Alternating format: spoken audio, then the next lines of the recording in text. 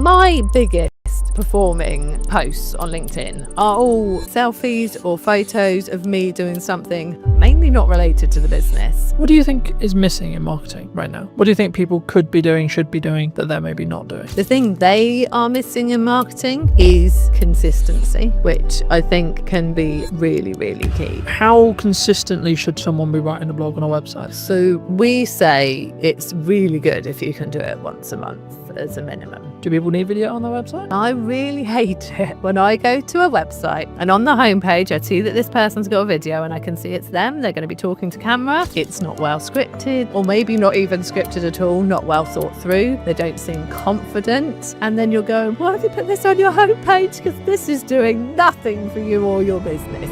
Did you know that 93% of you are not subscribed? So if you could please do me a favor and you're enjoying the show, then subscribing would mean the world to me, and it would allow me to grow the show and continue to get larger and larger guests and continue to bring what's missing in marketing today. Thank you ever so much for joining me, and I'll enjoy the episode. Hello, my friends. I hope you're well. I hope you had a good day, evening, or night, wherever you are. Today, we're going to be talking all things websites, and I imagine some technical marketing stuff. Welcome to the show. Thank you very much. I'm good, thank you. For those who don't know you, I am. What do you do? I'm Jude Wharton. I am one half of Ready Steady Websites. And yeah, I run a web design and branding company. That is what I do. It's a very interesting space, as we were alluding to while James was helping set up. Do you think your space is going to change in the next 5 years? I'll start there. I think inevitably a lot of spaces are going to change over the next 5 years. I think we thought it might have changed more than it has done already by now. I think we saw, the rise of AI website builders, and obviously you could get a website out there just like that, absolutely free, content written for you, images put in, when you've just said, I want a website for a nutritional therapist based in Hampshire. But in reality, it hasn't happened, and I think there's a number of reasons for that. I think the first is that those small business owners who are completely outside of the tech world, they're not tech savvy, they don't want to deal with it themselves, they don't want to have to think about any of it themselves.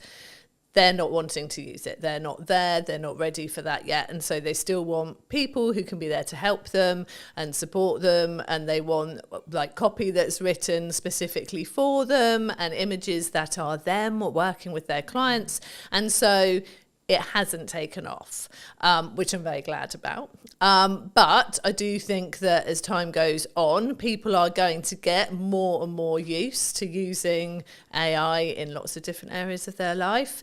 As we go through different generations, people are going to come out of school so much more tech savvy. I've got a 14-year-old son, my eldest son, he's doing work for us this summer, and he is insanely quick and knows what he's doing because he is taught it now, in a way that we weren't. I mean, so I came out of school and there were web designers weren't a thing, so things move really quickly, obviously. So I think as time goes on, people will just be doing this stuff themselves because it will be so easy for them. But right now, not seeing it affecting us at the moment. How are you looking at that from a business point of view then? I think we are using AI. It's great for speeding up coding most of the time. Sometimes, it goes off in its own little world and you're like, I did not ask you to do that. Why have you thrown that in? But it is... I wanted to add a unicorn onto the page, okay? Exactly. So I just like unicorns. Yeah. I don't care what your prop was. I'm going to add a unicorn. My husband, who is my business partner, he was using it to speed up some code the other day, and then it was going mad in a way that it hadn't done for him before. And he described it so brilliantly as, it's like when you've got a toddler with you and suddenly you look up and this toddler was playing calmly and happily on the floor, but they're at the top of a bookcase pouring paint everywhere, and there wasn't even a bookcase there to start off with. That is what AI is like sometimes. It will just kind of go and do that. And that's reassuring to me at the moment, because it means that Chris, being a coder, he can use it to speed up his code. and he knows when it's gone wrong. Whereas you can't just have any old person using it to create code and do things, because they won't know when it's gone wrong and they won't know how to sort it out when it's not working. So that's reassuring for me that it's not there yet. It will be, because the more people who are using it to do this stuff, the more it's learning. But yeah, so we are using it to speed things up. I think we'd be silly not to be keeping an eye on it, not to looking at what's possible with it. But I'm not worried at the moment. Cool. Where does it's mostly a marketing show. Where does a website sit right now in marketing, do you think? I think a website's key to sort of being the sort of centre point of where all your marketing's pointed to, really. I think it can be used as a marketing tool in its own right if you've got it working really well from a search engine optimization point of view, and it will just be bringing the traffic to you, especially if you are adding the right content to it regularly, like you're doing stuff like this but you're putting it on your website as a blog post. You know, you've got those things attracting new people to your website, so it can be sort of part of your outreach marketing. But on the whole, I really see a website as being there as the place that you send all of your outreach stuff to, whether that's you've met people through networking, whether it is you're doing podcasts, you've got your social media content, you've got printed, actual physical marketing materials out there. Because so many people want to see that you are a real, genuine, can be trusted business. And, you know, back in the day when people had offices and shop fronts, that did that for you. Like that was, you were there on the high street and people could see that you were real and genuine. But most businesses don't have that. Your website is a replacement for that. And I've seen various statistics and the percentages vary. But on the whole, it looks like sort of 60 to 70% of people won't consider using a business, even if it's been recommended to them by someone else, unless they can go and actually look at their website, see that their website looks good, is professional, is really representing them very well, and then they feel confident to approach that business to consider working for them, with them. And so I think that's why it's so important. Like your website just gives you that credibility, and is a really important part of your marketing to actually get people to want to talk to you and consider working with you.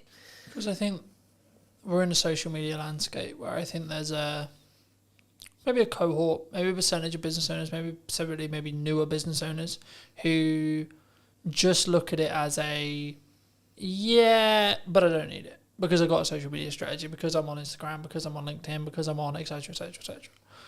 And for me, I think it serves a different purpose, right? Yeah. And we touched on AI at the beginning, but I think for me, like traditionally we're looking at Google search, right? How are you seeing the shift to AI search? It's definitely happening. We've noticed it in our own analytics that we're starting to see more traffic coming from, specifically it was ChatGPT, than was coming from some of our social platforms. So it's definitely happening.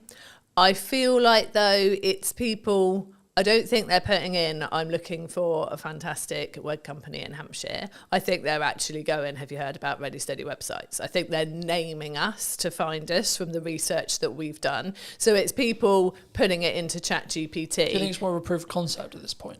Yeah. Okay. Yeah, I think it's people testing it, putting it into ChatGPT rather than chucking it into Google. And they're just putting the same thing as they would in there. So it's sort of, it's a different way of finding us, but definitely people are using it more. I know people who say that they will ask AI pretty much anything. Like they just want to see what it says, whether it's ChatGPT or Claude or whichever ones are out there. They just want to, see what it says, see if it like is sort of thinking along the same lines as them, see if it does bring up anything different.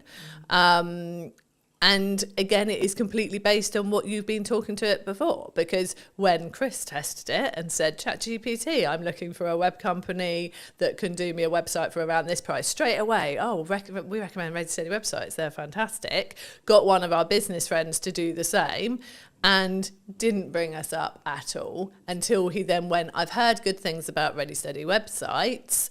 What do you think of them? And then it came back saying, Ready Steady websites does a good reputation. It has got these reviews. This is its price point, and then did serve up the information. I think at the moment it's just a lot of people testing it, having fun with it, seeing if it brings up the right things. I'm not sure that we're seeing a lot of traffic from people who are just genuinely using it as its only way into. Because I think there's a couple of ways of looking at it. I did a video a while ago looking at the behaviour psychology from the shift from Google to ChatGPT. Replace the word ChatGPT with Perplexity or etc. But the concept was people were looking at Google and they've tried to leverage it back with Gemini, but Gemini isn't, from when you use a Google term anyway, you're not using the actual bot. Yeah. It's not a chatbot. It will just service a summary of what it believes the top percentage are of answers, which is for some things in a closed question, like is it a yes or a no, or is it the answer this, then yes, that's maybe a good thing.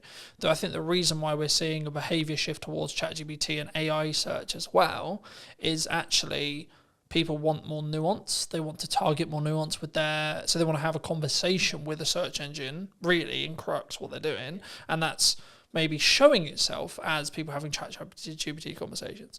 You know, for me personally, I used it a lot for data analytics, data tracking, etc., etc. But I found it does always, which is probably how it's designed in its nuts and bolts, it will always skew slightly more positive than negative.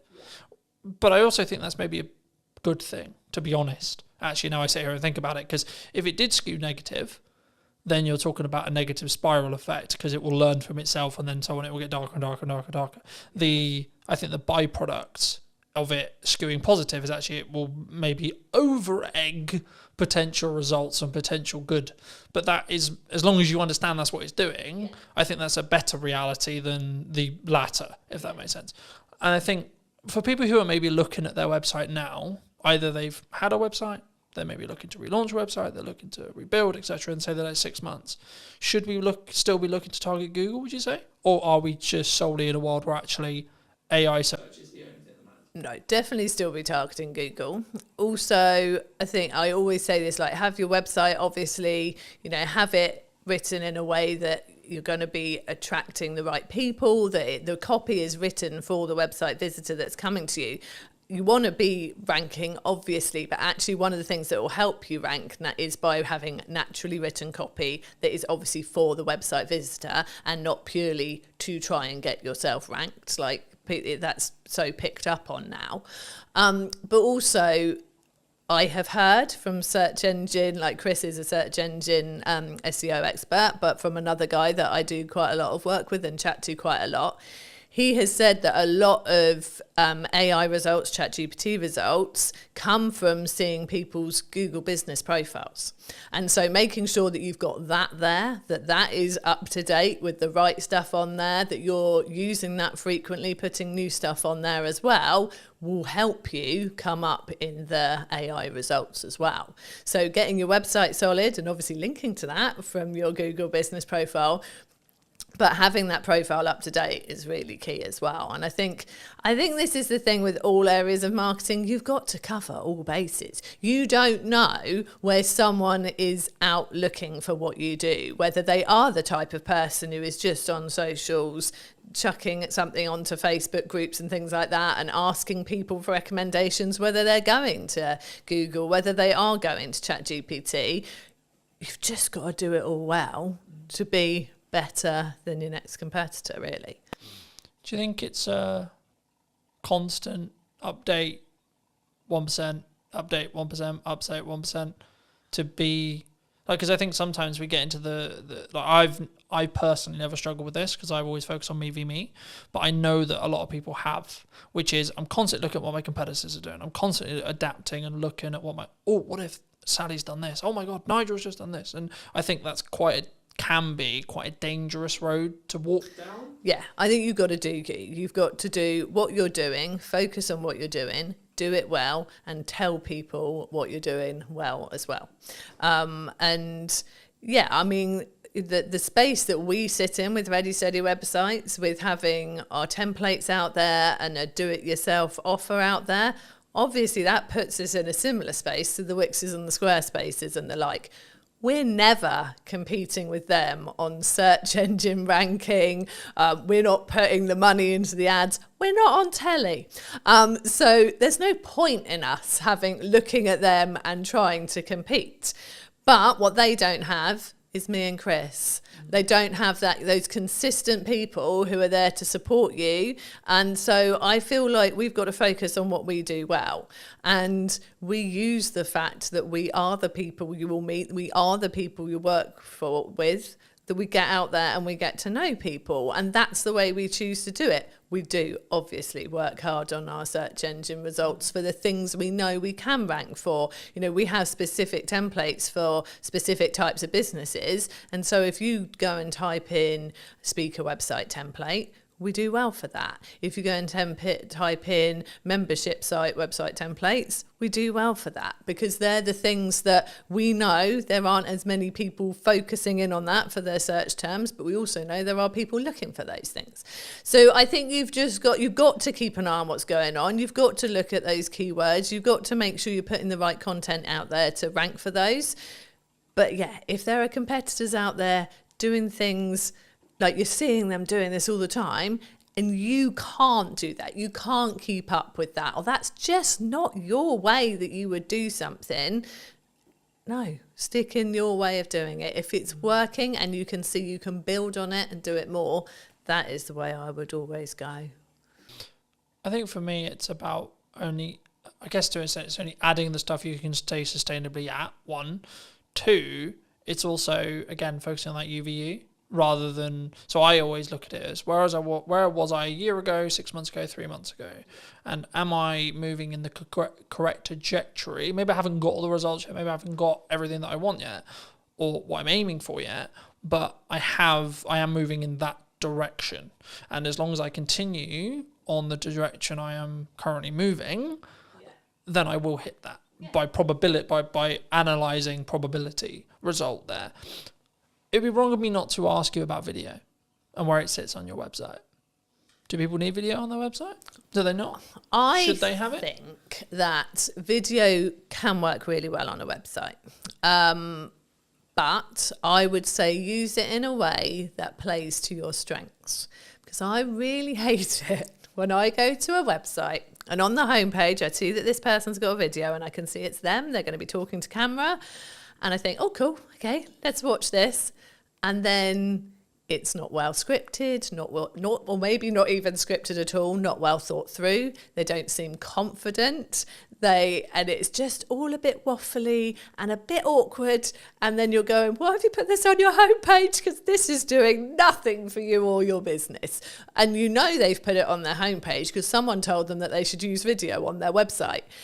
You can only use video if it's going to be right for you and it's going to work, because it could go completely the other way and make people go, I'm not sure about this, and go and look at someone else's website. We have used video on our website. We had a video on there. We've since been structured the way that some of our packages work, and so we have taken it down because it's not current now, and that's another thing. You have to make sure that you're keeping everything current and up to date. And that was more of a animated sort of explain your process of how to work with Ready Steady websites. And we were quite surprised actually that it didn't get as many people watching it as we thought. We really thought that more people would watch the video on the website than choose to read it. But actually, there wasn't as high a percentage when we went and looked at sort of the views and the people who had come to the website in the same period of time. There wasn't as high a percentage of people watched it as we thought there might be. So I think it really depends. I think it's one of those things of try it. Just try it and see if it's working. We use video a lot in our business. We use it a lot in our tutorials to help people with using our templates. We have welcome videos when people join Ready Steady websites. When they initially come into our back-end membership site, there's a little welcome video from us.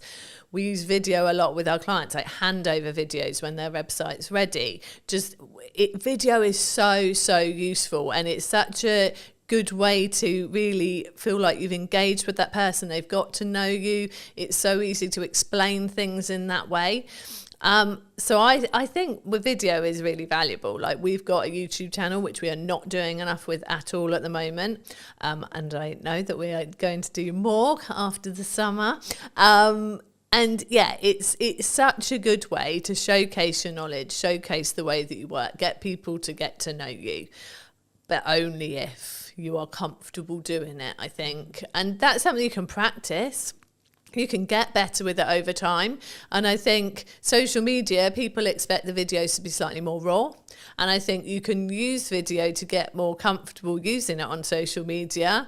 And then once you are in a position you feel more confident, can get it more polished, that's when you can stick a video on your website, I think. And until then, get an animator to do like an animated video for you with you doing a voiceover. Or even if you're not confident with that, there are fantastic voice actors out there who could do a voiceover for you. There are so many ways you can do video without putting yourself in it looking a bit like you don't want to be on video. Do you think, I mean, my next question was going to be like, when and how do you think you should spend money on production? Like upping the quality? Is it for that perception of when someone hits the website? I think, yeah, I definitely think it's worth having a professional quality video on your website. If you think about the fact that you've probably got someone to help you create your website at the least, if not got someone to create it for you. So you've paid for that. You've got a professional website. You have hopefully invested in brand photography or product photography if you've got products in your business. You know, all your photos are looking great on there. You've got your content written in a way that you're happy with, whether you've used a content writer or you've done it yourself. And then you just go and shove a video of you sort of in a dark corner of your office, bumbling away about nothing in particular for about 5 minutes. And then you're like, I'm not really sure why I watched that. That just takes away from everything else that you've invested in and that you've done. So yeah, I definitely, and especially as, I don't know if people have a perception that to get a professional looking video, they are going to have to pay thousands and thousands. There are so many places now, we are sitting in one of them, where you can go and get a video created that, you know, is filmed using good quality cameras, good quality mics, proper lighting, in a nice background. Go and just pay for an hour in a room like that and get someone who knows what they're doing to help you. And it's not a lot of money. Like, I'm sure business owners would drop the same amount of money on belonging to a networking group or something like that without even thinking about it more in a year of belonging to a networking group. And once you've got all those fantastic people you've met on networking coming to your website, it'd be good to have something decent there to make them realise you're definitely the person to work with. I think for me, it's understanding what stage you're in. Right? I still film stuff on my phone, right? But if I'm doing a production piece like this, people expect a certain level of quality, I would say, personally, for me. And also, I want a level of a certain quality for this kind of thing. But if I've got a thought, pick up my phone and film. Oh, definitely. I'm not against doing it. And I think that's where sometimes people get it wrong. They think, I can't do video because I don't have X camera, I don't have X, Y lighting, I don't, etc. But I think action is always better than perfect in that respect, I think, for me, because then you can gain the understanding of what your audience wants. But I think where it changes is that heading video that we're talking about here. Like I was served an ad on YouTube a handful of weeks ago, and it was like, hello, I'm this person from this company, filmed on a webcam with dodgy audio. And I just clicked off straight away. And it wasn't even necessarily the delivery. It was actually the I think for me, now I sit back and go, well, why did I click off? Why did I not engage? I think actually the reason was because of the combination of it was a webcam video with dodgy audio and there was no hook. I was like, in nice possible, I don't give a shit who you are. Yeah. You could have made £1 million and I'm not, I don't care. So I think, you know, even if you just do some basic research and understand how to structure a video, I've got videos talking about it. James has got videos talking about it. There's lots online, etc. Right? I think for me, if you use your phone and you have a decent audio, which is the only thing I would say that actually really matters, because if I can't hear you or I can't hear you clearly, then I'm going to click away. Psychology-wise, I'm going to. I will go, okay, maybe it doesn't look beautiful, isn't as high quality as I would want. Okay, fine. But actually, the energy, how I sound, and then the structure, and then the value that's delivered in the video is infinitely more important. Is that the same when it comes to websites and copy? So I think... And how you structure your website as a whole? I think, yeah, structuring your website is really important. So with the whole like DIY videos, selfies, all that stuff, I am there on social media with that. And I think that is important for getting people to like you. Like, I don't think you should turn up too polished. I actually was scrolling through my LinkedIn this morning trying to find some stuff I'd written ready for this interview to remind myself of some stuff. And my biggest performing like posts on LinkedIn are all selfies or photos of me doing something mainly not related to the business, because people go, oh, like I resonate with that, I do that too, or like I've been there, or whatever it is. And so they like that works on social media. When it comes to your website, and your website is reflecting either you very much as the business person, the professional, the author, the speaker, you know, if it is a more of a personal focused website, or it is your business website and reflecting your business, I feel that has to step up a level then. You've done the nice getting to know people, the like, I am a nice normal person bit on social media. Yeah. Filming yourself with messy hair at a beach, having a chat because something's come into your head. One thing I really would say, if you're doing videos on social media, please put captions on. I'm always reading them in the evening when I've got one child in bed and I'm just having a scroll. I don't want to turn the sound up. Put captions on, people. Anyway, so yeah. But then when they get to your website, yeah, that's a different level. And yeah, you do really need to think about the structure of it. And it's very much the same. Like you said with the videos, you want a hook, you want a reason to keep watching them. It's the same with your website. I always say in that top hero area on the homepage of your website, you want to have, I call it an engaging statement. But it's the hook. It's the thing that someone comes to your website and goes, I am in the right place. So I want to scroll down and I want to read more. In those first couple of lines and that first statement, you need to basically say, this is what I do. This is who I do it with or for. And so therefore I can help you. That is what those couple of lines have got to say. So yes, it has to be structured really well. And then it's got to carry on talking to that website visitor. So many people then decide that the first bit of their homepage suddenly has become their about page, and they launch into this story of like, oh, I decided to start my business because my grandfather had done it before me, and no one cares at this point. People still want to see your services or an overview of your products or whatever they have come to your website for. And then if they click on your about page, that's them saying, oh, actually, I'm really interested now and I'd love to know why you started the business and who you are. Put that on there. So yeah, it's definitely a structure to follow, definitely a right way of doing it to get people in and really wanting to buy from you or work from you. And yeah, it's got to be that at that professional level then. The DIY selfie in the garden approach, not great for a website. I think, again, it's what do you want to put your first foot forward with, right? Especially when it's like, it might be said by Google, it might be said by AI, and this is your first time of meeting that business. Yeah.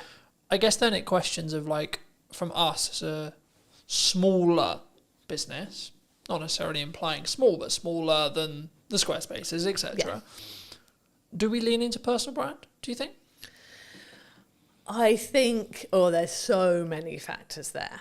I think if you are a smaller business, it's really good to have a personal presence out there, definitely, because I'd say quite often you're out networking, so people are going to meet you in person. You are probably on LinkedIn talking about all of like the stuff that you're going about and doing and what your business is doing. So I think you're naturally going to have a personal presence, but then, and I am very much that person. I'm out there networking all the time. I am the one doing that for our business. But when you go to the Ready Steady website's website, it is a business website. There is an about page and there is a team page, and we are on there, and our sense of humour is definitely on there, and we carry that through like the way that we are on social media. It's very much on. Someone commented that to me the other day, that she loved the fact our personality was there in the website once you look for it, but actually the website was, this is what we offer, these are our prices, this is what you get, really clear and simple, and all about the person who's looking for the website or the branding or the SEO package and all the other things we do. So yeah, I think a personal brand is important, but I think how you present that on your website very much depends on, how the business is structured, where you're looking to take the business in the future as well, you know, and that's a question right at the start when you're starting your business too. And obviously you can evolve, like we trade under Ready Steady Websites now. We initially set up as Second Floor Designs Limited, you know, and our business has evolved over the 15 years. And that can happen. You can start out as, enter your name here, and then what you do. So, you know, we have people who are Joe Blogs Nutritional Therapy, you know, that kind of thing. But actually maybe over time you're getting more and more patients and you bring on more people to work with you, and then it turns into just JB Nutritional Therapy. You know, it can evolve. And I think whether you go out as really as a personal brand really just depends on like your vision for the business, where you're taking it, and how comfortable you are with that as well. Like some people don't want to put themselves front and center. They're very good at what they do. They want to do it under their own steam. They don't want to go and work for somebody. But actually, they're not this person. They're not out there doing the podcast interviews. It's not them. They actually they want to be a business and they don't want to be front and center. And I think that's fine as well. If you can find the right way to get it out there, to get your like seen and marketed, then that's great. But I think it's like with the videos, you've got to be comfortable to do a really good video. You've got to be comfortable putting yourself out there as a sort of personal brand, I think. I think for me, and I had this conversation many years ago and I've had it 1,000 times since, like a CEO of a C-suite company, doesn't matter who he was, but he was like, I don't want my kids involved in content. I don't want them physically involved in content. I don't even want people to know they even exist. I'm like, cool, no worries. He was like, how are we going to make sure that happens? I was like, do you have control over your mouth? I said, yes. He said, yes. I said, congratulations. You will not talk about your children, their existence, or anything about them in any way, shape, or form then. Yeah. It's that simple. Exactly. Right? Yeah. And I think sometimes and that's why I always phrase it that way, because I think so many people, we sit and go, I have to be really public, and I have to be this, and I have to be that. It's like, yeah, but we forget we have control over what we say in every moment. And especially if you're post-editing it, even if we have a conversation or the conversation ends up going into a realm that you feel is inappropriate, I feel is inappropriate, or we don't feel comfortable having out live, then you just ask, would it be impossible to remove that section? Yeah. Or I just feel, actually, that's just a tangent that's not really relevant, so I might chop it from the set, etc. But it's doing it for a place of comfort. Yeah. Because I'm like, okay, everything I talk about publicly is everything I talk about publicly. I don't talk about the challenges I'm going through today or the things I'm hearing from today or whatever, if I am, because that's not appropriate and I'm not ready for it. But I can talk about it in hindsight, right? And in the same way, like, if you don't want the ability or the fact that you have children to be known, then don't mention it. Yeah. It's really that simple. It is. And I think, which I get, right? Like, I'd be like, no, but also, what's it got to do with business? What's that got to do with business? Now, you could make the argument, but it humanises you and yeah, but you made that you have to make that decision. Yeah. Yeah. You know, no one else is going to make that decision for you. And it's important to make sure that everything you put out is A, relevant to the business, but 2, is in your... And I use the term comfort zone loosely here because it's not about whether it's like comfortable, but it's whether it's within line with your values, I think, is the more important thing, right? It's not about, it's uncomfortable, because I think we should push ourselves for a level of uncomfortability to do things that we're not comfortable with. But that's different to, no, I just don't want, in the kids example. What do you think is missing in marketing right now? What do you think people could be doing, should be doing, that they're maybe not doing? Oh, that is a good question. I think the thing I see people like, so we're looking at very small businesses here. The thing they are missing in marketing is consistency, which I think can be really, really key. I think there's people who think, well, I put this out there and therefore, you know, everyone will know about it now because I mentioned it once. So I've marketed that, and that doesn't work. Like, there's so much out there. Like, people, the term, like, so much noise that people are having to deal with, whether that's visual or audio,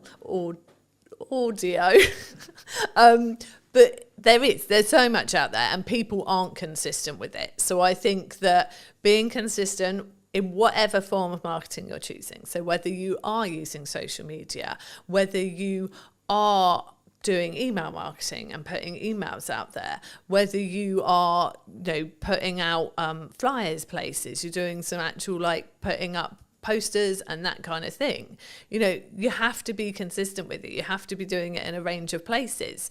And I think people feel like, well, I don't want to bother people. I don't want people to get bored of me because they're hearing it so much. And you have to do it an awful lot for people to be hearing it so much they're getting bored of you.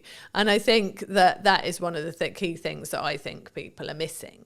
I think in marketing in general, what's missing, I suppose, perhaps I'm seeing so much of the personal stuff. It might actually be nice to see actual more businessy marketing. I wonder if that would actually catch my eye more these days. Like, rather than people out there doing all the talking about themselves and like, oh, I've been here and I've been there and this, that and the other. But actually, I don't see that many people putting out from business perspective, this is what we achieved this week. This is what we did this week. This is actually what a proper week working with a client looks like. Or these are all the testimonials I got in 1 week. And I don't know if that's because it's a bit braggy, isn't it? If you get lots of testimonials all telling you you're lovely, but actually that's what's going to make people really want to work with you. If they go, wow, they put that many sites live this week and that many people said that stuff about them. I actually don't see that much these days. And I am bad at doing it myself. I know I am. Is that because it's easier for you to talk? You talking as you're walking down the beach, or of course, it's so much easier. Or when you're in the garden, or etc. Yeah. It's not. Yeah, it's easier from a couple of perspectives. One, that takes no preparation. Just going quick selfie, talk about this that I did here. Whereas if you want to put out okay, this website went live this week, we got this testimonial, I've got to sit there and make that look nice and a visual before I stick it on social media. And, if it's a busy week, I'm not taking the time to do that. And I know I should. And I think that is a key thing, that doing it well always takes time. And we all have a finite amount of time. And if we are busy in our business, obviously, we've got to make sure those deadlines are hit, those clients get their websites, that the support tickets are responded to, the site that went down because the server got overloaded is put back up again. We're doing all that stuff that we actually have to do as the actual stuff in our business that pays the bills. And then we've got to go, oh, do you know what? Yeah, testimonials, do this next week. And then, oh, look, next week came and went, still going to do them next week. And actually, I think, and this is something that's clicking in my head right now while I'm talking to you, that, you know what? Some of that might stand out a bit more because people aren't doing it as much. It won't be the stuff that gets the likes and the shares and the comments on social media. There'll be those 5 nice people who are always lovely on every post and go, oh, that's so nice that you've got such a lovely testimonial. Well done, Jude. And I love those people for taking the time to do that. But it won't start the discussion. It won't be those posts that go mad. But actually, they're the posts that when people are scrolling through your posts, that really solidify what it is you actually do, that actually she doesn't just work out in the garage and try and grow vegetables in her garden. She does actually do websites. Do you think, I've just filmed Gemma's one, and we talked about the fact that some marketing agencies that I've seen in my lifetime are what I would call fall into the classic trap, in my view, that when they're busy with work, their marketing kind of shuts off, or they stop as much as they maybe should, either completely or as much as they should, or then they only turn it back on when they need work again. Yeah. Something that I've always done for as long as the business has existed is Brunton Media is the highest paying client, period. It's not the most priority, but the reason why I always frame it as the highest paying client is it means it's the amount of resource, energy and time that it consistently gets. Yeah. Because regardless of how well I do my job for clients, if I'm growing, there will be a point where we don't work together anymore. Yeah. And I need a strong pipeline to stay in business. Absolutely. Right? So I need to constantly be going. If you're just looking at project work, I've pivoted the business slightly, so it's retainer-based and project work. But if you're just looking at project work, you need project. And it might feel overwhelming as you're starting to put them in. But then I'm just like, just be honest with your client and say, well, what's your delivery timeline on this? Yeah. Because if you don't have the availability to film, edit and produce it, for example, in my case, then don't commit to doing that in the month you can do it. Say, that's a really cool idea. Is it time sensitive right now? Because if not, I can do it in September. At the time of filming. This will probably be out in October, but like the same is true. I could do it the following month in November, for example. And I think sometimes with that mindset is why I'm always on top of marketing, right? And why I'm always constantly looking at my 1% on my marketing, but also then taking the learnings into my client delivery stuff and saying, well, actually, these hooks are working really well for me. Have we thought about doing something similar for you? Is that common? Oh, it's so common. And I think... And if so, how do we fix it?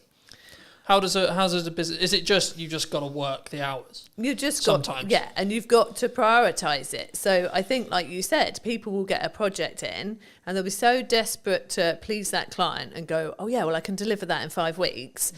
But to deliver that in 5 weeks... they will no longer rock up to any networking and they will no longer post consistently on social media. And yeah, absolutely, there's no way they're creating any nice social graphics to put out any testimonials, anything like that. It's all going to go because they've promised the client it'll be delivered in 5 weeks. Well, actually, if they said to the client, is 7 weeks all right?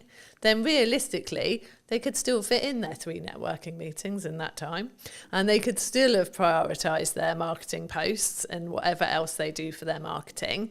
And the client would probably still have said yes. And let's not forget that actually, clients will probably respect you more if you can't just go like that and deliver a project, because then they go, oh, well, they're busy, they must be good, rather than they can turn that around very quickly, probably haven't got anything else on, is that a concern?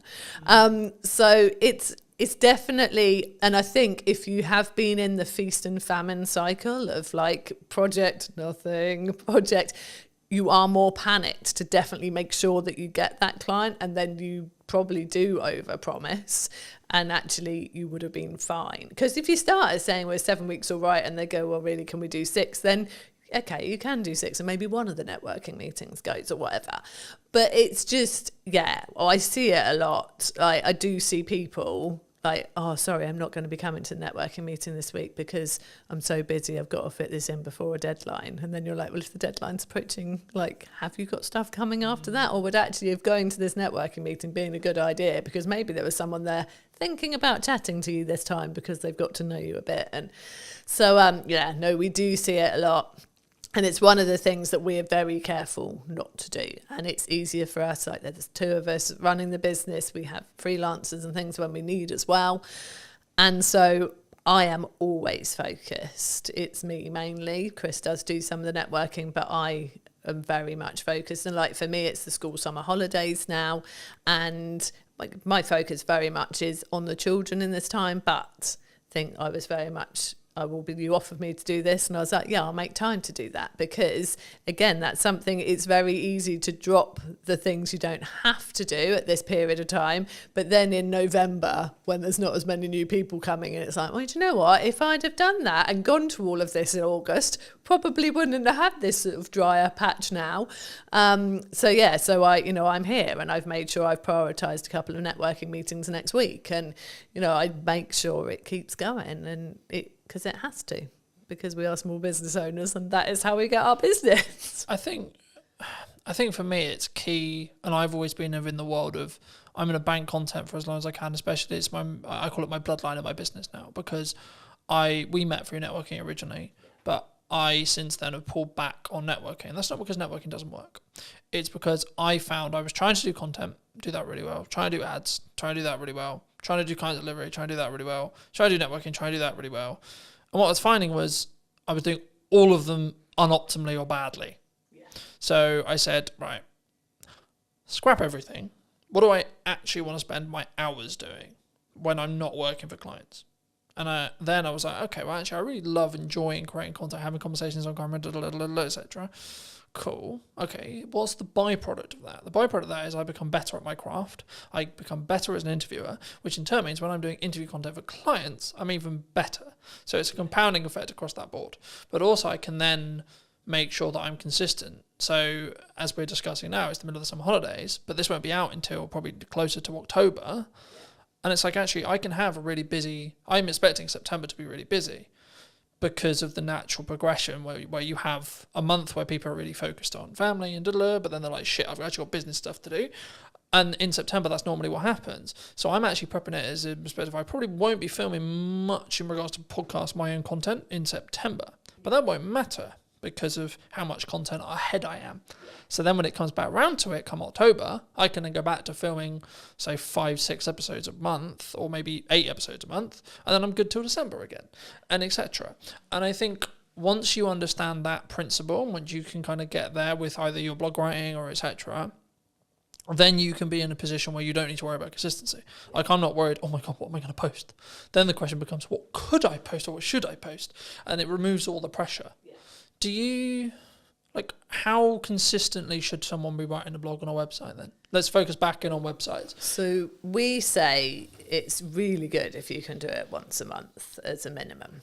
Like, to have that new content going on your website less once is more a month. In that respect? I think, well, I mean, I used to write posts weekly for Ready Steady websites. People told me that they loved that they did go and read the blog post every week. And I maintained that for a good few years. But that's a lot of content. And I got to the point where I really felt like we were getting busier. And actually, if I had a post once a month, I could still pull bits out of that for social posts throughout the month. So I'm still putting stuff out there, sending people to the website, to a blog post. I could still pull different bits out of it for our newsletter, which is weekly. And Google likes to see something new on your website every month. Like, it just reminds Google that you're there. Something new's gone on there. It's something new for Google to index. And so that's why we say once a month. And that is what I do now, because once a week got a lot. And I will like batch. So like you said, like I've said, it's the summer holidays. I don't want to be doing as much during the summer holidays. So I had blog posts and social media posts already at the start of July for July, August, and the first couple of weeks of September. And my email newsletter as well, all scheduled, all ready to go, sorted. And I think it feels like that's a lot, but actually that took me not even 2 days to write the emails for every week, 3 blog posts, and I haven't written the social posts fully because I do like to be more reactive on social media, but I've written like probably 2 for each week, like full, solid, good posts that are more business related, and then I can put in my fluff of like, sat in a school field today and did this type thing, and so it can be kind of a mixture. But it doesn't take long to do it, to schedule it. Like you said, like I know you've obviously booked this room today, you're blocking your podcasts, and that's months worth of content. And it's easy to do if you organise your time right to do it. And I think it feels big for people who just aren't used to doing it. And the people who say to me, I'm not building an email list because I don't have anything to say to them. It's like, you've got so much to say. I am one for quite long emails. I talk a lot. I will write a lot as much as I talk. But actually, over the summer, they're shorter and sweeter. I've got a little thing going on of like a website tip a week. It's a short paragraph, but it's something actionable, useful for those people on our email list, relevant to them because they're all there because they've come to us for some website reason, whether they've got a website with us already and should be reminded to just go and check that everything's still current and up to date and maybe make a tweak, or whether they're planning a new one and are thinking of coming to us. Those tips are relevant to both. Happy days, email sorted. It's not hard. I mean, we have blog posts on ideas for your website, for your email newsletter, obviously. Got a blog post and everything pretty much on our website. So, I think, once a month is a good one. Is there a pros and cons if you're, let's say, for example, you're in my position where you have a huge amount of video content and that's your feeder? Because I'm throwing around the idea for the new website that is going to be built by the time this episode comes out. There we go. Said it now. It's got to have to be out now. Have to happen. I'm throwing around the idea, do I, because it's a time investment and it's also how I come across. I think I come across better on like this video, right? But for me, I'm aware that for AI search and SEO, I need to be writing stuff. Yeah. Now, do I need to be writing stuff? Do I need to hire a copywriter if the business can afford to do so? Or can I potentially leverage automation and or ChatGPT, etc., to write in my style, and or what are the pros and cons for all the above? So I think... Would you say? So for you... And this is a dirtily selfish fucking answer. So for you, as someone who has got video content, that is your content, I'd use that for your website. So I would have, like, whether you want to embed it from YouTube or wherever you're going to have it onto your website. And then I would have... like notes of what's discussed, key points, which there are so many tools that will do that for you, that will draw it out. But I would say that if you're using a tool like that, you need to then go and sense check it, look through it yourself, make sure it does sound like you, tweak it, make it your own. Don't just use it verbatim from the tools that have pulled it out. So from that kind of content where you're repurposing a video and turning it into a vlog essentially on your website with notes, I think that's absolutely fine.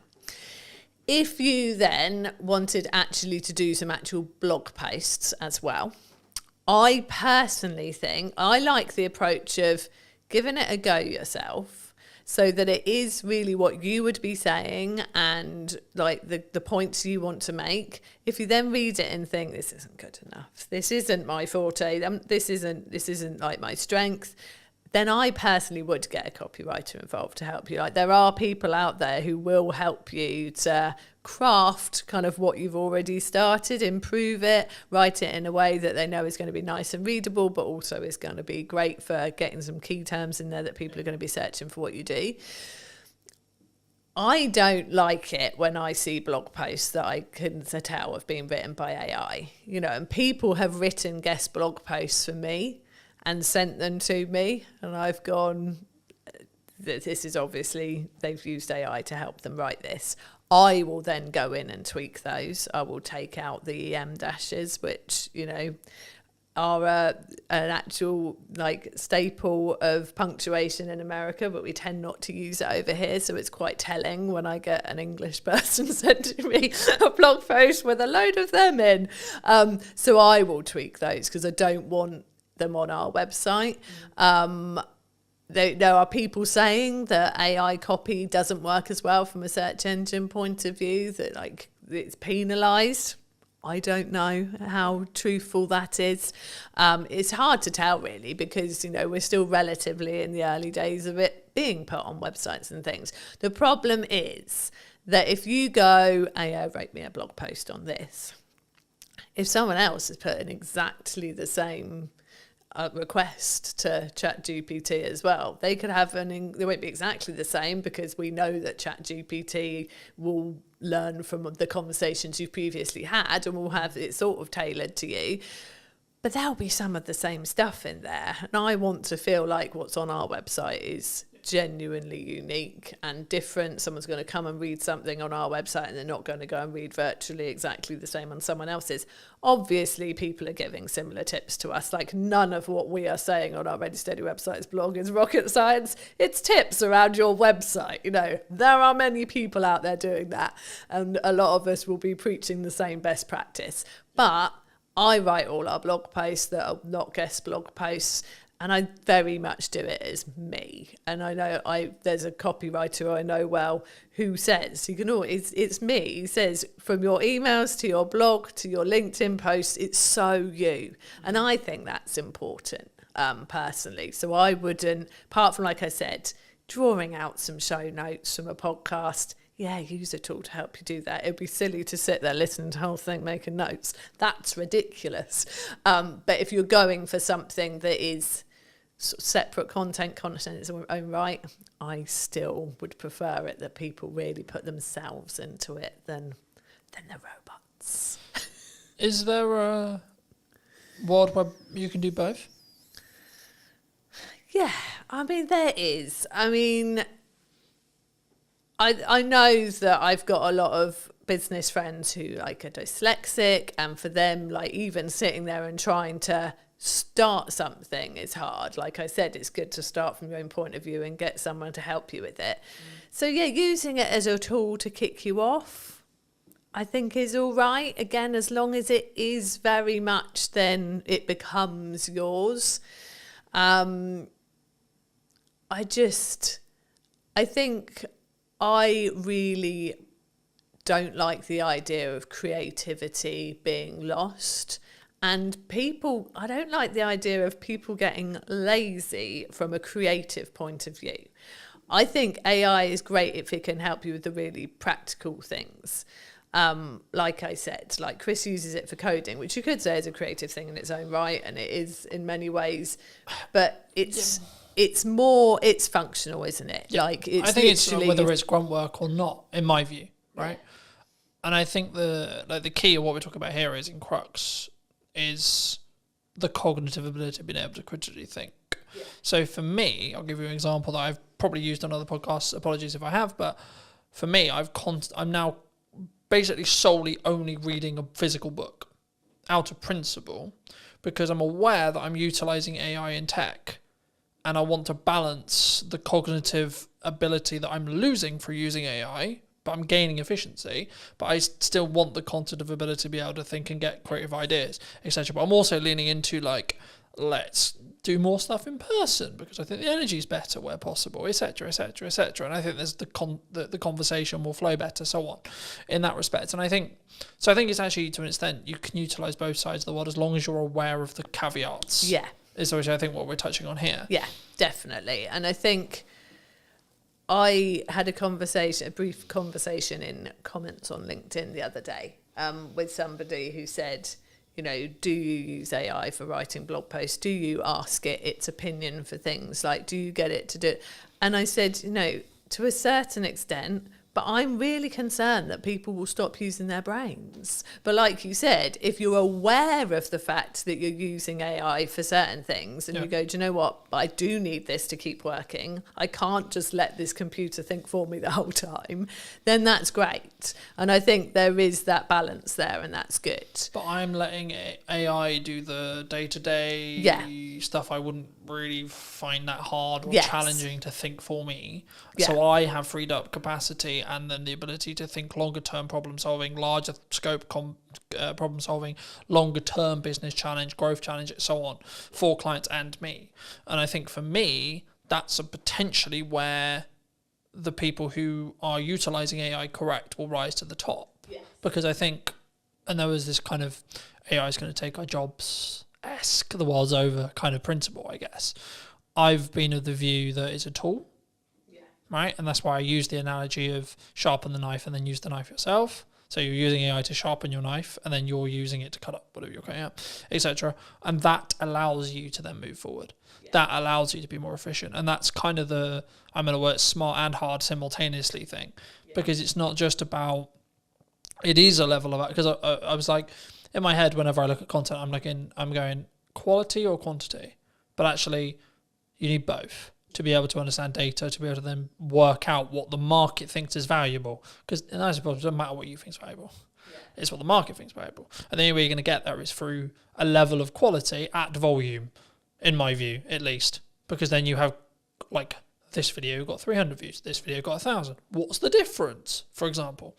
You know, in that respect. But for those who've maybe really connected with this conversation, you know, really enjoyed it, or maybe they just want to check out what you guys are doing, where's best for people to reach out? Where's people to connect with you? Well, our website. It's got to be the answer I give, really. So our website, readysteadywebsites.com. If they want to have a chat, they can book a call there. But we are on socials. We are Ready Steady Websites on Instagram, on Facebook, and on YouTube. And I am Jude Wharton on LinkedIn if people want to connect. And I'd like to end the episode by asking you to give advice to your younger self. So 5 years, 10 years, 15 years ago, what advice would you give to that person? I'm going to keep it on a marketing theme. Like, we started our business 15 years ago, and I wish right then we'd started to build an email list. We didn't start doing it for about 5 years. And once we built our email list, that was when the consistency of work coming in massively picked up, because those people were there and we were talking to them every week and they were getting to know us, like us, really understand what we could do for them. And then they started coming to us consistently. So yeah, absolutely, I'd have built an email list much sooner. So that's my marketing, if I could go back and tell myself. Yeah. Thank you so much for coming on. Thank you so much for the time. And if you did enjoy this video and would like to see more like it, then I'll be back next week with a brand new interview talking about all things marketing, what you can be doing and where and what we're potentially missing as well, which I think is a really important part of what I'm doing here. So thank you ever so much for coming back and joining me once again. And if you would love to hear what you think in the comment section down below, and I'll see you very, very soon. But you've still got to spend money on marketing to be visible and put yourself in front of your customers. You can't just expect it. You can't expect them to find you without you talking out there. And I think for me, the important element with marketing especially is if you're really busy, that's when you should be accelerating your marketing. Yeah, I think everyone is guilty about not marketing themselves enough. You've got to go through some pain to really learn that lesson, and then hopefully you won't make the same mistake twice. You have to have a level of volume to understand what works, because something will over-index. A video will get 1,000 views when your average is 300. Okay, why? Don't wait for the perfect conditions, because there are no perfect conditions. Did you know that 93% of you are not subscribed? So if you could please do me a favor and you're enjoying the show, then subscribing would mean the world to me, and it would allow me to grow the show and continue to get larger and larger guests and continue to bring what's missing in marketing today. Thank you ever so much for joining me, and I'll enjoy the episode. Hello, my friends. I hope you're well. I hope you had a good day, evening, or night. Today, we're back from a brand new episode of the podcast, and today I'm here with Gemma. Hi, Gemma. How are you? Hello. How's it going? Yeah, I'm really good, thank you. Yeah. I think marketing's an interesting space at the moment. I wasn't necessarily going to start here, but I think, is it an economic thing? Are people struggling to think, well, I've got to cut some corners, or I've got to maybe look at the ROI, or I've got to...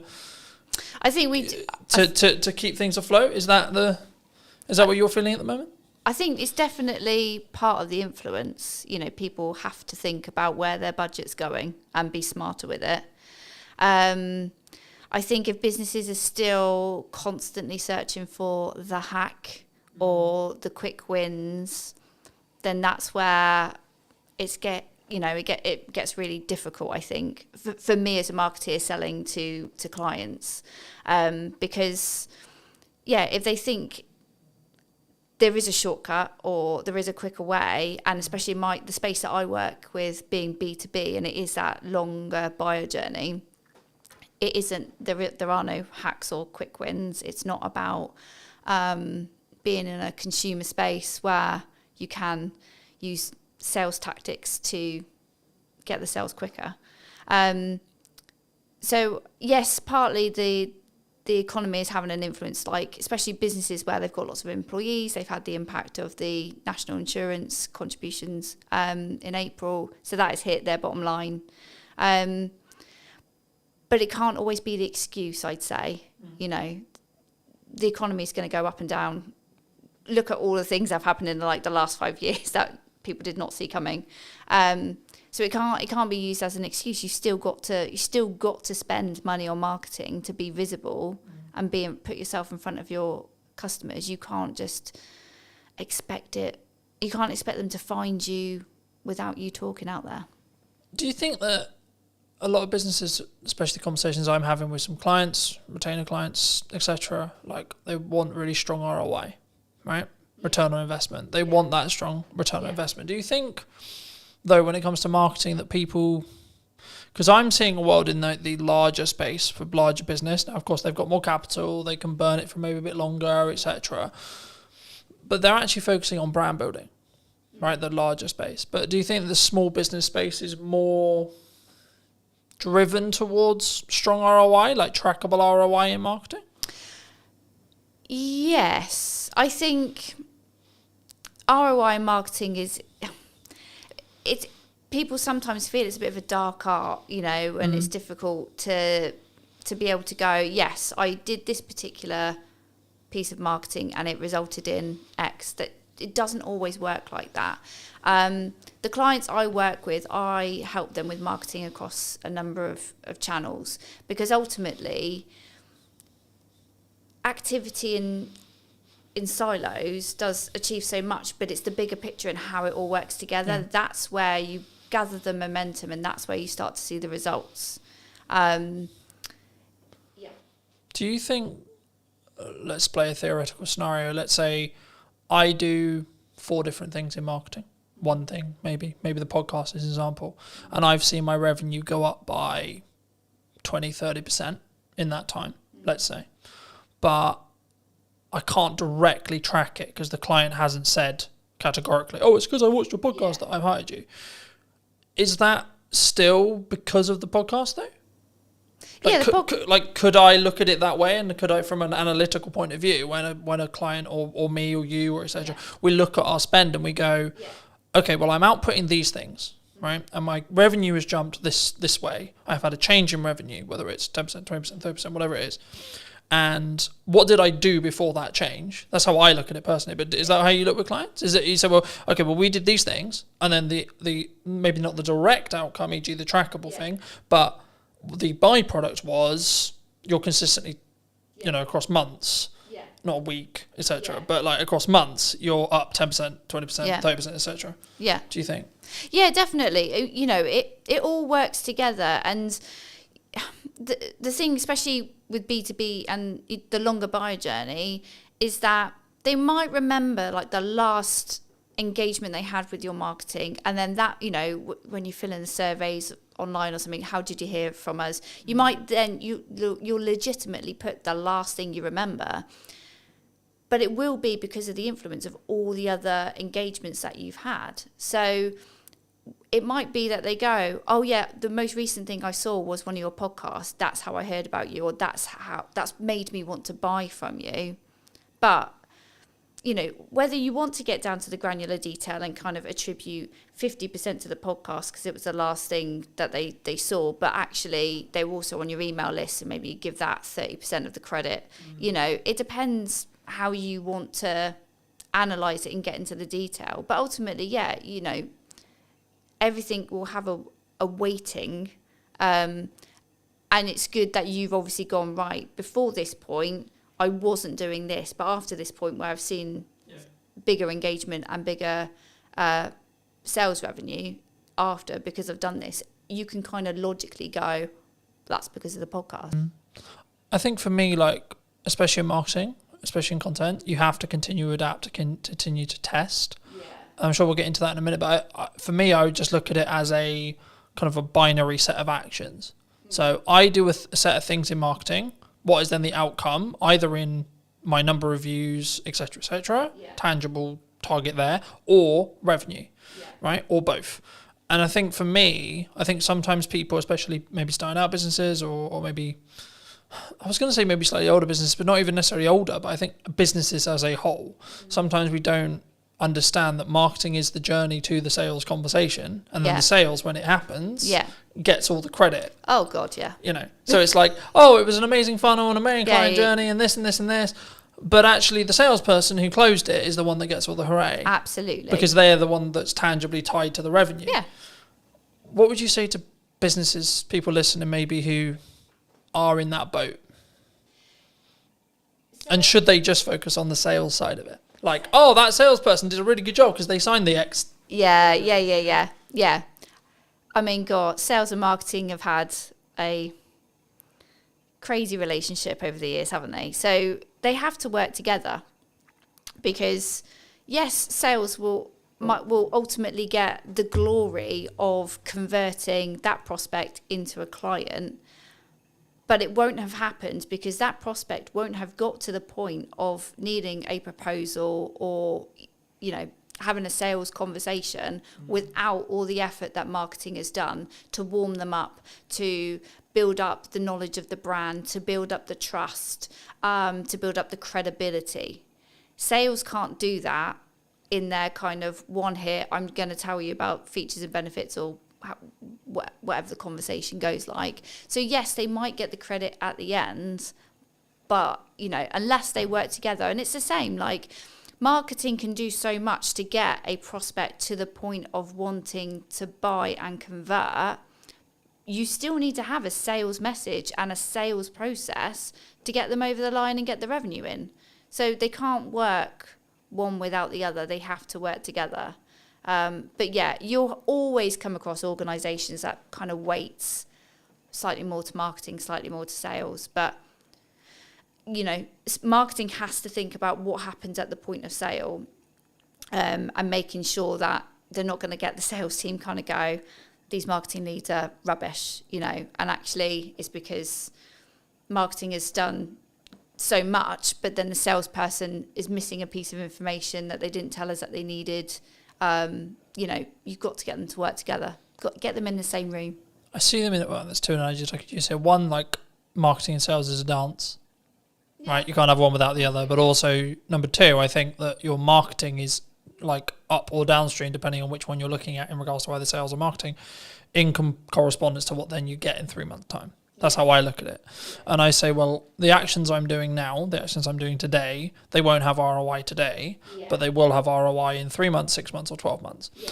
And when you're in a position where you can spend that little bit more on your marketing, maybe that's this month, and then maybe you have to pull back next month, or etc. Or actually you're in a really strong year, you should be pushing brand. You should be pushing marketing as much as you can and investing where you can. Yeah. So making the upgrades where you need to, making the, you know, for me, buying a new camera, buying a new lens, buying a new microphone, etc.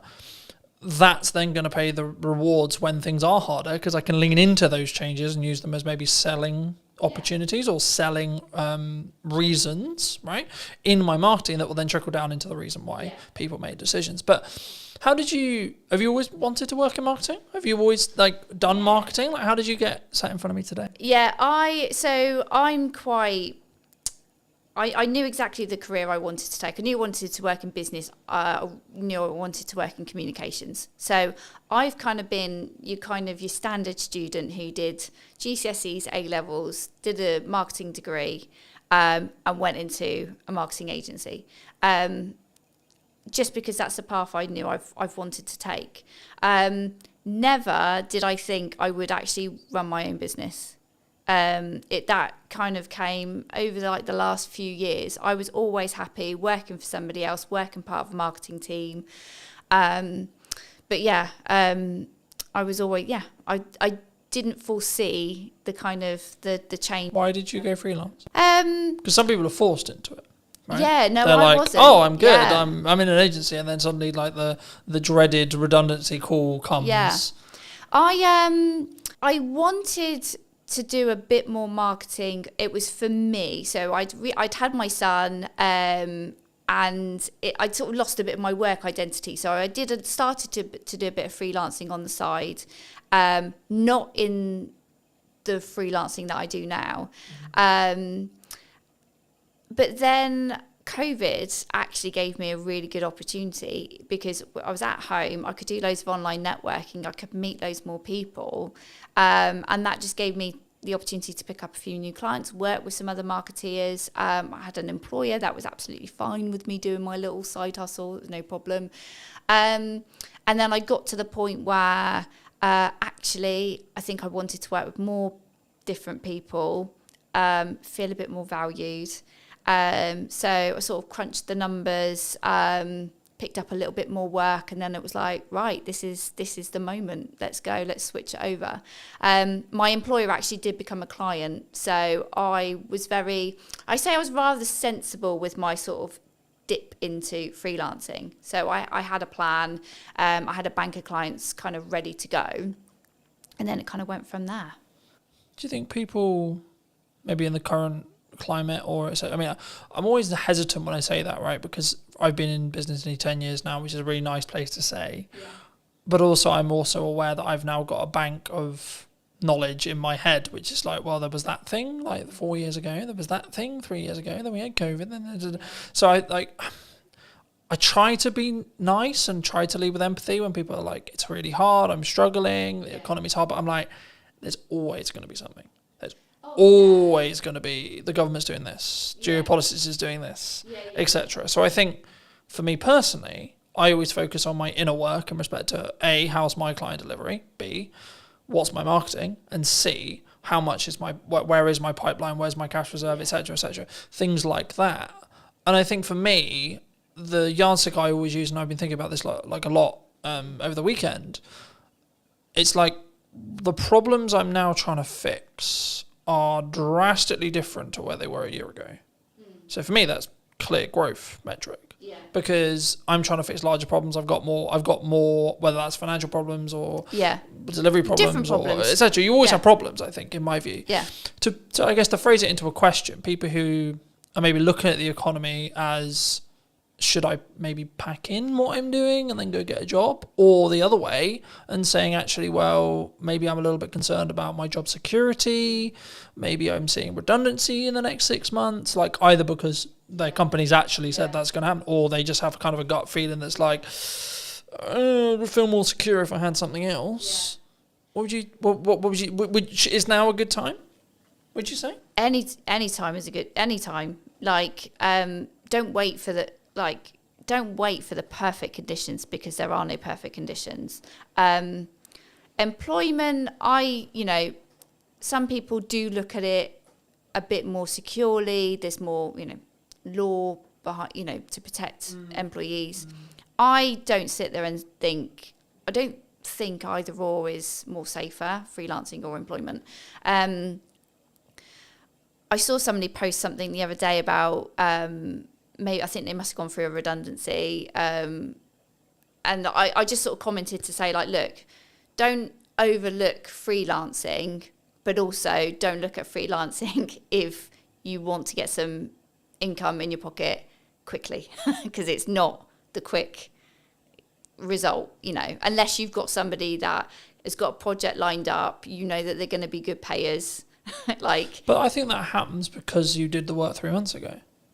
Yeah, no, that does. But that's what I'm saying. I'm saying, like, somebody that was like literally, okay, I've just been made redundant, I'm going to jump into freelancing, and it's like, that's fine, but brace yourself.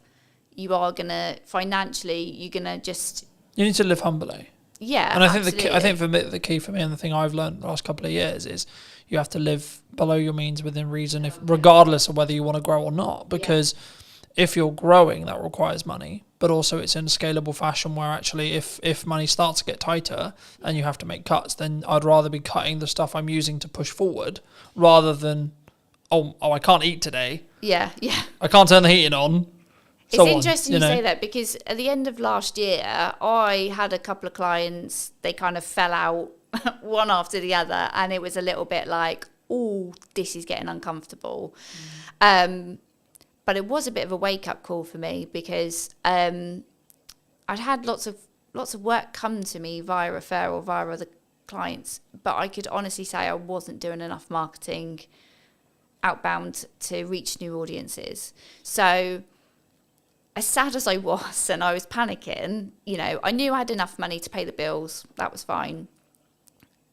But I decided to invest in myself a lot more. So I invested in a bit more coaching. I invested in some other kind of support marketing communities where I was going to meet other marketeers, learn from them, possibly grow my network and find other people to work with. And it was absolutely the best thing I've done. So it's scary to spend money when you know your income is reducing, but sometimes you have got to do that. You've got to invest in new systems and technologies and new ways of doing things. Yeah, I was going to say, I think it's like, what's your response? And I'm having this like constant concern, right? When things are going well, you should make okay, cool. But then actually, maybe I've got runway of, let's say, 3 months, or maybe 2 months, right? Or maybe a month and a half. Cool, right. Do I continue to move forward, continue to say, well, this is working, this is growing, and trust in that by the time I hit my end of my runway, I'll be fine, the work will be there. Yeah. Or I'll make the money, or I'll found a way through. In that scenario where you are, like, unfortunately losing clients, the project work isn't there. We're recording this will be going out probably nearly October, but we're recording this in the middle of the summer holidays. Yeah. where I naturally know there's going to be a lower demand for stuff happening, which is understandable to an extent because kids are home, things are harder, people are working less, people are enjoying either holidays or time with their kids, etc., which is completely understandable. But also I'm like, okay, when I looked at my financial plan, I was like, okay, I need to kind of plan as if there's not going to be any project work for the next 6 weeks-ish. Yeah. I guess to phrase it into a question, I mean, what's your response? It sounds like it's like lean into growth and lean into investing. Or have you always been that way? Or do you sometimes feel like maybe you should have pulled back on costs and gone, actually, I can live on this for 3 months now?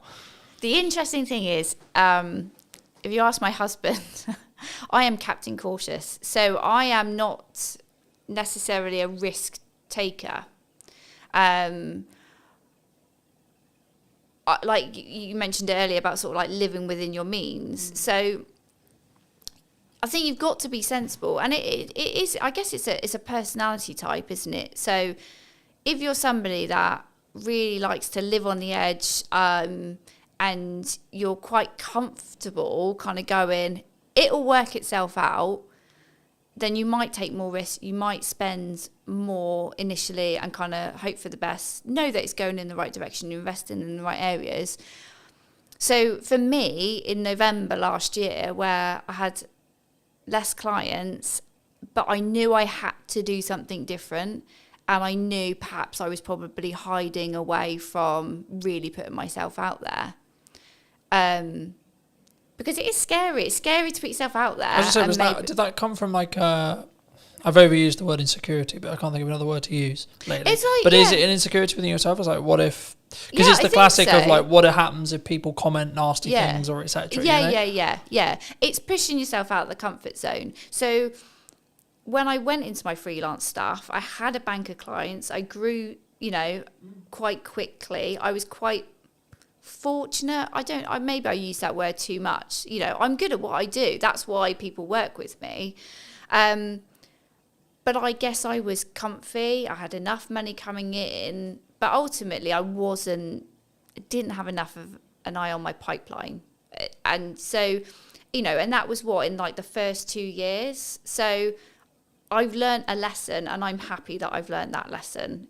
I don't think there was any other way I was going to learn it. Like nothing was giving me the kick up the bum to focus on my pipeline. So when you say focus on your pipeline, what does that actually mean in tangible terms? What are you doing when you're focusing on your pipeline? In terms of having more conversations and lining up potential new clients, new work. So you're in sales? Yeah. So I think there's sometimes a misconception when we look at pipeline, which is like, I'm going to push marketing really hard. Because that is a approach to get more pipeline. My answer is yes and.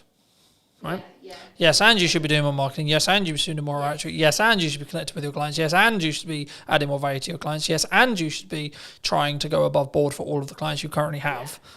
Yeah. When things are good and when things are bad. Because the result is identical. But I think if you can financially plan it and or plan in such a way where actually absolute worst case scenario, you probably got close to 3 to 5 months, you're going to be fine either way. Because if you think about how long that time actually is in regards to actionable things, it's so unlikely if you look at probability that you're going to then not have any other work within that window of time if you're doing all the right things. Yeah. You would, it would fill me with a sense of, okay, actually I'm going to be fine. Yeah. But also I think that comes back to the level of resilience you have, the level of experience you have. And this is one of the issues that I think maybe for starting out freelancers maybe have, is they don't have that evidence in their brain to go, when my back's against the wall, I need to make money. I know I can go in what I call going into the trenches, which is I'm going to have 15 cold outreach messages a day. I have stages. Like for me personally, I have seasons or stages, depending how you look at it, depending on where I see my pipeline, where I see things. When things are good, I lean into marketing as hard as I possibly can and try and add as much value in a short window of time. When I know that potentially I'm about to go into a season where I need to make sure things happen, like say like money hitting my account every month, then I'm like, okay, we're going to change gears now. Right? And I will potentially change the content a little bit, and it'll be a bit more pushy, not salesy, pushy in respect to, hey, remember me? But also what I'm doing in the background of that is sending 10 to 15, maybe 20 DMs a day. I'm calling old clients. I'm going back through my old list, etc. to go, hey, what's going on? How's it going? Yeah. For people who maybe are listening to this, how could someone approach it, would you say, if they are in that position? Because it depends on where you are, I think, in business. I think you've got to make yourself as visible as possible, and just put yourself out there. Be confident, be yourself, but put yourself out there.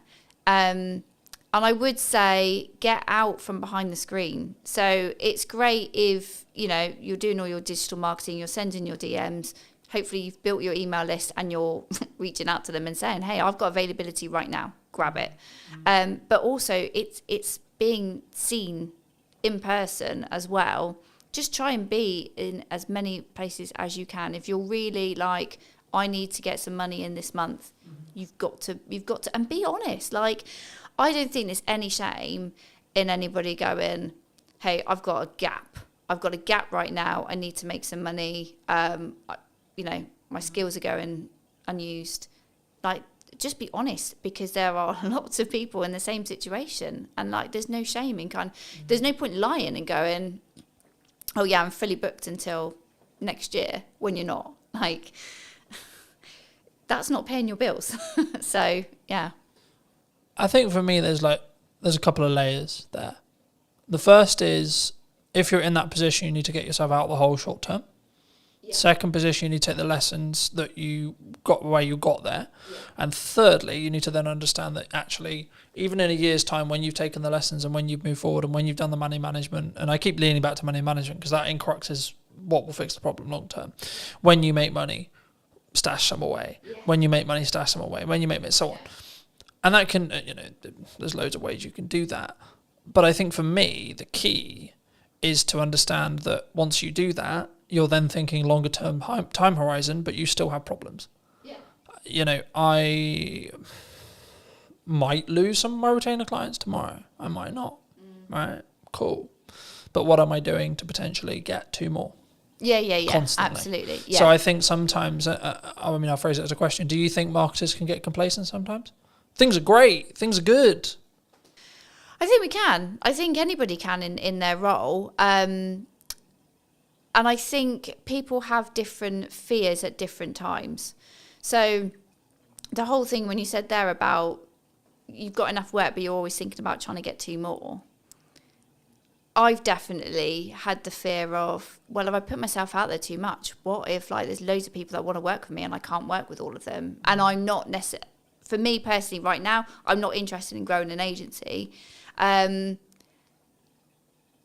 might have thought that last year, but this year it's like, who cares? If I end up with that problem, I'll find a solution when it comes. Right now, that isn't, it's not a fear to worry about, you know. Right now, it's all about having those conversations and keeping visible and reminding people. Like, I mean, I had a client that I now work with this year. We had a conversation 12 months before, and it wasn't the right time for her to work with me. And then, as soon as she was ready, she comes and has a chat, and that's it. And then we're working together, and we started working together on one particular project, and that project has grown, you know, as a result of continuing to have these conversations. Do you think? I mean, I've always looked at it from more.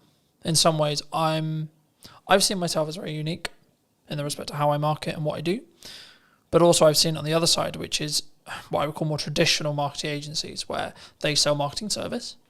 But they only market their own business when they need work.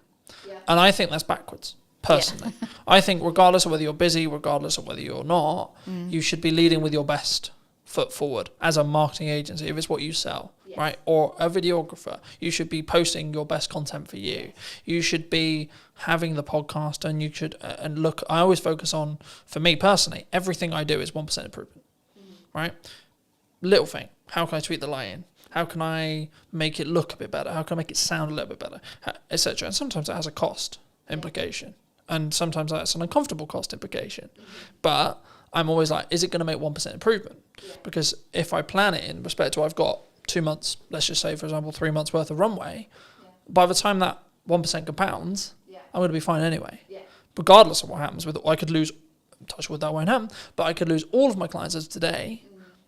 And actually I'll still be fine in 3 months because of the compounding effect. Yeah. Because as long as I've got enough cash to live that runway, then I'll be fine on the other side. Yeah. Do you think, is that common in marketing? Do people take their foot off the gas for their own stuff because it's just a application of resources kind of question? Yeah, and this is the reason why I'm a freelancer and people work with me, is because they might give marketing their best effort when they're really motivated. Like I say, they need the sales, they need the income. They win all that work, and then as soon as client delivery needs the focus, marketing, then they take their foot off the gas, and they're like, oh, we're fine.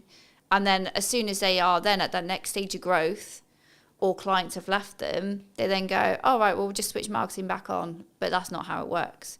So everyone is guilty. I think everyone is guilty about not marketing themselves enough. And I think you've got to go through some pain to really learn that lesson, and then hopefully you won't make the same mistake twice. But yeah, it's not uncommon for people to ease the pressure on marketing, to kind of, just let inconsistency just kind of bleed in. And that's when you've then got to make a decision. Either are you doing your own marketing, or you need to really sharpen the tools and focus, or you need to outsource that to somebody who can do that for you so that you can put your attention on the other areas that are needing your attention. From a tactics side of marketing, we talked a lot of psychology, we talked about like, should you do it, should you not do it? But from a tactics point of view, what do you think's missing right now? What do you think people are maybe not doing that they should be? That's a good question. I think they're still looking for like the hack, the shortcut. I think they're still kind of thinking, do I really have to do all this? Do I really have to put this effort in? And the answer is yes. So if the business owner, the director doesn't want to, if you're not interested in marketing, if you're not good at marketing, don't do it. Give it to somebody who can. And I will always say to anybody, if they're not in the financial place to outsource, when you are marketing, think about something that you enjoy and that you're going to be able to be consistent with. Don't sit there and go, right, I'm going to post on social media every day. If one, you don't like it, two, you're not going to be there to engage afterwards, and three, you're not actually going to be able to commit to that, because it's just that you make yourself feel like crap. As soon as you don't post that one day, you beat yourself up over it. Find the joy in the work that you do, and if marketing isn't where you find the joy, don't do it. I think it's also a context thing. Like some days I'll post 6 times, other days I'll only post once, right? And it's tangibly, am I in my office or on my office or on my computer? 1. Okay. 2, where am I with client delivery? Do I need to focus for a third of the day on client delivery? Yeah. And I can only put out 1 clip of the podcast, etc. But for me, the key is being consistent, so that if you averaged it, it would be 3 a day. Okay. Yeah. Let's say for me. And I say that and people go, 3 a day, that's insane. Yeah, but I have a system. Oh, but you've got different channels as well. This isn't like... Well, no, that's on 1 channel. Oh, okay. Fine. Right, so if you times that across 5, then we're talking 15 a day. Oh, okay. But the key is I've built a system. We're recording, to give you a very key example, I don't need to, at the end of the summer, record probably for most, I could probably not record until November and still have a weekly podcast. Yeah.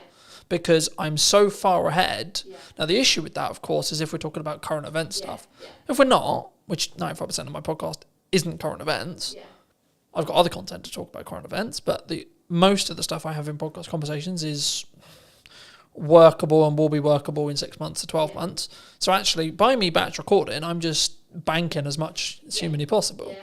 So then if I get really busy with client work, if I have to fix problems in the business, if I have to X, Y, Z's on, I then don't have to allocate resources and time necessarily into the podcast, or I can limit that cost on a month where it is a bit tighter because I'm so far ahead. Yeah. But the key is I'm focusing on the consistency. So, and this is where I've used the analogy of like, you need to make the hay while the sun shines, because if you don't, you'll just be left with sludge. Yeah. And I think for me, the important element with marketing especially is if you're really busy, that's when you should be accelerating your marketing. Yeah. Because then you're actually going to, and even if you don't have capacity, right? So let's say I don't even have capacity, I still am going to push hard on marketing because I want demand in 3 months. Yeah. And actually, I trust that by the time I finish those projects, if I've pushed with marketing, I'll have some stuff left. I'll have some people who are ready. And just being honest with clients and saying, look, I don't have the availability until September. Yeah. I don't have the ability until October, November, December, whenever it is. Yeah. And saying, cool, can we book something in? Can we get a pre-production call? Can we get a discovery call in? Yeah. Cool. But also understand that actually a project that you quoted and you alluded to earlier where you had a conversation a year ago, I've just finished a project started a project, last week. I had a pre-production meeting for that I initially quoted about 3 months ago. Yeah. Right? And I was like, at the time, maybe it's wrong time, maybe they're not ready, etc., etc. I was like, okay, maybe it won't come through, maybe it will. But then I got a call 2 weeks ago saying, hey, Cotton, we're ready to move forward. Fabulous, wonderful, right? And I think for me, if I had, perhaps, I haven't asked them yet, but perhaps if I had stopped marketing, they wouldn't have been constantly reminded that I existed. That you're around, we've got that project there. Yeah. And the same with a handful of other clients who are like, yeah, we really want to do something, but we're not quite sure what we want to do yet.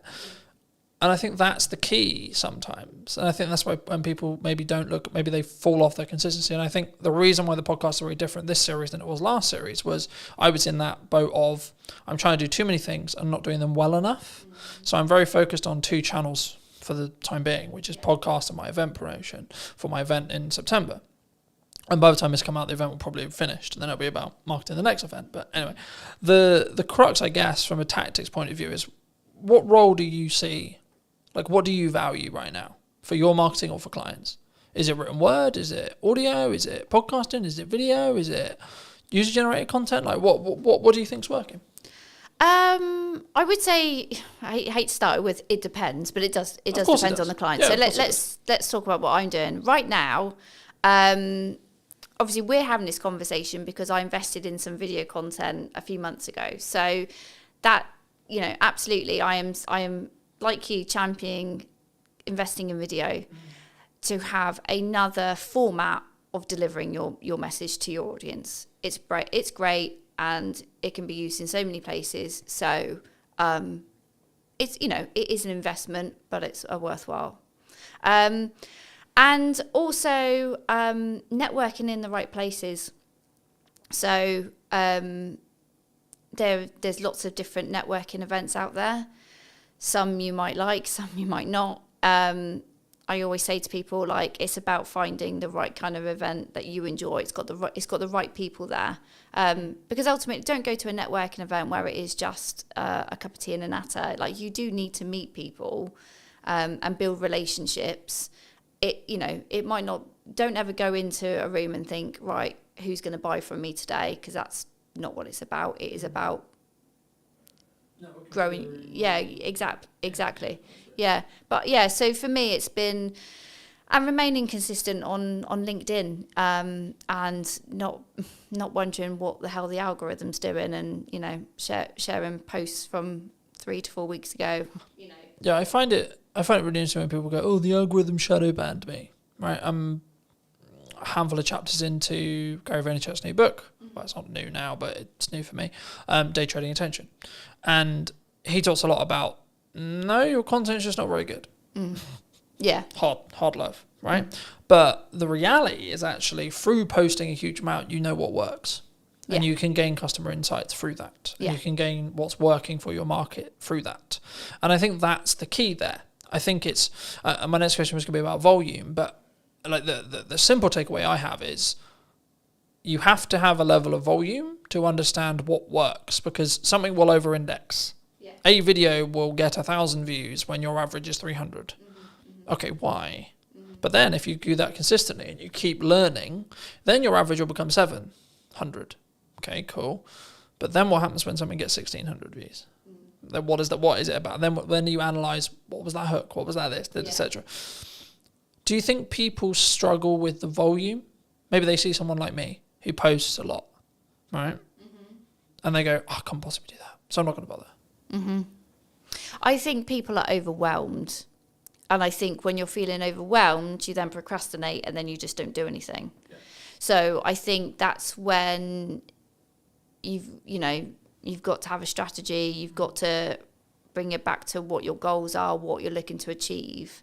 And then utilize someone like me who can kind of say, like, look, if we can do this one thing, so let's say invest in video, these are all the things that we can do with the content from that video, not just the physical video itself. And these are all the places we can put it. And it's not about constantly thinking about new ideas and new things to say. It's taking one piece of content and repurposing it and making it relevant for the different channels. That's where you get your visibility is amplified, but your effort is you haven't had to invest less than it could have been. Exactly. So I think people do panic and feel overwhelmed, and then that's when they just don't make a decision. And that's where you do need an expert then to kind of say, like, look, it's not, you don't have to be overwhelmed. This is the plan. This is what we're going to do. This is how it's going to be used. But ultimately, you just need to sit in front of me for 45 minutes and talk about what you do. Yeah. Easy. Where does AI fit into this? Because a lot of people are scared about it, right? People think they're going to take their jobs. Yeah. They're going to be out of a job. The robot's going to take over the world. Yeah. What do you think? AI is a tool. There are all tools to help you be more efficient, but ultimately they can't replace human creativity. I've heard some people talk about, AI is for lazy people. It's like, it's not. If you want to use AI correctly, you've got to invest the time. You've got to invest the time in understanding how these tools work and how you get the most out of them. And that is not just by going, chat GPT, please write me a blog about X, and taking that and posting it. Like, no. It's a bit like, I don't know, I was thinking about this today. Like a sat nav, okay? So a sat nav is a tool that tells you how to get from A to B. It's really great if you have no idea, but also you could work out using a map yourself, but it takes a little bit of the thinking time away from it. But you might also just want to go for a drive and enjoy whatever route you decide to take that day.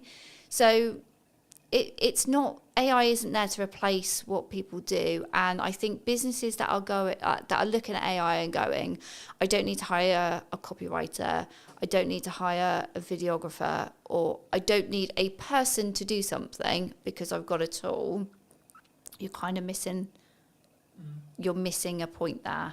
If you're looking at it just from a cost perspective, you'll learn a lesson very quickly that basically what you've turned out is a load of rubbish.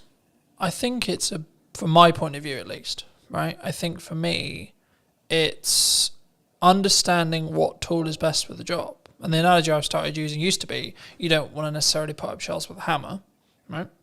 But actually, it's actually more, I think now, you want to sharpen the knife before you use it. AI can help you sharpen the knife, but you still want to be the one using it. And I think for me, the key, I guess, in that is actually, and this is where I think the trend sort of shifted originally, because originally it was, we're all going to be out of jobs because of AI.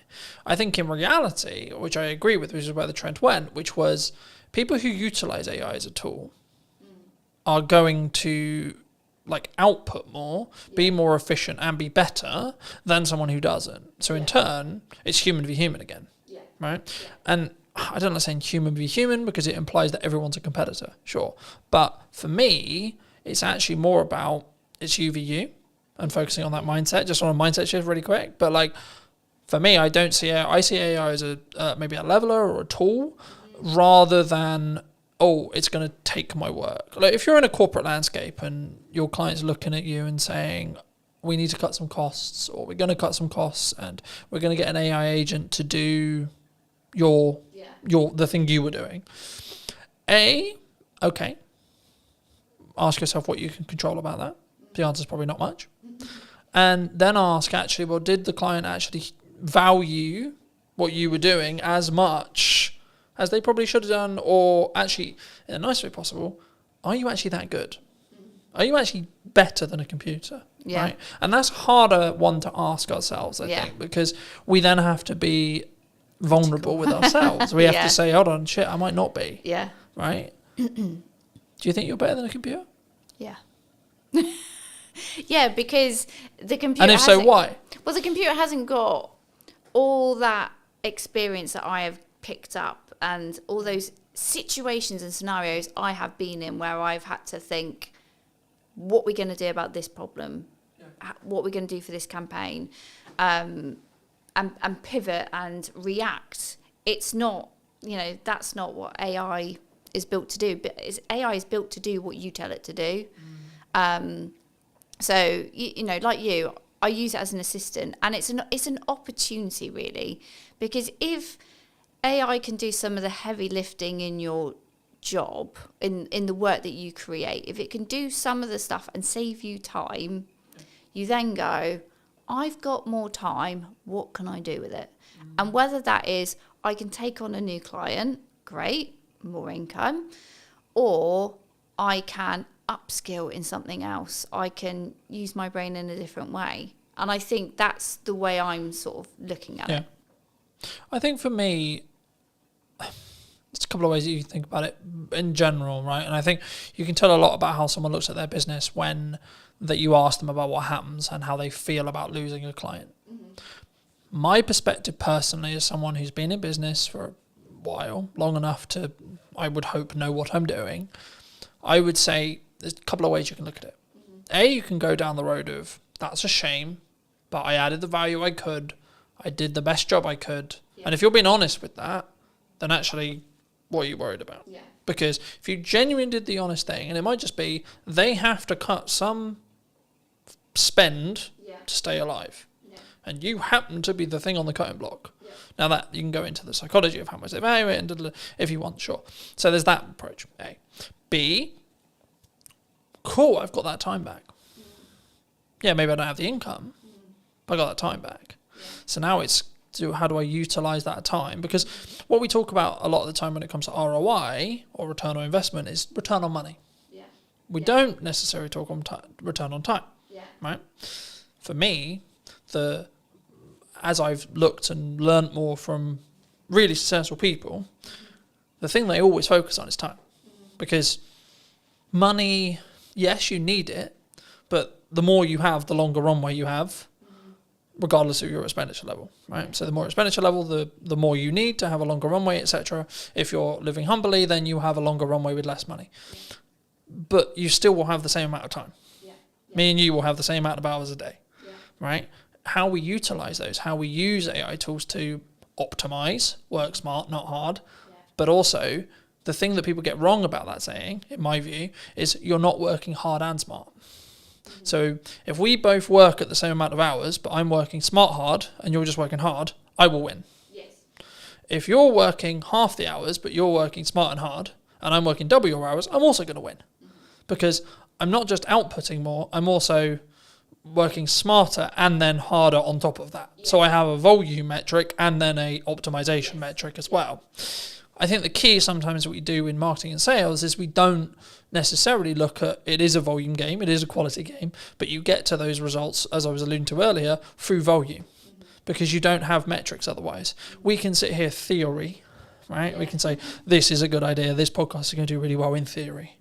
Or I can tell you, I know it's going to do well because the last 15 episodes have had consistent growth of 2%.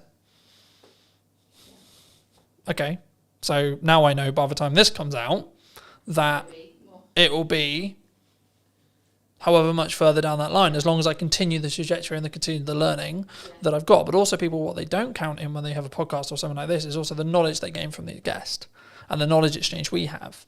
So actually what I'm doing is I'm creating content out of it so I can go to many, but also in our one-to-one conversation, you might say one thing to me that I might go, actually, hold on, I could implement that. And actually, what's the knock-on effect there? So it's not even, because I think sometimes we go, oh, it's got 3 views, right? Especially when you start out with video. Oh, it's got 5 views. Does small numbers of views matter in marketing? In an ideal world, we want thousands and thousands, right? But yeah, like you want that, but don't ignore the fact that there's lurkers. Like that, you know, not everybody who sees your content goes, I'm going to indicate to you that I've watched this video, that I've done something that, you know, it's resonated with me, it's given me an idea. Not like people do on the periphery, observe from the background and go, okay, yeah. And they don't show up in the engagement, you know. And if you just only focused on, you know, analysing your engagements, comments, likes, all that kind of stuff, you go insane. You know, you need to be having the conversations outside of it. So, yeah, okay, people might have looked at it, but what else are they doing? How else are you engaging with them? And that's where it's like, you can't focus on one channel. You can't focus on posting one video. Like, you know, those 3 people might have seen it, but what else have they seen? What else have they digested? What else have they taken on board? And are you going to talk to them? Because that's the other thing, is like, this is not one way. Marketing is not one way. You have to create that dialogue, find out, dig deeper. Get them to know you, you know. It's like, you know, today we're here, but we had a conversation before.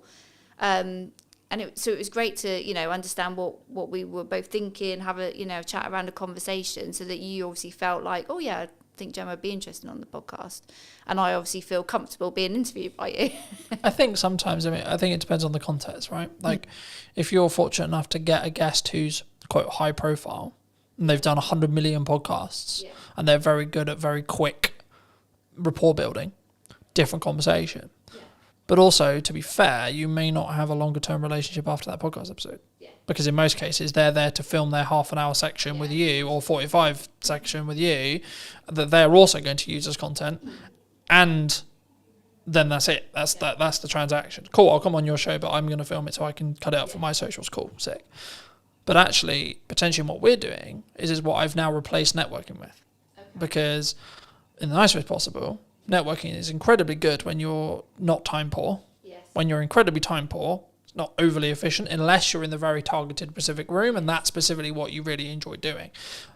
Everyone thinks, well, some percentage of people think I mock networking. I did networking for nearly all of my business, and I still do now. I do it slightly differently now because I'm very focused on content delivery. But the reason why is because I sell content delivery service. So for me, the highest return on time, energy, and resources is content delivery, because it allows me to hit every single bucket I want to hit.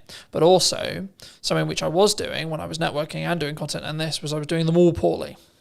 Instead of doing one incredibly well and reap the rewards of doing those things well, I was actually trying to do all of the things really badly.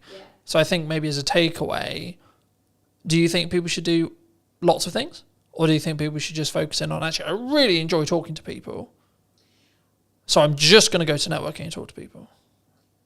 I think the joy, doing something you enjoy is one part of it. So don't, you know, if you're doing something in marketing that you really feel uncomfortable and it's not your bag, find another way of doing it. And if that's outsourcing, or like if you've got a firm of people and somebody else really enjoys networking, make them the person that represents the firm out in public.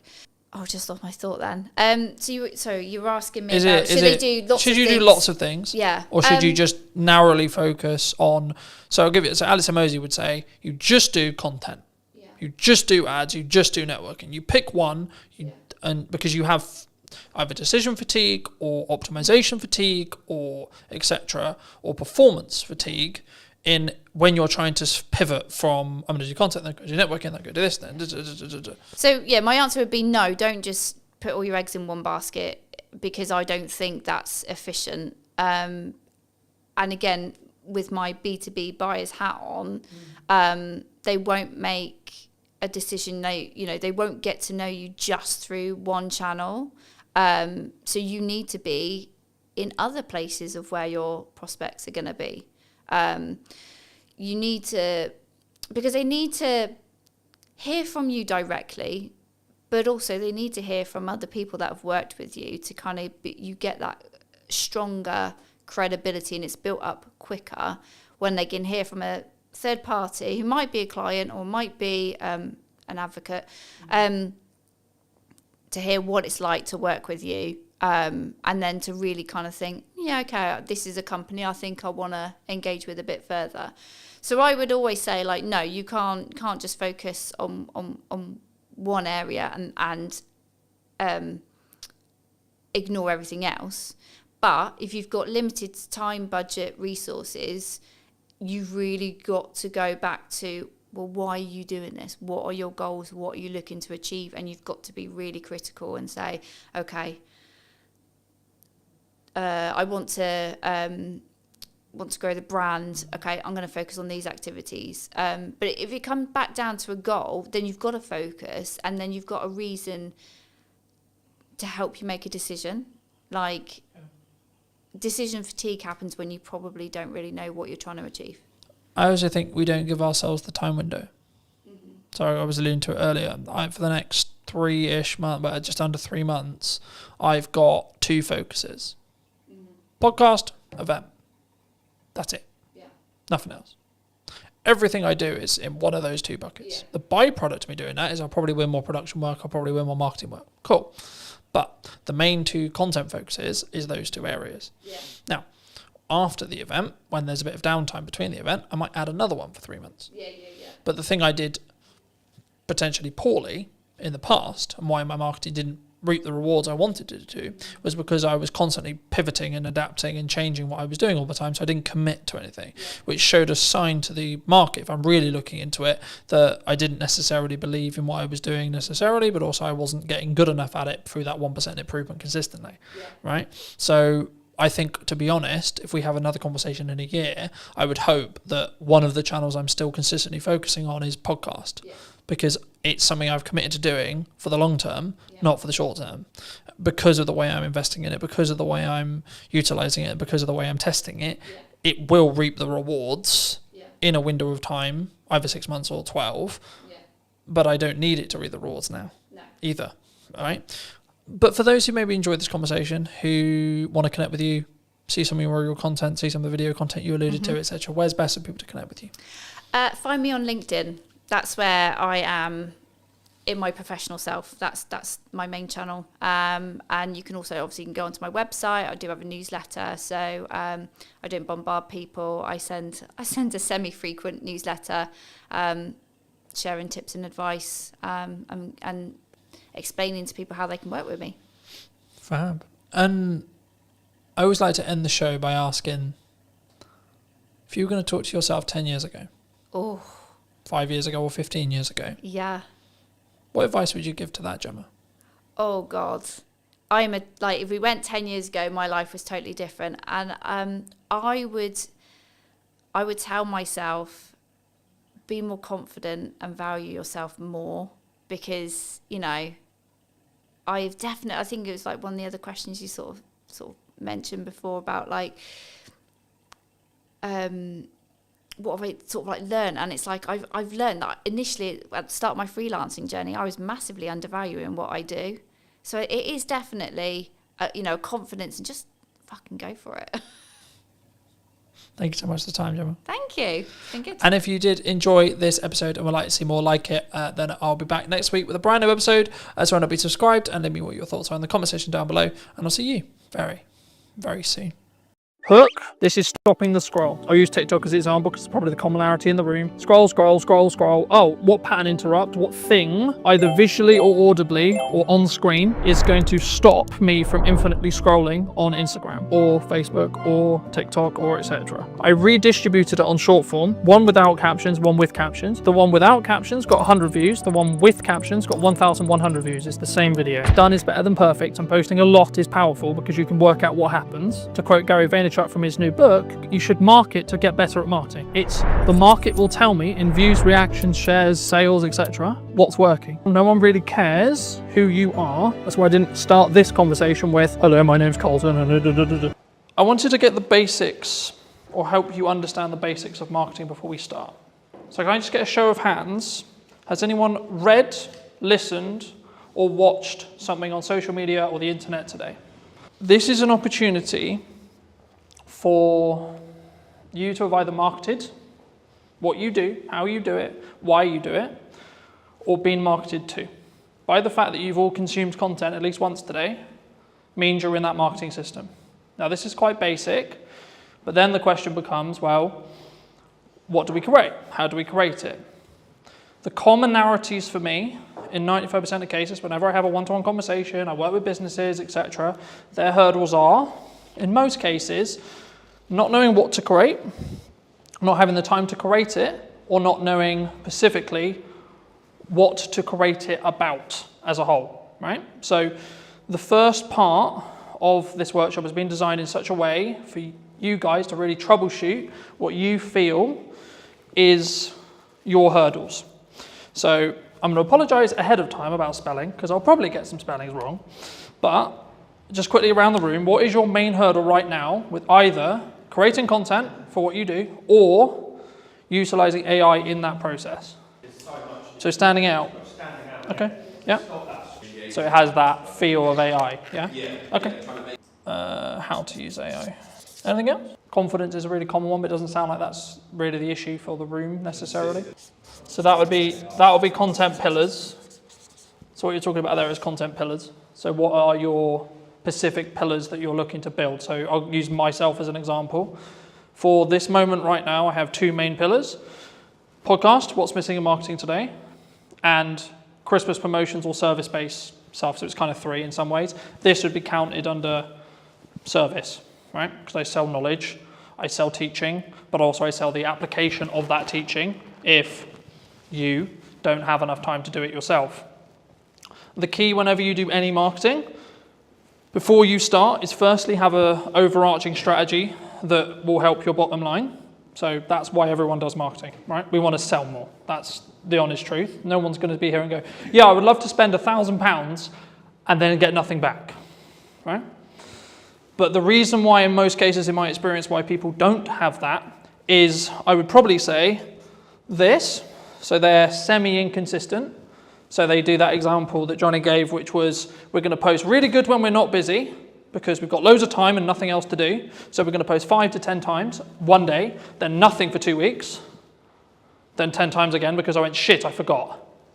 Or life got in the way, etc. Right? But I think the biggest thing for us is the standard. Yep. Okay. Standing out is, I'll do that next actually. That's quite simple once you understand how that works. So very quickly, this is mostly video, but the same is true of written content, etc. Whenever you format your content, it should follow this structure, right? You've got 3 chunks, okay? Hook, this is stopping the scroll, right? Scroll, I'll use TikTok as an example because it's probably the commonality in the room.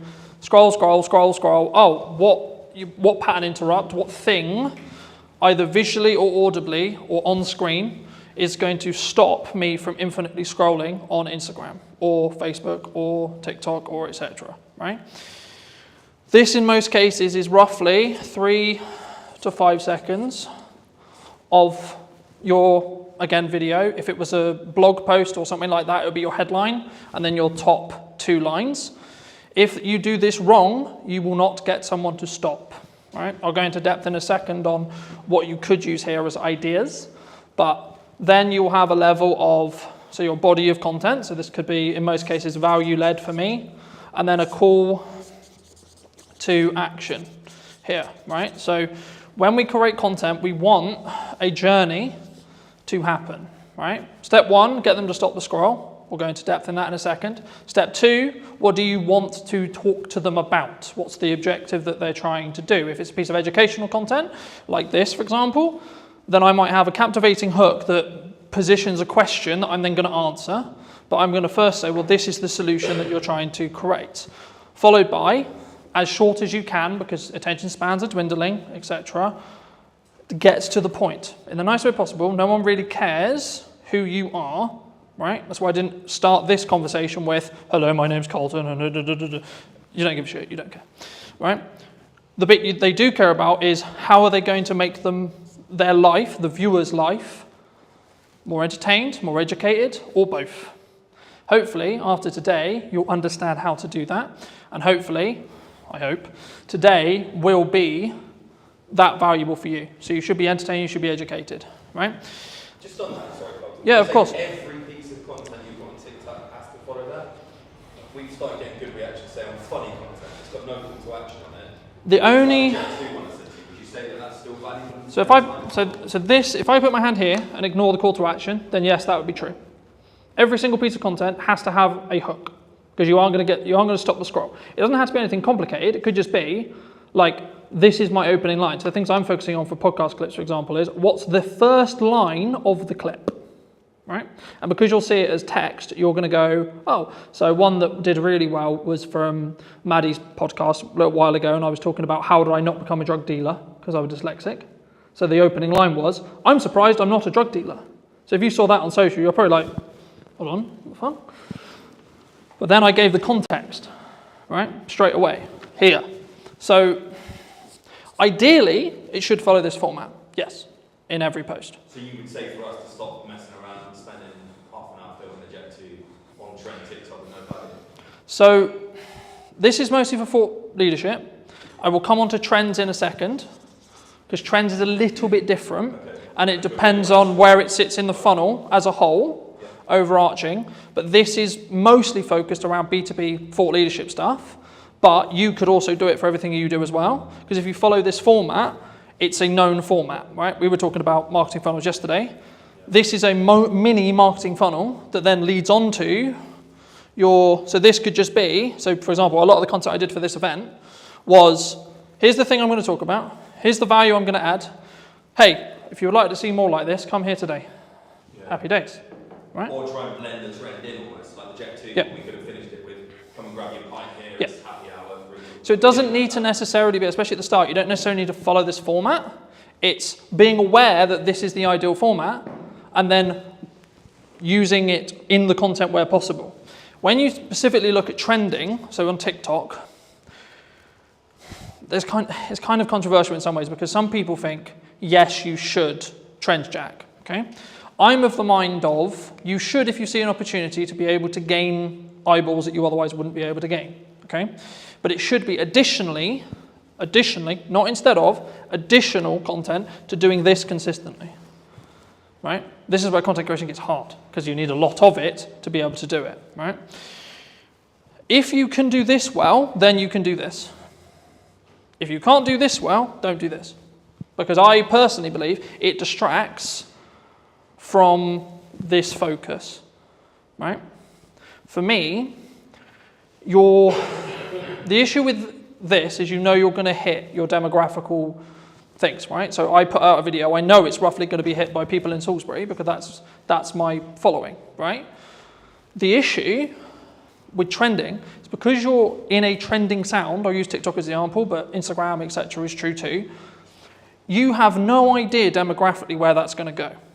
So you might get, let's just put a big number there, 100k views, okay? Wonderful. Okay, but if we look at ROI on a business and we ROI on time, what would you rather have? 100 views to 200 views on something like this, or 100k on a random video that's actually mostly spread across the Philippines, China, America, the UK, so on.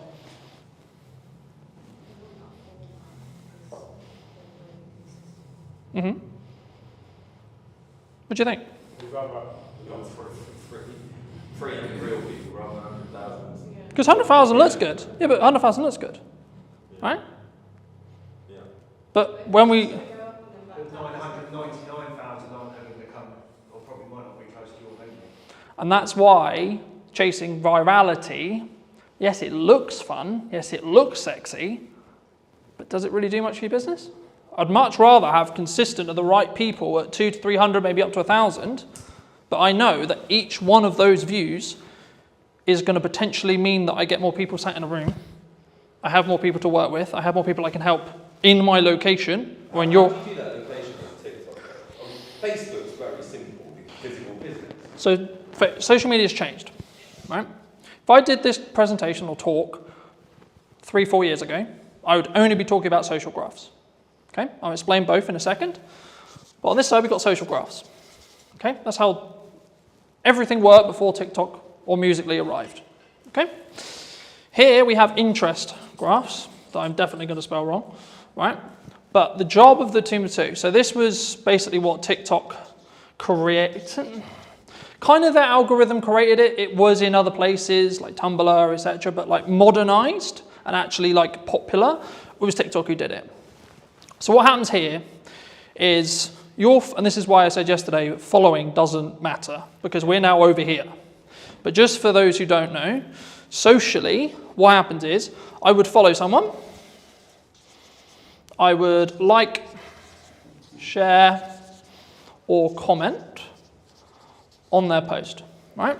This would send or say to the platform, hey, cool, this person likes and enjoyed this content.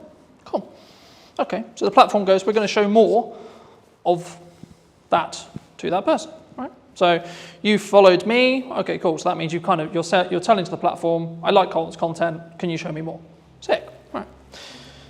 Same with likes, same with shares, etc. Now, the bit where it got interesting is because when they started changing the weighting, you wanted to target different things. That constantly changes. There's no point me going into it because by the time we finish, it'll probably have changed. The main difference when TikTok launched a handful of years ago was instead of it being followers, like, shares, etc., they are kind of still important, which I'll explain in a minute, but the job here is Craig is going to open TikTok, and if he had previously never installed TikTok, it will just show him videos. And what it's trying to do is it's going to go, right, I'm going to show Craig a picture and a video of a dog. Cool. What does he do? Does he watch the video? Does he interact with the video? Does he like the video? Cool. Keep scrolling. You'll find that the more stuff you interact with, the more stuff you give watch time to, the more stuff you like, the more stuff you enjoy, you'll be shown more of it, right? So that's what an interest graph is, right? So is that what the FYP basically is on Facebook Yes. and Yeah. Reels? 100%. That's running that algorithm. Yes. But the main feed is still on the socials. They're moving from this to this. The only place where this is still prominent is LinkedIn. Really? So Every- the same people use the old Georgia example, right? We post on that a lot. We can get the same 30 people commenting on that. Yep. All the time. Mm-hmm. So they're still seeing it. Because that's interest-based. Not in an FYP of like TikTok. Because they are interacting on the posts related to that location. Right. So they're signaling the platform to say, hey, I want to know more about this location. So it's not as fully TikTok's 100%. The reality of socials, well, it will probably be in this line here for the rest of time, right? The future of socials is going to probably be, there's a debate at the moment, right? In the marketing space, etc., with Meta and so on. But my prediction, and probably the prediction which I think most people would agree with, would be in 2 to 3 years, you'll have two feeds. One that's like this, and one that's like this. Okay? So this would be your FYP, this would be for you to discover new content.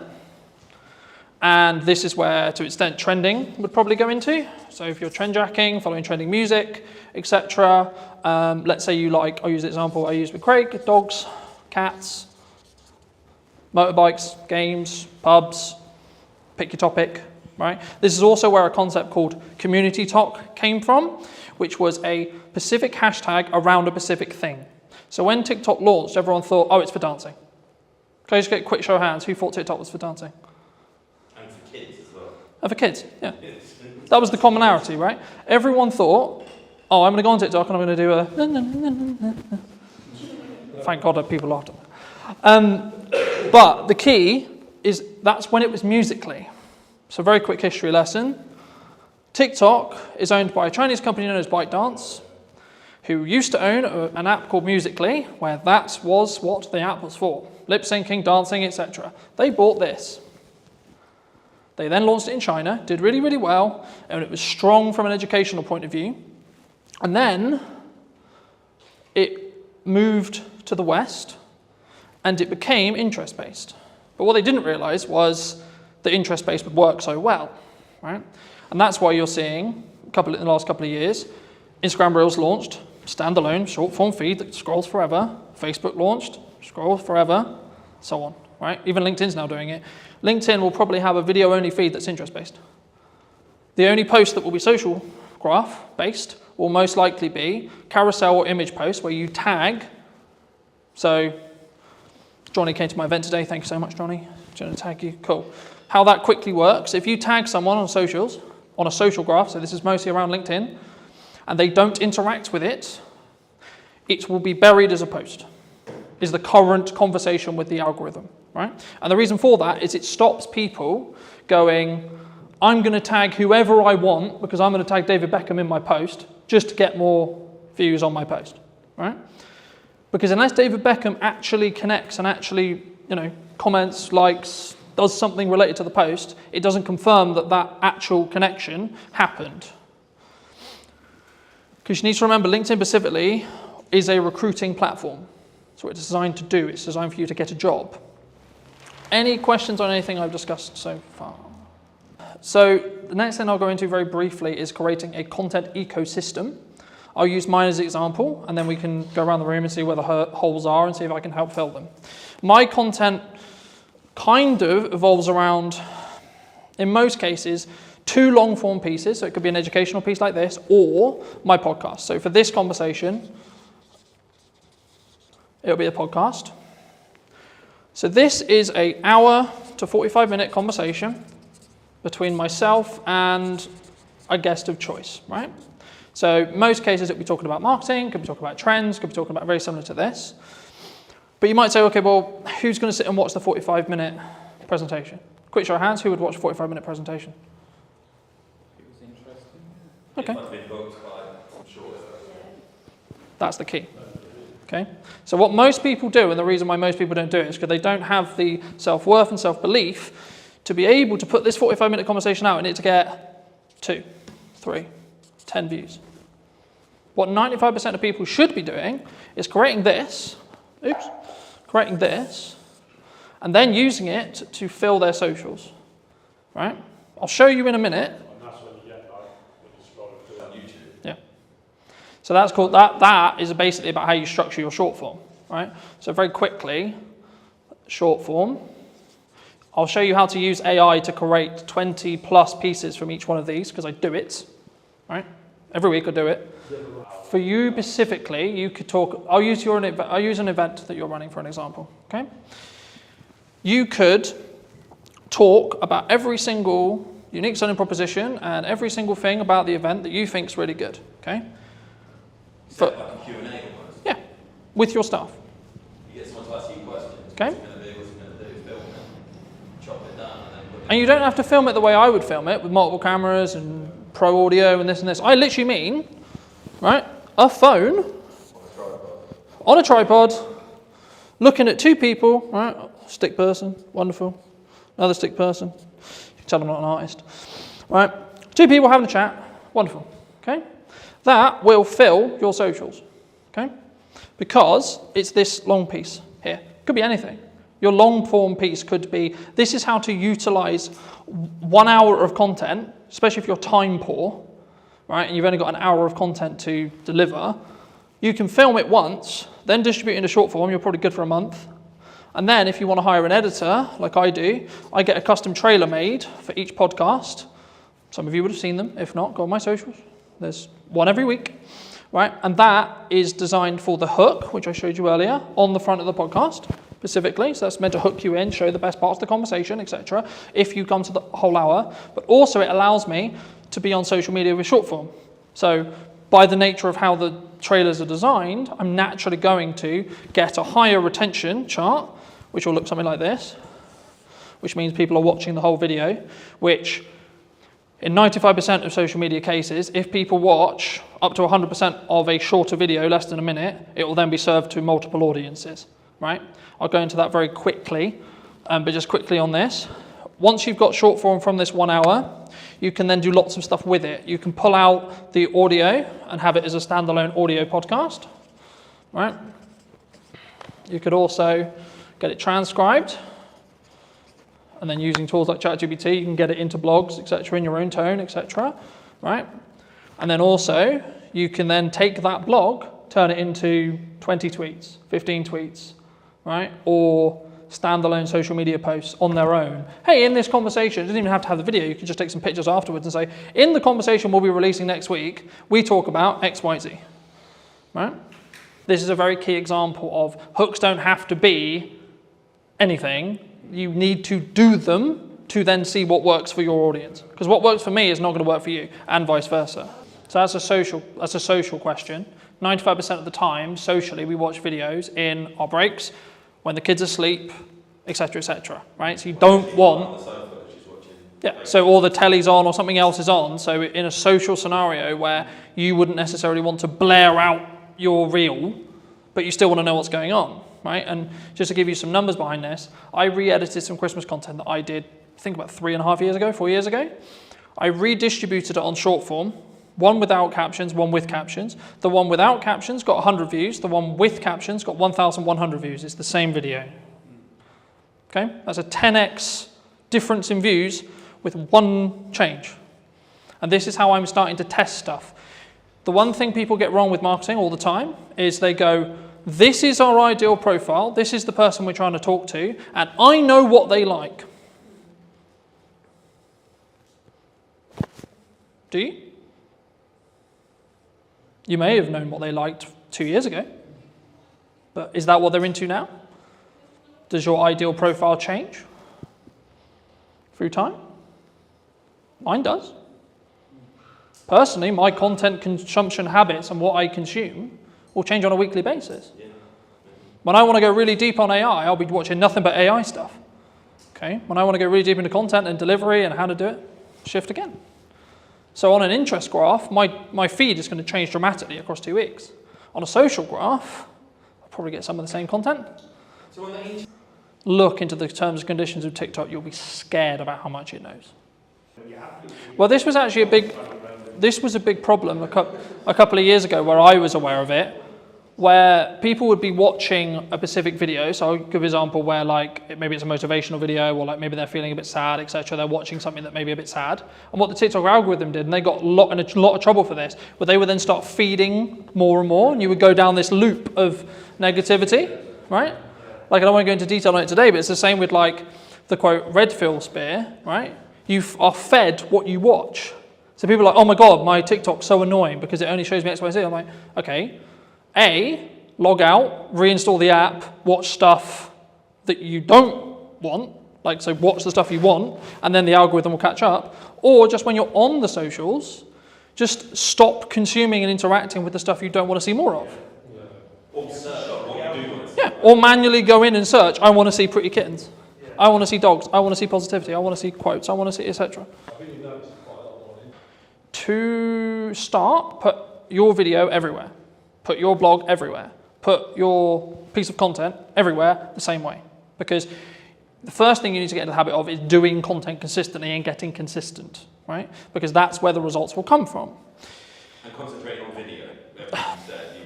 I focus on video because it's my best, building off Emily's point, it's my best way of communicating, and it's what I will also consume, and also I know the power of being able to leverage it because I can use it a million ways. Some people say, I don't want to be on video. Okay, that's okay, don't be on video then. But if you're a good writer, then write. Okay? You don't have to reinvent the wheel. The content quality will always rise to the top if you're A, consistent, B, talking to your target demographic, and C, adding actual value. Not fluff, not this looked nice, this was wonderful. The goal for me today is to give you as much valuable the stuff you want to learn as much as possible. That's it. That's my only objective today. Very quickly on how algorithms work in most cases. This is a video algorithm, but the same will be true in blogs, the same will be true in articles, and you can swap the words. So whenever I say video, there is a similar algorithm for every other form of content and will work very similar to these principles. Okay? So when you post a video, I'll use Instagram Reels, for example. This is your video. Okay?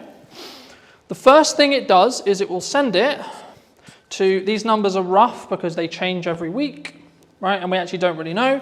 It's roughly about 10%, maybe lower, maybe 5% sometimes, of your audience. Okay? Now, depending on what happens will then depend on if you get a new audience or not, right? So in most cases, if, let's say this video is, I don't know, 30 seconds, okay?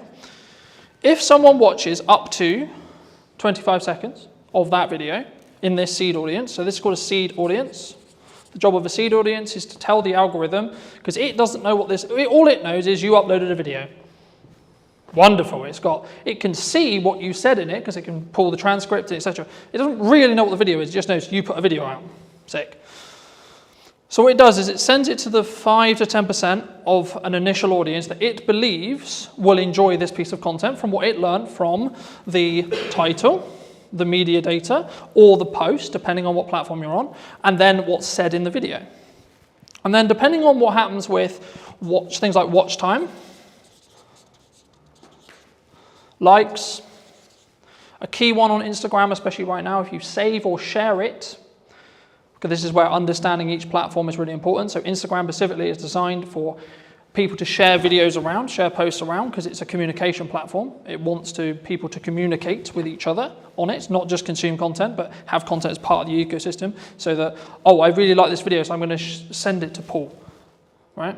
That's what the algorithm wants me to do. So sharing/saving, coming back later.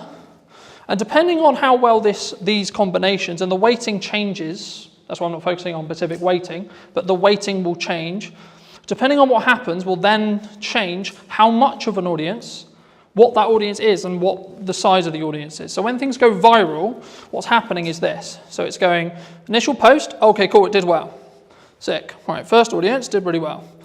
Then there'll be a bit of a plateau, maybe for half an hour, maybe 30 minutes. Then another one. Did it do well again? If so, and so on. And eventually, it won't have a good reaction. And that's when it will stop. But if you can keep that loop, so there was a trend a little bit ago on TikTok where it would be a 2-second video with a load of text on it. Why do you think people did that? They were farming watch time. Because it's a 2-second video. So TikTok was going, is people who watch this video in that seed audience watching the whole video? Because it's 2 seconds. But to read it, you need about 15 seconds. So actually, the percentage watched on that video was close to 500%. So TikTok went, oh my God, 500%? So people are watching this video 5 times? Cool, we'll send it to loads of people. Now, they got on top of it because they realized that was the game. But for a long time, it showed a very clear example of how your seed audience can snowball your views. And it will copy the audience. Because every single algorithm wants to understand and wants... Okay, no, I'll ask you. Before I tell you, I'll ask you. What do you think the job of an algorithm is? To keep people on social media. For example. What does every single social media platform want? Eyes on it. How do they make money? So the sin, you could say, is taking people off platform. Because Instagram doesn't make money if you send them off platform. If you send them to YouTube, you're sending them to a competitor. That's why people started getting quite clever with their link in bios, because link in bio became a term which TikTok itself would suppress, because it was sending people to the website. For a marketing point, that's what we want to do, right? We want to send them to a landing page, we want to send them to a YouTube channel, we want to send them somewhere else off-site so we can potentially sell to them or retarget them or etc. or get their email so we can then email market it to them, etc. But purely from how does it perform point of view, and this is what I said at the beginning, where you need to start really delving into your content and really start working out, okay, so this one's going to be a very value-led piece, this one's going to be trend, this one's going to be for this purpose. And it can be overwhelming, but hopefully you're just going to get some ideas from today. If you can get some videos, and this is why done is better than perfect, and posting a lot is powerful because you can work out what happens. To quote Gary Vaynerchuk from his new book, you should market to get better at marketing. Right? So it's not about I'm going to market because I know what I'm doing. It's the market will tell me in views, reactions, shares, sales, etc. what's working. So I'll give you an example. A phone video over-indexed than a professional video in most cases for me. I follow the same format, hook, content, call to action, but because I story-told in the video and it felt more real, it got, I think, 4 times more views than my average. I think it's on like 1,300 now, because I told a clear story. So For those people who are like, I don't have a camera, I don't have this, I don't have that, I don't have all the kit, I can't create content. Who doesn't own a phone in this room? You all own a phone, right? So then you don't have an excuse. Because especially if you create it in-app, you can outperform, because there'll be a small performance bonus. For example, on Instagram at the moment, they launched their own editor. It's called Edits. It gives you the ability to edit in the same way I can edit with Pro Software, and deeper analytical data on every single reel you've ever posted, purely through the app that you cannot get through Instagram. So for that reason alone, you should download it, because then you can see your click-through rate, then you can see your percentage of your seed audience, and then you can tweak stuff, and you can tweak the hooks, you can tweak that first line, you can tweak your packaging. The same when it comes to your first line of your actual copy for this, because if someone misses the video and you don't have captions on it, you might be able to re-engage them by getting a captivating headline. So if you're doing multiple kinds of content, you can learn from... Yeah. Because you can then re-engage people. Something that also people worry about is, I posted a video and it only got 20 views. Okay. Well, what's happening when you first post a video for the first 24 hours, bless you, is it's only showing it to your seed audience. So on average, it will take 48 hours or so before you really start seeing some pump. Unless you're trend jacking, that's a bit different. But on the structured content we talked about at the beginning, it will take roughly about 24 hours before the algorithm really understands it. The more content you feed the algorithm, the more it's going to understand what you do and what audience is going to connect with the content you're creating. Does that make sense? So what stage do you start paying for it? So at the minute you don't need to, nothing I've talked about today is paid ads. I know, that's what I'm trying to think. If you want to do paid ads, you can follow all of these principles, and what I'd recommend you do very quickly for those who are interested in doing paid ads, you should post a load of content, see what does best in regards to views, retraction, etc., and then take the best performing pieces of content and then amplify them with ads. Because then you don't have a question mark on whether the creative or the video or the blog or the post, etc., is actually going to do well or not, because you already know, because it did well organically. So that way you're not wasting money on amplifying bad creative, because you know that it's going to be good, because you've already tested it organically. Does that help? Yeah, no, but if 10,000 people saw it organically, you go to millions if you pay for the 10. Yeah. But the key there is to understand that is that 10,000 the 10,000 that you want? Moving back to my original analogy of, do you want 100,000 or do you want 10,000 or 1,000? If the metrics align, as in you've got 10,000 of the right people, absolutely you should pour money on it. That's the hard bit. Because you've already done it. You already know it works with the target sector that you're trying to talk to. So of course you know. And then it's just taking the guesswork out of paid ads.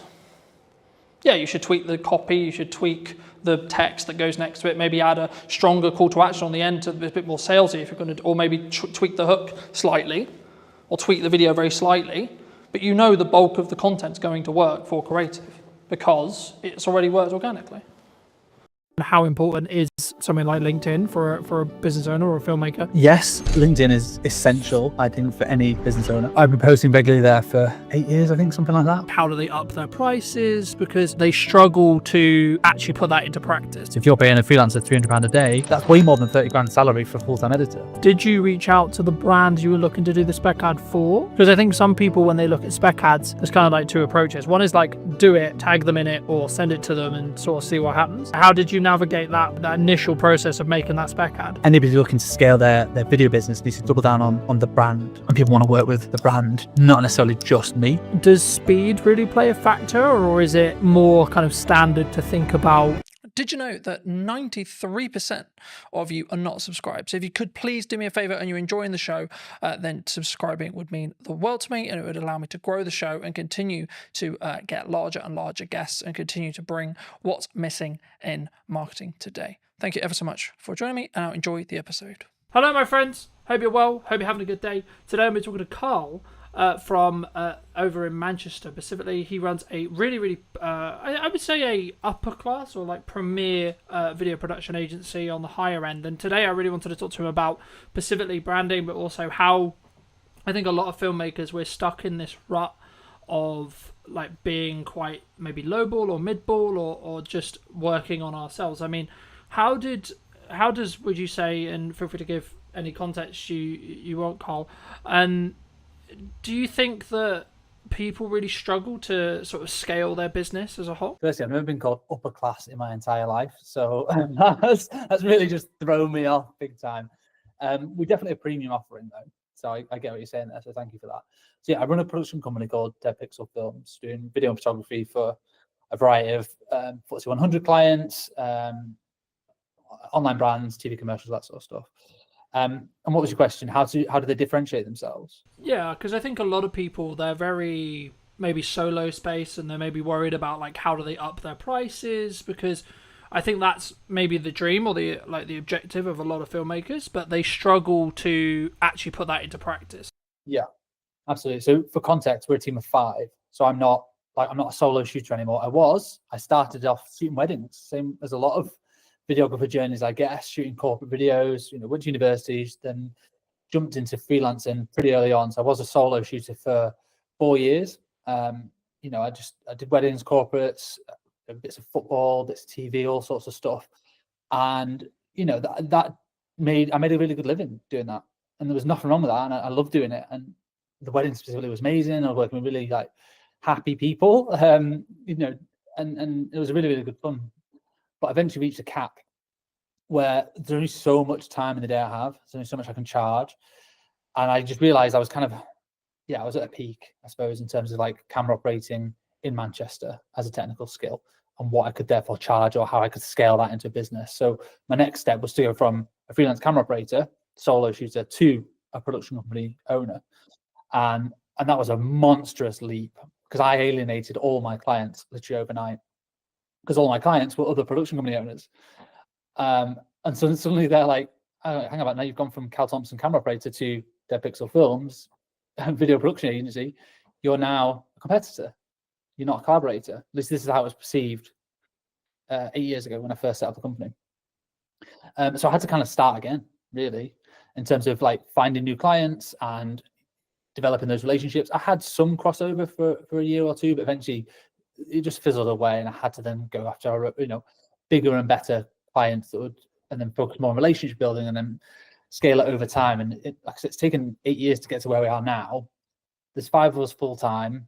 We've got a production studio downstairs. So I'm in the it's like a meeting space that we're in at the moment, and then we've got a 1,000 square foot production office, and that's where all the edits are being done. And then this downstairs is a 4,000 square foot studio space, and that's taken years to be able to have the cash flow and the regular clients to be able to build to that point, to be able to afford to have a studio. We've been in the studio 2 years now, and we use that as a bit of a marketing tool as well to generate more opportunities. It's very challenging because it's very expensive to sort of keep it going and making sure that it's not just burning through cash.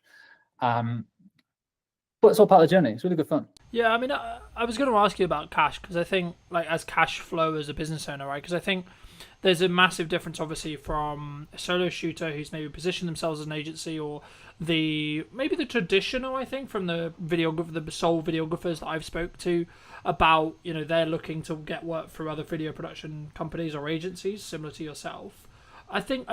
Did you always have good money management skills, or because the story that I found is people normally get it wrong before they get it right? Yes. Cash is king with any business, and it's definitely applicable to video production and photography services. I've always been good with money. You have to be a business owner fundamentally, but even as a kid, I was always quite tight, I guess, with money. Didn't intend to be. I always did what I wanted to do. And I went traveling all over the world and stuff like that, and I had some great experiences in my 20s. But I've always been quite strict with money. I've never been spending it on like designer clothes. I'm not really fussed about anything like that. I bought my first house when I was 27, which I was really pleased to be able to do. Me and my wife got a mortgage together. So I've always been quite good with money. And that has served me well when running a production company. It's like whenever an invoice gets paid, immediately save the 20% VAT. That goes into a reserve account. Immediately save roughly 20% corporation tax. That goes into the savings account as well. And then I've got the cash account of what we actually use for day-to-day spending and paying payroll and expenses and overheads and stuff like that. So there's always been a reserve account. I'll always have a figure in my head of the minimum amount of cash I'm comfortable with, and that's taken a long time to build it up. And obviously, you know, when things like COVID come around, and that is a world-changing experience where you can't have all the cash that you've always wanted. You might have to dip into it, or you have a few quieter months. But in order to run a company, for me, to sleep well at night, I need to make sure there's months and months and months worth of cash flow sat there. And some people might disagree. They might say, well, you should be putting your money to work and making it work for you, so you're earning money in your sleep. And obviously we invest in the studio facility, we invest in our marketing and invest in our team and training and all that sort of stuff. But having a good cash buffer for me just makes me sleep much better. And it means I've got the mental capacity to pursue opportunities that I want, and don't just have to take any project that comes our way because we need a quick 500 quid. Yeah, I think, yeah, I mean, I think that does lean on to my next question, was going to be around like how does one attract larger brands to work with us, either consistently or as like maybe one-off projects in general. But just to build on what you were discussing there, I think it's very key to understand, and something that I have struggled with maybe for the last couple of years, but not this year specifically, has been understanding your numbers, but then also giving yourself a little bit more like cash cushion than you think you're going to need, right? Like, oh, I'm going to be fine on X amount. And then in reality, if you have just a little bit more, then something will end up happening that takes that cushion, I think, for me. But just to reiterate the question, I mean, how, for maybe someone listening to this who's maybe solo or maybe looking to scale up, how would you say they should look at maybe working with, the Red Bulls of the world or equivalent in that respect, in regards to like the size and the scale of the actual brands that maybe they're looking to attract as a client? I mean, this is changing loads over the last few years. From what I've seen, is historically the big brands would only ever work with big agencies for the longest time. And that is still the case for a lot of places. Like Coca-Cola will only ever work with WPP, or they have done for forever, because they feel like they need the resource. They need the WPP, are one of the largest advertising agencies in the UK, in the world. They feel like they need the cushion and the experience of a big advertising agency, and they probably do. They need the strategy thinking and all these different resources they're going to pull upon. But what I can see is over the last few years, more and more brands are doing more in-house, and they don't necessarily need the big agencies or the big thinkers, from what I can tell. Now, I could be wrong, but a lot of brands are now doing that big thinking in-house, and they're bringing more smaller, independent specialist agencies. So rather than just like one overarching agency that handles everything in terms of their marketing and their branding and strategy and their content, they might have, okay, there's an SEO agency there, and there's a production agency there, and there's a web design agency there, and they manage it themselves rather than an agency managing that. And they just make sure that's all sort of aligned, which means that smaller companies have access now to bigger brands, and they're able to work. And basically, once you've got one, it's easy to get the next one, or easier. You still have to chase for it. It's more competitive for sure, but once you have a few bigger brand names under your portfolio, and the work can start speaking for itself. So we're able to attract bigger name brands because we've worked, like we had our Premier Foods Group, which is a FTSE 100 company that we did over 15 YouTube pre-roll videos for those guys back in, it was like 2021, I think. And that's for their whole suite of brands: Ambrosia, Oxo, Bisto. Anyone in the UK will have heard of these brands. They're in every shop ever. So we did loads of ads for them. And by doing work for those people, it opened up doors to more foodie brands. So then we're still able to work for BBC Food. There's another project we got off the back of that. Yeah, we had to pitch for it. We went up against 27 different agencies and a public tender to win that particular project, but suddenly we got that. And then I marketed the fact that we worked with BBC Food for a 9-month content retainer on LinkedIn. That then led to one of our current biggest clients, which is Uni, and they're the pizza oven company based in Scotland. And that's because I put out one post on LinkedIn about working, like a blog post about how we work with food and break down that process. So it went from one to the next to the next. So you can, when you look back, when you're in the thick of it, it's hard to tell what's going on. It's just like, shit, you know, where's the next client coming from? And you just want to do the best work you can. But when you kind of step back, you go, okay, I can see how that one has led to that one, has led to that one, has led to that one. But it's been I've been self-employed for 12 years. It's 12-year experience to be able to get to this point alone. And some people are way further on than me in terms of their career, but I'm really happy that we get to work with like some world-class brands. And just by working with one does tend to lead to working with the next. So I bet your next question is, well, how did you get the first one? Because that is the challenging bit. And the way I would say doing that is work for free, which I know everyone here is going to hate. By free, I mean make a spec ad. Speculative. I don't know if you've ever done it, but you basically need to prove your skills and your services and the quality of your work off your own back. So that's how we won we started getting to super slow-mo. That's one of our core specialisms, which works with food and drink kind of content, is the 1,000 frames a second super slow-mo videos. We shot an ad for free with Whitley Neal Gin in a little corner of a studio. Me and my business partner at the time just kind of messing around, working out how does the kit work, how does the lighting work. This was years and years ago. And we put together a little 20-second montage. We partnered with a kit hire company who lent us the camera for the day.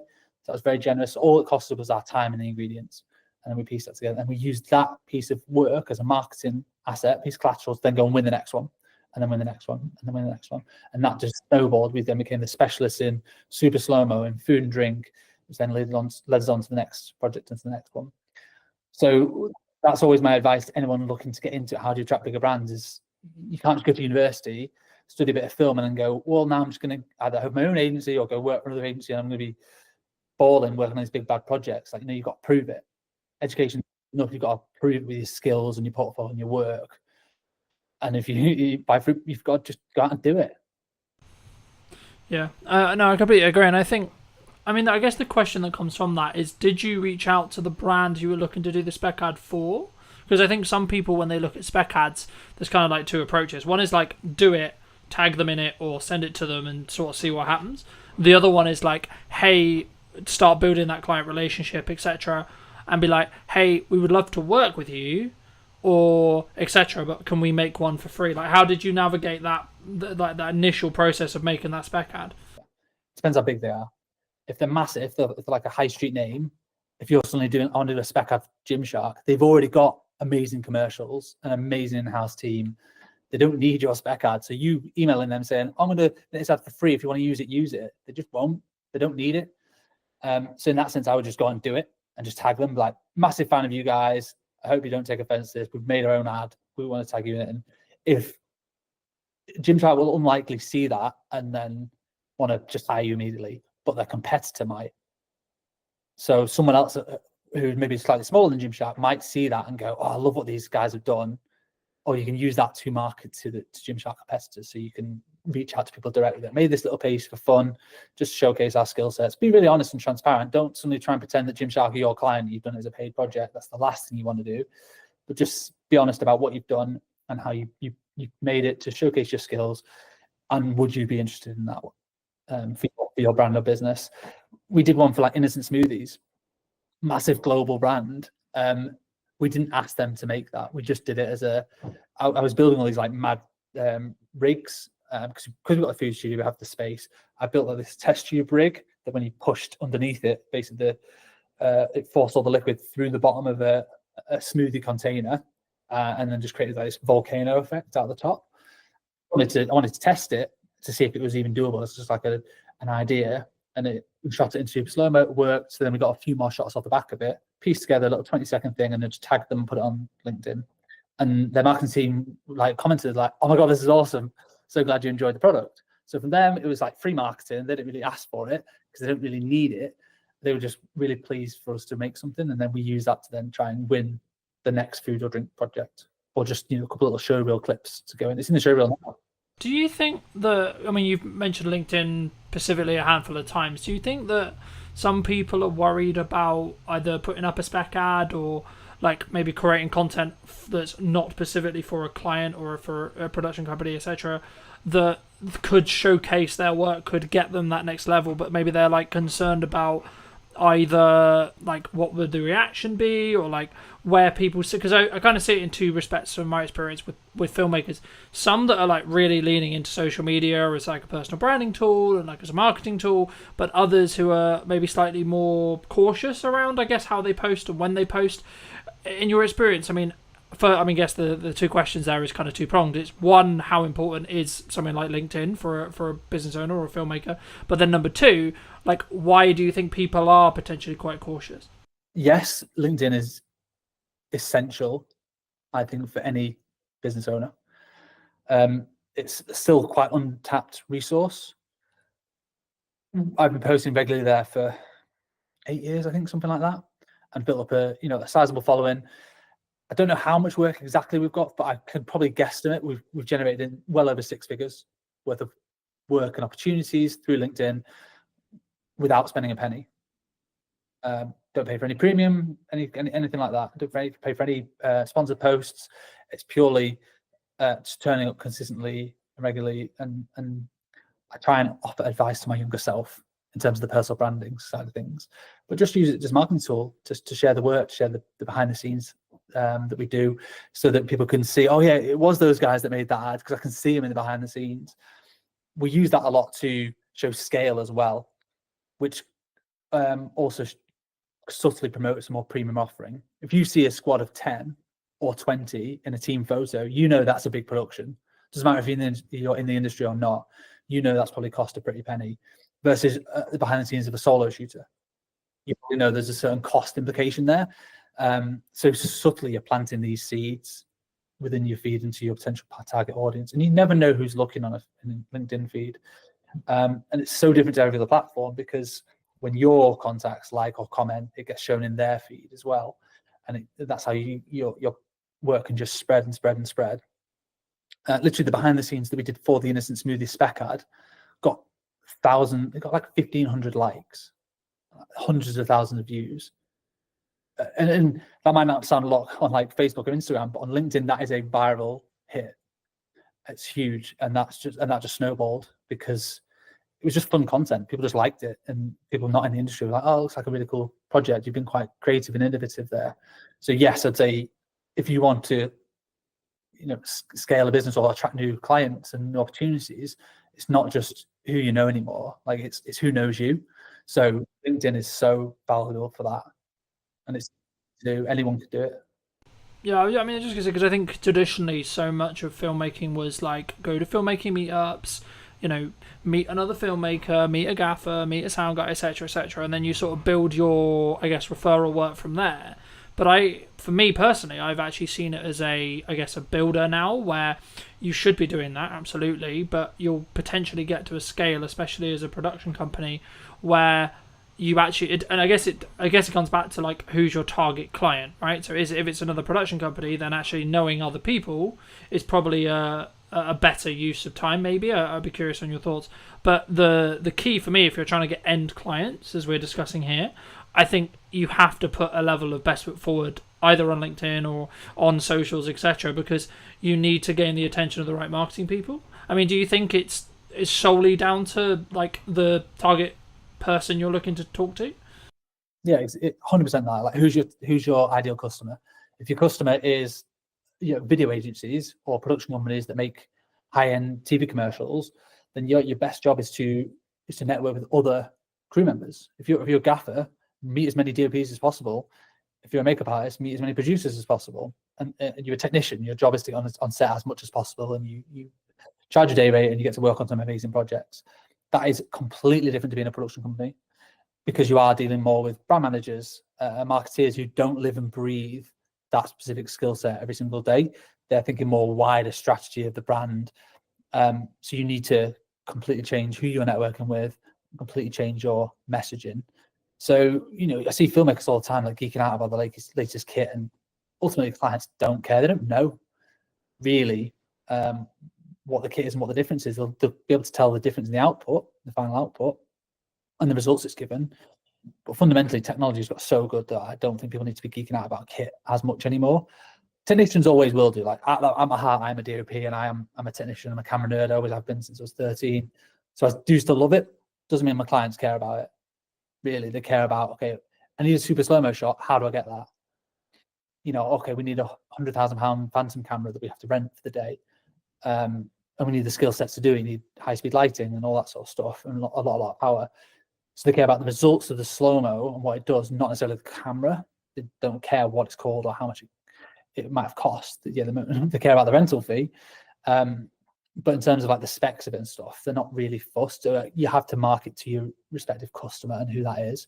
If producers are hiring you and you own a super slow-mo camera, then talk about the specs all day, because they probably will care.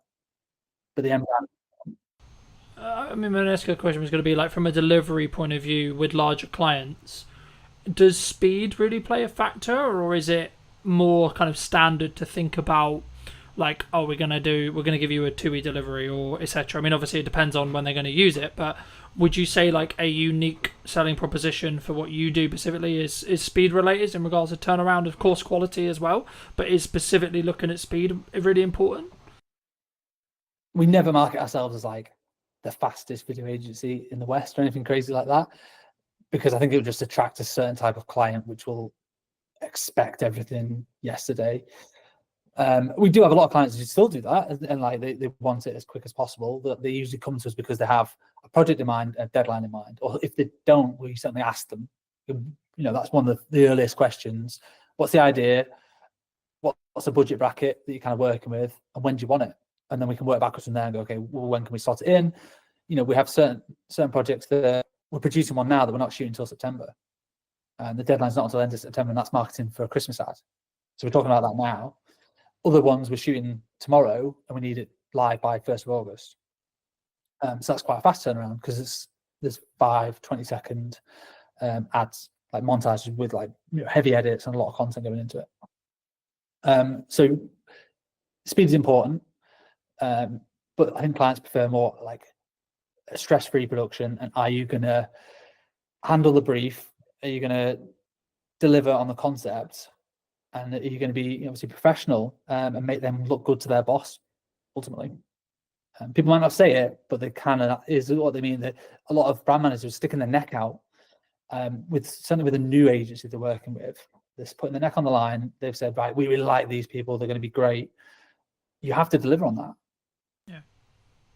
You have to. Yeah, I think the key is you have to follow through on the content or the promises that you have like said that you're going to do, but then over deliver on those. So I've always followed a motto for a long time, and it might be why I'm doing quote unquote okay in business, because I've always under promised and over delivered with every project that I do. But I think it does, to an extent, kind of bring me on to kind of the next question I want to ask you, which was about like, how do you justify to a client who's maybe on the fence about spending, let's just say 10 grand or 15 grand or whatever it ends up being, right? How do you deal with those hurdles when it comes to being higher priced as a whole? Yeah, so we don't do quotes anymore. We do proposals. So for every single client, they get more than just a one-pager. So we used to just do quotes. People come with a brief, amateur video. So you go, okay, put it together in a spreadsheet, put it onto a 1 or 2 page PDF with a breakdown of your pre-production and post, and this is what it's going to cost with a number at the bottom. And people either go yes or no. We don't do that anymore. We're now doing proposals. So pretty much every client that comes to us will get a bit of an idea. They might already have an idea and they want to just flesh it out. But here's a few visual references of the style that I think we can execute on based on your budget. I tend not to do this like on a whim. Like if I know they've got 20 grand, okay, I can work backwards from there and go, well, this is the kind of production that I think they might need.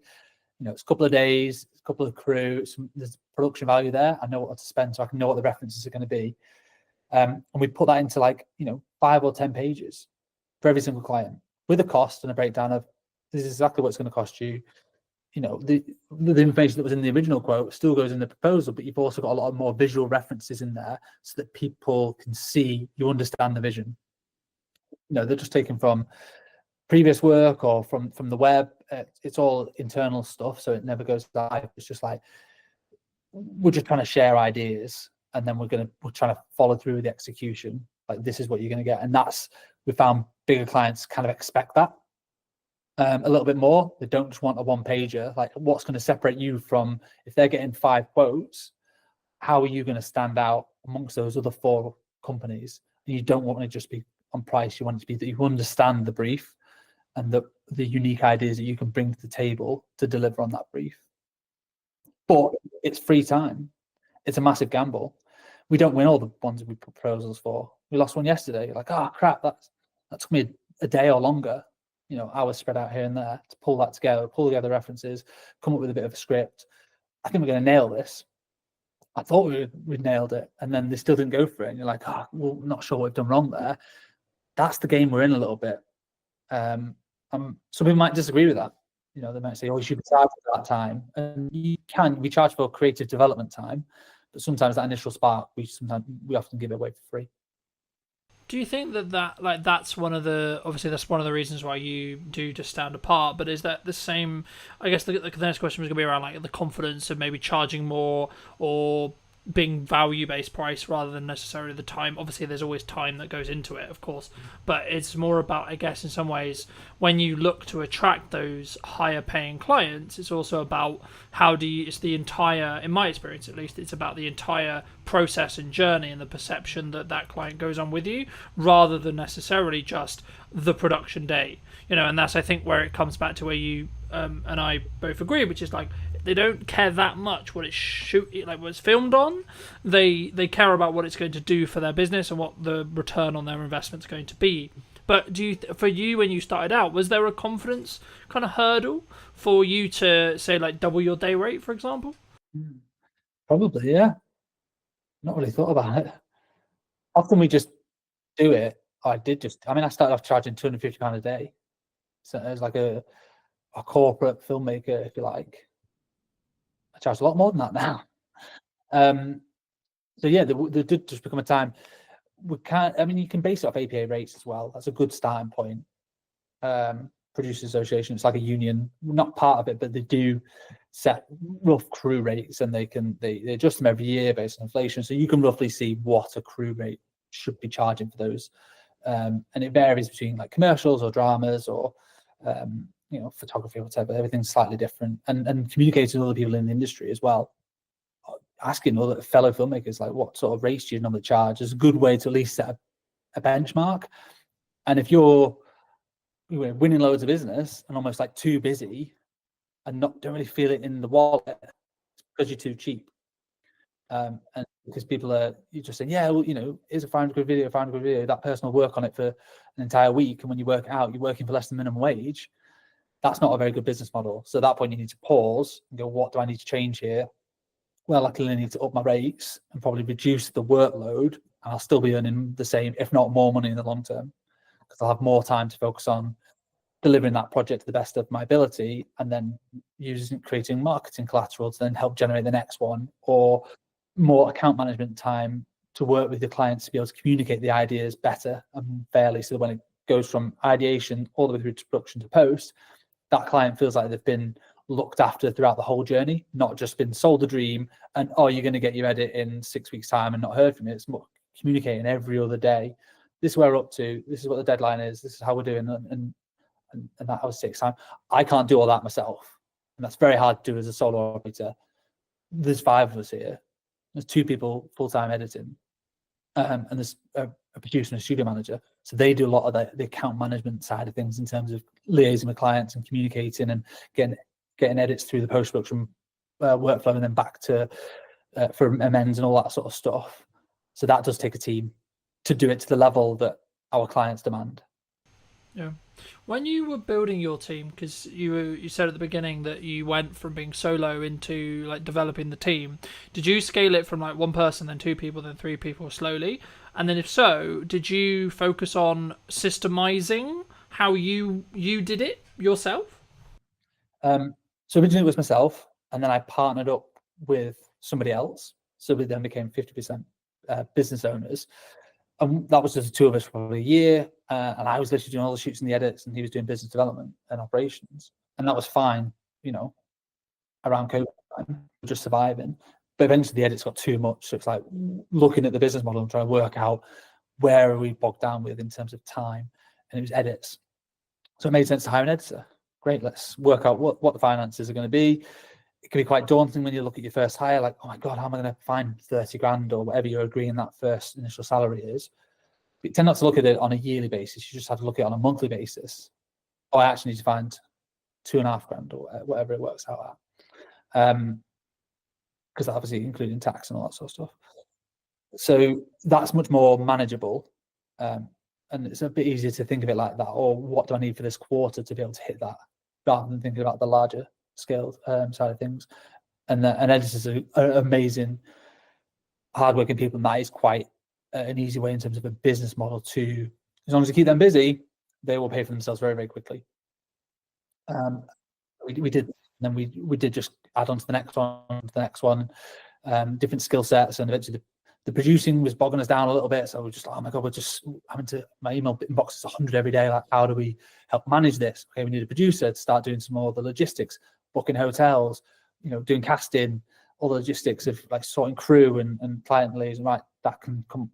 Basically, I hire somebody when I get too busy with one thing that I don't necessarily want to do all the time. And then just let them do that, and then I can focus on the stuff I want to work on. Yeah. Did you, from like a management or money planning point of view, when you were looking to do that, like, did you have the money in the bank to pay for like 2-3 months, or did you have like the full salary, or did you like just have it in like contracted jobs in the respect to like, I know I've got consistent revenue for say 6 months and it's going to be that number, and that actually means that pays for me plus 2 people? How did you sort of plan that when you were scaling? Because I think so many people, when they maybe look to take from a video production point of view, they take it from maybe a solo, what I would describe myself as, which is like solo plus, where they only have budget for project by project basis to bring in people, expand those crews.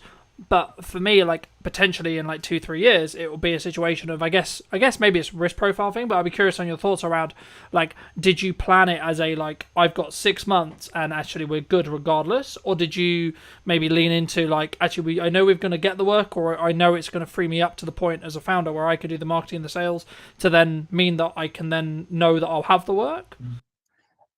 Yeah, I mean, for like a U+1, use freelancers until it becomes so obvious that you're spending so much money on freelancers that it's more cost effective to hire somebody full time. So if you're paying a freelancer £300 a day, that 10 days of work, it's 3 grand. 20 days of work, a normal working month, that's 6 grand. That's way more than 30 grand salary for a full-time editor of what you've got to pay out as an individual. So if you do that consistently, you'll soon realize that having all these freelancers has cost me way more money than a full-time person. So generally, that's exactly what we did. We had freelancers, and we actually won a few big block bookings. So we knew we had 2 months worth of editing work. So we had freelancers just coming in. I think we had 2 at the time, just helping us churn through this massive volume of work. It was all costed for, so it was all fine. And we just knew that, well, hang about this.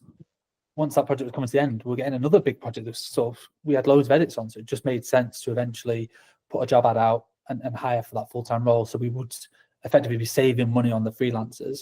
And we gave the freelancers the opportunity, like, do you want more job stability? Do you want, to come on full-time? And some people did, some people were not interested. They're like, no, I'm happy with the flexibility and the variety. Like, there's a place for both in terms of freelancing as a technician or going full-time in-house.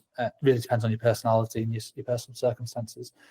But from a cash flow point of view, I think we had at least, call it 6 months worth of cash to be able to pay that person. They could be sat around twiddling their thumbs. It'd be a terrible business model, but they could be without us necessarily worrying about how we're going to pay that person. Because also when you hire them full-time, you have an obligation to pay them. They're now an employee. You can't just get rid of, you can make them redundant, but that's a failure on your part, I think, rather than just, we didn't have enough work to be able to pay them. Like, you've got to then go and get the work to keep them busy. So that is part of the risk. Definitely, it's a high risk move. I mean, it's such a while ago now. I've always had staff members around me for the last 6 years, so I tend not to worry about that as much now. It's just a no-brainer that we are a team, and it takes a team of people to deliver on the projects that we have now. So if it does sound scary to anybody as an initial thing, I'd always just say, bring on freelancers until they become too expensive to not just hire. It's a no-brainer to hire somebody full-time. Yeah, I think I agree. I mean, I think would you say that in that though, one of the things that a founder, a or like an origin person of the business in a video production context, like they should spend like as they're scaling and as they're bringing in people to help with the delivery side, should they spend like a significant amount of their time in trying to, I guess, apply financial resources to getting more people to help them either with their personal marketing or the company's marketing or etc. to then like because I found like for me that will have the strongest ROI by me creating my own content and me being in the world of marketing all the time as much as possible and not as much in client delivery. And if so, how did you transition? I mean, did you just end up like you sort of alluded to it at the beginning, but did you have to transition all your clients because they wanted to work with you specifically? Because I think that's sometimes the weakness when we're very founder led as a business, where a client wants to work with me because they've consumed my marketing and then they want me to have that touch on the project. And how do you sort of balance that with also then scaling it with a team? Yeah, I'm still figuring that out, to be honest. A lot of our projects are of a scale where it can never just be one person. That one person ideally should be on the job. That was a big USP for the longest time, is we weren't necessarily just another production company that brought on loads and loads of freelancers. It was like, no, if you see us in the initial call, you're going to see us on set and we're going to hold your hand all the way through the project. And that's done really well for us for the longest time. It's helped us build relationships with the right people. It's helped deliver good work. But that is only scalable until a point. I can't be on every single job if I want to scale the business beyond where we are now. So that's probably a bit of an ego thing that I've got to figure out and navigate and work out. There are other people who can shoot. Yes, technically I'm a DOP and it makes good financial sense for me to be on the shoot, but also makes good financial sense for the wider business for me to be marketing and spending more time doing business development to bolster the scale of the productions and the bigger business and clients. As long as they are getting a good service from you as a brand, not necessarily you as a person, I don't think they'll fundamentally care that much. As long as it's not sell them the dream and then you never hear from them again. You've still got to check in, but that could be checking in with just emails, texts, how you finding everything. You know, I went on holiday last week and I was like, oh, all these productions are going to fall down. Well, of course not. I've got a team who've been briefed in and they looked after the clients and they did a smashing job. And I came back and I'm like, so what are we shooting tomorrow? It's all been done. You know, I just trust the team to do their jobs. Yeah, no, absolutely. No, I think that's a really important thing for people to think about before they start scaling, which is like how they're going to set that expectation. At the end of the day, if the client's getting the customer service, the client experience, and the product that they are like they're paying for and they want, then I think that becomes lesser to an extent, right? Like, of course, you can't be completely removed from the service or from the entire client journey, but I think it become like if you have a trusted team and you're known as someone who has a trusted team, I think there's maybe a pivot or a change that needs to happen with marketing. But for those people who are maybe interested in seeing, you know, some of your work or looking to see some of these LinkedIn posts, etc., where's best for people to reach out to you or connect with you? I'll come on to that in a second. I just want to echo what you said about, just build on what we talked about in terms of individuals and stuff. And I think it depends on your role. So if you're a photographer, quite often you are hired because you are, I don't know, Cal Thompson photographer, for instance. Not me, because I'm not like a world famous photographer, but an individual is often hired. From what I can see, people don't necessarily hire. There's a couple of very good ones in the north, but photography agencies where it's a different photographer every time. They just want that individual. Whereas video production, because it's seen as a bigger scale often, and there's more people involved, clients aren't hiring just one person necessarily, unless they are just looking for a videographer. It depends on your clients. If you're just doing event videography, it is often that, okay, well, I'm expecting you to turn up on that day. If you're doing commercials, which is what we do, yes, I might be there, but I might not be, because there's also 10 other people that are going to be there. So that's a bit of an easier one to navigate, I think. But yeah, so I hope that answers. It really depends what your specific roles are, and you know, you don't go to Amazon and expect Jeff Bezos to be serving you on. You know, it's the brand and the strength of the brand. So I think anybody looking to scale their video business needs to double down on the brand. And I think that's one thing we've done quite well over the last few years, is Dead Pixel as a brand and a reputation, that we just do good work in the north, and people want to work with the brand, not necessarily just me. I am the face of it quite often, but I do bring in everyone else from the team, and I make sure I tag everyone else. Like the edit was done by Kate, it was produced by Jazz, and we do some culture pieces as well as not just sharing. You know, we got on team days out and we share that, so people feel a closeness to the whole brand, not just to me as an individual. Same with Instagram. Like, we don't just post just my headshots all the time. Like, it's obviously it's the work, and it's okay, it's been with us 2 years, it's a nice little celebration post or whatever. So strengthening the brand will only help strengthen you as a company.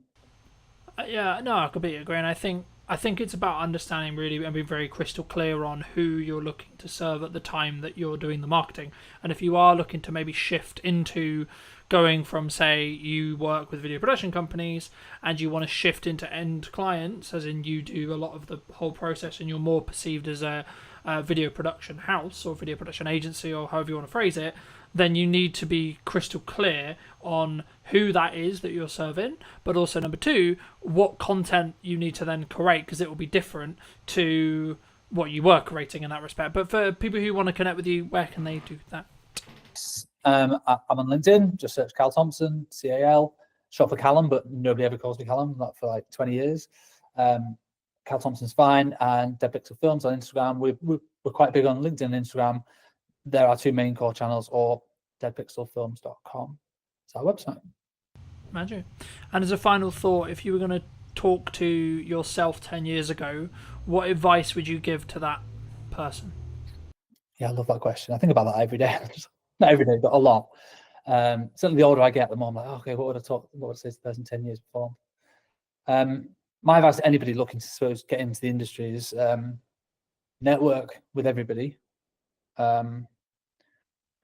Be a nice person and be patient, and don't expect that just getting a degree you're suddenly going to be Christopher Nolan doing feature films. Like, it's going to take time to develop skills, not just in filmmaking, but in like people skills and management and all those other softer skills that make you a better filmmaker, are essential to your growth. So that's what I would say to somebody sort of myself 10 years ago is, take your time, be patient, and be a nice person, and just do good work, have fun. Don't take yourself too seriously as well. You know, we're not curing cancer, ultimately. We're just making videos. Appreciate the time. Thank you ever so much for coming back and joining, ladies and gents. I hope you took value from this video.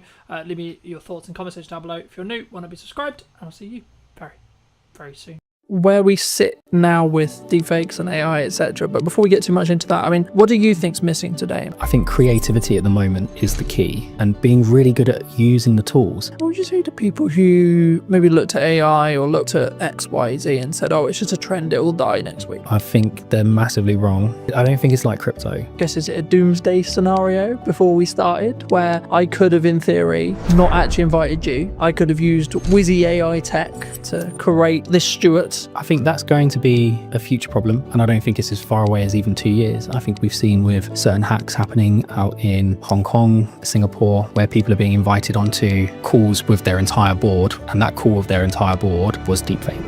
Did you know that 93% of you are not subscribed? So if you could please do me a favor and you're enjoying the show, then subscribing would mean the world to me, and it would allow me to grow the show and continue to get larger and larger guests and continue to bring what's missing in marketing today. Thank you ever so much for joining me, and I'll enjoy the episode. Hello, my friends. I hope you're well. I hope you had a good day, evening, or night. Today, I'm with Stuart talking about what's missing in marketing today, of course. And also, I guess to an extent, Stuart, it's about where we sit now with deepfakes and AI, etc. But before we get too much into that, I mean, what do you think's missing today in marketing?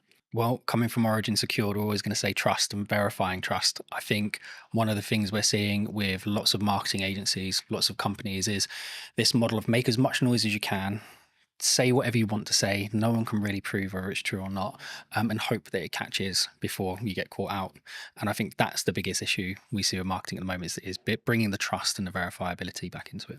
I mean, because we were alluding to, I guess, is it a doomsday scenario before we started, where I could have, in theory, not actually invited you.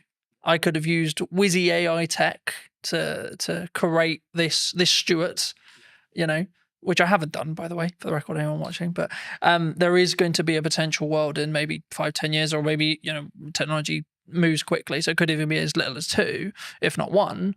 You know, is that kind of where it comes from? Do you think the lack of trust? Like, actually confirming that, yes, I am talking to Stuart today, and yes, Stuart did actually come on the podcast? I think that's going to be a future problem, and I don't think it's as far away as even 2 years. I think we've seen with certain hacks happening out in Hong Kong, Singapore, where people are being invited onto calls with their entire board, and that call with their entire board was deepfaked, right? And I think they got away with like $20 million, whatever it was, in that particular one.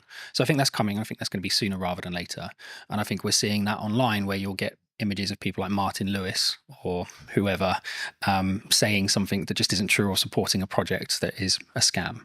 So I think that's coming. But I still think just traditional trust, right, is a problem.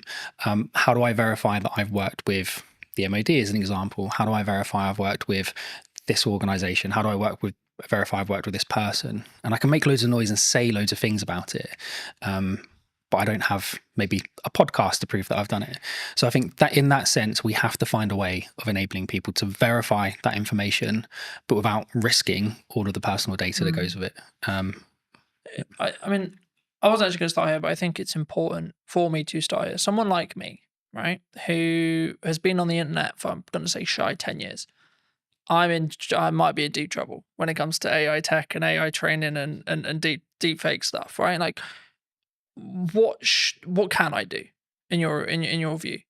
What, to protect yourself? Yeah, I think is very challenging. I think our product will go some way to helping that. But even still, even with kind of origin secured verification on top, all we're doing is verifying whether something is real, right? We're not necessarily proving something's fake.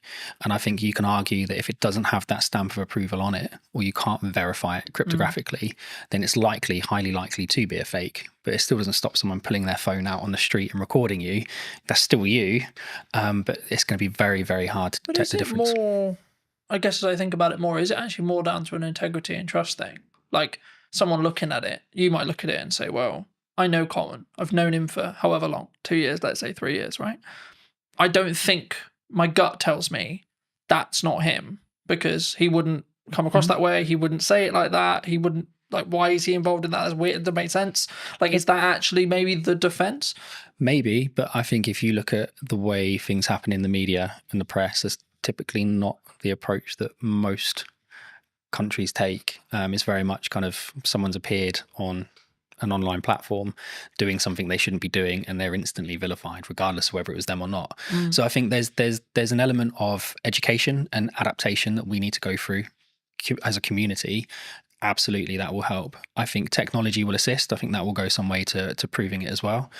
I think it's really going to be education. I think we need to teach people to be safer online, and to be able to identify when something might be a fake, which at the moment I just don't think we do enough. I think we rely heavily on third-party organizations who we think represent security, and in some ways they have been secure, but when you've got trillions of dollars flying around markets every day, if you carve off even 10%, even 1%, right, these are huge numbers. Fraudsters are going for them.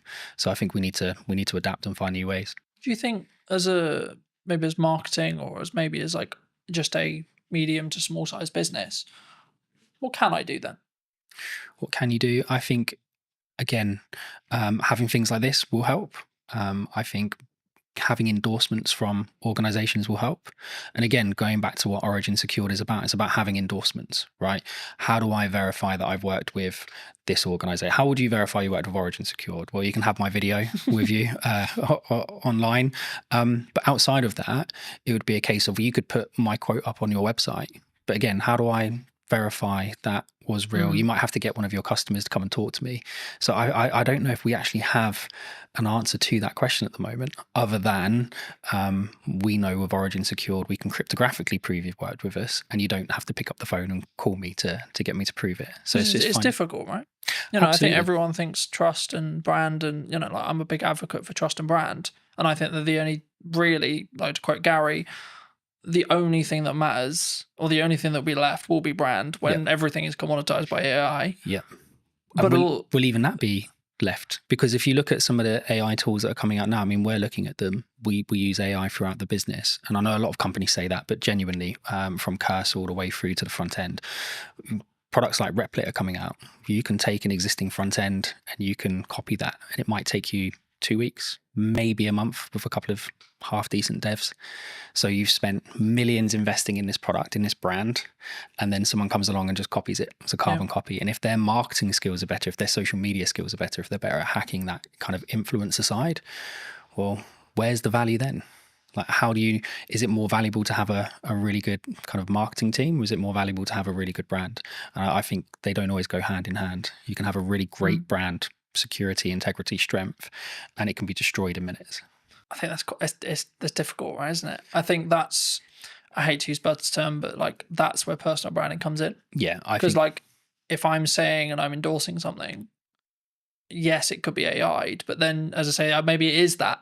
Like as I say and think about it, like maybe it is just that because of my track record. Because like then people, I guess the question there though is it then down to the person consuming it to make the decision? Well, that's kind of the approach we've taken. Right. So the approach we've taken is it's down to the individual to choose who they trust and whether or not they believe that's true. Right. So we can have, and we'll get into the tech more later, but we can have a series of endorsements for yourself. Right. So we could endorse you cryptographically. You could be endorsed by the passport office, right, or by an ID service provider, or by the DVLA, or by your bank or your solicitor.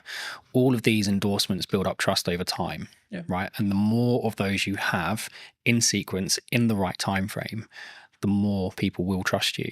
And I think a big question on top of what you've asked is, if we're moving more to a solution where you need kind of integrity and trust built over time, how do people break in at the beginning? Because at the moment, the big reason that companies do that is they're trying to make a name for themselves. Yeah. They have a great product. They've got a great idea. It's not always fraud. Often it's just a small company trying to make it. We need to be able to create environments where those companies have an opportunity to prove themselves. Because if we just say, well, you have to have brand integrity and you have to have a history. And you have to be around for 5 years, etc. Yeah. Then it's going to stop that from happening. It's interesting because I'm rapidly approaching like 6 years full time and 10 years like doing the thing. And I'm like, oh, it must be really hard for people starting out. But like genuinely, like when I was starting out, AI wasn't a thing. Yeah. And that's the big conversation with AI at the moment. It's like completely obliterating those grunt jobs that people did as junior editors and junior tech people and etc. Is it down to us then as providers, like medium and larger, like to say we're going to choose, or is it purely just it's going to get commoditized because it's efficiency? I think there's going to be a huge amount of commoditization. I think there's going to be lots of consolidation, right? More importantly, there'll be lots of consolidation. I think standing out from the crowd is going to be challenging. I think it already is challenging, right? If you can have the best product in the world, but if you can't get the message across, or you can't convince people what it actually does or how it does it, it's not going anywhere anyway. I think we need to create more of a fair opportunity for smaller companies.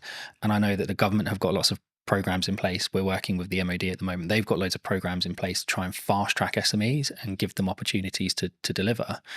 I think we need to do more of that. And I think we probably need to have better controls over how are these contracts won, how are they tendered for, because ultimately they're geared up for companies who have got hundreds of people to spend hours and hours and hours of time building this kind of knowledge up over time. And then you've got a small SME that's run by 3 people with no experience. But also, I guess you could flip it on the other side. When you look at AI or things like ChatGPT, large language models, etc., where actually that could be the greatest equalizer that you've got, right? Because someone who's maybe solo or 2-3 people, then arguably, if they're leveraging AI and they're early, they could actually be keeping up with 100 staff in regards to workforce because they're working quite smart. Well, they can. And I think, look, we've certainly benefited from it, right? Lots of smaller companies are benefiting from using AI, but so are the larger companies. And I think if you, I'm going to get in trouble for talking about this, but one of my favorite TV shows is The Wire. And there's a scene in there where one of the characters is out of jail. Cutty, I think his name is. He's sat with this other guy and they're talking about doing something they shouldn't be doing. And he gets handed a gun and it's supposed to be a revolver. And he's like, oh, I'm used to using a revolver. And he goes, yeah, but that doesn't hold 17. And he's, oh, the game's changed. And the other guy goes, no, it hasn't changed. It's just got more fierce. And I think for me, that's what AI is, right? Yes, there's going to be less entry-level jobs. Yes, there's going to be less opportunity for people coming out of university. It doesn't mean anything's changed. The industry's still the same. it's just more fierce because the competition isn't now just with someone, one of your peers. The competition is now one of your peers who can control 4 or 5 AI prompts and do the work of 12 people rather than doing the work of one. And so, yes, these companies will benefit smaller ones, but I think you're in a more fierce environment because those larger companies have access to just the same technology. Do you think it comes? I mean, there's kind of like, there's 2 strands here. Number one is like the larger companies is like turning a ship, right? A massive ship. When I'm a speedboat, I can go, woo, you know. But I think the more important, I guess, question is around, number one, how agile you can be as a company, but also number 2, it's the mindset, I guess, in some ways, because I think like with the commoditization of automation, technology, etc., like we could go down the mindset of, okay, we're all gonna be out of jobs. Bye-bye, farewell, right? Or we could go, actually, how can I utilize this as a tool? And, you know, I was having a conversation with someone very close to me about another filmmaker the other day. And I was very worried for his model, looking at his business model, because traditionally he's, in this case, brought in as a camera operator for other video production companies. And there's been a large conversation in the space, for those who are listening, about you've kind of got 2 models that you can really like business model-wise that are still profitable and can still work. Massive Hollywood stuff, which big crews, big money, lots of stress, and then the 1 to maybe 2 at most, like production size, right? The issue is, I guess, the middle-class filmmaker, you could say, in my realm, could be and potentially is going to be commoditized, especially if they're not utilizing or looking how to use AI, how to do prompts, how to, especially if you look at like the AI generation stuff that's coming out and like Google VO3 and etc. Like I looked at it and went, oh, right, okay, I need to talk about strategy more then. Because the idea of filming stuff is going to become less profitable than I think it was. Yeah, potentially. And again, playing devil's advocate to the other side, does it become less profitable, or does it just shift into a different community? So is it now not the middle class filmmaker, right? Is it now opening this up for everyone to be able to access it? And actually you get more creativity out of it because there are people who are learning to use those technologies at a younger age and more efficiently. I think my cousin is doing phenomenally well in Sydney at the moment as a filmmaker, right? She's still going through school, but she's done several productions. She came up with this phenomenal idea about a particular singer, and she's been talking to their team about being able to produce a particular song. The idea behind it is incredible. You won't get AI to produce the idea, right? Not yet. That might come in the future. But at the moment, AI is just really, really, really good autocomplete. Lots of people are going to be really upset with that. But it is, right? They're just predicting tokens. We're not yet at a point where it is finding new ways of doing science, right? It might find a new mathematical way of folding a protein, right? But that was always there. It's just able to run more permutations. But it's not going, I've got this great idea for this film, and I want this, and I want that, and I want the other, and I want the other, right? That's still really a human kind of product. And I think... Do you think that's where the opportunity lies then? 100%. I think creativity at the moment is the key, and being really good at using the tools, right? I still think there's going to be lots of jobs. I think they're just going to change. I think you'll have less entry-level jobs, not necessarily a bad thing, but you might just have lots of people who are really, really good at doing the prompt engineering. That will become a big job in my opinion.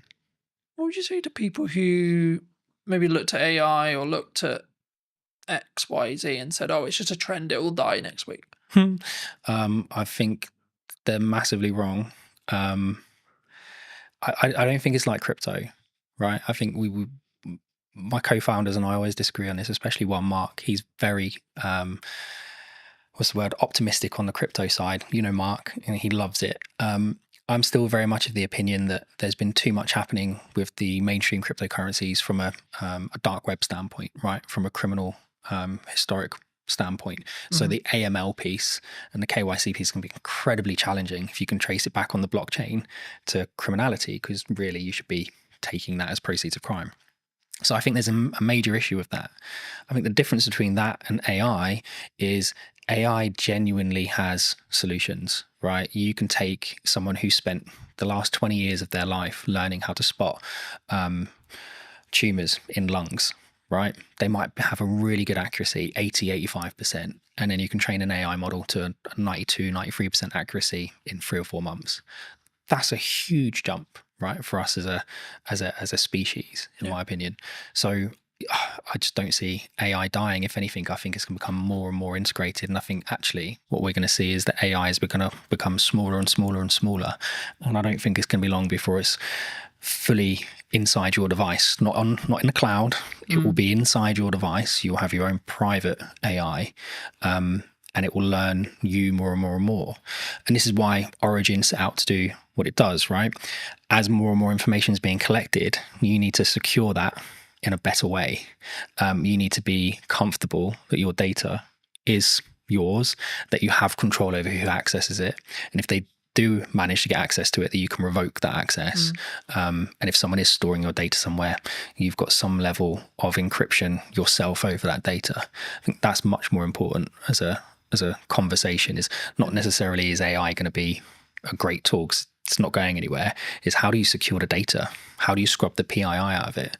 I think, because I know that, you know, other large language model providers, I'm sure, have done similar. But I know OpenAI, owners of ChatGPT, got into some hot water because they basically, what it seemed like was they were basically ignoring copyright law completely.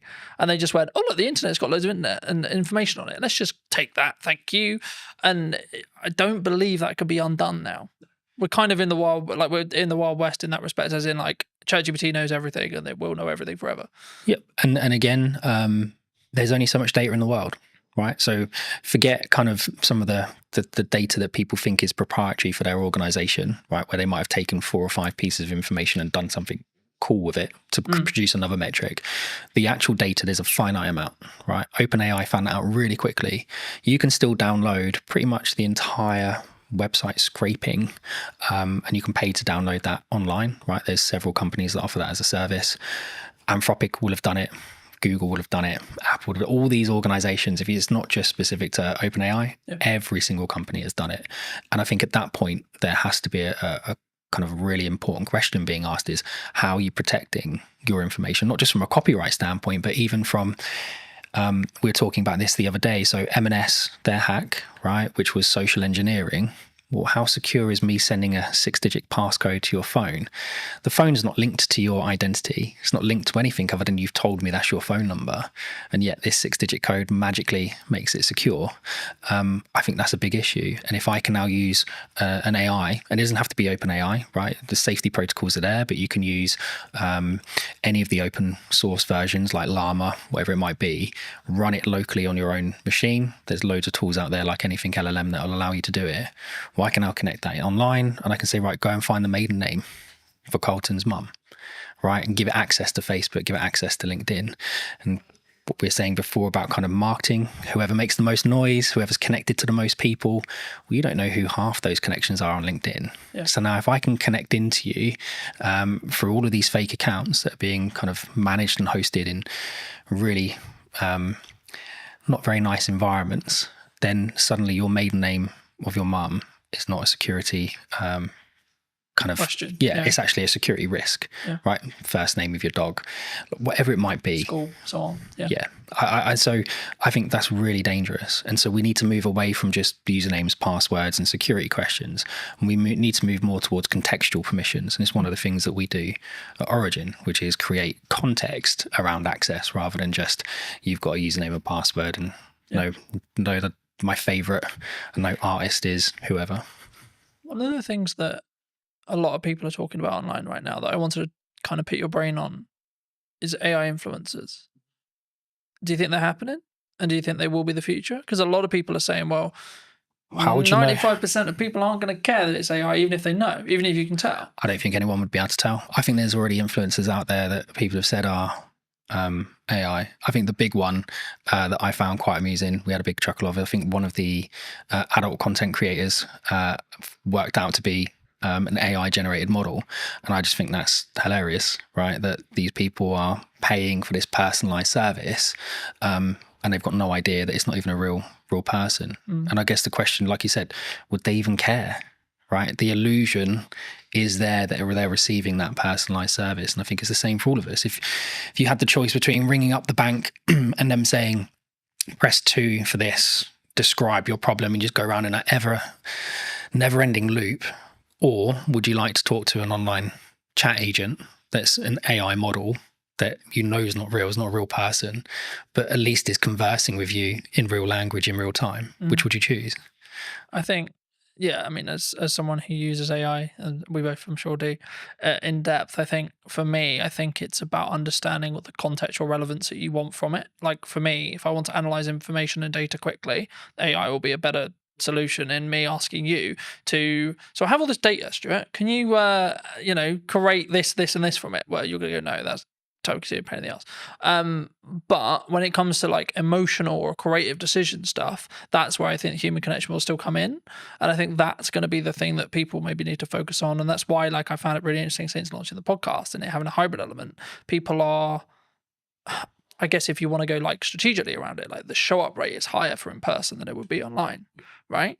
And I think the same is going to be true when it comes to like in-person events and stuff. And I can see kind of this two camp book, which is like people utilizing AI, good idea, but also a constant want and drive to have that human connection, online events, online person, podcasts, online conversations, etc. And actually, from a marketing standpoint, if you don't have a podcast, I would say now is the golden age to have a podcast, because this is the kind of conversation people really want. They don't want you have a conversation with a robot necessarily. Do you think? I think there's a lot there. So if we go back to, I think in-person meetings are becoming popular again, right? We went through that stage. COVID was a nightmare, but even before that, lots of people were like, oh, it's much easier just to do it online. I was like, yeah, it is, but you don't get the same feeling, right? You can't gauge someone's reaction properly unless you're sat in a room with them. And I think there's a lot to be said about the environment, right? So the environment today, I can say something and it's not just your facial expressions, but I can feel the environment. If you say something wrong, you can feel it change. If you say something funny, you can feel it change. And I think you lose that online. I think we'll start seeing people doing more and more in-person meetings, more and more in-person conferences. I guess the question really I've been asking a lot recently is the younger generation, right? When I was kind of 12, I was out from morning till evening every day doing whatever I was doing. It's not always the right things to be doing, but I was having fun. Whereas my 12-year-old, getting him out of the house is a nightmare. And it's not just because he's on his devices, because we limit his time on his devices. He does lots of exercise. We do Muay Thai together. We train together. We do loads of stuff together. But him and his friends don't go out. Like there aren't loads of kids in our area playing outside. And it's the perfect area to be doing it because it's quiet. There aren't many cars. There's loads of open spaces.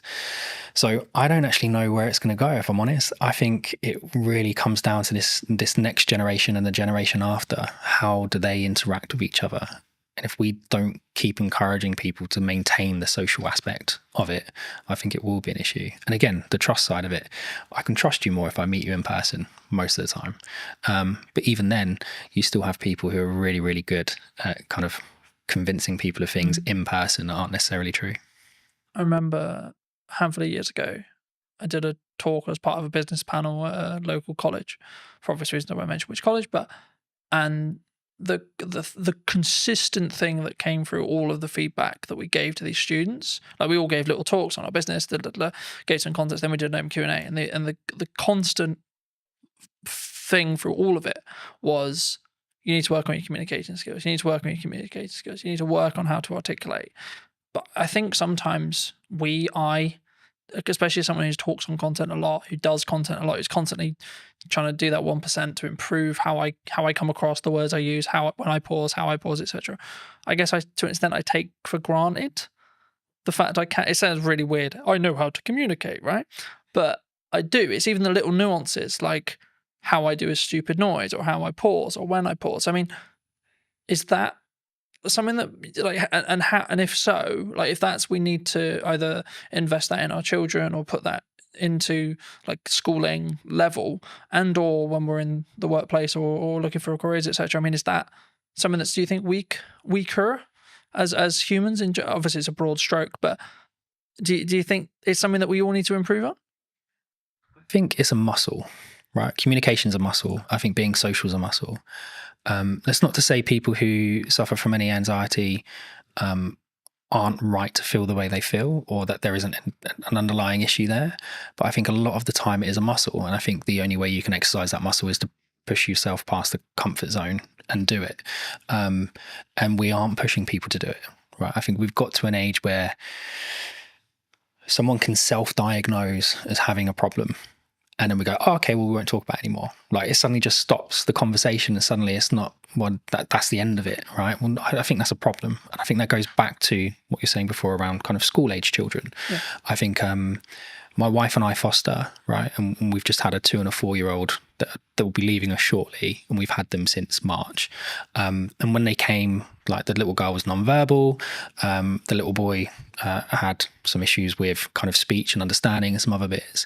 And in the last 6 months, my wife's done an incredible job getting them to a point where you wouldn't really know that they're that far behind. Like, they're not as far behind anymore, right? If you were to put them into a mainstream school when the little boy's starting soon, yes, he's going to need a little bit more help, but he's not that much further behind.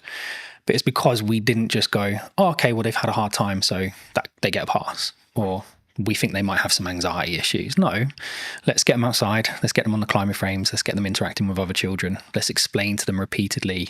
No, it's not just about saying, oh, kind hands if they do something they're not supposed to do. No, that's not right. Explain to them why, and spend that time educating them. And I think we don't do that with kids at the moment, right? There's so much, people talk about it all the time, but there's so much power with the kind of the child. And there needs to be some power with the child, absolutely. But you've also got children walking into schools stabbing people, right? That's a problem. I'm not saying we can solve that with Origin, not at all, right? But I think that's how far back we need to go. I think we need to start at schools. I think we do schooling wrong. Does that come from boundary settings? I mean, like the statistics from like a broken household is ridiculous, you know. Like, mine is true in that respect. You know, I didn't have my dad around for 20 years, and since about probably a month ago, 2 months ago, I spoke to him for the first time in 20 years. Mate, congrats. Right? How did that make you feel? Big deal.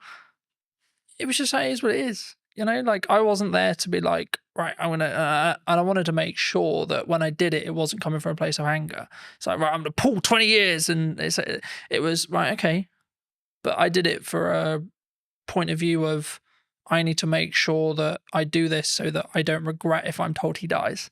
I did my best, I tried. And I think, but then also I've set a boundary to say, this isn't a fully open door as well. And I think for me, that's come from years of building on it.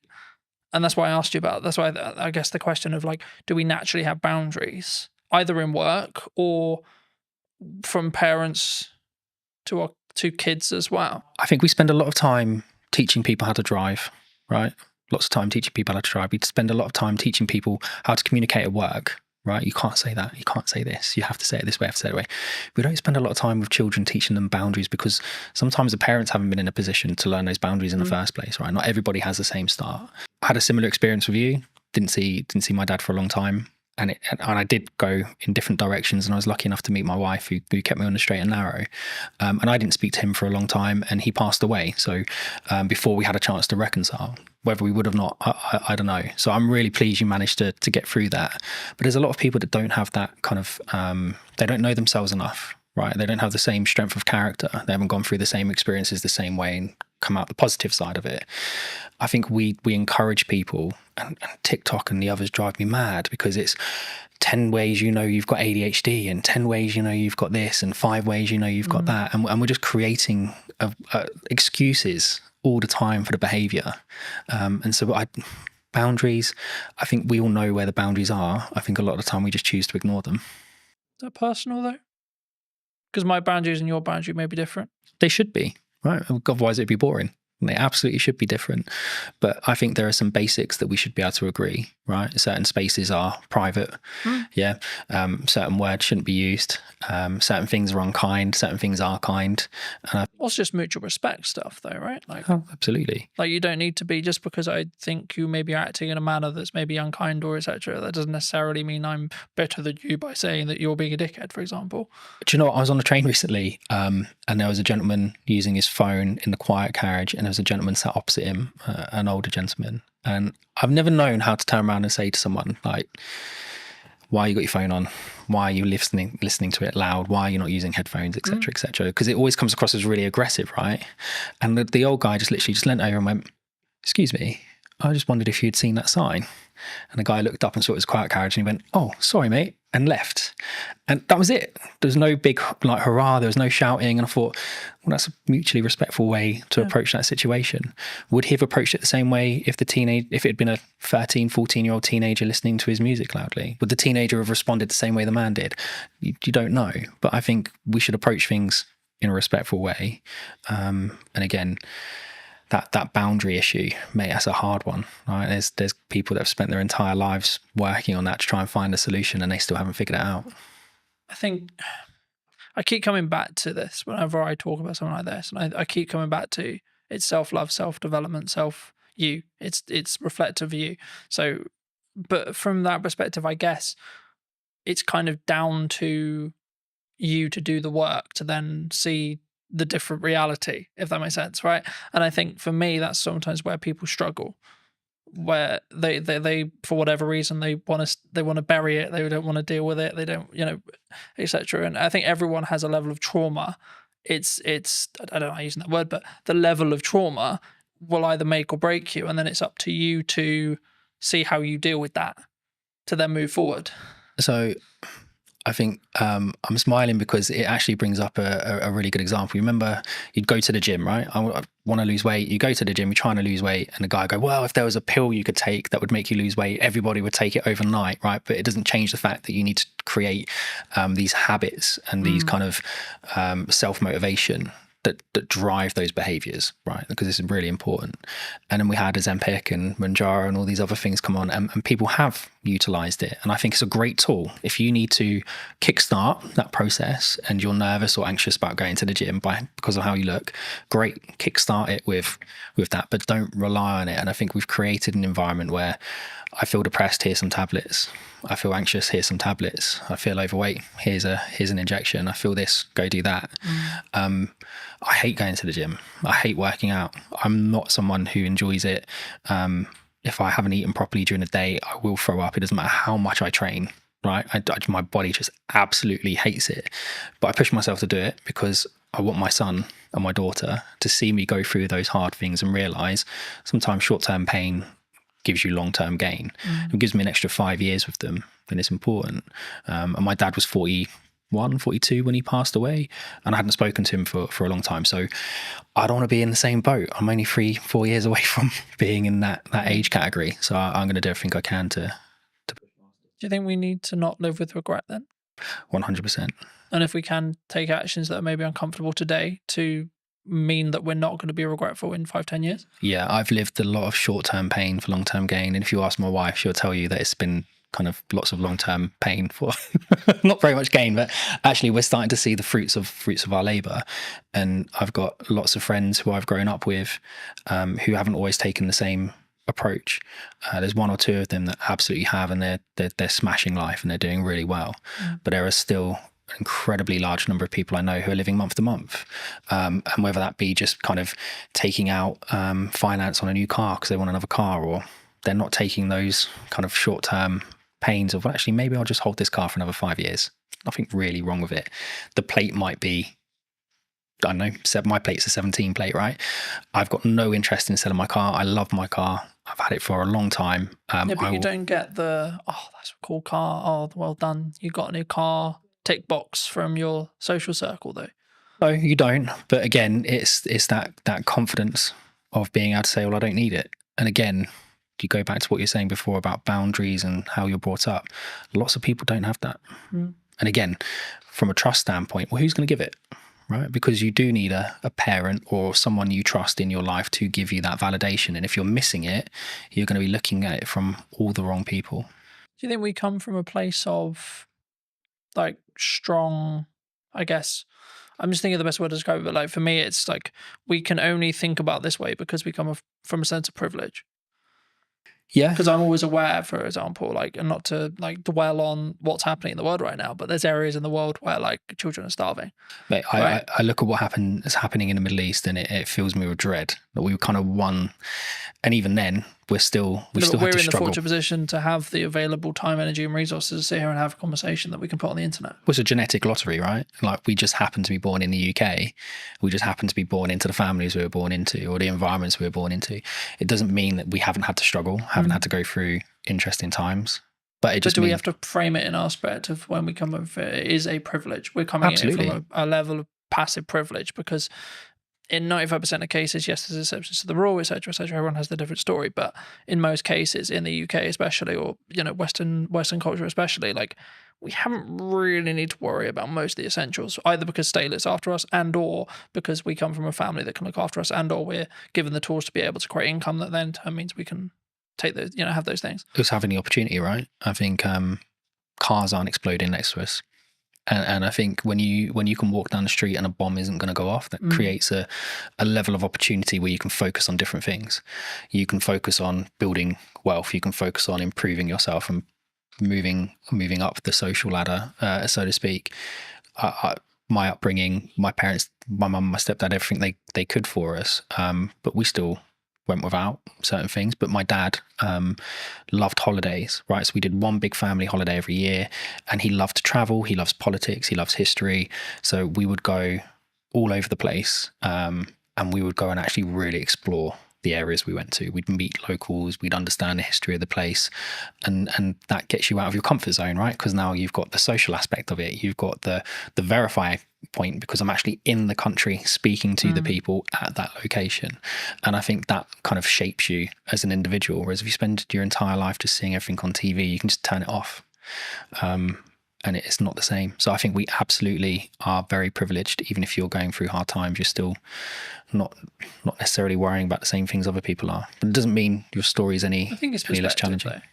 And I thought that's why I've always, for as long as I can remember, I've always talked about the fact that I don't have to walk 3 miles to get 50-50 chance if I die from drinking the water that I got, like, I have clean drinking water, etc. And it sounds slightly ridiculous, but like, also just the odds of being alive is 1 in a trillion, right?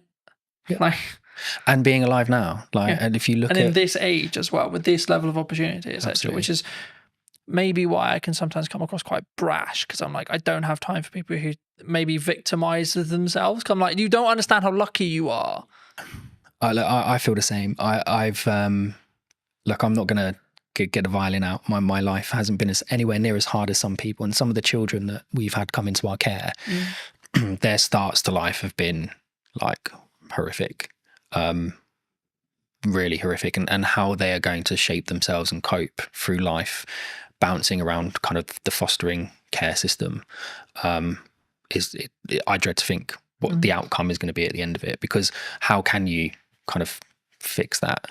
But then there are a lot of people who haven't gone through those experiences quite like that, who, like you say, kind of want every excuse under the sun not to be doing something, not to be doing this, not to be doing that. Well, why can't I just have a pill? Why can't I just have an injection? And I think that's one of the things that AI can't do, right? AI can't solve that. That's a social issue that we need to solve together. And I don't think we're going to solve it by all being in our homes tapping away on AI. We have to be out with people, meeting people and doing it ourselves. Moving back to what you do. That was a bit of a detour. Nice detour. But digital licensing, where does that sit? We've discussed this at length. So one of the key things we wanted to solve of origin was, how do we verify information about something without revealing the underlying data? And I think a really good social example of that is when police do stop and searches, right? I experienced it quite a lot when I was younger because of the environment I was in. My friends did as well. We'd get stopped and searched by the police lots of times. And sometimes it was okay, and sometimes it was really not a nice experience. And I think it always started with, what's your name, what's your date of birth, what's your address? And even if I give you my name, date of birth, and address, how do you as a police officer verify it, right?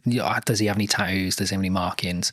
Does he, I don't know, look a certain way? But you kind of become generic. Guessing, right? Lots of guesswork, right? And lots of gut feel on the police officer side. Whereas we wanted to try and find something that would, and it wasn't just for this specific reason, but it lends itself really well to it. We wanted to be able to provide technology to the environment, to the world, that kind of removed that friction, So a digital license isn't like an ID card. There isn't a centralized database of all your information in one place. That's ridiculous. If that gets breached, it's going to be horrendous. The fraud will go through the roof. What we've done is we've used kind of a decentralized approach. So we've taken some concepts from blockchain, but removed the blockchain because it's inefficient and doesn't really work for this context. But the idea behind it is you can have an ID service provider, right? So it's a government approved company, verify your identity and give you a cryptographic endorsement that sits on your digital license, which you can carry on your device. It could also be hosted in the cloud, but the idea behind it is you've got control of it.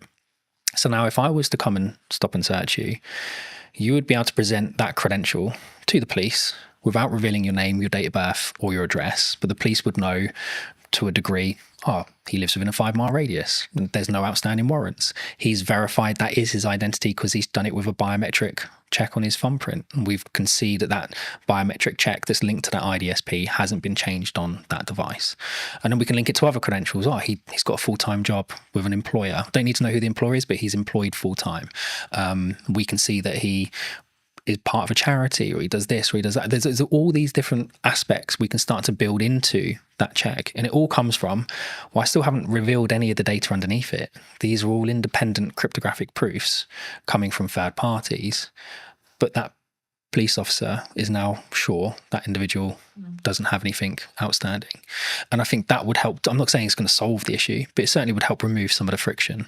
And if you then start to expand that out to kind of the business world, so if we're looking at things like how do I onboard employees in a fast and efficient manner whilst maintaining their privacy.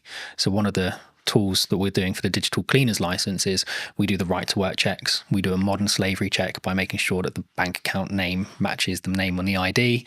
Real basic check, but lots of organizations don't do it, right? And that's one of the flags for modern slavery. We then can go and endorse all of your employment history. Right. And again, we're not the verifiers. We're not verifying the data. We're not storing the data. Right. But we're going off and having those independent third parties endorse you. Same for your certifications, your training. And I think in that environment, when you're dealing with disparate workforces where English quite often is a second language, not your primary language, these people, they kind of get left behind, right? They come along with their paperwork and they have every right to work. They have every intention of working, but it might take 5 or 6 meetings and 10 or 11 copies of their documents. Now, where's all that documentation going? They've got no idea where it's being stored, no idea who has access to it, no idea what copies are out there, but we're expecting them to just continuously do this. And if they're now working 3 jobs, we're extrapolating that 3 times over. So for us, it's about digitization, yes, but without just copying the existing paper process and doubling the problem, right? You have to do it in a different way. That would fix the problem we opened with? What, going for back? For someone like me, for example, who, let's be honest, if deepfakes become mainstream in AI, someone points an AI with that mindset, I'm screwed. Yeah, I think there's definitely a way of being able to verify something's real. But again, there's then nothing stopping someone from creating an AI deepfake and just putting their endorsement on it anyway. Right? They haven't had to do the work. Like the AI has done all the work. I think it will become more important for organizations and in fact probably more important for creators to be able to verify that's their work, right? I was the one that created that first. Here's my endorsement. In some ways from a maybe not a legality point of view, but kind of a copyright plus model, I guess you could say. Yeah, absolutely. And I think one of the things we've seen with the endorsements is, and you'll get it all the time with correspondence from the BBC, right? Or for Sky News or whatever, our person on the ground. Well, that's great, but I don't know who that person is. I don't know their credentials. I don't know where they're from. I don't really know if they're from that country. I don't know what their background is. Whereas if you were able to say, here's the credential that's been lent to this article, well, now I've got, well, yeah, he's got an IDSP verified in that country that he comes from that country. He's got a university credential that says he went to that university. He's got an employment credential that said he was employed there at these points in time. That's not to say people can't build those profiles up at a state level if they really wanted to go to that level, but it becomes much harder to do, right? The threshold for access to fraud becomes really, really high, because when we're actually taking these interactions and monitoring them, we create an encrypted hash of the interaction, and that gets stored on what we call event chains. So not blockchain databases, but the event chain is a point in time. And so you can't go back in time and put something on the event chain in the past. It has to be done in time. It's temporal. And so in order for someone to perform a high degree of fraud, it's going to take them 5, 6, 7, 8 years to build that profile up. And they will have to do it in multiple chains simultaneously. And they're just not going to be able to do that. And I guess it comes back to that like point, which is like, it sounds horrible whenever you say it, but like you're making it less likely that you're the one who gets targeted, because the burden of likelihood that your stuff gets stolen, etc., is so much higher than Barry, than Sally, than James, so on, you know. And that's, I hate to say it because it's like, oh, go and steal their car, not mine, because mine's a pain in the arse to steal, for example. There is that, but again, from our standpoint, I mean, we want to give it to universities for free. Right? We want to give it to schools for free. You have the Online Safety Act that's happening at the moment, and I think you've probably seen some degree of access to adult content reduced. But it's seen VPN usage go through the roof, right? Because we know how people are accessing it, just going around the issue. And I think they had, was it Keir Starmer's driver's license got leaked online, and people using that and a picture of him to be able to skate around the sides of it. That's the same tech, by the way, we were talking about at the beginning, that some of the retailers are now choosing to use to verify their staff, right? It's not with an IDSP, it's just a localized check that looks right. I guess this was a big conversation like a handful of years ago, and I've covered it in the social media show and etc. But like, there was this big conversation, and lots of jurisdictions across the world have said, below 16, you're not on social media. And that seems to be the future, because it's like, we're now like half the world has basically got that. How do you verify you're under 16? Right. And again, with Origin, it's one of the things we were saying, if we give it away to students for free, you can have a cluster of credentials, right? And so from our standpoint, it's about enabling the verification of a credential to create context. And contextual permissions is something that we've kind of started to patent from using our tech. So the idea behind it is, I can access a system. I don't need a username and password, but I need a credential from an IDSP. I need a credential from my employer. I need a credential for someone linked to that system. I need a credential maybe from a school or university. All of those credentials must confirm specific assertions about myself, right? I'm under 16. I'm a UK citizen. I go to a particular school in a particular area. That means we're putting the control of the people that need it, schools, etc.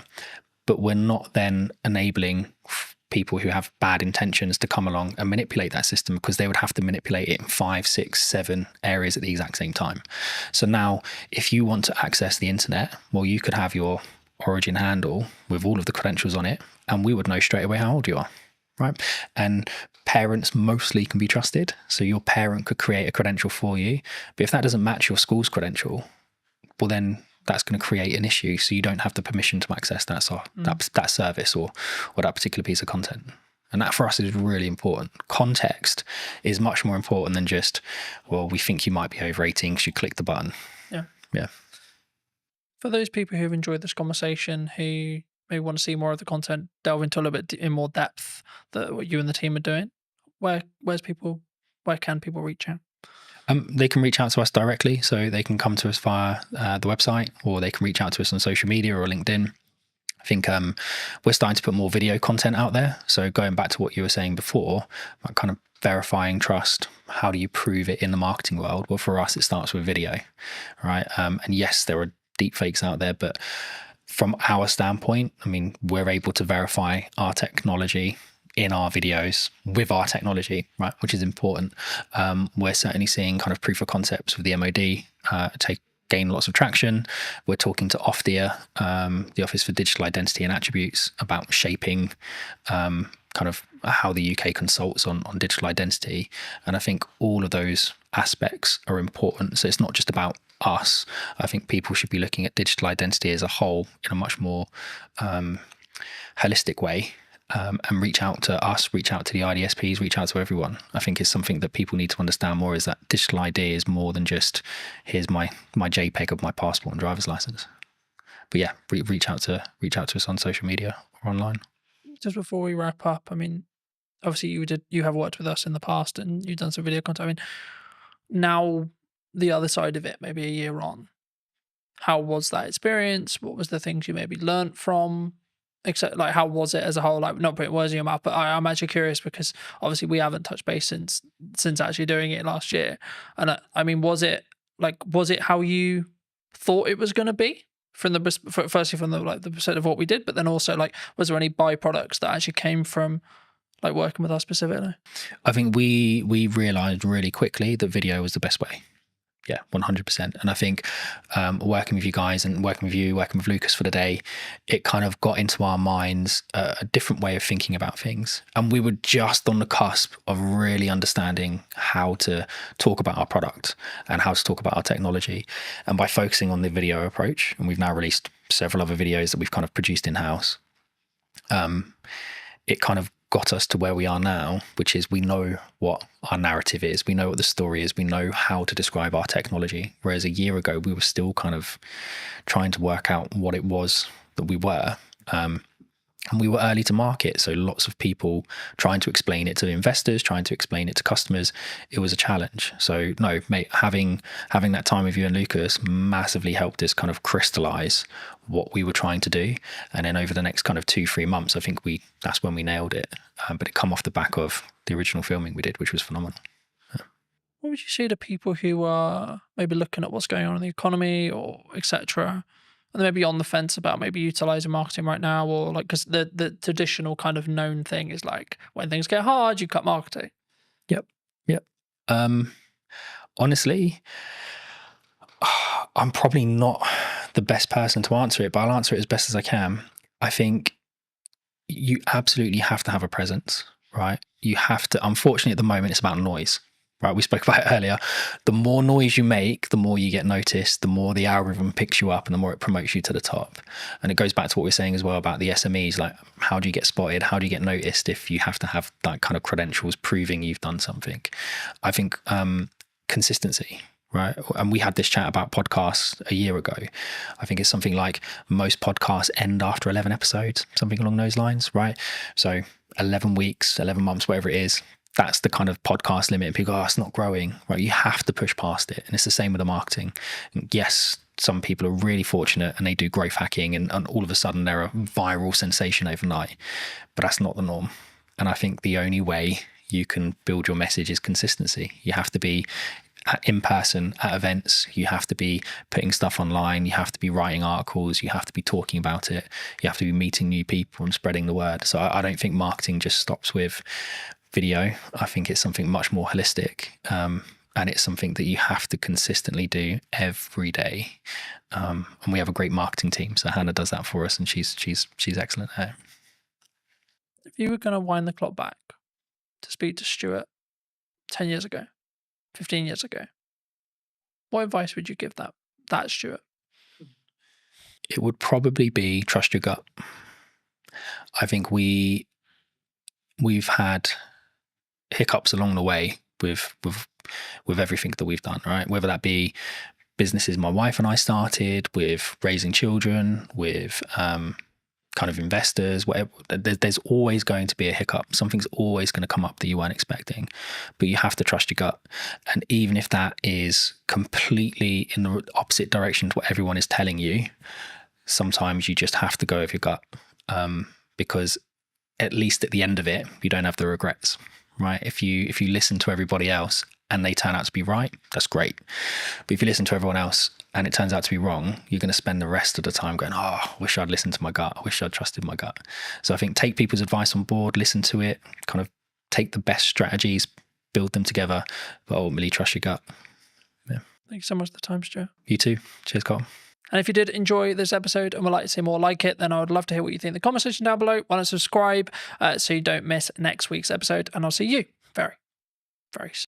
When you truly become comfortable in your own skin, that's when you become a more potent, authentic, and influential communicator. Why do you think storytelling is important? The storytelling is 100% something I focus on. It's just a part of a larger puzzle now, or a larger body of work. But stories are important for so many reasons, man. What is the excuse that we make for the reason why we don't do the thing? Have the podcast, write the book, run the business. So the 5 habits, number 1 is transform your internal story. The second is ask conscious just questions. The third is unearth your charisma. I think it's really interesting, right? Because a lot of the conversations I've been having the last couple of months has been around done is better than perfect. I'm a multifaceted human being. I'm not just one thing. And often labels can lead us, man, to shrinking, playing small and saying, I am this. But what if you're more than this?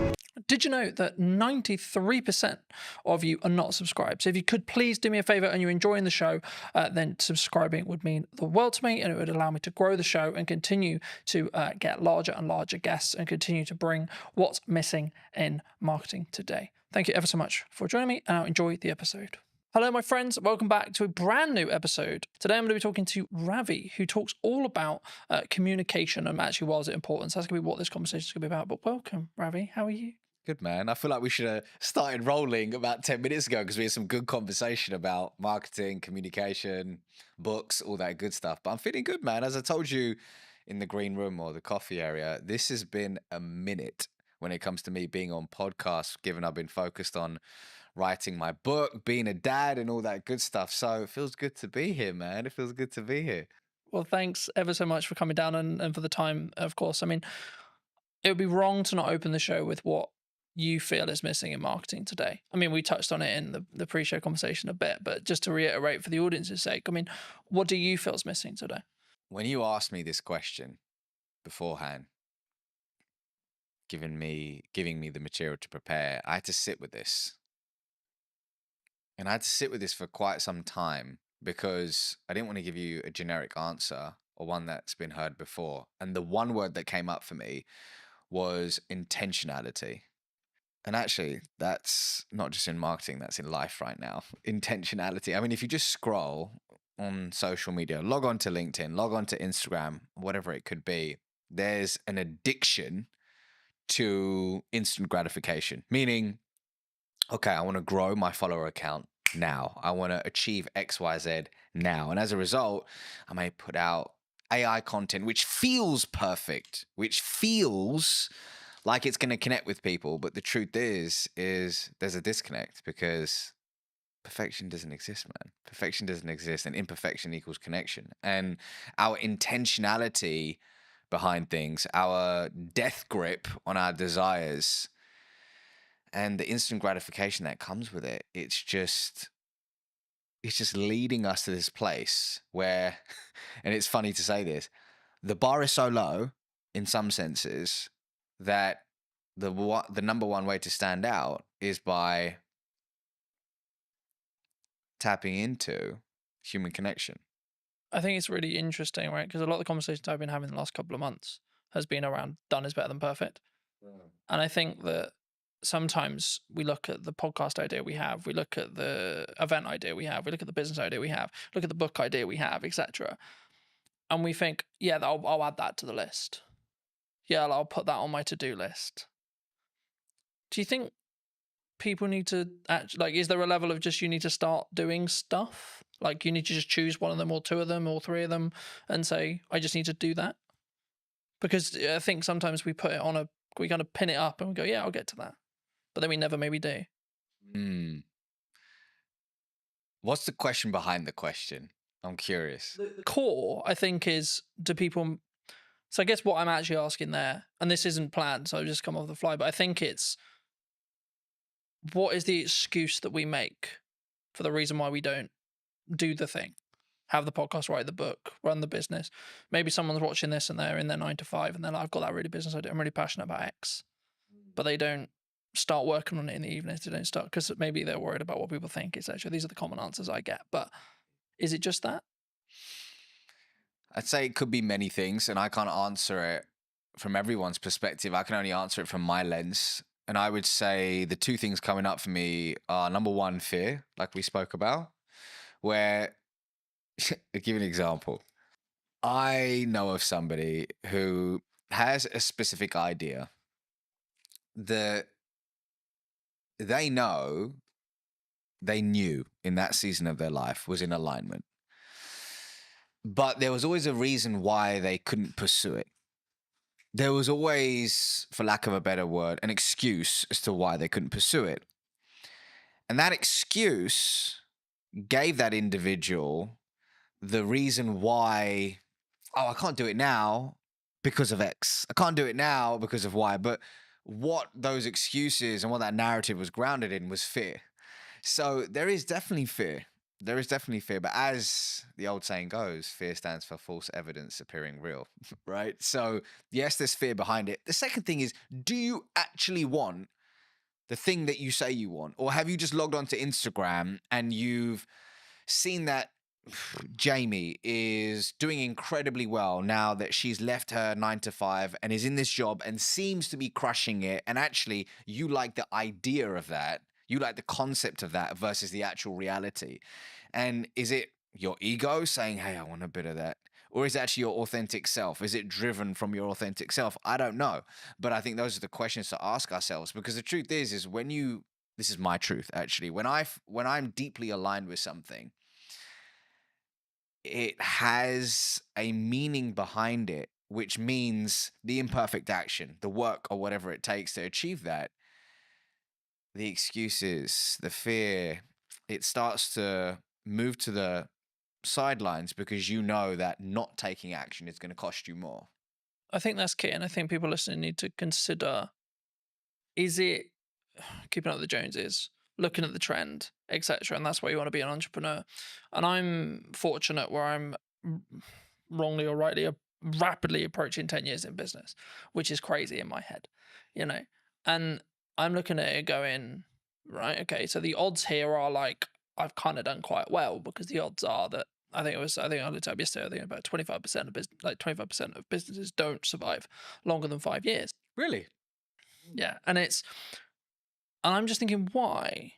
And like, from listening to how you just answered the last question, I think for me, the key is they weren't in line with, like, they weren't true. They weren't willing to die on that hill or put the flag in the sand or etc. I think entrepreneurship before COVID was cool, right? Because, or even during COVID, when there was loads of money floating around and it was, quote, easier, I think that's when people looked at it and went, yeah, that's cool, let's do that. Oh, work-life balance, oh, free, oh, I make lots of money, and I get all the time, and I get all the freedom. But now we're in a world where what most people I talk to, and I'm sure you've had it as well, which is like, well, this is just normal. This is what real business is. Things are harder, you maybe lose a client, or things are harder in the economy, etc., etc. That's just another day at the office, And I think for me, I think that's where the true entrepreneurs will stand through. What do you think people get wrong, though, in either that step or then how they communicate that step to their friends, their family, maybe the clients they want to work with, the market? Because obviously a lot of what you do is about communication, right?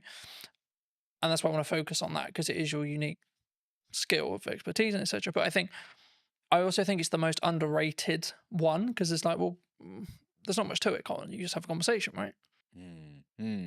Well, before I answer that, to back it up for a second, you know what was cool when I was growing up was everybody wanted to be an investment banker.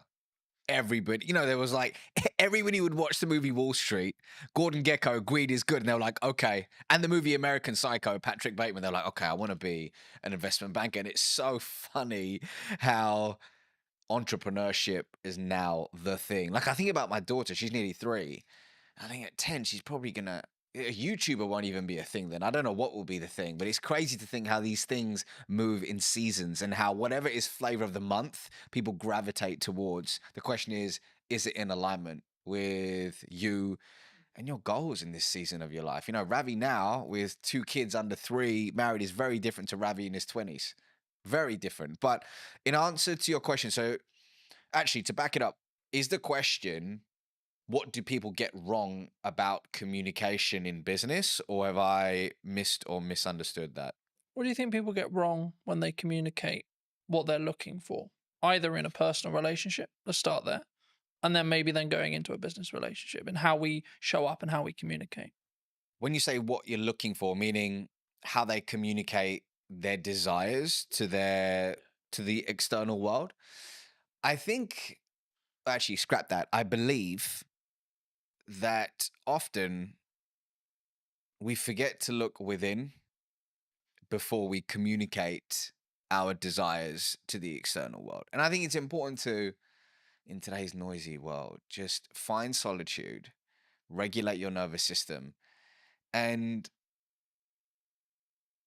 find neutrality so you can really figure out, hey, what is alignment for me? Is the thing that I say I want actually the thing that I truly want? Or is there a path that is more aligned to me in this season of my life? I think that internal communication is super important and really tapping into your unique genius. I believe everybody has a zone of genius. Everybody has a zone of genius. But so much of the time, when we look externally, we say, oh, Colin's doing this thing.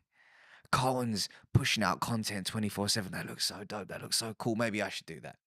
But actually, your zone of genius may not be being in front of the camera. Maybe your zone of genius is writing. And you should go all in on writing. Yet, what looks good is Carlton on video. So you disown your genius and you move towards a path of misalignment. But hey, sometimes we need to have the disconnect to allow for the reconnect, right? And that's a part of the journey. So I think, once again, actually scrap that. I believe that looking inward is a step that is often missed in today's world when it comes to thinking about our desires in business and personally. I think that's really important for people to consider, but also like it made me think of where I was at the early part of my 20s, and now I'm in my later half of my 20s, right?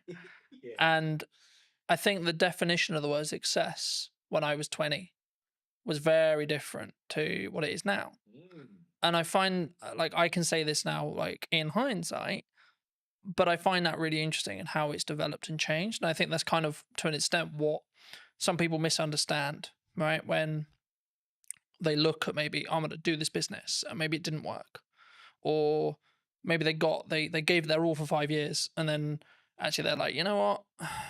Yeah, I could, but, you know, like, I'm just going to go get something that is close, but not there, right? And it's a job and it does what I need it to do, but then I can focus on everything else.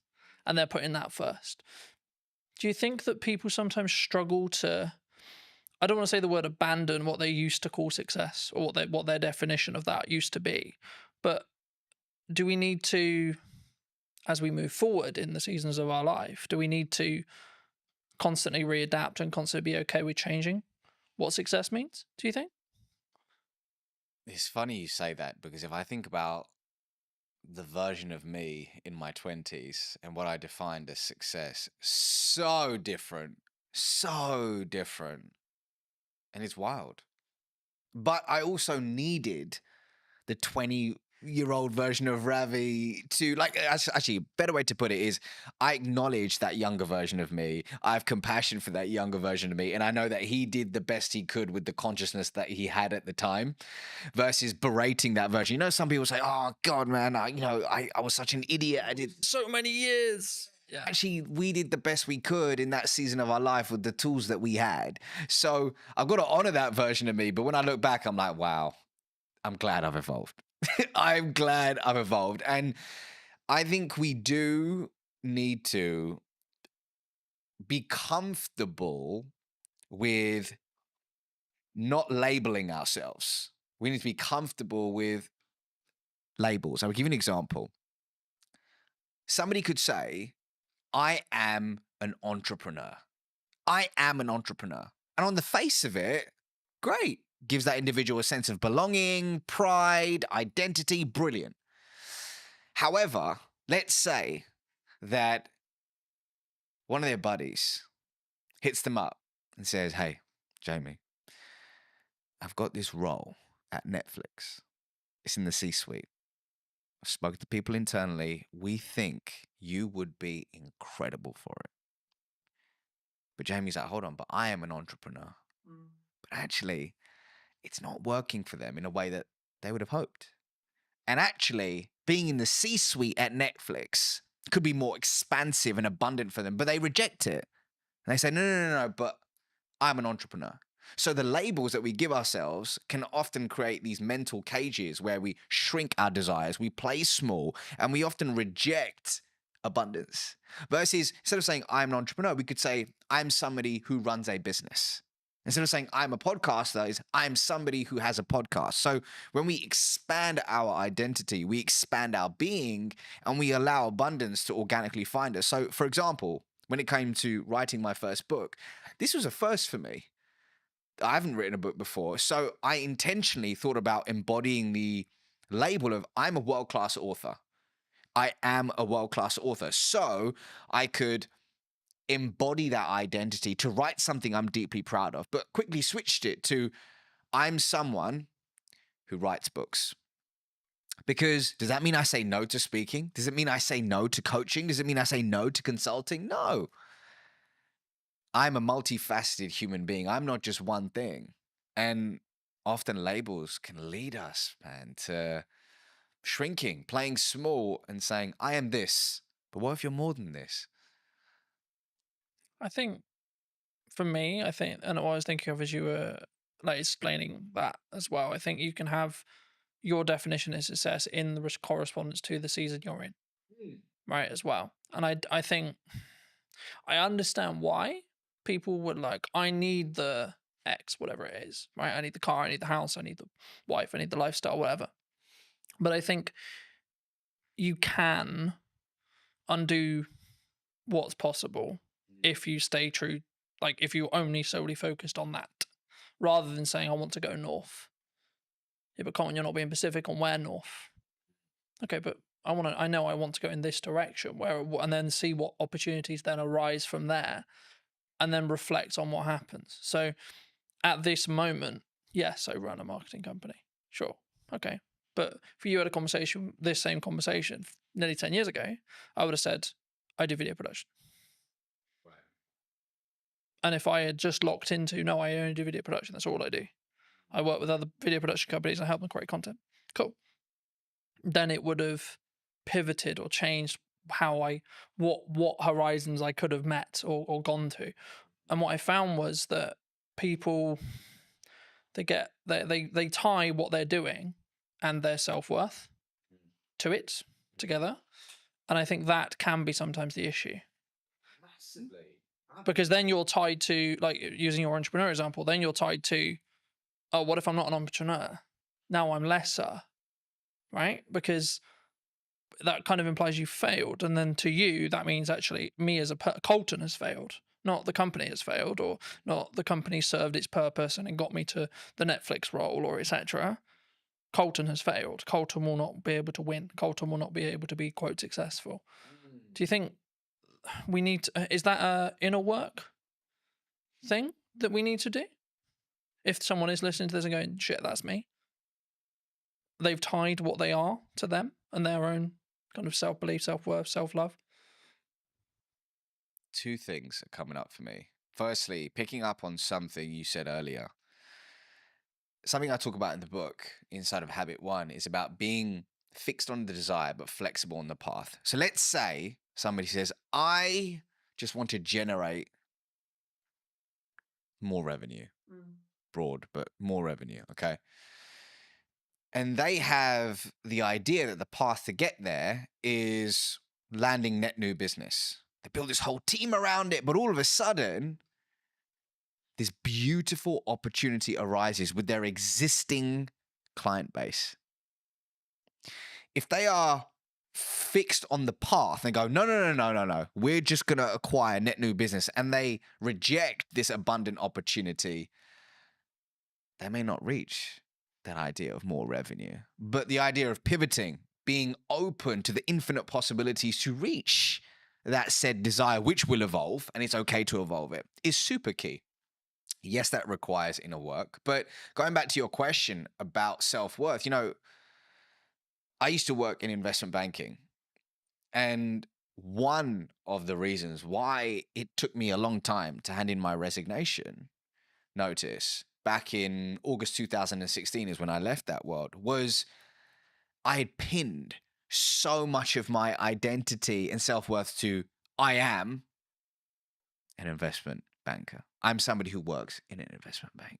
So much pride, status came from that, which stroked my ego, and it was beautiful until it wasn't. But that experience, I'm so grateful for it, man. I'm so grateful for it. And it was, I believe that everything, this is my belief, that everything's happening for you, not to you. Whatever you're experiencing right now is a lesson that you need to learn to be able to transform your identity into the human being that can receive and sustain their true desires. So somebody listening to this right now may say, man, I'm so annoyed that my team member or my employee just keeps doing this frustrating thing. They keep being late to work or they keep missing XYZ and you're getting frustrated. Why can it not be like this? It is not fair, you keep saying. However, you may have requested from the universe, whatever your North Star is, that I want to be an influential leader. Well, you've requested it. So as a result, the people, the projects, the challenging circumstances are coming your way to sharpen you, to expand your being so it can, once again, your identity can be transformed into one that is able to receive and sustain. So whoever's going through, whatever you're going through right now, see it as a gift, an opportunity to transform your identity. So if you are pinning your entire self-worth, over-indexing on career, whatever it could be, see it as an opportunity, right? Does it take looking inward? I believe so. For me, that's the way forward, but you got to figure out the right path for you. I think for me, lacking in the business world, and this is a very broad stroke, there's obviously exceptions to the rule, but I think sometimes is lacking is the self-accountability side of it, right? So whenever I have a project or a podcast or something I'm doing, I'll go, right, even if it went well, cool. Great, it went well. Great, the client's happy. What can I do to make sure that experience was better? What can I do to make sure that that went closer to plan? Where was the issues? And there may not be a lot, but even if I get one thing, that will allow me to then build on it and so on. And this really comes into effect when you have something maybe that didn't go well, or maybe you unfortunately passed ways from clients or etc., which I think, from my perspective anyway, is part of if you're growing, right? If you're adapting and you're changing what you're doing, the clients that you and a client come together and you both want to go north at some point, okay? Then a period of time passes and they may want to then go east because you may have got them to that point. And at that point, of course, you're going to part ways. But I think in business, we sometimes struggle to think about, oh no, I have to have this client because they were my first client, or we idolize that person that we're working with or the organization we're working for, etc. Especially when you look at like my dream client list when you start out, etc. But the reason why I think it links here is because it's then how you show up. It's then how you communicate. It's then how you communicate, A, in marketing, but then B, when you're having the follow-on sales conversations or continued client care conversations.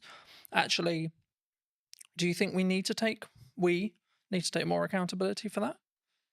As in the client needs to, some themselves, but also us as a provider. Accountability for what exactly? You mean that? What we've done. Because I think it's very easy to go, oh, it's your fault. When something goes wrong, it's your fault.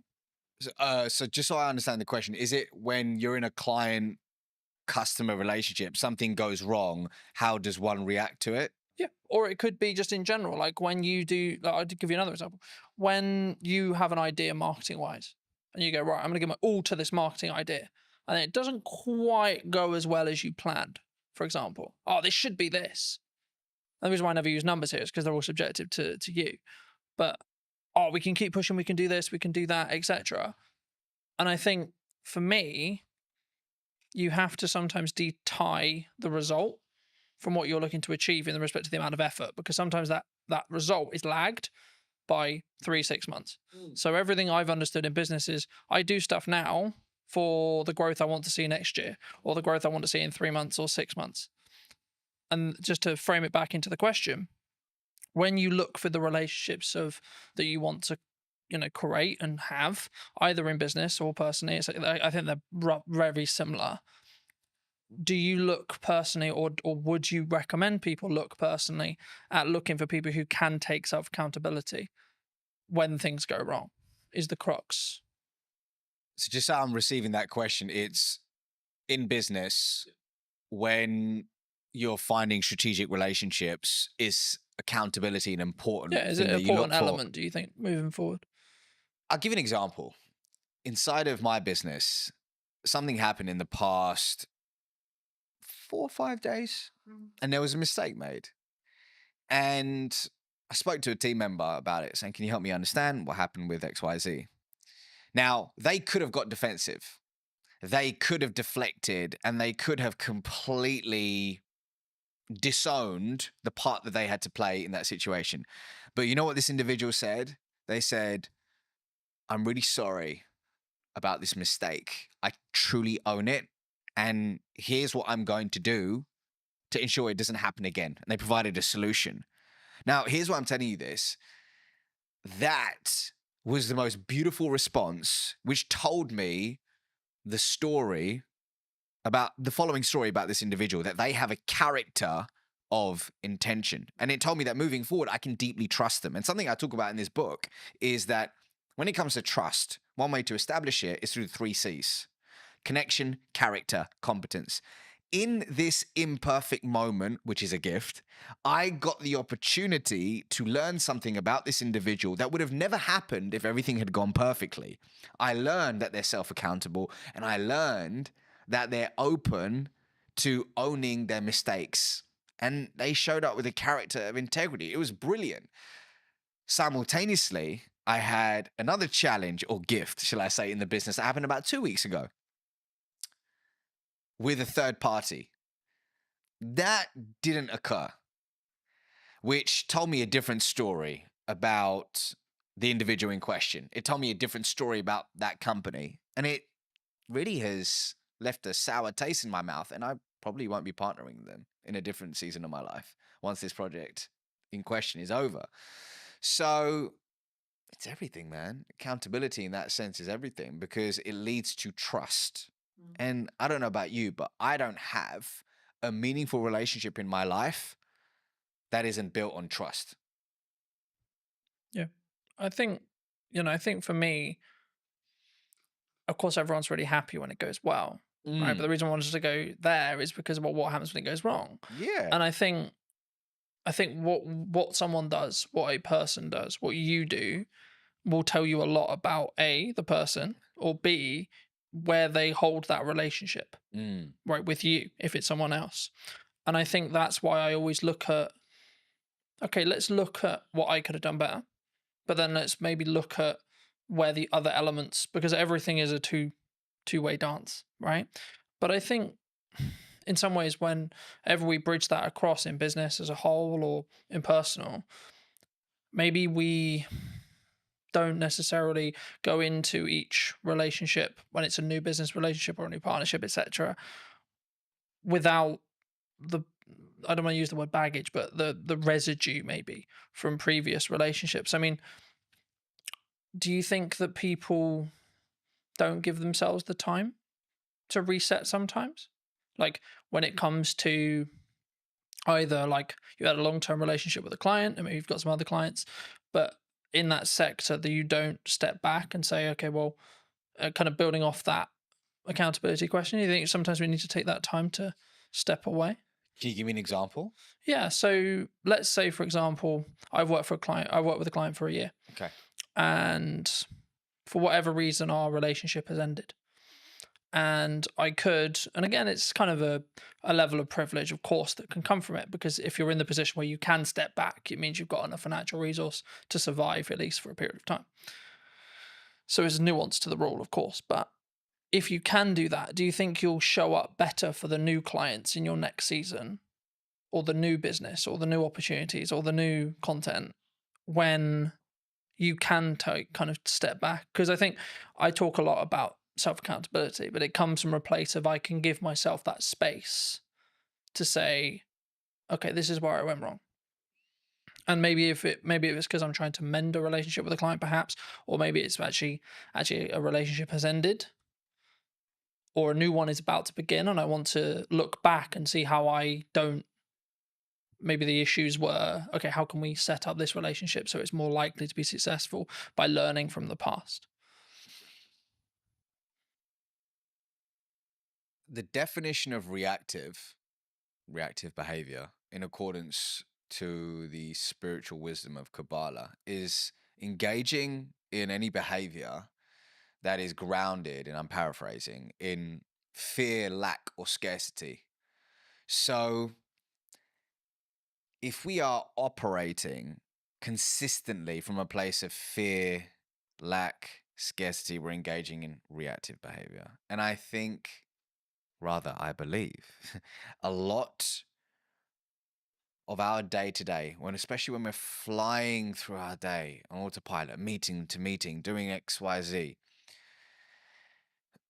we can unknowingly slip into reactive behavior. We can unknowingly and unconsciously end up having unconscious conversations, and we don't leave this space to look within. So in your example, let's say if somebody has lost a client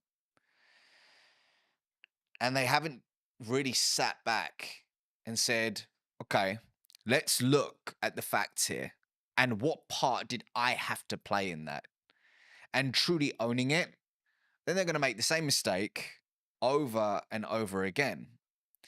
And they won't have the opportunity to transform their identity into the person they need to become to achieve said desire.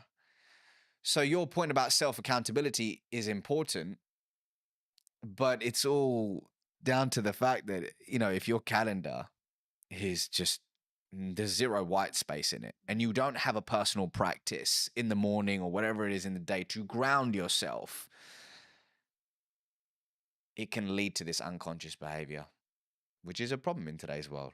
Because in our conversations, one of the biggest problems is engaging in short-term behavior that kills long-term reputation. Do you think that people have too many busy things happening? They take too many meetings. They take too many opportunities. They don't know how to say no. I can't speak for everyone. I can speak for the clients that I've worked with. I can speak for the people in my world and through my lens and expertise. And what I can see in today's world is the addiction to being busy is real. And often work can be a form of escapism to run away from something we're experiencing, something we're feeling, or whatever it could be. However, I believe we've confused being busy with being productive. I believe that often the inability to say no isn't just, oh, I just love working on several things at once. I just love just chasing all these different things. But what's behind it? Is it your inner people pleaser who's struggling to say no? Is it a story that you're telling yourself of I'm not enough, which is triggering, which is a launch pad for these behaviors? What's interesting is I heard a quote a little while ago, which is, stop setting yourself on fire to keep others warm. And in a different season of my life, that's what I did. I consistently set myself on fire to keep others warm. And what I mean by that is saying yes to people, projects, and opportunities that were misaligned with who I truly was and my desires, and then saying no to myself, which is a recipe for disaster. The question is, why does somebody struggle to say no? And when an opportunity does come up to say no, how can you do it with warmth? And I'm happy to give you an example of something that I had to do recently to actually say no with warmth. But actually, some people want to say no, but they feel guilty afterwards. What are they going to think of me? They don't want to be not liked. Am I missing out on this? But there is a way to say no with warmth. Do you think that psychologically? Do you think we're naturally more likely to say yes because of that? We want people to like me. I'm going to say yes to you because I want you to like me. If somebody is struggling to say no, on the face of it, people give advice like, okay, well, what is it costing you by saying yes to this? Okay, here's what we're gonna do. We're gonna focus on you figuring out what's aligned with you, so you can start saying yes to the right things and no to things which are misaligned. That's great. I mean, an exercise which Dr. Zoe Chance of Yale University does with a lot of her students, she's a senior lecturer over there, is she gets them to say no. She said this on my podcast many years ago. She goes, I get people to say no for 24 hours to everything, as long as it doesn't result in a divorce or anything crazy, right? But get them to say no to everything so they can start flexing that muscle, which is brilliant. And that's great on the face of it, looking at all those things. And then there's going slightly deeper is, okay, but why do I struggle to say no? What is the story that I'm telling myself? Is it true? How long have I told myself this story? How do I reframe this story? How do I find positive evidence to start stacking evidence for the new story I want to tell myself? How do I reinforce that story? And is that work, that messy inner work that often people don't want to do? But for me, when you commit to a journey of introspection, that's when the beautiful things happen. And that's when organically becoming no doesn't necessarily make it easier, but it feels aligned. And you start wanting to do the inner work because you know the fruits that come with it. I think for me, it's a mindset, right? I see it as something that I've tried to do is like, I have a certain window of time, let's say 3 months, and I'm only allowed to say yes to 1, maybe 2 things at maximum during that window. So is this really worth those 2 shots? Yes or no? You know, and I think it's not like something you can like if it's a job offer, etc. And I like look and go, okay, is that going to help? Am I the right fit for the client? And sometimes I'll go, I don't actually know. That's when you explore more, you have more conversations, etc. But the key for me is making sure that whenever you do work with a client, or whether you do a body of work, write a book, run a podcast, etc., that it sticks into what you were starting to talk about at the beginning of today's episode, which was, is it authentic? Is it connected? And it's kind of I hate using it because it's kind of become a buzzword now, right? Being authentic on social and being authentic in content, but only you know whether you are. And something I did want to talk to you about, and I know it's maybe something you're maybe trying to move away from, and I would love to hear if that is something you're moving away from, potentially why, but like, why do you think storytelling is important? Well, actually, storytelling is the 4th habit in my book. So the 5 habits are, number 1 is transform your internal story. The 2nd is ask conscious questions. The 3rd is unearth your charisma. The 4th is tell stories that inspire change. And then the 5th is become the trusted guide.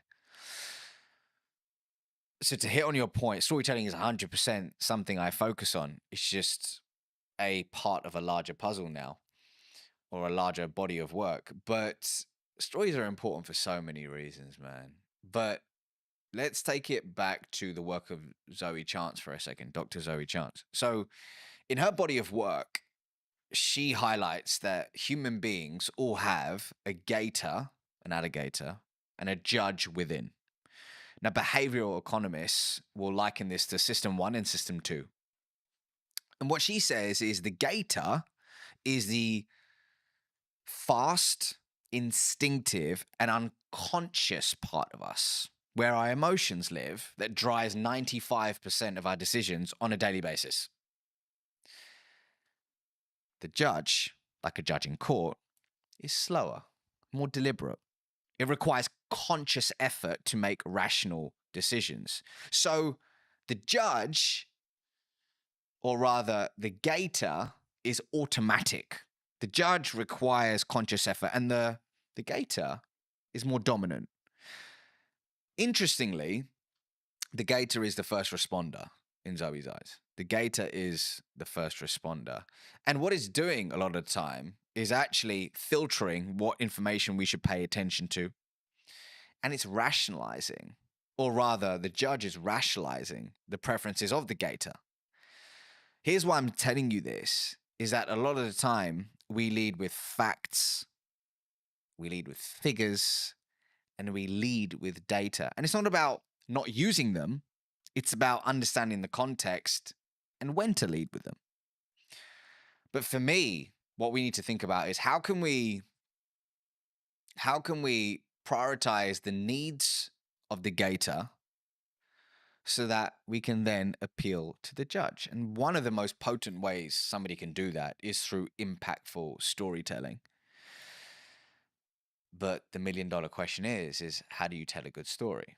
So from a lot of the work that I've done, whether it's training teams at Oracle NetSuite, T-Mobile, Sherwin-Williams, they all want to know, how do I tell a good story that inspires prospects, customers, and people to take action? And through my work, came up with a checklist. I call it the Acorn checklist of what really a good story in a business setting needs to have. There's several things. There's hundreds of things that it could have. But if I just had to pick 5, it would be these things. So A of the Acorn checklist is actively interrupting somebody's trail of thought. So that's through an effective hook at the start of the story. C is your story should contain a story. Contain a story arc. And the story arc that I traditionally teach is the 4 C's: context, conflict, change, conclusion. And we can talk more about that in a second. O stands for organically adding business value. Does your story organically add business value? Because this isn't this one time at Bandcamp and you're telling a story and it spirals off to Pluto and it adds no business value. It needs relevance. It needs relevance. And then R stands for, does your story revive a 2-way dialogue? Not just talking at somebody, but does it spark a 2-way conversation? And then N, which is very important, does your story naturally, noticeably make the main character the hero, not you? And when you embody these ingredients, it really paves the way for somebody to tell a great story, which moves people. And hey, what are we trying to do when it comes to our prospects, our team members, our customers, our partners or shareholders? We're trying to inspire change, moving them from a current set of series of behaviors, to a new series of behaviors. And change is hard and change is messy, but storytelling can start that process and make it stick. Do you think, because something that I hear from people who are starting out on video a lot is, yeah, that's great, but my story is really boring. My origin story is really boring. My day-to-day is really boring. I'm an accountant. I spend my life looking at spreadsheets. I spend my life looking at tax returns. I spend my life looking at paperwork. Is that true? It might be that person's truth in that specific moment. Is it, we gotta honor that that's their truth. That's their truth in this season of their life. However, is there validity in it? I don't know. I don't think so, right? I'm sure we'll be able to find cracks in the story that they're telling themselves. So I was recently speaking at an event called Atomicon. Incredible event, really cool business conference. And at the end of my keynote, this individual came up to me and they said, it's really interesting when you were telling stories about your kids and this and that or the other, there was humor in it. There was fun in it. It wasn't like, oh, I went through this immense pain and this happened and that happened. And that's what I struggle with. I was like, what do you mean? Tell me more. And they said, well, I'm struggling to craft my origin story because I don't have this huge moment in my life where, oh my God, I was down and out. I was at rock bottom and look where I am now. And for me, that's a recipe for disaster because it can leave you in analysis paralysis and forgetting that often the beauty is in the imperfect moments, the relatable small moments. When I came out on stage that day, I told a story about my daughter and how she was mimicking breathwork that I was doing in some season of my life. And as a result, it made me realize that how I do whatever I do in my life, she's going to mimic it. And my job isn't to tell her what to do, it's to show her who to be. That was the crux of it. But that came from a seemingly insignificant moment in my day-to-day life. So I think what it boils down to is creating a story bank. And I have a process for that, but creating a story bank where you're collecting these insignificant moments, figuring out which one of them can be transformed into a story and testing them versus sitting there trying to think of that one story and then going, I don't have it. I'm going to wait for it. And then just doing nothing. So everybody has a story to tell. The question is do you have an intentional, going back to our question at the beginning, do you have an intentional approach to finding them, identifying them, and then delivering them in low stakes scenarios to test and tweak and iterate for high stakes scenarios? It's a real process. I think it's something that you'll adapt as well. Like as you move through the seasons, right? Like you might not talk about the current season or the season you just come out of, but you potentially will talk about maybe season 1, season 2, season 3, etc. And I think for me that allows you to tweak and adapt and show that you're a non-finished article as well. Building off that, like my level of success at 20 was very different to now and will be very different in 10 years. And I think that's the constant thing. And the thing that kind of goes through the core of that is, what's my improvement today? What's the 1% thing I can do? What's maybe the thing I heard from you today, or the thing I picked up whilst watching something, or the key takeaway from the book I just read, or etc. And I think sometimes we don't give ourselves that time. That's why I asked you about the kind of the busy schedule thing. And something that I've tried to do is book less, like put more barriers in the way of those meetings, put more barriers in the way of guests coming on the show or etc. And then have more of a filter of who comes on, why, who am I having a conversation with, why, how can I be present in content, what content am I doing? And the reason why I do that is because then I can be more present and more focused on, and doing less work means I'm more present in the work I'm doing. And it means actually I'll be more transformational, so to speak, to that client, to that customer, to that guest, etc. I hope, I believe, anyway, in that respect. But for those who've really enjoyed this conversation, where's best to reach out to you? Where can they get the book? That kind of thing. Yeah, so if you click the link in the description, I'm sure you'll put it in the description, but you can pre-order my book now, which is available on November 4th, and it's called Relationship Currency. And really what it's about at the core is teaching people in any conversation how to build trust, cultivate authentic relationships, and master the art of communication along the way. So, hey, if this conversation has aligned to you, then pre-order a copy and I'll see you on the other side. But otherwise, I'm on LinkedIn, YouTube, Instagram, TikTok, all the places, just at the Ravi Rajani, and you can find me there. Magic. Thank you so much for coming on. And if you were going to talk to either yourself 5-10 years ago, or someone who's your junior, what advice would you give them? About life, about communication, because I could take this so many places. Wherever you want. Let's stick to communication. And I would say the following. I would say you can listen to podcasts like this. You can watch videos. You can absorb books, courses, and all that good stuff. But if you truly want to be able to communicate with influence and with intention, it doesn't begin with that. It first begins with a journey of introspection. And for some people, that can mean seeing a therapist. For some people, that can mean journaling, seeing a coach, or speaking with a friend where you can speak freely and remove the mask. But here's my truth. When you truly become comfortable in your own skin, that's when you become a more potent, authentic, and influential communicator. So start within, and then look at all the cool stuff, such as the podcasts and the books. But hey, if you can't look within first, there's no hack, gimmick, or trick that will save you.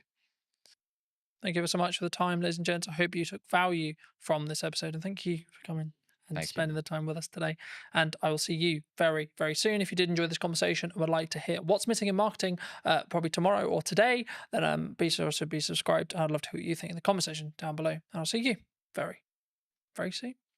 What would you say to people who maybe are on the receiving end of the obsession? I think you've got to be a part of it yourself and experience the ins and outs of the day-to-day, rather than just when the person comes home and they've had a bad day. I think that's true in anything that you do, marketing or fitness or writing or driving or whatever the skill is that you're trying to build. With consistency and with showing up when it's harder is when it will work. I think what you touched on there is a really common misconception in marketing.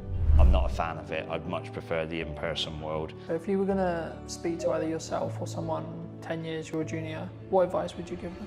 So I'd say take the risk, take it sooner. I waited too long. So I left it and I left it and I left it, and then I went, okay, I am going to do this now. Did you know that 93% of you are not subscribed? So if you could please do me a favor and you're enjoying the show, then subscribing would mean the world to me, and it would allow me to grow the show and continue to get larger and larger guests and continue to bring what's missing in marketing today. Thank you ever so much for joining me, and I'll enjoy the episode. Hello, my friends. I hope you're well. I hope you had a good day, evening, or night. Today, we're filming a brand new podcast, as you were seeing, with Matt from Involved Health. Thank you so much for coming on. My pleasure, Colton. Thanks very much for having me. No, you're very well. Good to be back.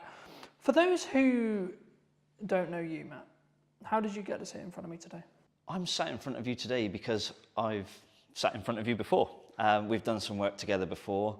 You've helped with some of my social media marketing. And we had a few of my clients come in and do some testimonial work. So, and obviously I've seen your work with other businesses and other people in and around Salisbury. So, yeah, it's nice to have you back here again. Absolutely. I mean, I think we'll get onto that a bit more in depth later, but how did you, because you're obviously have you always been passionate about like helping people with personal training and fitness as a whole? Yeah. Like, how did you get into this industry? If I think back far enough, the origin story is I loved sport, I loved fitness, I loved playing sport and being involved in fitness and health related activities. I was absolutely rubbish at everything else. So that it was like, how can I make what I enjoy and what I'm half decent at into potentially a job further down the line? So left school, went to college, pissed about in college and sort of experimented in a few different sport and health related activities. And then through pure chance, I ended up working at the University of Bath, sports training village and sports setup that they had at the time. That was back in 1996, I think it was, 1997. So I'd have been about 17 years old, showing my age now. Started off there. Ended up living there on campus in a sports house with the Great Britain Olympic swim team, and being part of that campus and being involved in the university gave me a massive exposure to high performance sports, a lot of different athletes from a lot of different sports and disciplines. So I got to see how elite level athletes were trained, how they lived, how they recovered. I got to understand what operating a sports facility was all about. Part of my role was making sure that the gym was in operational order, looking after swimming pools, all sorts of different stuff, athletics tracks. So I had quite a broad education, if you like, being at a university, into how that world works, and it just snowballed from there, really. Was there or is there, should I say, because there's obviously still athletes who are around that you may train and work with, but is there a kind of commonality in respect to the mindset? Because I think athletes and high performance people, I think there is some standard traits. Maybe it's like the cliche, wake up at 5 a.m. kind of morning routine stuff, or it's actually their mindset as a whole, would you say? I mean, I couldn't comment for everybody because everyone's got their way of doing things, but I think there's dedication, there's discipline, sometimes obsession, and I think all of those things are quite interesting to me. I feel like I'm a relatively driven person. I work hard. I put in a lot of work over the years in the industry and with this business in particular. Some would say potentially sometimes I might be a little bit obsessed, but I think that's a good thing. But you certainly that's necessary for high achievers. Yeah. You can't be a high achiever and not be obsessed. You have to throw yourself into whatever it is you're wanting to do or build or grow or be a part of. And if you're going to deliver a highly successful business or an environment, depending on what aspect you're working in, I think you have to be obsessed. I don't think it works if you don't. Not at that level, anyway. What would you say to people who maybe are on the receiving end of the obsession? right? So maybe they're with someone, their partner, their mother, etc. Like maybe when they're starting out and it's their parents, or maybe as it develops into a full-fledged business, what kind of can that support person do? Because I think for obsessed people who are very driven, like we get it, but sometimes that they don't get the attention or the thought process when it comes to, I wouldn't say how to deal with an obsessed person, but how to support that's a person in that respect. Of course, yeah, I mean, first off, I'm not a parent. I don't have any children. But what I do know from the backgrounds I've worked in is sometimes the obsession starts from the parents, and the kids or young people are pushed into something, and the parents, I mean, you know when people used to say pushy parents? I think actually sometimes those parents are just obsessed with creating an environment for their kid to thrive, and sometimes that's awesome, and sometimes it can be, you know, sometimes terrible. So in terms of how to support someone who is obsessed in trying to deliver high performance, tricky one. I think you've got to be a part of it yourself and experience the ins and outs of the day to day, rather than just when the person comes home and they've had a bad day and they, is that use the phrase comfortability kick and the cat stress almost. that kind of comes from that? Is that normal though for a high achiever? Is that a sign or a byproduct of them being high achieving? Stress. Yeah, like so from a partner's point of view, or etc. You know, like in that respect. I think there's elements of stress for sure. They will be stressed about delivering an outcome on a performance. You know, if they're trying to compete, they want to win. They're stressed in the build up to a competition, can be stressed at the competition. And then there's the stress if the competition doesn't go so well. So yeah, stress definitely plays a part. Obviously, I've not competed myself at a high level. I've experienced and lived around those that have, and more often than not, I think the stresses are positive, like the person has responded to it, but I definitely saw a couple of occasions where maybe it didn't. And obviously maybe with high achievers, and especially in athletes, they maybe get knocked or they have an injury or equivalent. I know you do some, support in that realm. I mean, how was that kind of a byproduct of what ended up happening as you were learning more about training? And yeah, the manual therapy side of things has come in relatively late in my health and fitness and therapy career. Initially, it was fitness-based provision, be it circuit training. Back in the day, it was circuit training classes. Then I got more and more into the personal training side of things. And the therapy aspect for me has probably been the last 10 or so years, 10 to 15 years, I reckon. Whereas I've been in the fitness and PT industry for I've forgotten how old I am, 24, 25 years. So yeah, pretty much since I walked through the doors at Bath University, I've been involved in fitness since, and that's changed, throughout the years. Therapy's become a big part of that. I guess, how was it a natural progression from, so you train people and maybe they have injuries, and then you saw it as like, actually I can help people here with X injury or Y injury to actually help them with their recovery to get back and train as hard as they actually maybe want to mentally. Yeah, I mean, but certainly their body isn't there yet. Yeah, it was a combination of things really. One, I started to listen to most of my clientele is Gen Pop, so general population. So it could be business executives, stay-at-home mums, or dads, doesn't matter. But it's across the board, probably age 25, 30 plus, up to my oldest client's 94. So they would always mention niggles and aches and pains.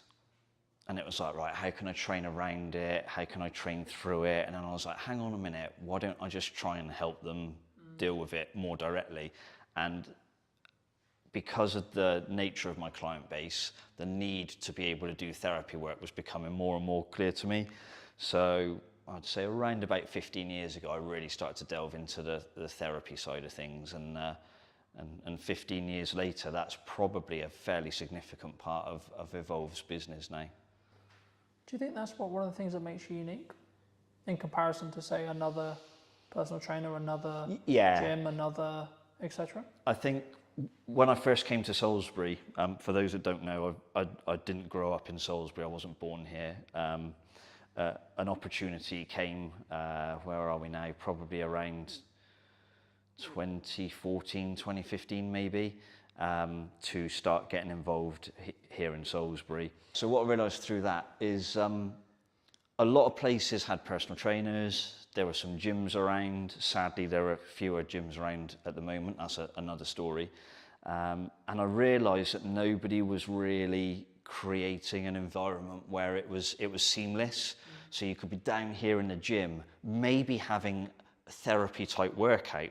You could be upstairs on the treatment table. You might have ligament damage that needs hands-on treatment and things like that. So the ability to put the two things together is really, really important, because as a professional then, I can manage and help the client through a myriad of different options. So I can be involved in their fitness training, I can be involved in their therapy work, I can guide them on their stretching and flexibility, and it all has a carryover. It's better for the client because you've got one set of eyes keeping an eye on things. I'm not saying I can be all things to all people, but it does assist.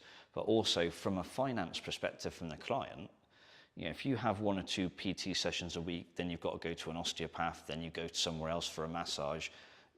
Most people know what these things cost these days. That's serious money on a weekly basis. Whereas within a visit to here, they can have a PT session. They might need just a few minutes of hands-on work or some help with a stretch. And they've spent a fraction of what they would spend if they had 4 or 5 different professionals helping them. So it's almost trying to create a multidisciplinary environment, but the one person is delivering that multidiscipline. I think for me, like, that's maybe the unique selling proposition of what you do, but it allows that synergy. So if there is an injury that happens, either unfortunately with during training or like outside of training, and then when they come into training, then it can be maybe tackled like faster or potentially better, you know, in that respect. But do you think, I mean, I guess then, the next question I was going to go into was like how consistent or like how focused should the average person be on fitness? Because I think as a whole, it's always been a part of my life, but I think maybe I'm unique. I mean, we're looking at, like, I don't know the figures off the top of my head, but the numbers are like constantly changing, constantly adapting, and I don't think for the better in respect to obesity and other such concerns in that respect. And I think, is it a shift? Is there like from what you're saying, or is it still maybe it's upper middle class, it's the people who can afford it, it's, you know what I mean, is it because it from my perspective it was always quite snobby, you work out, it was always that for a long time? I think what's changed is the media. So you look at anything in life now, the media get their claws into it, and that can be good or bad. There's definitely an increasing problem of lack of physical activity in schools. I can remember when I went to I can just about remember when I went to school, primary school and secondary school. I was lucky. I had great PE teachers. I enjoyed sport, and the provision was there to do it, and we did it for a few hours a week. But talking to clients now who've got kids in certain schools, and they barely get an hour a week of like taught physical education or the chance to just explore different sports. And I think these days a lot of that seems to be happening outside of school. And then it becomes choice. Then it becomes, can the parent potentially afford it? If you're in a school environment, it's kind of delivered for you, to you.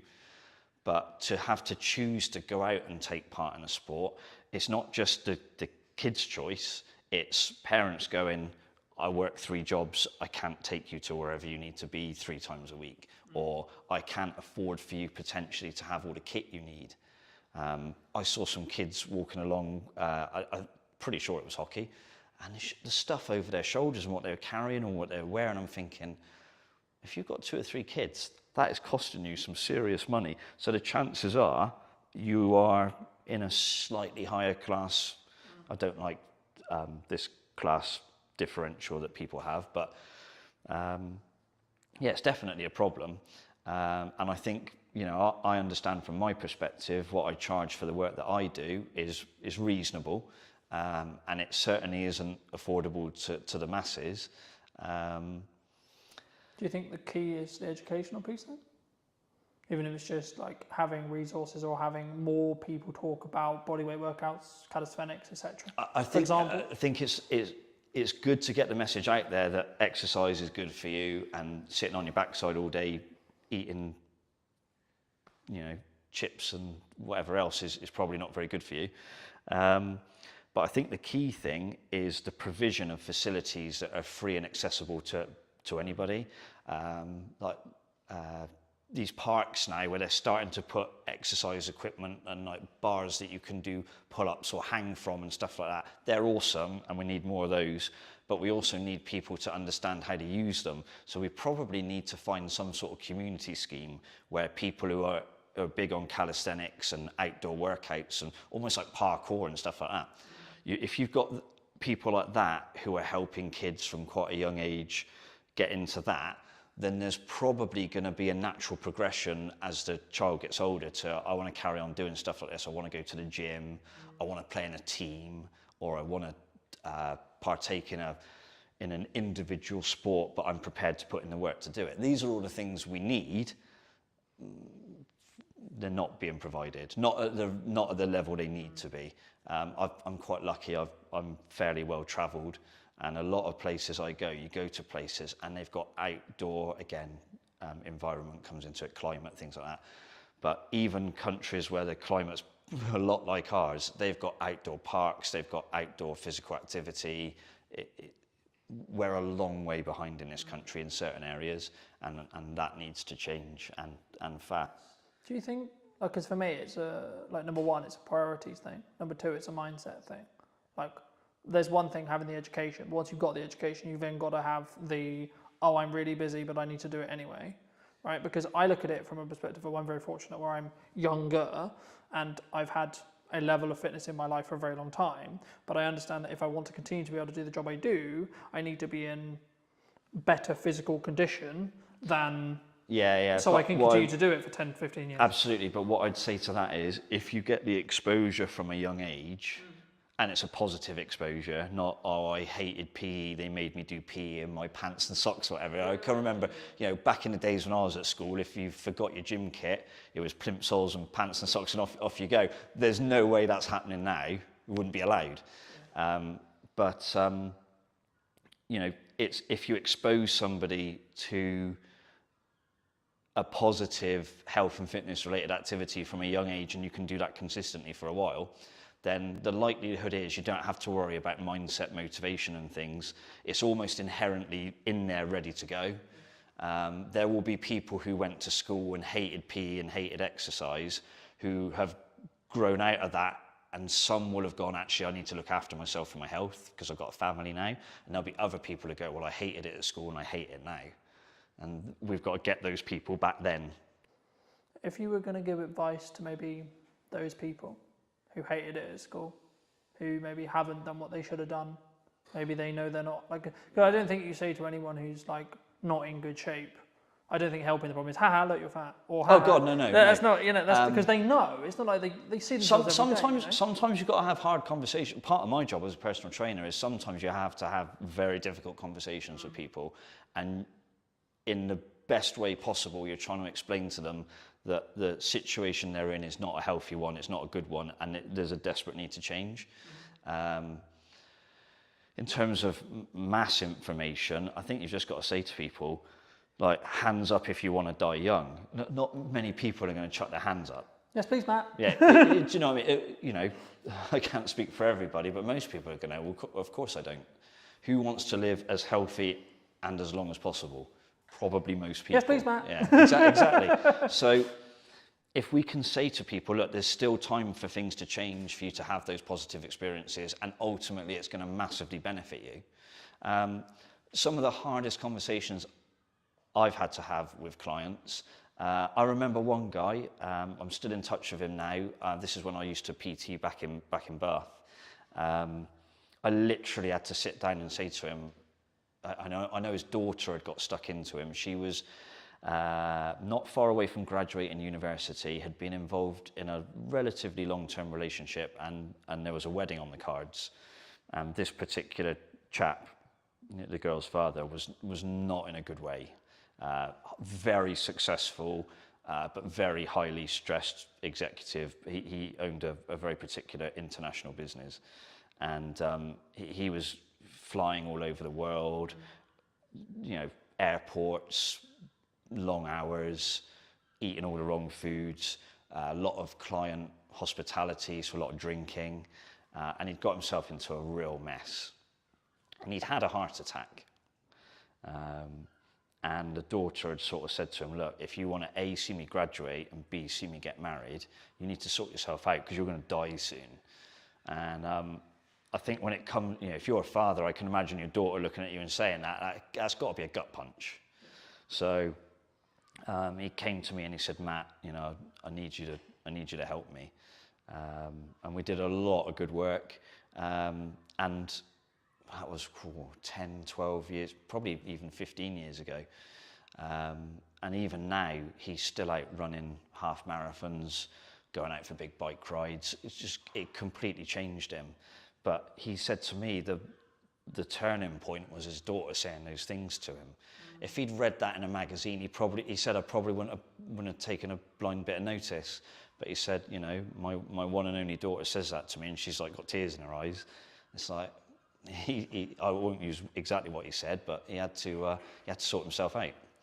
So sometimes you've got to be fairly hard on people, and other times it's how you create a different message or a different environment that might encourage people to get involved. Thank you for sharing that. And I think even just through that message, I don't want to use the term wake some people up, but hopefully you'll wake some people up to maybe, my next question was going to be around like age, and I think the science is semi-conclusive, and you probably did confirm or deny, but like for me, as far as I look at it, like the healthier you are in your 20s, the better your 30s and so on, right? But there is a point where it becomes harder, but I think that could be perceived as, well, I'm not going to bother then. Is it that, or is it actually you just... there's no doubt that as you get older, things get slightly more difficult to do. Yeah. Within reason. It doesn't have to be that way, and it isn't just a linear decline. You would find in your 20s, not so much in your 30s, 40s are getting bad, 50s onwards, you're bollocks. That's not true.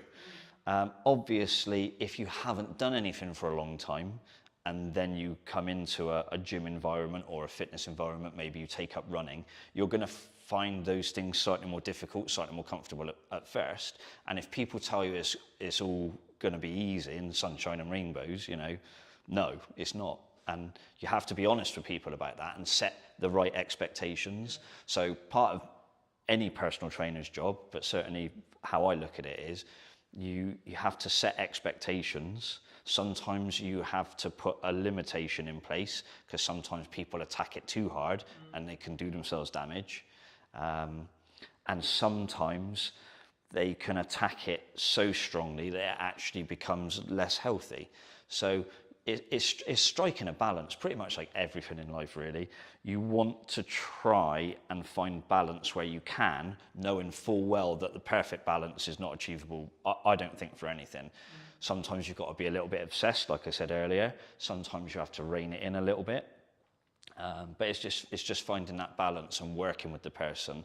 And it's building a relationship. So it's not just turn up through these doors and go, hey, Matt, just bark at me or tell me what to do. You have to build a relationship. There's an element of trust both ways. The client needs to trust that I'll provide them with safe and effective exercise or safe and effective therapy treatment. And I need to trust that when they leave here, they're not going away and doing 10 times more stuff that maybe they shouldn't be doing, or their lifestyle is bad because they go, I can offset it by going to see Matt, so I can carry on drinking heavily and eating all the wrong food. So it's a relationship, and the relationship's built on trust, and that trust comes with me establishing at the start of the process what are their expectations of me and what I expect from them. And it does go both ways. So that's crucial, I think. Do you think some people struggle the long-term mindset of the results? Because fitness is, from how I look at it anyway, it's a compounding thing. Like once you're consistently doing it repeatedly, then the results will compound.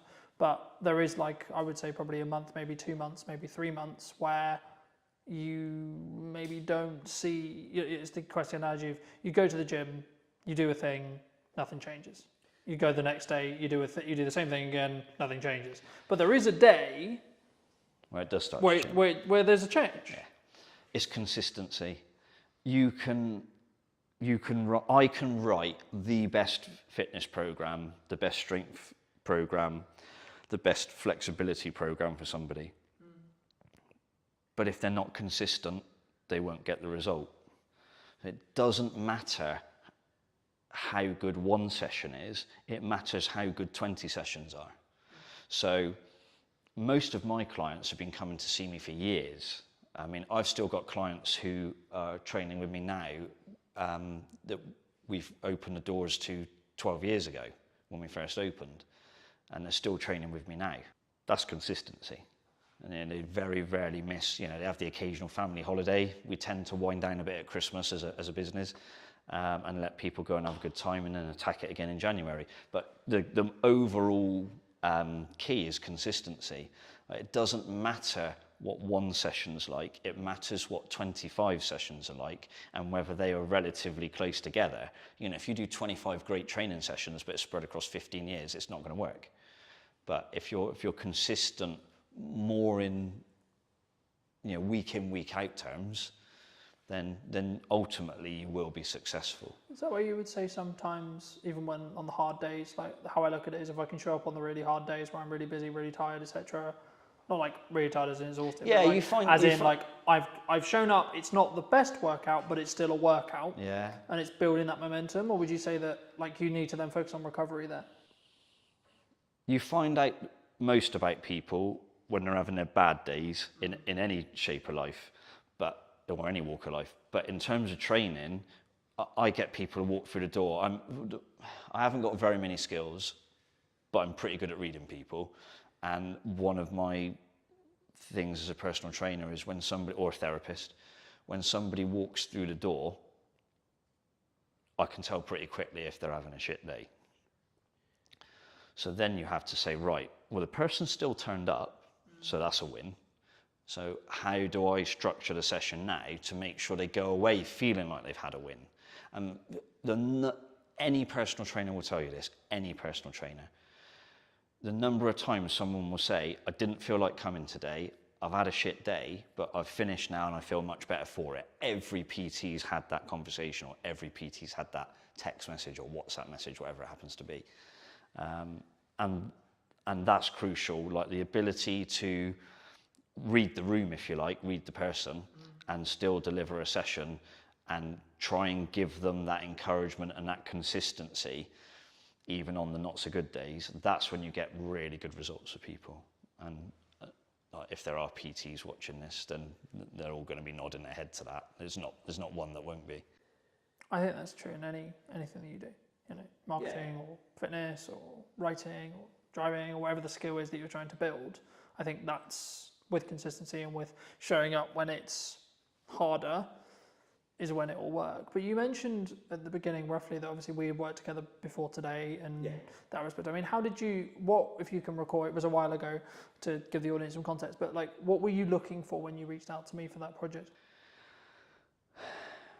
I think it was, how do I deliver the message of how we can help people, but through the lens of another person? So it's easy for me to say, hey, I do personal training, I do osteoarticular joint pumping for therapy, but most people are going to go, I haven't got a clue what you're talking about, Matt. But you're able to derive answers from people by the way you ask questions, and that's a skill that I haven't got. So I think that was one of the key things, is it developed into a conversation with you and some of my clients, And that conversation brought out some interesting answers. And it was an interesting experience for me, actually, because they said things to you on the camera in the interview that they hadn't said to me. So you get a different perspective on why they're here and what they think of the place and whether I've done a half decent job. Hopefully, it seemed to be that's what they thought, which is good. But the key thing for me was the ability to extract information from them that I hadn't got myself. Even though I know the person and I know what they're trying to achieve, the way they explained it to you was different, and I found that really useful. And that kind of then helps you think, well, how do I put that message out further down the line? So that was pretty cool. What, I mean, either since or in general, like, how do you look at marketing in the current landscape? What do you think people should do? What do you think people shouldn't do? Is it a time, obviously it's nuance related to the business, of course, but is it a time, I mean, a lot of people are saying the creative industry is struggling, people are saying the economy's hard. I mean, in the nicest way possible, I've heard that for nearly the 10 years I've been in business. I've always heard that. So I don't want to be this way, but I'm like, but what's really going on? You know what I mean? Because for me, there's always something going on. There's always something going on in politics, there's always something going on in geopolitics, etc. But right now, at the time of filming, what are you looking at from a marketing point of view that you think is really going to work, or you know, are you leaning into more referral based stuff? Are you maybe like keeping your costs lower because you are seeing the climate, or are you going the other way? I'll try and unpack that. I think the key thing is be transparent and be honest and upfront about what you do and how you do it. Don't bullshit people. Like I can't deliver, I don't know, think of someone who's in incredible shape, who's on TV a lot. Can't think of a name now. But if I said to all of my clients, you can have that in 3 weeks, I'm telling some porkies, yeah? So be honest with people about the process. Explain to them that, yes, you can achieve some brilliant results and sometimes life-changing results. And it might not just be the way you look, it might be the way you feel, it might be the way other people view you, it could be all sorts of stuff. But be honest and transparent about what you do and what you can deliver. Most of what we've got here at Evolved has always been referral based. I mean, you know, because we've had this conversation previously, I'm not a big marketer. I don't do, what is it, sponsored ads or Facebook, whatever it is. I wouldn't even understand how to set one up. So on that side of business, I'm probably not very good. But I came here to Salisbury, I knew two people. And we've built a business that does 80 or 90 sessions a week between myself and my colleague Charlie. We've been here 12 years. That's referral, that's not marketing, that's referrals. It always has been, and I suspect it probably always will be to a degree. I think the challenge for me and how I grow Evolve now is I need to market to the people who don't know I'm here and that people can't refer to because they don't know we exist. You know, you can only get referrals from people that know you're here. So I should probably try and get more people to understand that we're here. You know, if I had a few quid for every time somebody comes and said, I didn't even know you were here, Matt, until someone told me about you, I'm like, oh, I really need to do something about this. But yeah, I think marketing for me now is being able to explain to people what we do and how we do it, and saying to people, do you want to come along on the journey, as opposed to come and get fit in 6 weeks, which I hate that message in the fitness industry. It's rubbish. I think what you touched on there is a really common misconception in marketing, that people think it's either referrals or it's word of mouth or it's ads or it's content or it's this or it's that. The reality is all that content's going to do, all that marketing's going to do is apply fire to your word of mouth. Yeah. If you have good word of mouth, happy days. Yeah. If you've got bad word of mouth though, you can kill your business very, very quick because it's just going to make things better or continue things moving faster in whatever direction the business is currently going in. So what I say to clients when I start working with them, and I think we had this conversation when we initially started thinking about working together, I said, okay, well, are you moving the trajectory you want to work in? One, and then two, how can we utilize video content that's scalable that allows you to then do that upon scale? right? So instead of you having to trade one-on-one time with each person, you can say the stuff you want or get your clients to say the stuff you want on camera to then be like, okay, cool, this is what real people think. And social proof, which is what you're talking about, getting your clients to talk about it, is infinitely more valuable in a marketing context than you saying it. Yeah, exactly. In the nicest possible way it is, because in the same way with me saying, I'm going to say video is a good idea because I have a monetary tie to whether it's good or not. Yeah. In the same way you're going to say PTing is a great idea because you have a monetary tie. We don't even necessarily do this deliberately, but we're naturally going to because it's our natural sales process, marketing process, however you want to articulate it. And that's why hearing from clients, that's why I ask people about marketing, is really interesting and really important, because then to an extent they're making the decision all on their own. Yeah. And I think for me, as the landscape changes, as the economy does what it will do, I think and it's more of a mindset thing and seeing how people either want to shift or don't, because, and I guess actually this is a question of, in your case, do you actually need to market? I would argue you don't even need to market, because from what it sounds like at this stage right now, at the time of recording, you're close to full capacity, if not full capacity. Yeah. And you don't really have enough space or staff or both to scale. No. So actually, should you market? Yeah, tricky one, isn't it? Yeah. Maybe, finding maybe good... if you want to create a waiting list and you're trying to develop another product and you want to keep things going, but you wouldn't market in the same way as if you were trying to fill a new class, for example. Yeah, finding good people in the industry locally is quite difficult. So it is something to factor in. Because I think for me, it's a key on whether it's a scaling issue, and that's why I think any marketer listening to this, they need to ask the clients they're talking to and the people they're talking to, what does their client, the person they're doing marketing for, how about marketing, what do they actually want to get out of it? Yeah. Because there's one side of it's like continue with the reputational gain that you can gain from doing video, sure, but that's a way of doing it. And then it's a bit more punchy or a bit more maybe paid ads or etc. would work if you were trying to fill a class in quick time. But actually in the position you're in, for example, you wouldn't want to do that necessarily. I mean, again, that also kind of changes to an extent of what stage you are in business, which we'll come to the next question, which is like, do you think businesses like have stages? In the respect of like when you're starting out, you're constantly looking at growth and then you maybe get to a size and you're like, oh, actually, hold on, maybe I don't want to grow beyond this? Either speaking about what you've done or in general? Yeah, I think it depends on the type of business. This is a people business, it's a service-based business. Can I produce 10 of me to look after thousands of people?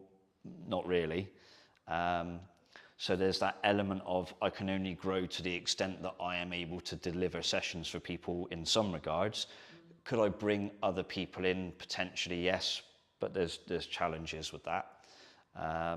Could I go online? Possibly, but I'm not a fan of it. I'd much prefer the in-person world. One of the things that COVID taught me was I don't like Zoom very much. So I would be keen to avoid that. So yeah, it's a tricky one actually. So I think in terms of stages for a business, I think it does depend on the type of business you have and where you want to take it. Do I want a franchise evolve? No. Way too much stress, way too much money involved, way too much leverage. What are things about stages where you are in your life as well, right? Yeah. I mean, I'm 45. Yeah, 45. Do I want to be franchising a business at this stage of my life? Probably not. I've certainly got a fair few years left doing what I do, and I feel good. But I'm not sure I'd want to put that sort of pressure or stress on myself. I'm pretty happy with where we are as a business. So in terms of growth for us now, it will be, I think it's improving what we do as opposed to doing more things or trying to be more things to more people. I would like us to go in a slightly more medical direction, and I am looking at maybe bringing a medical professional into the business, whether that's as a part of it or a service that is available to people. I won't go into the exact details of that because I know someone else will just jump on it anyway. That's one of the things I might do. But in terms of how businesses grow, I'm not going to pretend that I'm a sort of serial entrepreneur business grower, because I'm not. I've worked really hard at this one thing, and I've tried to be consistent. I tried to do the right things by people, and it seems to have worked so far. You know, we've been, as Evolved Health, it's been 12 years now, and hopefully a few more years yet. But no plans in terms of trying to launch a huge business. I think those days have passed now. Is there anything else you want to mention before we wrap up? Being in Salisbury has been quite interesting, actually, because it's a very different dynamic to where I was previously in Bristol and Bath. Obviously, it's a little bit smaller. Everyone in Salisbury tends to know each other. And so for me as a outsider, it was relatively challenging to grow the business initially because people didn't know me. But thankfully, because my work seemed to resonate with people and I seemed to do a good job, the business has been able to build and grow. But I think if you're a young person trying to start a business in Salisbury now, I don't think there's ever been more opportunity, but I also don't think at any stage it's ever been harder. You know, whether it's, you know, don't get too political, but you know, there's a lot of financial pressures on businesses the last few years, and they're only going to get bigger potentially by the sounds of it. I still think there's too much red tape in business, and that needs to be looked at. But also, I think there's a scarcity of space and facilities for people to start businesses. You know, if you want to go into town and rent a building there, you have got to have some very serious money behind you. And if you're a young person with a dream trying to start out, sometimes those stories happen and it works, but a lot of the times people are going to fall flat on their face quite quickly. So I think there needs to be some way in which young people who have an idea and something that can really grow are supported locally. I don't just mean by national government, but you know, maybe there are some property landlords who've got a space in town and think, actually, I could divide this building up and people could have, you know, some really cool startup businesses in here, and I'll help them. I think that there needs to be things like that, and there's not a lot of that around at the moment. I don't know if there are any groups in Salisbury. I'm sure there's like a small businesses association or group in Salisbury that might be able to, you know, jump in and say, actually, Matt, we do that already. But I think we've got to try and support young people in Salisbury, because one of the things I have seen over the 12 years I've been in Salisbury is that the demographic is getting older and older and older. And young people now leave Salisbury, and I've seen it in the time that I've been here. They disappear, they go to Bristol, they go to Southampton, they go to London, wherever it is they've gone, but they're not here. And that's because they don't see opportunity. And I think that's really sad. I mean, like I say, I'm an outsider, but Salisbury's my home now. I live here now. I've lived here for a couple of years or so. I eventually got fed up of commuting to and from Bristol. But I think we need to make sure that we create an environment for young people. And I don't just mean fitness-wise. I mean any business. I think the local council need to do more. The local Salisbury, Wiltshire Council as a whole could probably do more. On a national level, I think they've got to look at things like business rates. It is seriously expensive. You can have business rates that are higher than the rent you pay on your building. That to me is insane. Like, that's just stupid. So I think someone somewhere needs to get a hold of that. But yeah, anything to try and make the city, I should say, more vibrant would be a really good start. And there are a few businesses coming into Salisbury now, and in the town centre, different food and restaurant businesses and a few other bits and bobs. So there are some positive signs, but a lot of these people are older and have got money behind them, or their chains potentially. So something for younger people to say, you know, we want you to stay in Salisbury, we want you to build life in Salisbury, build a business, yeah, and, you know, stop seeing it disappear 50 miles down the road. It's, you know, maybe I'm wrong, but hopefully someone else sees this and goes, he's right. But that would be my one thing for Salisbury, having been here a long time now and sort of seen a few different things. For people who may be interested, really enjoyed this conversation, they want to see more of you, they want to connect with you, they want to reach out to you, where best to do that? One of the best ways is probably on the Evolved Health website, which has got various contact details. We're on Instagram at evolved_health. I hope I've got that right.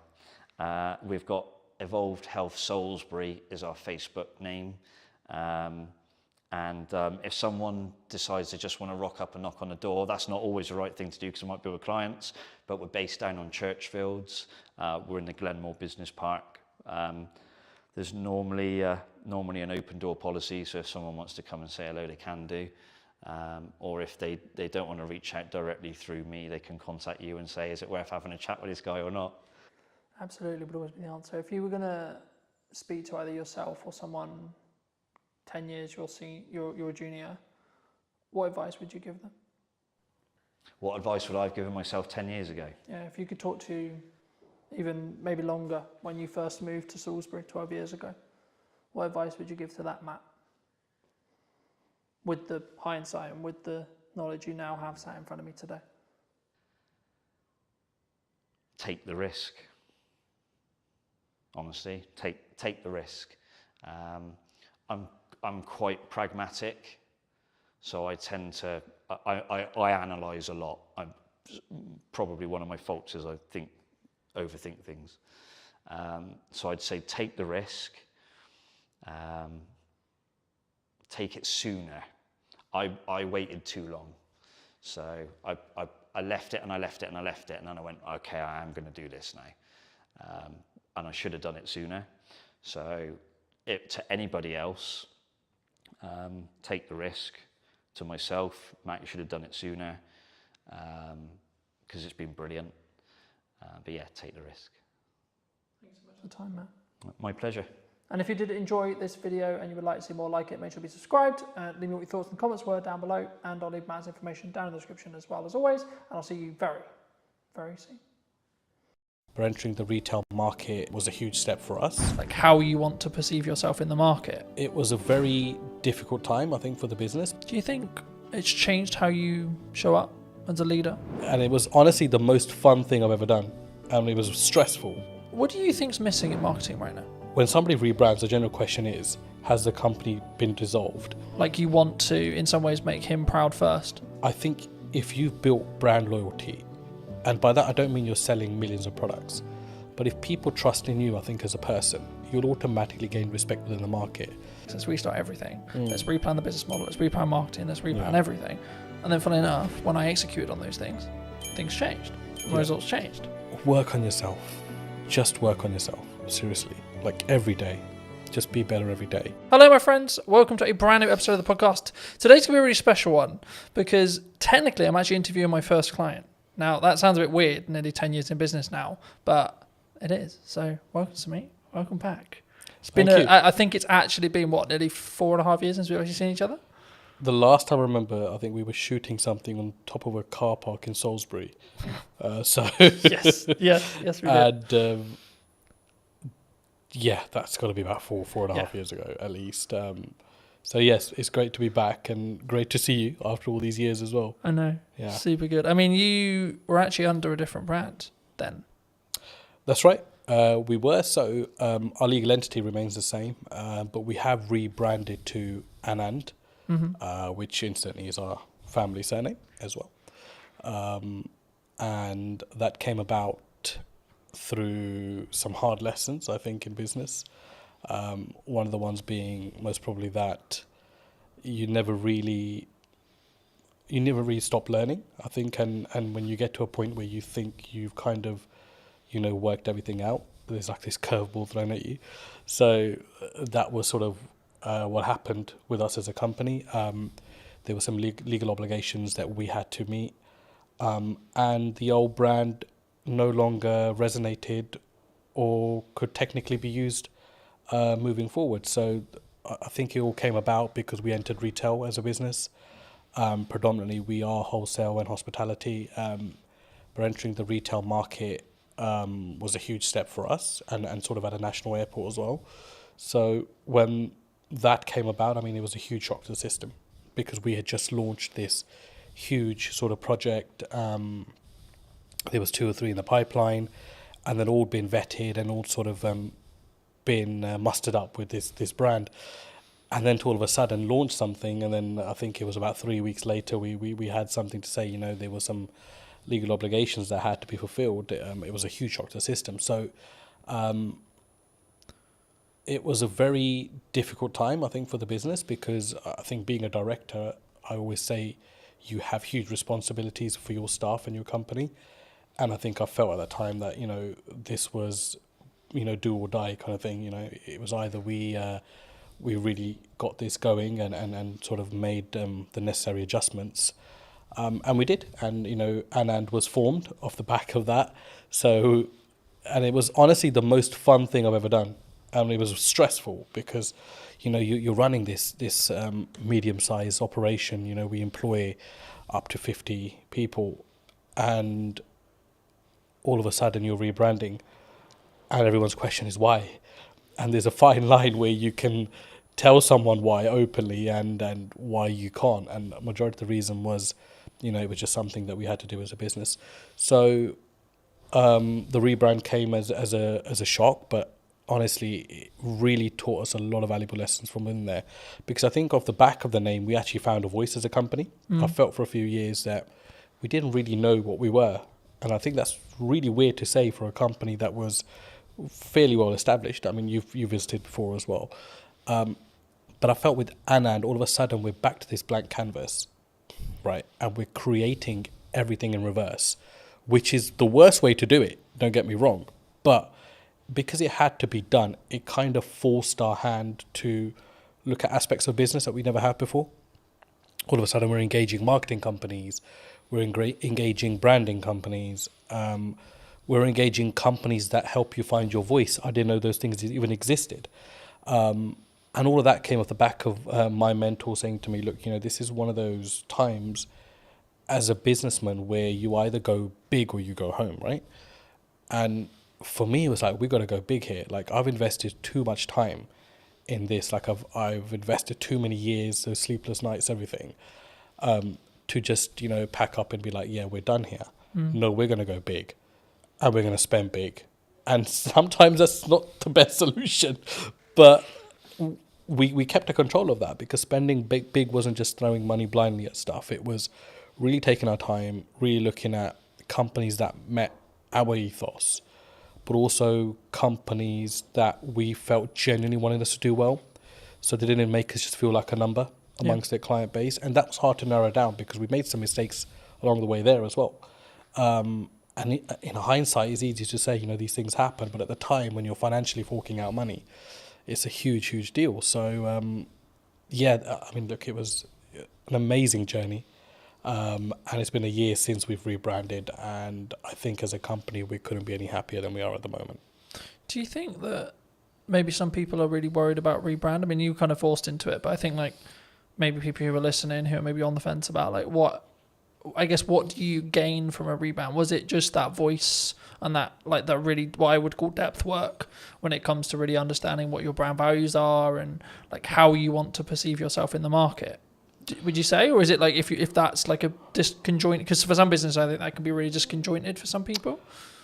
I mean, I'd answer that in reverse. So one thing you won't lose is your reputation, which was a huge aspect for us. It was, when somebody rebrands, the general question is, has the company been dissolved, or has something happened? Has the company gone bankrupt? Has there been a huge gross misconduct from somebody? And the thing is, like, you've got to get past that, because naturally as an individual, we would think that. And you've got to put yourself in the public domain as well as a director personally yourself and think from both sides. So for me, I think if you've built brand loyalty, and by that I don't mean you're selling millions of products, But if people trust in you, I think, as a person, then you'll automatically, especially a small to medium-sized business, you'll automatically gain respect within the market. So we didn't realize how much respect we had amongst our clientele until the rebrand happened. And I think that's what carried us through. So I think there's this illusion that if I rebrand, I'll lose customers. And that's a general worry because, of course, you need your finances to run a business. And your clients are your clients. You spend years and decades working with them, whatever, right? But those relationships can be ruined at a drop of a hat as well. A split-second bad decision.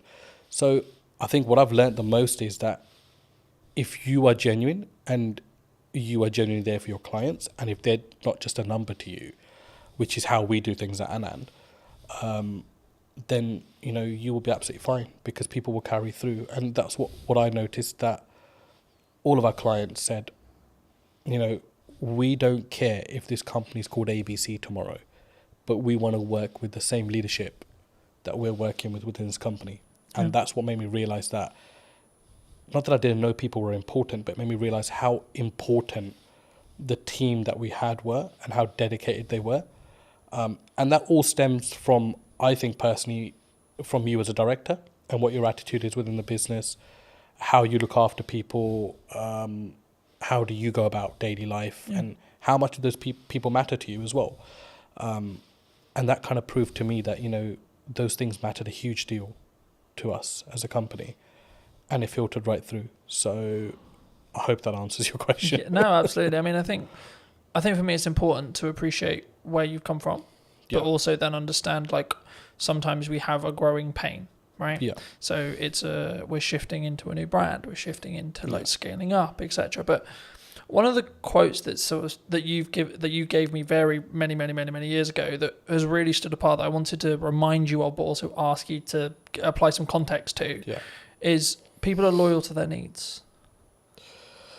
Yep, absolutely. Do you? I mean, how did you sort of? I guess that's a life lesson for a lot of people. But how did you? Where's the story behind that?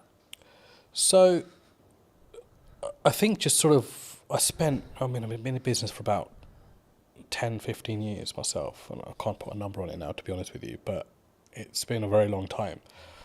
And one of the things that you realize very early on is that it's very much a dog-eat-dog world. Like, as much as, you think you might be out there to set the agenda straight or to start this new, loving relationship with every single person, it never works out that way. And we realized very quickly that as a business, after surviving the first 5 years, like, a lot of people are just loyal to their needs. Like, when those needs are met, they will either move on or they'll no longer engage with you. And I mean, that's absolutely fine. It's a natural thing to happen as well. But to put it into context, I mean, if I look at how we operate with our clients at the moment, I don't think there's a single client that can say that, if their volumes drop with us, that we change our attitude towards them. Mm-hmm. Whether it's the smallest client on our sort of, accounting system, or it's a big renowned sort of company, it makes no difference to us. We work personally with every single client and every single person that we work with. And that might mean along the way you have to accept that once their needs are fulfilled, that they no longer will engage with you. But to put it into sort of context, that quote at the time came from, it was one of the things that we've always steered away from as a company. Don't be those kind of companies, or that company that is all over a client when it's hot. Yeah. And when it's not, they don't want to know, or they don't want to help them out with anything. And there are some clients that we work with that, we did millions of pounds of business with before. And all of a sudden, they have engaged another company, but there are times where they still engage us when there's an emergency, and we would never turn them down, because you've got to remember that whether they've moved on as a client to another supplier, they were also once your client and made up the DNA of your business to be what it is today. So yeah, I mean, it's something you have to get comfortable with, I think, in business, and have grow some thick skin around that, because people are loyal to their own needs, and it's just the way of the world. For me, it's something that's sort of at the time, I think when you initially told me, I didn't really get it. Yeah. Right. And now I can say like 6 years, 7 years down the road, Yeah. I get it. You know. And I think for me, it's one of those things where it may not even be deliberate from that person, that client, that customer. Yeah. I think it's more around actually sometimes you just like there's only so much value you can add to that customer, client, etc. You know. Absolutely, and people have personal lives, and it's well, you know, it's easy to say, you know, don't involve your personal in your work life, but it's a very difficult thing to do as well. So sometimes we do forget that people might have stuff going on in their own lives. People move on, and all of a sudden a new person comes into that role in the company and doesn't see your business to be as valuable as the previous person. So there are elements of that as well.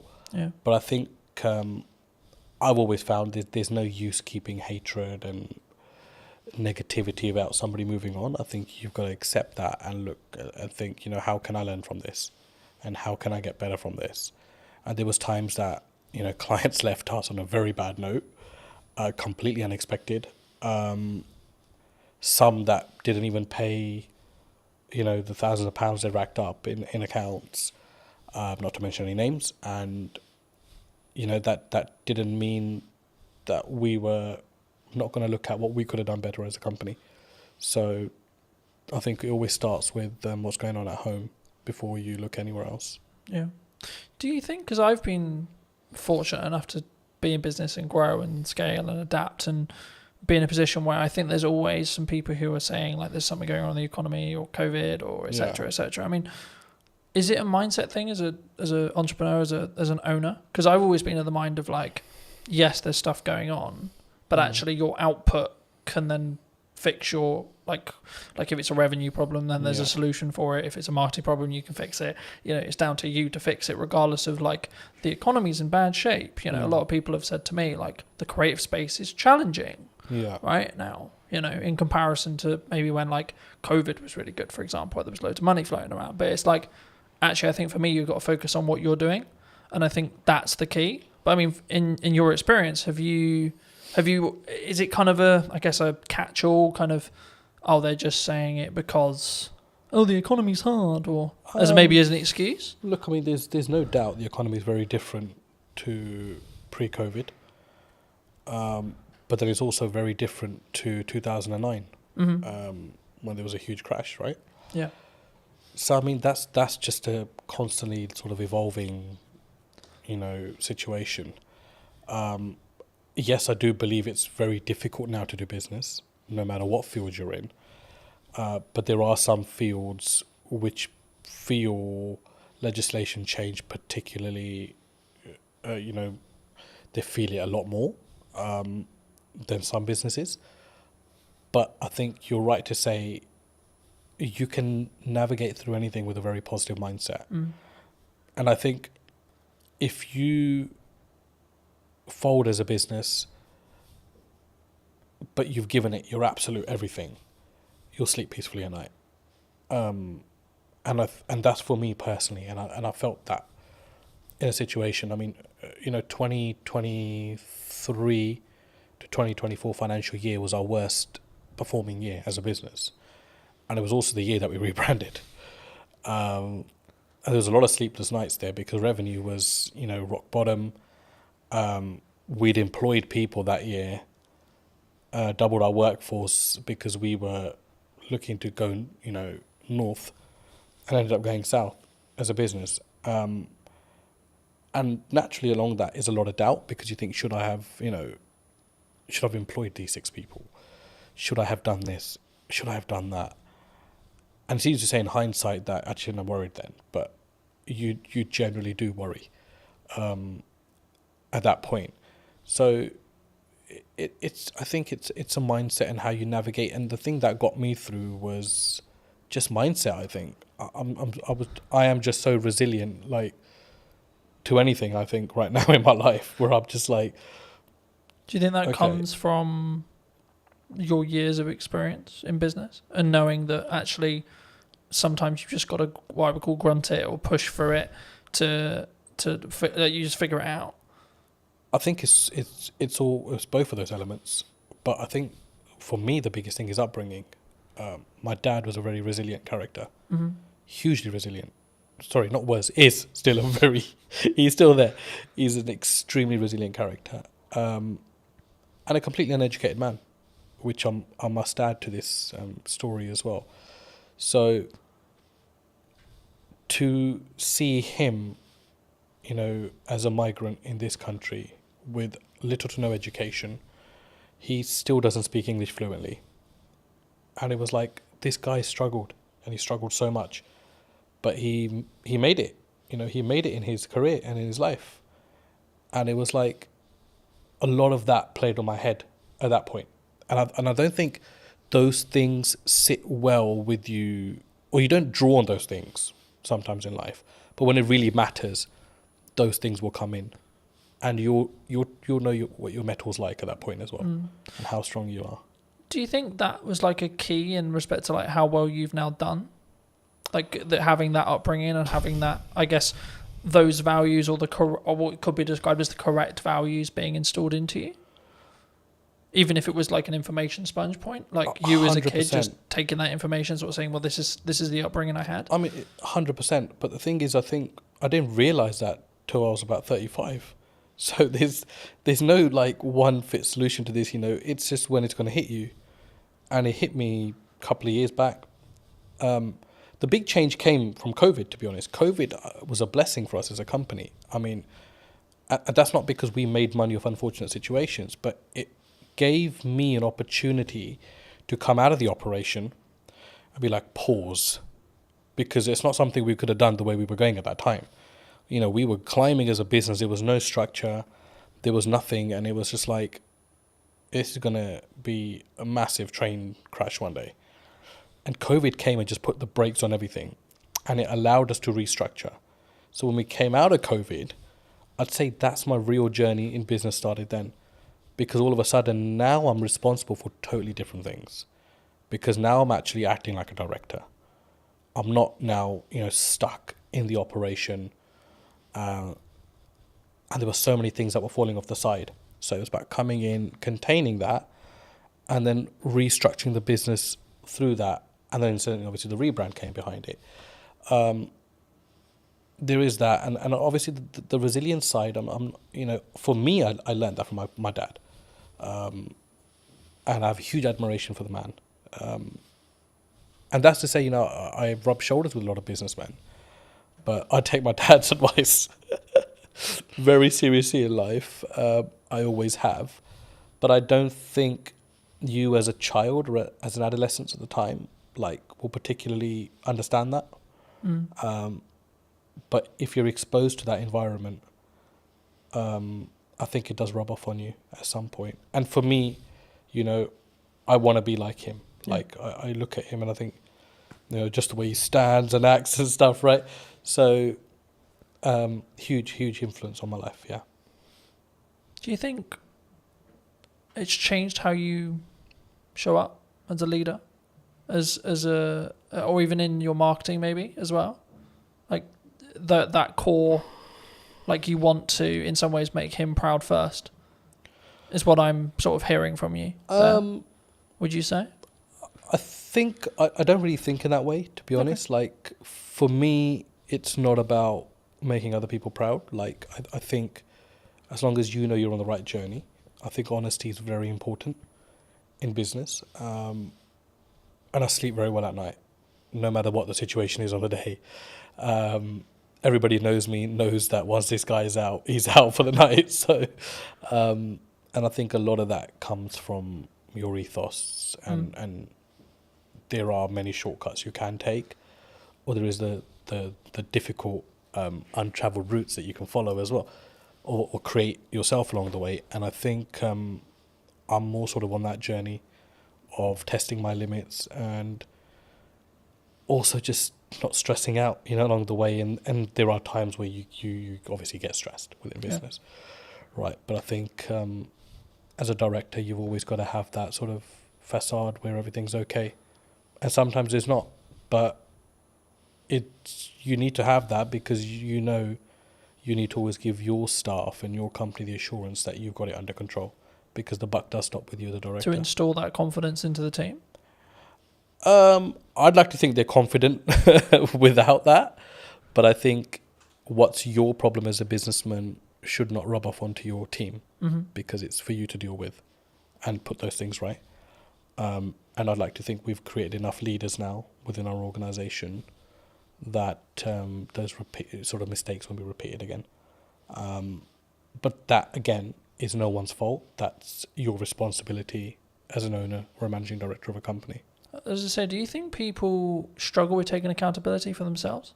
Like when things go wrong in business or when things go wrong, like they're more likely to go, oh, it's your fault, rather than it's my fault and it's what I could have done better. I think it's an easier route these days. And society kind of allows you to get away with that now. Do you know what I mean? But I think in your heart of hearts, you always know when you could have done something better. And I'm that kind of person where even if something has 0% my fault within it, I'd be thinking, what could I have done better? Or what could I have done to negate this issue? Is there anything? Do you think that what makes you stand out though? Because if you're going to say the culture of maybe the country or like the and on average it's externally. Surely the unique advantage could be, actually it's my fault. How can I do it better? What can I do? I think any great leader, let's go back. I don't consider myself great in any sort of way, I don't think I stand out in any sort of way there. But one thing that I've noted is like great leaders, whether they're businessmen, politicians, war generals, whatever, there's a lot of accountability. There's a lot of responsibility they take. And I don't think you can really take responsibility unless you hold yourself accountable. I know that might not make sense, but in my head it does. So I think that's really true, and I think that you have to take yourself accountability to what goes wrong, right? Like I've spoken in content quite a lot about last year was really hard. Economically, business-wise, etc. Now, I could have go down the approach of, well, it was a harder year, and it was financially this, and there was political uncertainty, and this and this and this. Or I could say, well, what am I doing? Yeah, right. Exactly. Like, how am I showing up? How am I leading with value? Yeah. Am I leading in the right way? What's my office structure like? What's my business structure like? And then what I did was actually go, okay, right. So clearly something isn't working. Right, so let's go back to basics. Let's restart everything. Let's replan the business model. Let's replan marketing. Let's replan everything. And then, funnily enough, when I executed on those things changed. My results changed. Yeah. So I think for me, especially something that you can't overly control, right? Like who's in the government, what the government policy is, etc., etc. That's why you should focus on you. That's why you should focus on what you're doing and what your key is, I guess, in some ways. But what do you think's missing in marketing right now that people maybe don't look at, or like either what you're doing specifically or maybe what you're seeing as like potential opportunities? What I've seen, because we engaged with a lot of marketing companies before we decided to go with the one we did, it was just like how bad the quality of stuff is out there. And I don't know whether it's just that people settle for, whatever's kind of fed to them, or don't challenge back enough on things. And for us, I was like, no, I don't want to look like a Pret or a Starbucks, because those things are fucking done. Like, I don't want to be that brand. No, I don't care how they're presenting their material. It makes no sense to what we do. And, the comeback from some of the marketing companies was, oh, yeah, but, you're operating in a different domain. Yeah, we're operating in the aviation domain. It's a huge domain to this country. I mean, you saw what happened when aviation shut down with the ash cloud. Yeah. I said, we're operating in a very high marketable area. But I don't need to be another one of these brands.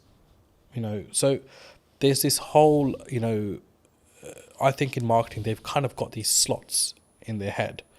Where, oh, okay, you're in hospitality, so let's just follow the footprint of this company. You're in travel, let's follow the footprint of this. No, it needs to be personal to you as a company. And I think no matter what size you are, I think you've got to have that arrogance and you've got to have that strength to be like, no, this is shit. I'm sorry. Yes, you might be saying to me this is going to cost me £5,000 a month, but I do not value this at £5,000 a month. Like, this content is shit. And it was until we took that stance, we were able to filter out the companies that we actually wanted to work with. And it ended up actually being a company that had absolutely minimal experience in marketing, had a very strong presence in videography. They did some of our content. We sat down and said, we'd love the opportunity to market for you. And I was sold on the directors of that company. And I think that's a huge valuable lesson, that don't just go out into the market and think, I'll go to the marketing agency that does marketing for X, Y, and Z. No, that will not be the necessary fit for your company. You need to find the necessary fit for your company. So overall, I think there's a huge gap in the market there. If somebody's willing to come in a company and work personally with smaller businesses, I think it's a huge market, because everybody wants to catch the big fish. And big fish will potentially have the budgets just to pay and be like, yeah, the campaign didn't really work out. But as a small business, you can't really afford to do that. Every campaign has to work out. And whether you're small, whether you're a medium-sized business like we are, it has to work, because you're paying a lot of money for that to work. So huge gap in the market. I think there aren't many companies that I would look at and think there's a good reputation there, even though they work with big brands, because they will just consider you a small fish and think that they can pull the wool over your eyes. And I think it's very important, no matter what size you are, that you're the captain of your ship. Yeah. No matter how small it is, how big it is, you've got to lead by example there. And if you have to have the loudest voice, then you've got to have that as well. I'm glad you mentioned video, because I think sometimes people, they're overwhelmed by it, they're concerned by it. Yeah. They're like, well, I mean, why do you use it? Right, was the key, the question there. But I think there's so much that there's from my experience, there's psychology around oh my God, I sound like a dick on camera, or I don't like the sound of my voice, or this is how I look. But there's also then the tactics, or the tech side, right? Now, obviously, if we bring in a videographer, you don't need to worry too much about the tech side. But I still think you should, at some principle, you should understand it. I mean, why did you, because you mentioned that you leaned into it. I mean, why did you lean into it? I was obviously introduced to yourself into videography. I didn't have any we know videos get made, but it wasn't something you ever gave, second thought to. For me, it was just kind of okay, I need to stop worrying about how I look or sound on camera. Just be genuine to who you are, what you're talking about. If it produces great content, it does. If it doesn't, whatever. It's not the end of the world. And obviously, it was a changing landscape at the time as well. I think all of a sudden, Instagram changed its algorithms, videos and reels, and all these new terms are coming out, and I'm like, what the hell's actually going on? And it was just something that came about. And for us, because we're hospitality and retail catering, imagery and videography is a huge aspect of what we do, as part of marketing as well. Of course, you can't just keep marketing with, let me take a picture of this and just keep sticking on social media. It doesn't really work that way. So for us, it was okay, we need to open our horizons here and actually look at things that work, and just keep yourself open-minded in the process. I think it's something that people should always try, and then see what the data then tells you, right? In whatever the campaign is, whether you're doing short form, long form, etc., etc. But I think it would be important when talking about data to think about AI, right? We're seeing an AI boom. Do you see it as we're all maybe in trouble, or some people, you're very obviously service based in respect to what you do, so it might not be as relevant, but is there elements of AI in your business? Do you utilize it, or have you gone the other way and said, actually, no, we're going to lean into the fact that we are doing it ourselves, and we're not maybe using it as a utilizational tool? Because I see it as a tool that can be sharpened, rather than it replacing you. I mean, there were people in our team that were huge believers in AI, and there are elements of it that we use, no doubt. But I feel with what we do, if we invest too much into or rely too much on AI, I think it will stop your mind from working. And I think it's very important that you're engaged consistently. From just a cognitive ability. Cognitive ability. And I think you don't want to get into a situation where, you're relying on technology to tell you what to do, because then all of a sudden you're not problem solving yourself. Or, use it where you can, don't get me wrong, if you're stuck or whatever. But I just think that there are certain aspects of business, old school values, that no matter, they've tested all elements of time and survived. So technology important, AI important, but I don't think it's do all and end all. No, I think that's a really important reflection. I think it can be, and I'm using the analogy of you sharpen the knife and then use it, right? Because I think it's a tool, and we need to be careful with how we use the said tool. But like for me, I'm also building habits around like doing more physical reading, right? Because I'm aware that if I use AI, my cognitive ability may become less. So I'm like, how can I actually increase my cognitive ability with effort and energy, right? And I think for me, that's the difference, and that's why I think like you can still be sharper. But were you always maybe looking at like, because I think when we look at maybe the arbitrage, or maybe we're looking at for an advantage as a whole, were you always someone who maybe looked at technology and saw the opportunities it could give? Because I think sometimes people, they sort of put their defense mechanism up and go, no, you know, we're not going to use it. We're not going to do that because it's scary and new. You've got to use technology. It's not, I mean, a side story, but a family friend, I mean, he owns about 20 to 30 industrial units in West London. And he's a landlord on all 30, and he accumulates rent of all 30, is the managing agent of his own estate, charges his own service charges as well. So huge business. And in COVID, he had an issue where his bookkeeper caught pneumonia and was hospitalized. So he called me and said, you know, I need some help with software and accounting. And I remember driving to his place thinking, there's just going to be so much advanced systems here because it's a huge business. So I don't really know what I'm going to be able to advise him on. When I got there, I was completely shocked that he had no accounting system, no software, and he was doing everything manually. To the point where he was even adding up sums on a piece of paper, or his ledger, physical ledger.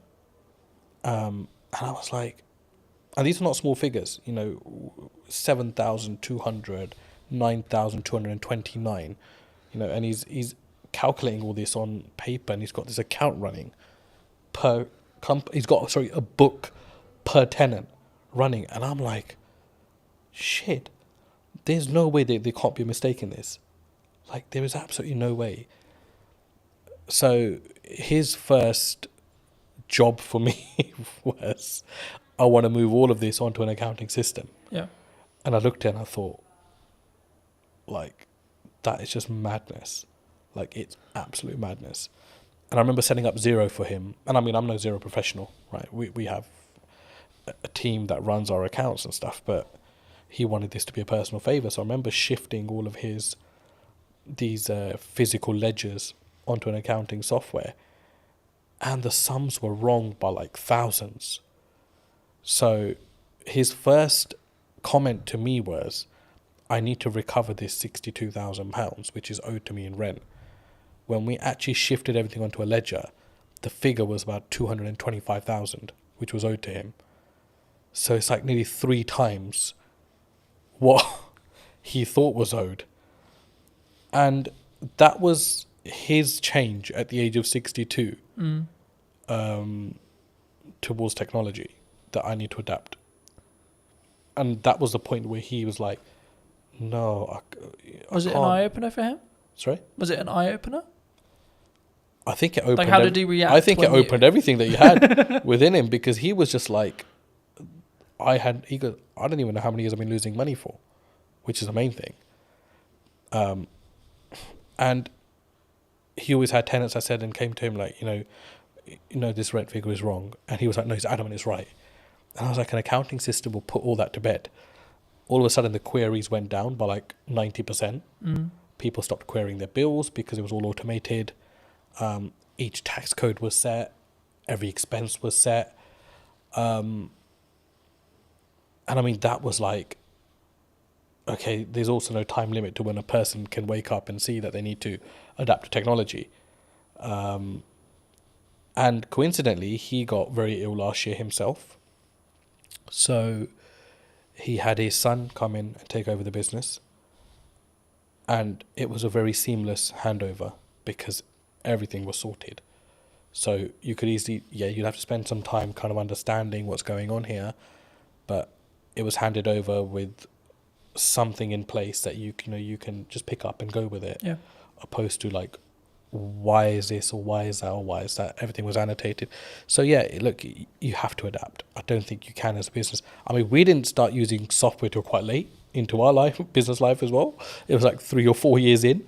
We were creating invoices off Excel and that kind of stuff, and I was like, this can't be the way. And then slowly we've adapted to stuff. There are things that I think are really unnecessary in business as well. You don't need technology for absolutely everything. But yeah, basics like accounting and stock management, staff management, telematics on vehicles. You've got to have that. I mean, we had one of our drivers had a terrible crash last month, and the police wanted to know, what speeds were both vehicles travelling at, and we were able to prove that because we had the telematics. And the third party wasn't able to do that, which, favoured us as a business because we were able to prove that we were within, or our driver was within the speed limit. Yeah. Didn't harshly brake. So technology is a lifesaver in certain places, and you've got to have it for the basics of your business. Yeah. You're specifically, obviously, a very niched business in Yeah. regards to the sector that you serve. Have you always been that way? And if so, was that a very conscious decision from day one to be like, I'm going to serve this? Nope. Aviation just came about, to be honest. Well, I say it came about, but I kind of think you set your own destiny in some ways. We were so busy trying to survive as a company, but it was just like customer focus. Yeah. Make sure the customer gets everything they can from you, even if it means you're losing something. Just give your customer absolutely everything and make them feel special. And we do that till date. So in some ways, business is a funny thing because you can never say, I set out to do this and it happened. Because I think you've got to, like, a lot of things happen around it and you end up taking a different route. So, I mean, I discuss aviation a lot, but we work heavily with construction. We work heavily with tech companies as well. And we have a huge footfall in the city as well. And none of those things were ever targeted. Like, I don't think we actually knew what we wanted to do when we started business. We just knew we wanted to serve food and, have a business as such, right? So it was like, okay, how do we do that now? And I think along the way, your business will adapt. Things will come up. You'll see value. For us, it was about understanding our niche. And I don't think we understood our niche until post-COVID, which is scary because that was like 10 years into the business. 10 years? 7, 8, sorry, maybe 8 years into the business. But it was like, what is our niche? Our niche is not aviation. Yeah. Because there's a hell of a lot of companies that operate within that. Our niche is short lead times. You get hold of anybody at any time of the day or night. We will solve your problems. And if we don't, we will make sure we've done everything possible to try to solve that problem for you as a client. Now, there are some clients that have my number specifically, and they will only call me in situations because although I'm the director of the company and we have an amazing workforce, I've built that relationship with them personally when I was building the company out. And I can understand why they only want to come through to me. I totally get that.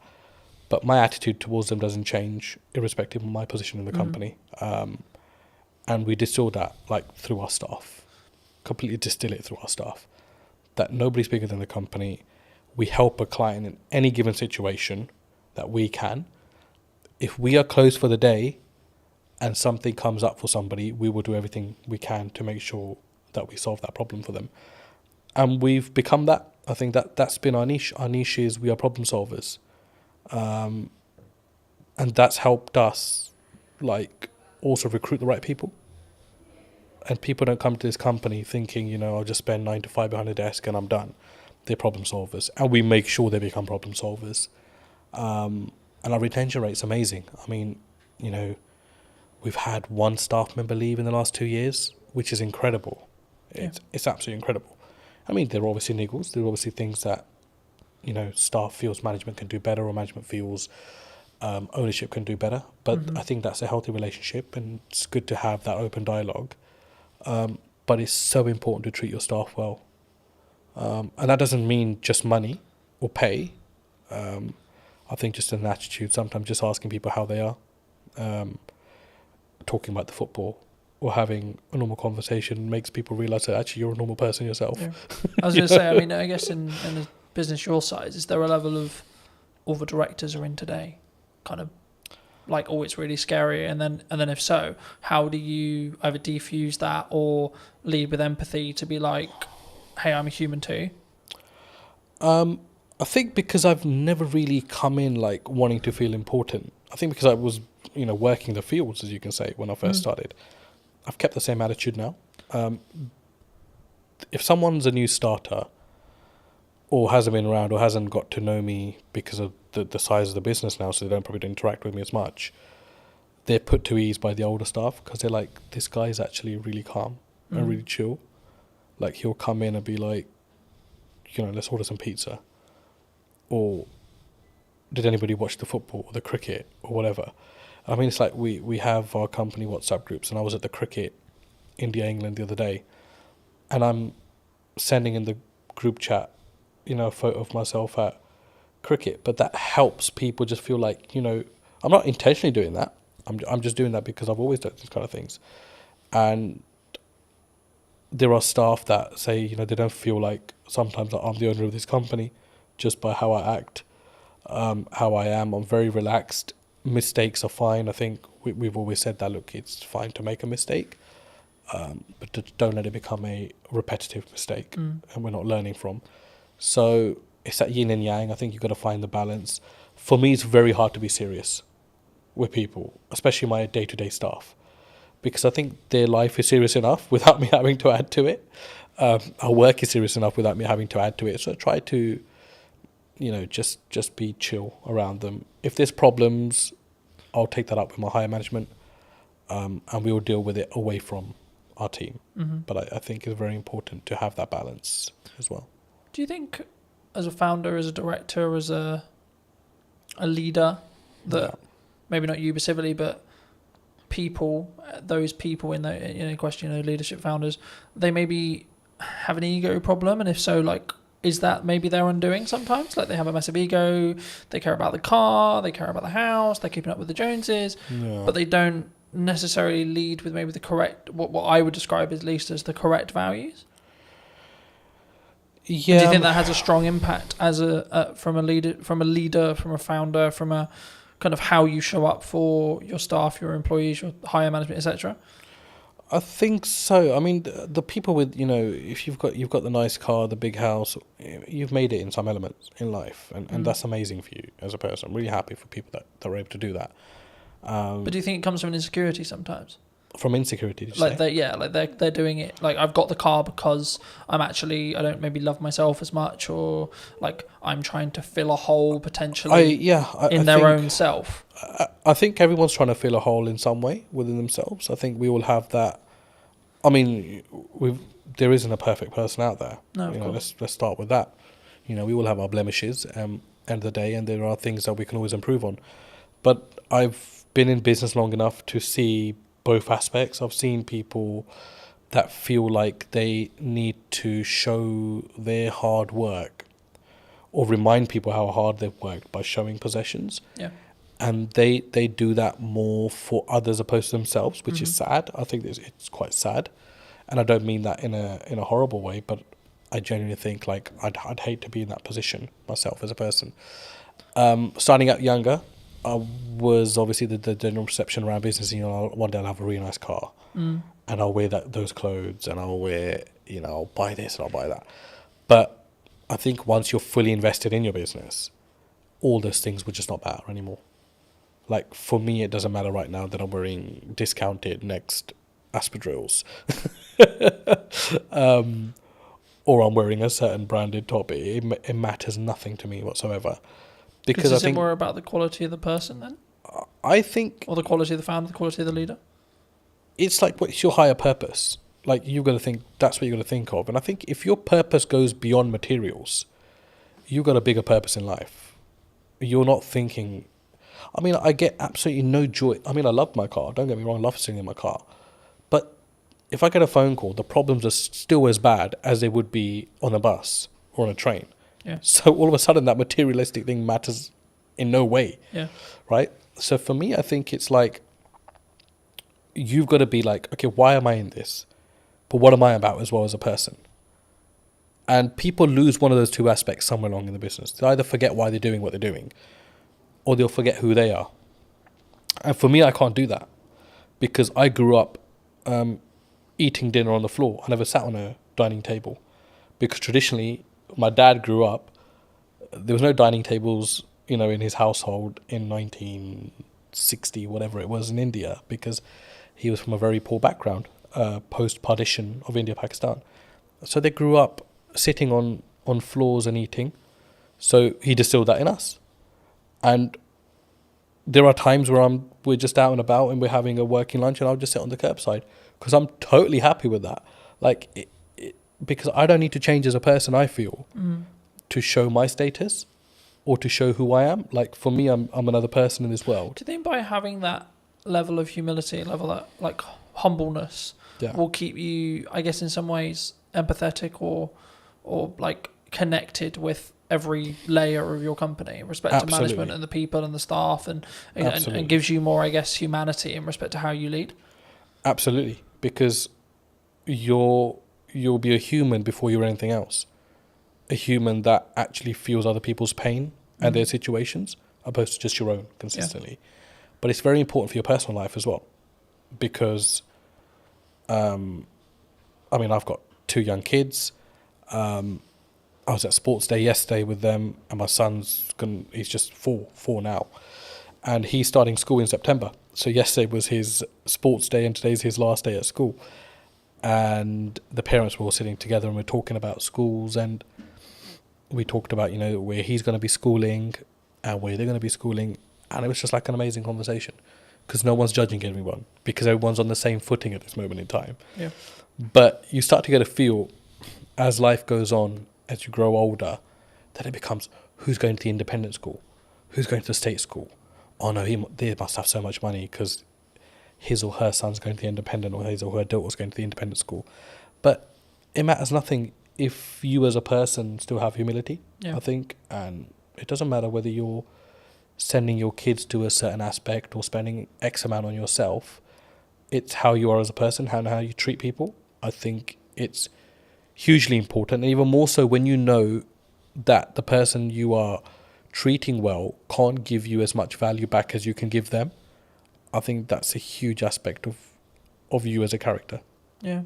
I think also it's a pay it forward mentality to an extent, right? Like, I think what you output will also reflect back on you in 3 months, 6 months, 12 months, etc. At some point, it will definitely reflect back on you. Whether you believe in karma, whether etc. Right? Whether maybe don't go about our belief system, but like whatever your belief system is, there's always a crossover there. And I think, especially when we go back to business, I think that's true in marketing as well. Yeah. Right. A lot of the work I'm doing at the moment is actually, how can I scale out what I'm doing and then build systems so that it allows me to be more present for clients. So then in turn I can do a better job, which in turn means then when I take on new clients, I can ensure that the quality is the same, right? And actually, I think partly because I will say no to certain projects or certain clients or certain things. Do you look at that when you potentially look at a client or working with a customer, etc.? Do you say no sometimes? And if so, where does that mindset come from to be able to have the humility, I guess, or the confidence to say, actually, no, you're not the right fit for us? I think as a leader, you're responsible for a lot within your organization, and I think you realize that the more you grow as a business. It's something which is easy enough to ignore if you're stagnant, or if you're growing through, the growing pains, right? And it's a very painful area when you're growing as a business. And I mean, by no means is Anand a multinational business, but I feel the pain of it every day when we grow. And majority of the time it's financial pain, because the bigger you become, the more restraints you get on your cash flow. And there's times you're thinking, I just want to be small again. I just want to be that business that everything was done on account, payment on receipt or whatever, right? But all of a sudden now we've got payment terms. There's clients that rack up huge bills, but we know we're not going to get the money for 60 days or 30 days. And, you know, there's clients that, I mean, there was a client that came in, and we're absolutely wonderful with each other now, but they started and they, you know, said, we won't pay you for 90 days, but we'll give you this much business. And everybody was like, oh, it's an amazing deal to be done. And it was somebody from our team, actually, because when I consulted him and he said, there's absolutely no point to take this business on, because if this client's going to be giving us £150,000 a month, we won't have that for 90 days. So all of a sudden we would have racked up something like $500,000 in 3 months. Or this business would have racked up $500,000 with us and that's a huge risk, because we only get paid 150,000 out of that 450 after 3 months. Yeah. And then it becomes that again. And then it becomes that again. And if that goes down tomorrow, we're going to be losing $500,000 as a business. And that's not just the revenue, there's the cost that comes with it as well. Yeah, because you have to pay out the cost anyway. Of course. I think sometimes when people look at business, they maybe don't appreciate it, right? They'll see them with the nice car, they'll see them with the new studio, whatever it is. But I look at it and go, oh, that's a lot of money. Yes, you know, oh absolutely. My God, that's a lot of costs. Yeah, of course. Right? And I think it's how, I guess in some ways we develop as people to stomach those costs as leaders. Definitely. And I think it's got to be your attitude as well. Yeah. I think you've got to, I do not think that there is a company in the world, I do not think there's a single company in the world that should ever come to you and try to take advantage of the size of your business. Yeah. Or play on the vulnerabilities. But unfortunately they do, because that's the way the world works. And that's where I think you've got to show your mettle. Like, how much do you value yourself as a business? How much do you value your services as a business? But be able to back that up with quality as well, which is a fine line, right? And that doesn't necessarily mean you've got to have the best product in the market, but absolutely deliver on everything that you say you're going to deliver on. If it costs you to deliver on it, you deliver on it irrespective. You don't just shortcut and then leave yourself exposed in the market for having a bad reputation. But I think it's self-belief. But I know that doesn't come when there's no income or little income, because only self-doubt's there at that point. But my last 2 years in particular in business have taught me, got to value yourself. Yeah. And that doesn't mean you go and shit on people's parade, or you go and mistreat clients, or if somebody comes in trying to bargain with you that you mistreat them. You've got to hold your firm in a polite way, but you've got to know what your business is about, and you've got to know where you're strong and where you're weak, and you've got to be able to make the right decisions. And sometimes the first decision is not always the best decision. Yeah. But leave the ball open where you're still able to have dialogue with clients. There's times where we made, mistakes. We've misjudged, and we wouldn't be human if we didn't. But it's how do you react to that? Yeah. How do you go back and manage that? How do you have the humility to say, we got this wrong, but still be able to have that relationship with your client? I think as well, and I had a very fortunate conversation a couple of weeks ago about this, and it was like, we just worked with a brand new client, and one of the things they said to me about why they chose us or me, however you want to perceive it, is that because I was the most expensive out of the ones they were talking about, and for like maybe a newcomer or etc., that sounds weird, right? Because it's like, why would you win the work but you're the most expensive?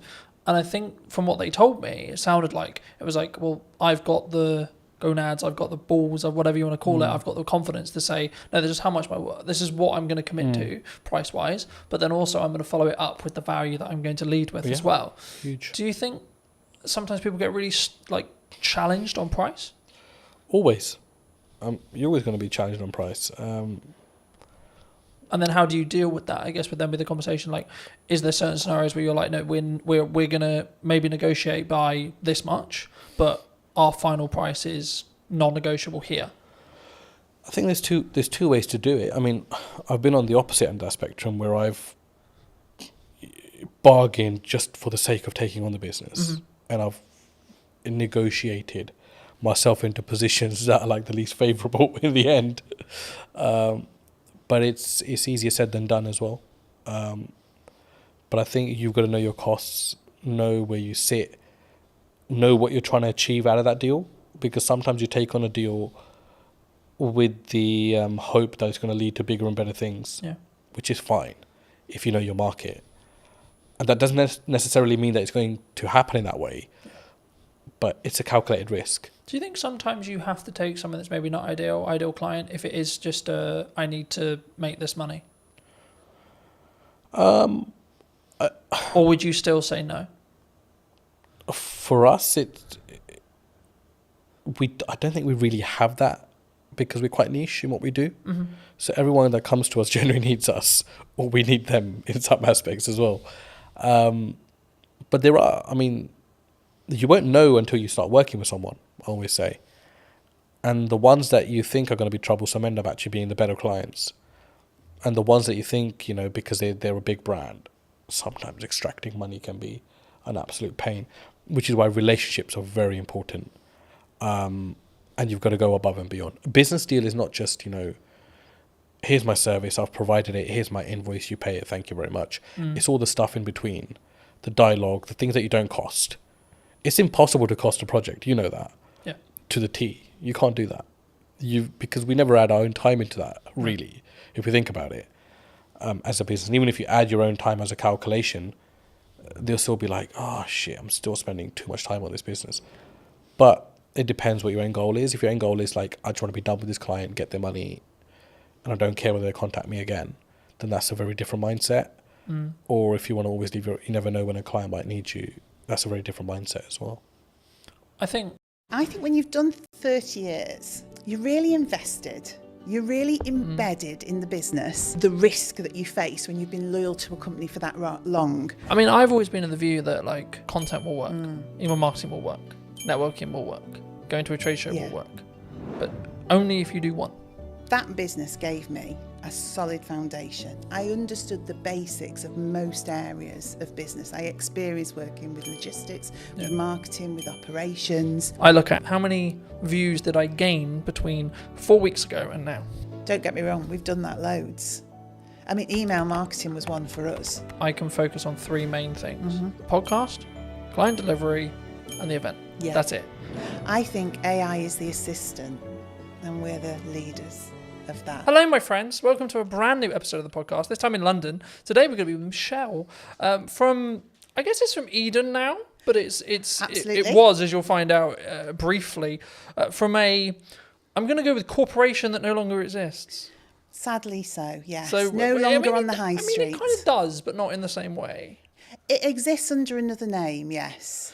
Should we stop being elusive? And should we should definitely stop being elusive. It's WH Smith's. For those of you that didn't guess, it's WH Smith's, yes. I'll start here. I mean, how did it feel? Because obviously you were, correct me if I'm wrong, but you were a regional manager. Yeah, so I looked after the north of the country for WH Smith's, yeah. I mean, I was with them for 30 years, so I grew from being a Saturday girl on the till to that position of looking after all the stores in the north. But yeah, at the point I finished, I looked after about 304 stores in the north.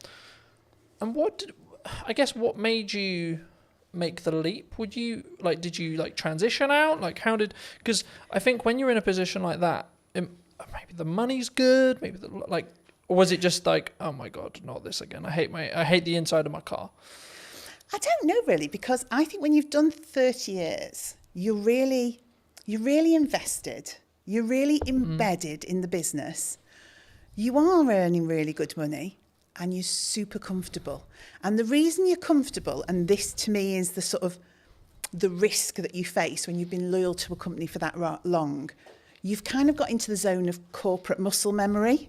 So I didn't really have to think that much anymore. Yeah. So I was earning a good wage. I was doing a job that I liked for a company I was really invested in. But ultimately, I'd kind of lost the ability to be myself. The company had changed, I'd changed. And it was just time, I think, to find something that was me.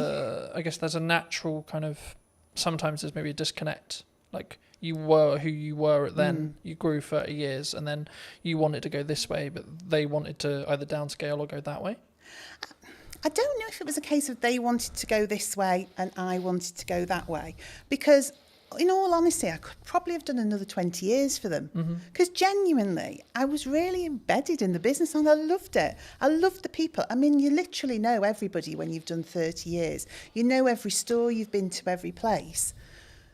But I just sensed that it wasn't going to be right for me in the future. You know, I think you just get a knowledge of, I've got all this experience, I'm getting my own mind, my own voice more, and that needs to be somewhere else for it to develop and grow. Yeah. It's not going to be develop and grow here. Or I can stay and carry on doing what I've always done for another 20 years. So was it, I guess, in some ways a personal development shift for you? Because we were talking just while we were setting up about, you know, the difference that you now have with where you are with Eden. Yeah, I didn't know it at the time. I honestly didn't know it at the time. So it was a leap of faith moment, really. And then the weird thing for me was COVID literally happened on the Friday of the week that I left. So I gardened for about 12 months. So in that period, I really did start to think, well, what's going to work for me now? And do you know what?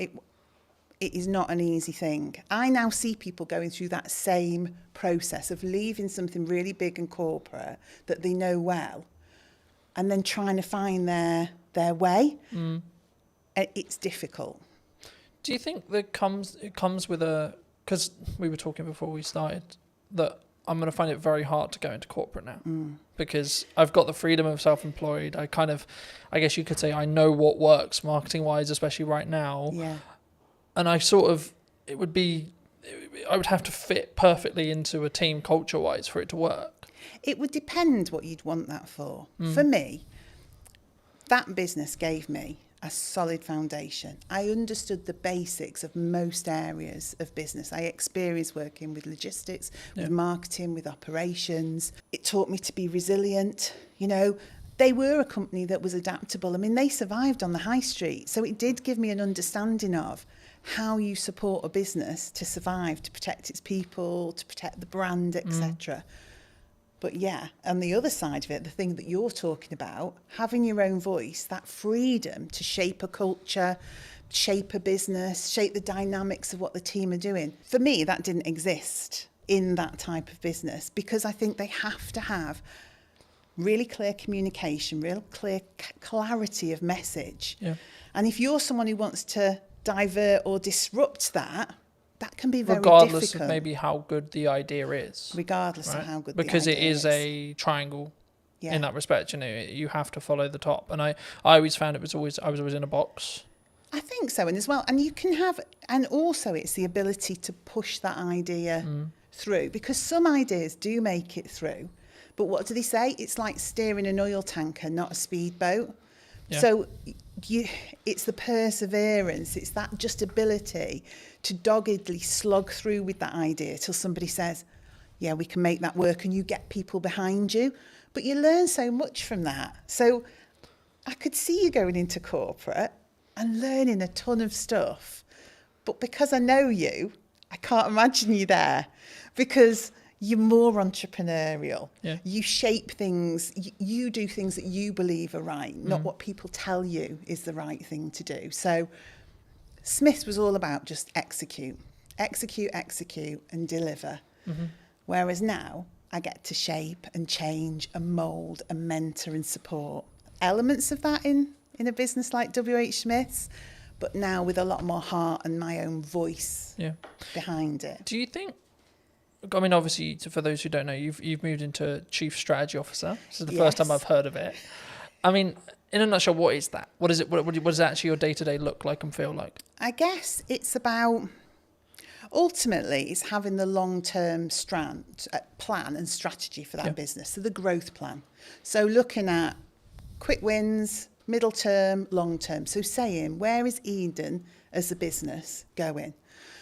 But then from that, understanding, I guess, some of the fundamental change. So what are the operational and robust things we need to put in place to get it there? Yeah. But also having the freedom to be inventive, to work with the team, to generate ideas. So I would say I'm the person who knows the long term, but I'm also the person that wants to generate all the bits in between that move us in that direction. And some of it is quite simple. Some of it is really quite complex. It's about building teams, it's about building roles and responsibilities and processes. Yeah. But then it's about looking at innovation, deciding what we want to do, NPD, all the fun side. And I think for somewhere like Eden, Chief Strategy Officer is because we want to scale up and grow the business, but we don't fundamentally, well, I don't believe fundamentally we can lose the heart of what Eden is. Yeah. It started in somebody's house with the founder and his partner and a couple of people working for him. And it's grown now into its own HQ, its own warehousing, employing 26 people. There are loyal customers who've been with that brand for that whole 12 years. So we've got to scale it up because we want more people to join the organisation and more customers to experience the brand. But we don't want to lose the heart of what Eden's all about. And I think it's my job to make the scale up happen, but make sure Eden remains Eden. Do you think it's difficult?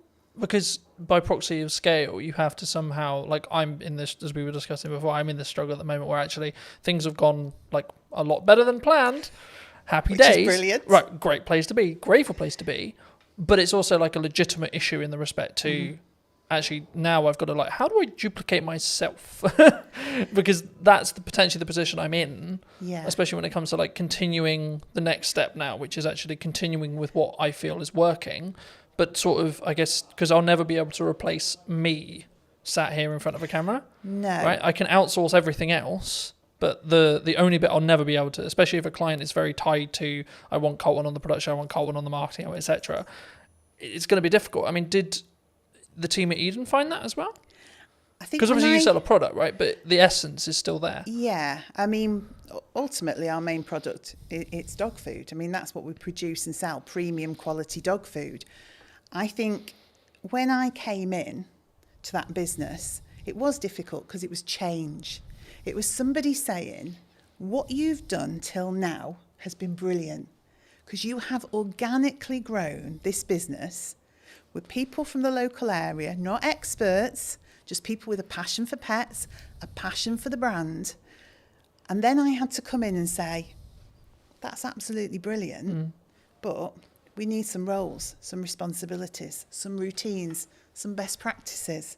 We need to get back to basics. We need the foundations.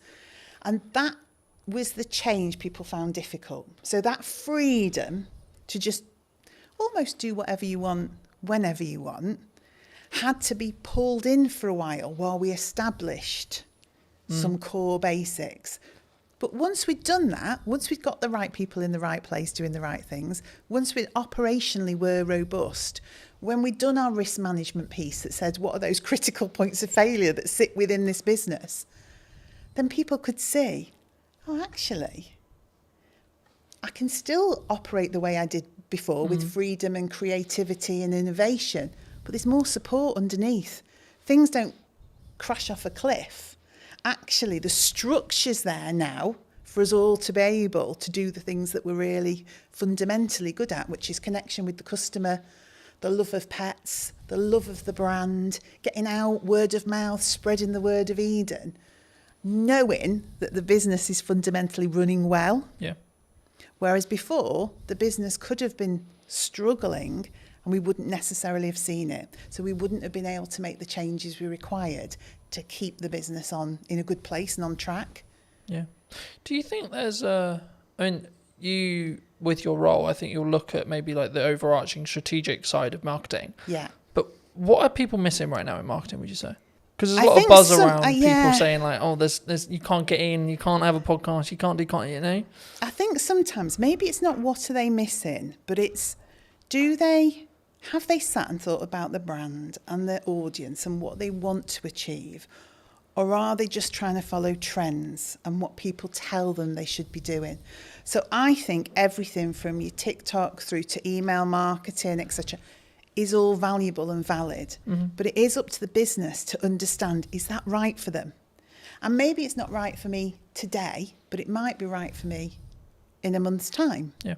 Or maybe something I've always done, I'm going to stop doing so much of that now because I want to change. So I think you have to consider everything in the marketing sphere, but it doesn't mean you should do everything. because if you do it without authenticity, I've seen many TikToks where I just think I could literally crawl under a rock with embarrassment. Now, I'm sure some of that actually works sometimes. But if you're just doing it because you think you have to, I don't think it works. I think for me that's really true. I mean, I guess the follow-on question was going to be around like the shiny thing syndrome. So to give you some context, I was out on a run yesterday. Yes. And I was like, hey, I should have like a teaching platform and it should be on a subscription base. I was like, no, Colton, that's a good idea, but no, because I'm focused on like two main things right now for the next, like probably to the end of the year, more likely, which is the podcast, right? And then the event, right? That I alluded to before we started. And the event's in September. So the reality will be like after September, I'll just be planning the next one and continuing with the podcast. Yes. Do you think people run into a challenge when it comes to like, they get some momentum with something and then they go, oh yeah, but this shiny thing over here is really cool. Yeah, and it's and also if you're looking at your competition quite heavily, if you're looking at the marketplace and seeing what people are doing, you don't know if what they're doing is actually successful. But internally, you go, they're doing that. It looks great. I mean, of course it looks great because they make it look great. Yeah. It doesn't mean it works. Doesn't mean it's successful. But it's so true to say you can just be pulled off. I mean, I say to my team, I know it's a really old analogy of all of us pushing the boulder up the hill. If we all run off in different directions, we're going nowhere and probably going to get squashed. Yeah, who's going to get squished? Who's going to get squished? And that's what I say. Look, we've got some key pillars. Let's stay focused on that. Let's consider the opportunities, but don't run off and do it and just leave this hanging over here. And don't get me wrong, we've done that loads. I mean, email marketing was one for us. We wanted to do it. We should have been doing it. We kept running off and doing shows and events and sparkly fun things, never actually nailing some of the fundamentals, because it's more appealing, isn't it, to go to Crufts and meet dogs. Do you think there's a level of ego that comes from that? Like either from a founder or from a team?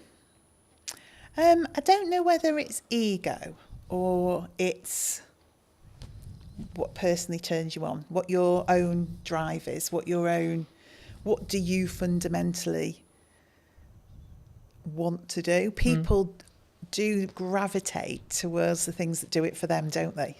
Yeah.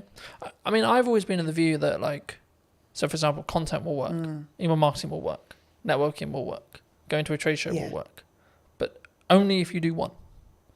Okay. In my view, right? From what I've found personally. Yeah. When I've really focused in just depth on how do I make the podcast as best as it possibly can. Yeah. From a viewer's experience point of view. That might be how it looks, how it sounds, how I come across.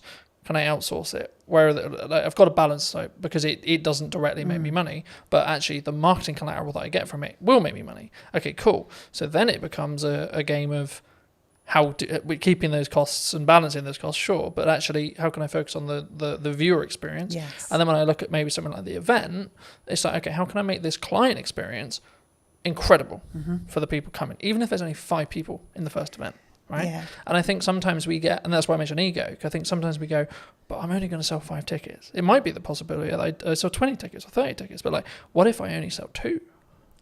I get that. And it's interesting, isn't it? The business that yourself is in with you, and obviously you're looking to scale up and maybe employ, etc.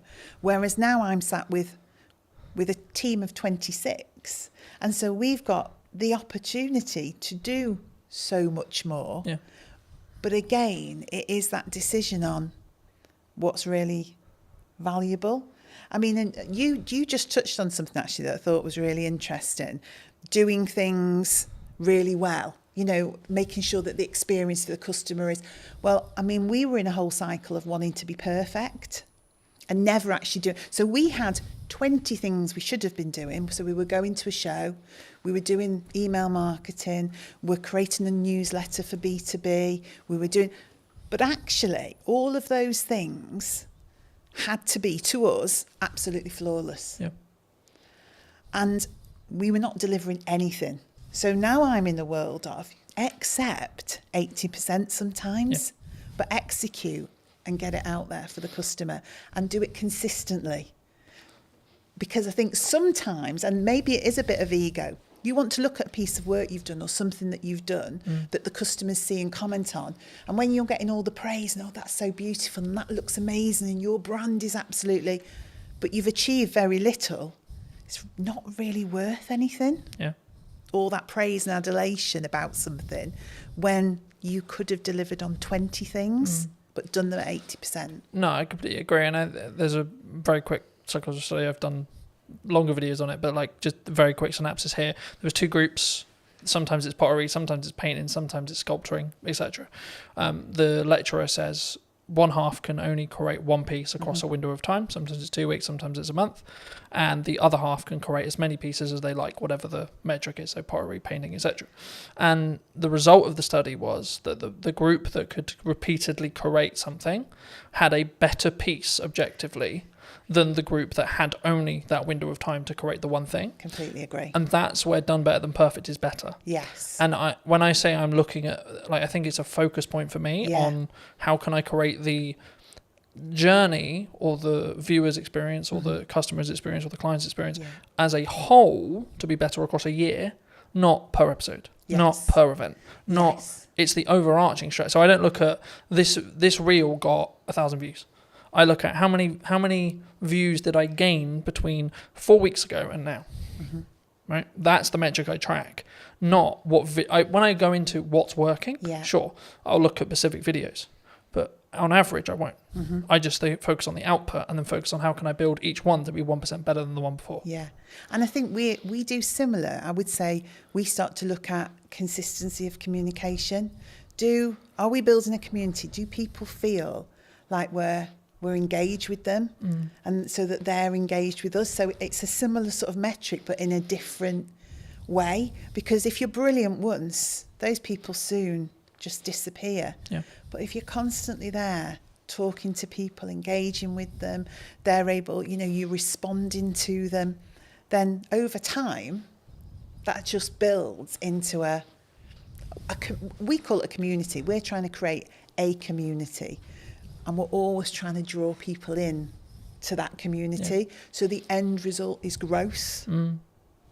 But I think we sometimes get into the world of we need it all to happen in one day, 2 days, 3 days, 4 days, 10 days, etc. That's me sometimes. But actually, in reality, if we just focused on, I can't remember the exact quote, but something along the lines of we underestimate what we can do in a week, but we completely over-egg what we can do what we can over-egg in a week, but what we can do in a year is really underrepresented mostly.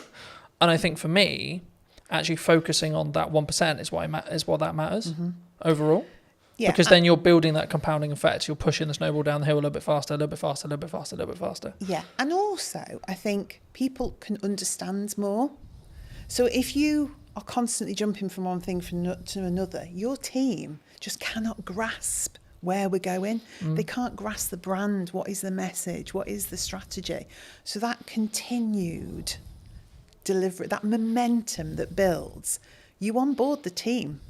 And by onboarding the team, you onboard the customer. And particularly in our business, because we've got customers and consumers. So the dog's the consumer. It's the dog we're trying to get to, but it's via that customer. And so it's almost like the baby food world, isn't it? Yeah. The baby's eating the food, but the parent's choosing which of the brands to buy. Same in our world. The dog's eating the food, the customer's choosing. A lot of that comes through trust. So that consistency, that slow momentum, is people don't trust people that flip from one thing to another, and they cannot understand what they're doing, and they can't see the message. So that repetitive, consistent approach. Oh, right, I know what Eden's about. I can see what the team's about. And because we're so accessible as well, a team of 26, we're all working in Stoke-on-Trent.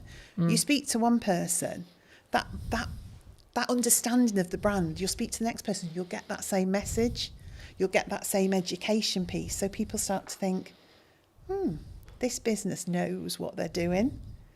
And I think that's the same for yourself. When I see you online, when I see you doing what you're doing, I think that guy knows what he's doing.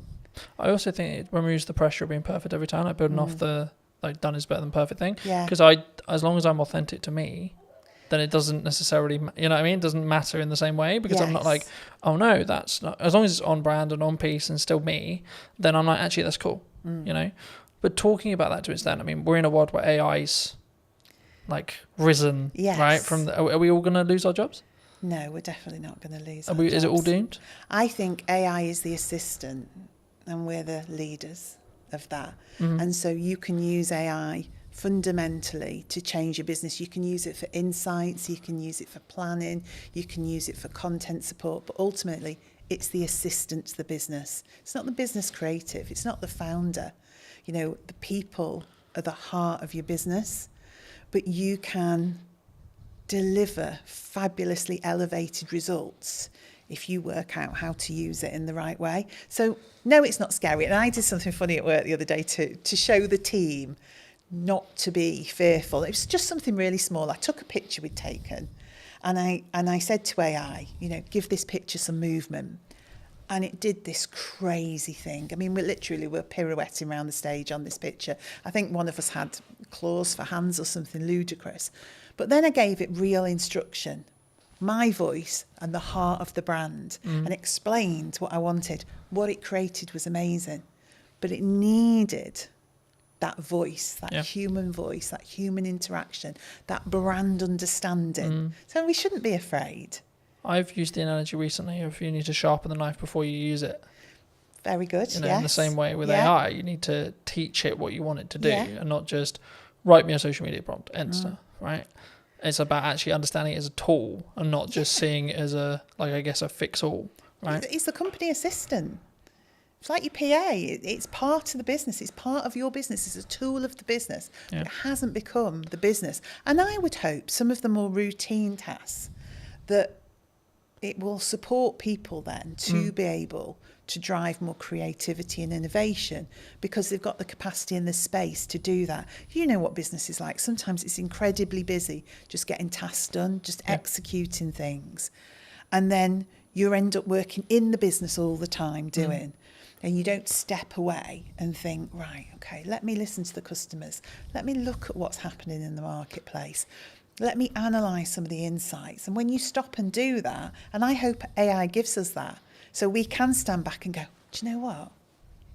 This is what we need to do. Because I've had time to think about it because AI is my assistant. Something that I found really interesting, and I'll be curious on your thoughts as I'm bringing up here. I mean, I'm rapidly approaching the end of Mel Robbins' the 5-second rule. Okay. I don't know if you know it, but it came out a handful of years ago, and the crux of one of the things I read on the way here was procrastination is actually a reaction to stress management. It's nothing to do with like not getting the work done. It's how we cognitively distract ourselves and have that stress break. And it kind of links to the AI thing because I think the performance, you could say that, especially when you're in C-suite or you're, you know, a chief marketing officer or a chief exec officer or a chief strategic officer, etc. We can be so do.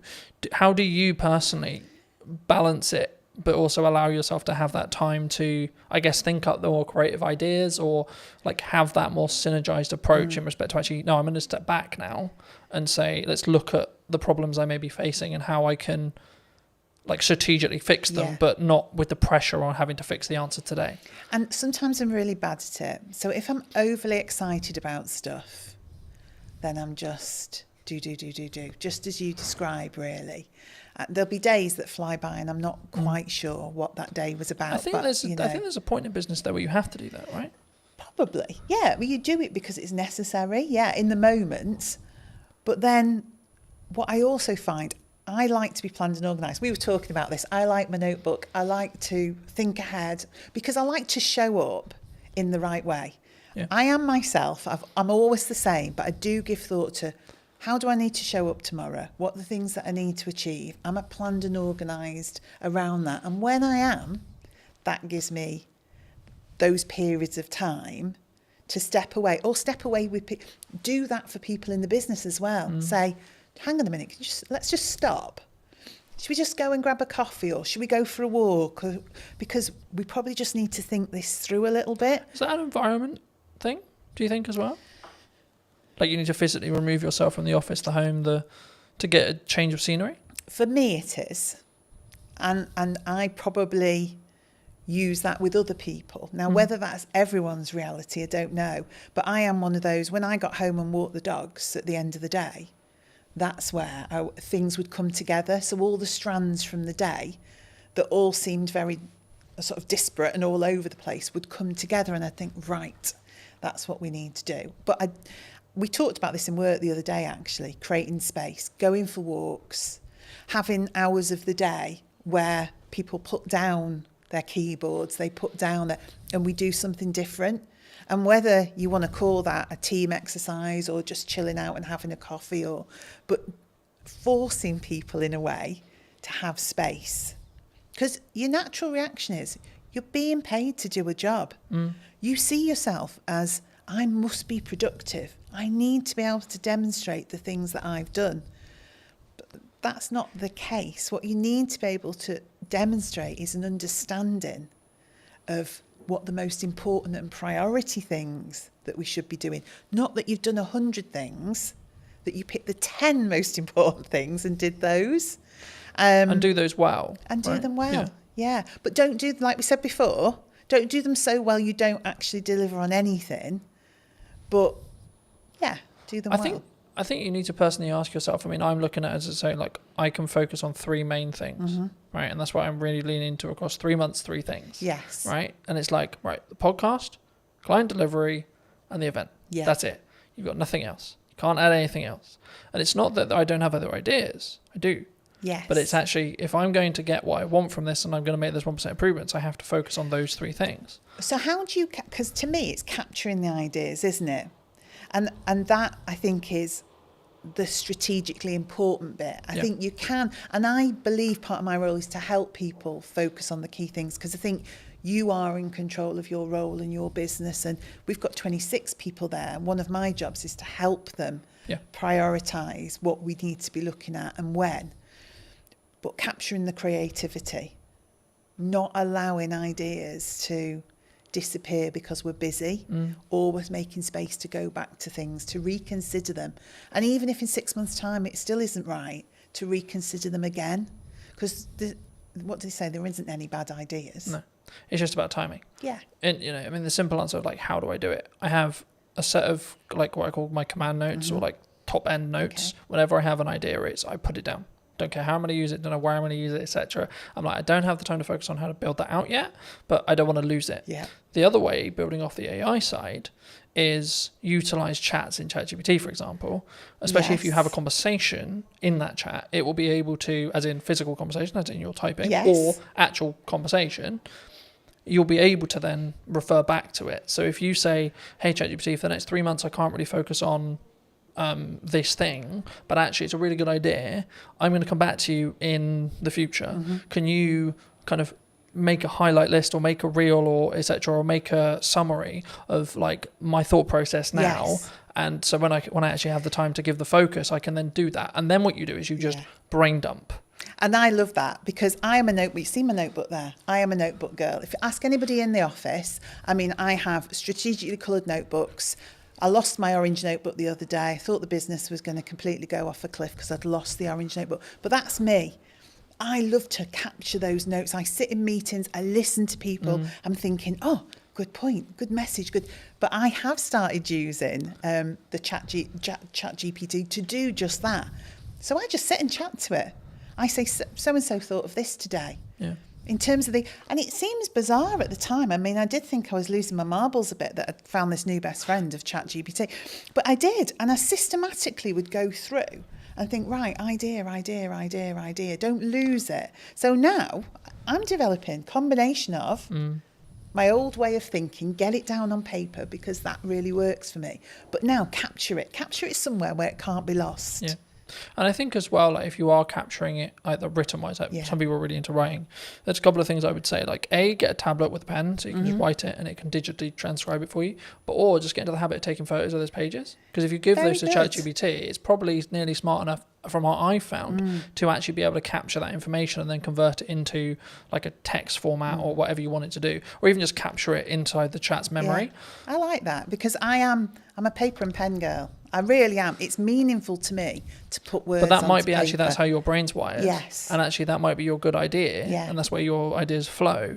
But then, like in the result where you do lose your notebook, if you're also backing it up through ChatGPT's like chat memory, like you could just have one called idea dump, for example, right? And every single time you write a page in your notebook, take a picture of it, and then tell ChatGPT, I'm going to refer back to whatever the note is. Can you remember? Can you bring this content forward whenever I ask for it? And it's how you then. And this is an example of like how to leverage AI rather than being scared of it. Yeah, and I think that is just it. And it's funny that naturally using ChatGPT in that way worked for me, and also that ability then for me to create patterns, trends, and insights from it, because I will go back and say, are there any common themes? And I didn't know if it would work or not. You never know if these things are going to work. So can you see any patterns, any common themes, anything that's coming together as one cohesive idea? And it's so good at that in terms of analysing and pulling out insights.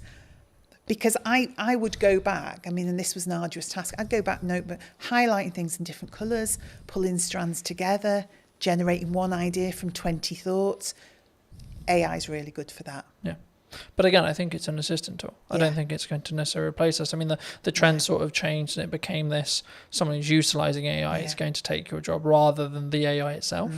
And I think that's a more positive or more real reality of what we're going to have in the next 10 years, I think so. to be honest. And things change, don't they? Things always evolve. You know, industries change, the way we work changes, but our minds are amazing. We've just got the power to adapt and do things in a different way with the support of that new way of working. But I found because it's taking the grunt work away or allowing me to document things, etc., I then can have the more creative thinking process because my bandwidth is like opened up in that respect, and I can sort of play around a little bit more with what works and what doesn't, and like what ideas work and what, and I can ideate them a little bit deeper. I think one thing that came to mind then, and this is why I think being the strategy officer is important, is probably one thing we need to think about. One thing I think about is everyone in the office is using ChatGPT or something similar, but I have to keep our voice as the Eden voice and the Eden brand. So that's what then becomes important in terms of us and the team. Because again, we could all go off with our voice thrown into ChatGPT. What it gives you back then starts to become... But I think it's a mirror, right? Yeah. And I think when we blame it, oh, it's a bit robotic, oh, it's a bit this, oh, the words aren't... It's like, well, you put it, you did the prompt, you did the... Yes. But I think, I mean, as a more generalised question, I guess, do you think that we don't look at ourselves in accountability-wise as an over... Not even necessarily AI, but as an overarching... kind of like as a person when we see something maybe goes wrong, like more generally, like what that people as a whole we don't take accountability themselves, or do you think that's rarer? It's easier to go, it's your fault. Yeah, we don't always want to take accountability. If you're asking if we do, I think you know when you're accountable for something. That doesn't mean you don't try and deflect that accountability, but normally, if you work it through with somebody, you can get to a place where you understand what role you had in that. And again, that's something I have to do, because I think part of my role is clarity. And I think clarity is caring for people. So getting people to a place where they do understand their accountability and they do understand... There's also needs to be a proven place of safety, right? Well, yeah, definitely. But that's how it should be, isn't it? It should be a place where because it isn't like hands up, I made a mistake. Oh shit, my job's gone now. No. It's actually no. Hold on, we're all going to make mistakes, and that's okay. How do we learn from it? It's we've made a mistake. You know, we have done. We've put tons of effort. We're relaunching it again, but we did a try before you buy campaign, and we got quite a few little bits wrong in that. So that campaign did not deliver as it should have done. Now, we've learnt from that and we're relaunching it. But at the time, nobody wanted to hands up where the... So I just said, we've made a mistake. This team here, we're the project team. We didn't do it well enough. We weren't aligned. We weren't working together in a way that we were picking some of these things up. So you may have had that ultimate last part responsibility to deliver on that or to create that or to... But actually, fundamentally, it was a project. So we all bear the responsibility. But let's go back and say, what was your part? What was your part? What was your part? So next time we do it, we've got clarity. Yeah. Clarity is a form of kindness. If you don't give people clarity, what you're saying is, I want you to keep making mistakes. So ultimately, at some point in the future, this is going to blow up and you're going to be in a whole heap of trouble. Where it's much better to say, oh, that's not quite right. What can we do about that? Yeah. Or I just want to have a chat with you because I've just noticed. That's much better a way of having accountability than waiting for something to crash and then saying, you did that. Yeah. Do you look at it as, in your role, because obviously you work with a larger team. Mm-hmm. So I'd be really curious, do you look at it and go like, do you come at it from a perspective of like, are you okay? Like when you work with someone one-to-one, like if they are making mistakes, because it's like you good? Like what's going on? If it's out of character. Yeah, I don't necessarily say I always would do the you good, because different people respond in different ways. But I like to be in touch with the team. I like to have sat with people before we get to that point, so I know a bit about them. So some people want to share more than others do, but fundamentally, you know the dynamics of the team. Yeah. And you can see if they're having a good day or a bad day, if they need a bit of space but a business, and also SME, I have to say one of the things I noticed about being in a small business, it is a lot more personal and emotional to me, because I know all those people. I know their dreams, their passion for their role, but equally, that's really positive as well, because just as you described, there are days when I can say, hang on, that's not like you. Or do we want to just take 5 minutes? Or actually, is there anything we can do today?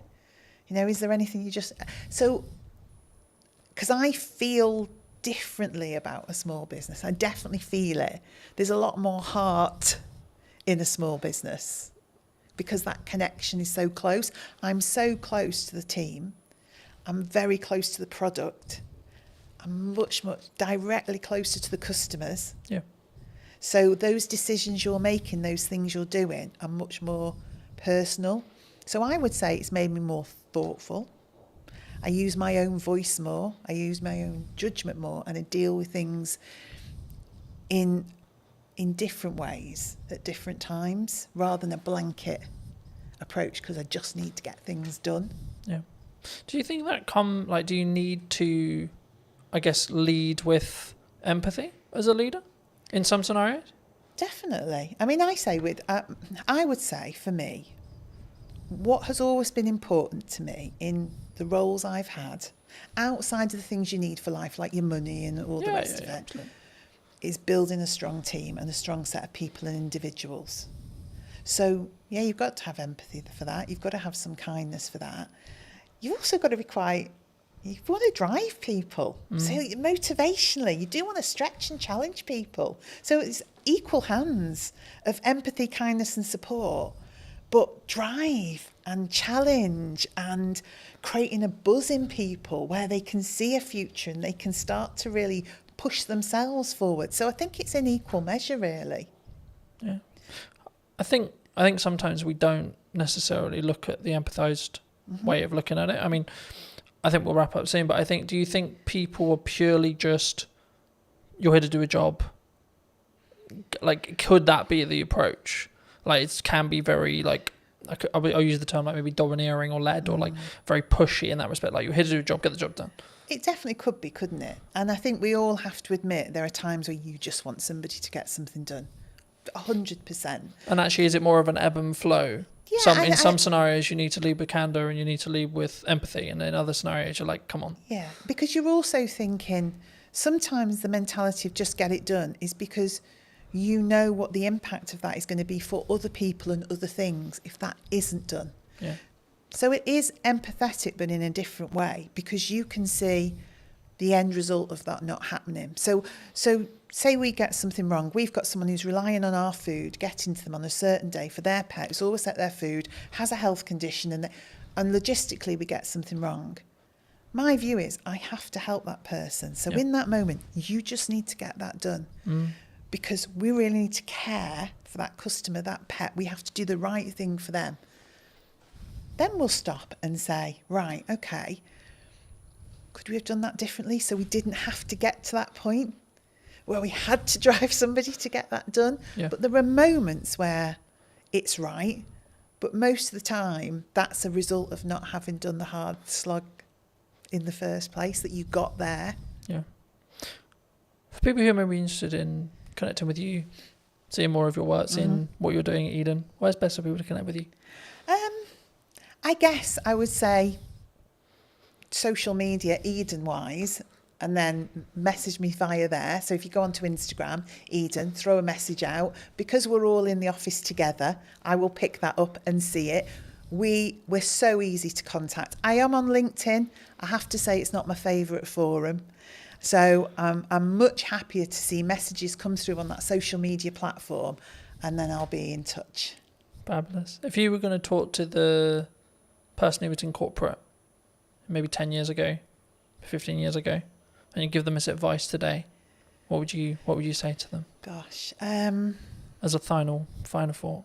Allow people to have a voice. We all care about business at whatever level we work and are operating in that moment, and let that individual have a voice. That would be my message. Thank you so much for watching. If you did enjoy this episode and would like to see more like it, make sure to be subscribed. Let me know in the comment section down below if you enjoyed it and what your clear takeaway was, and I'll see you very, very soon. The reason a podcast is valuable is the trust building element to it.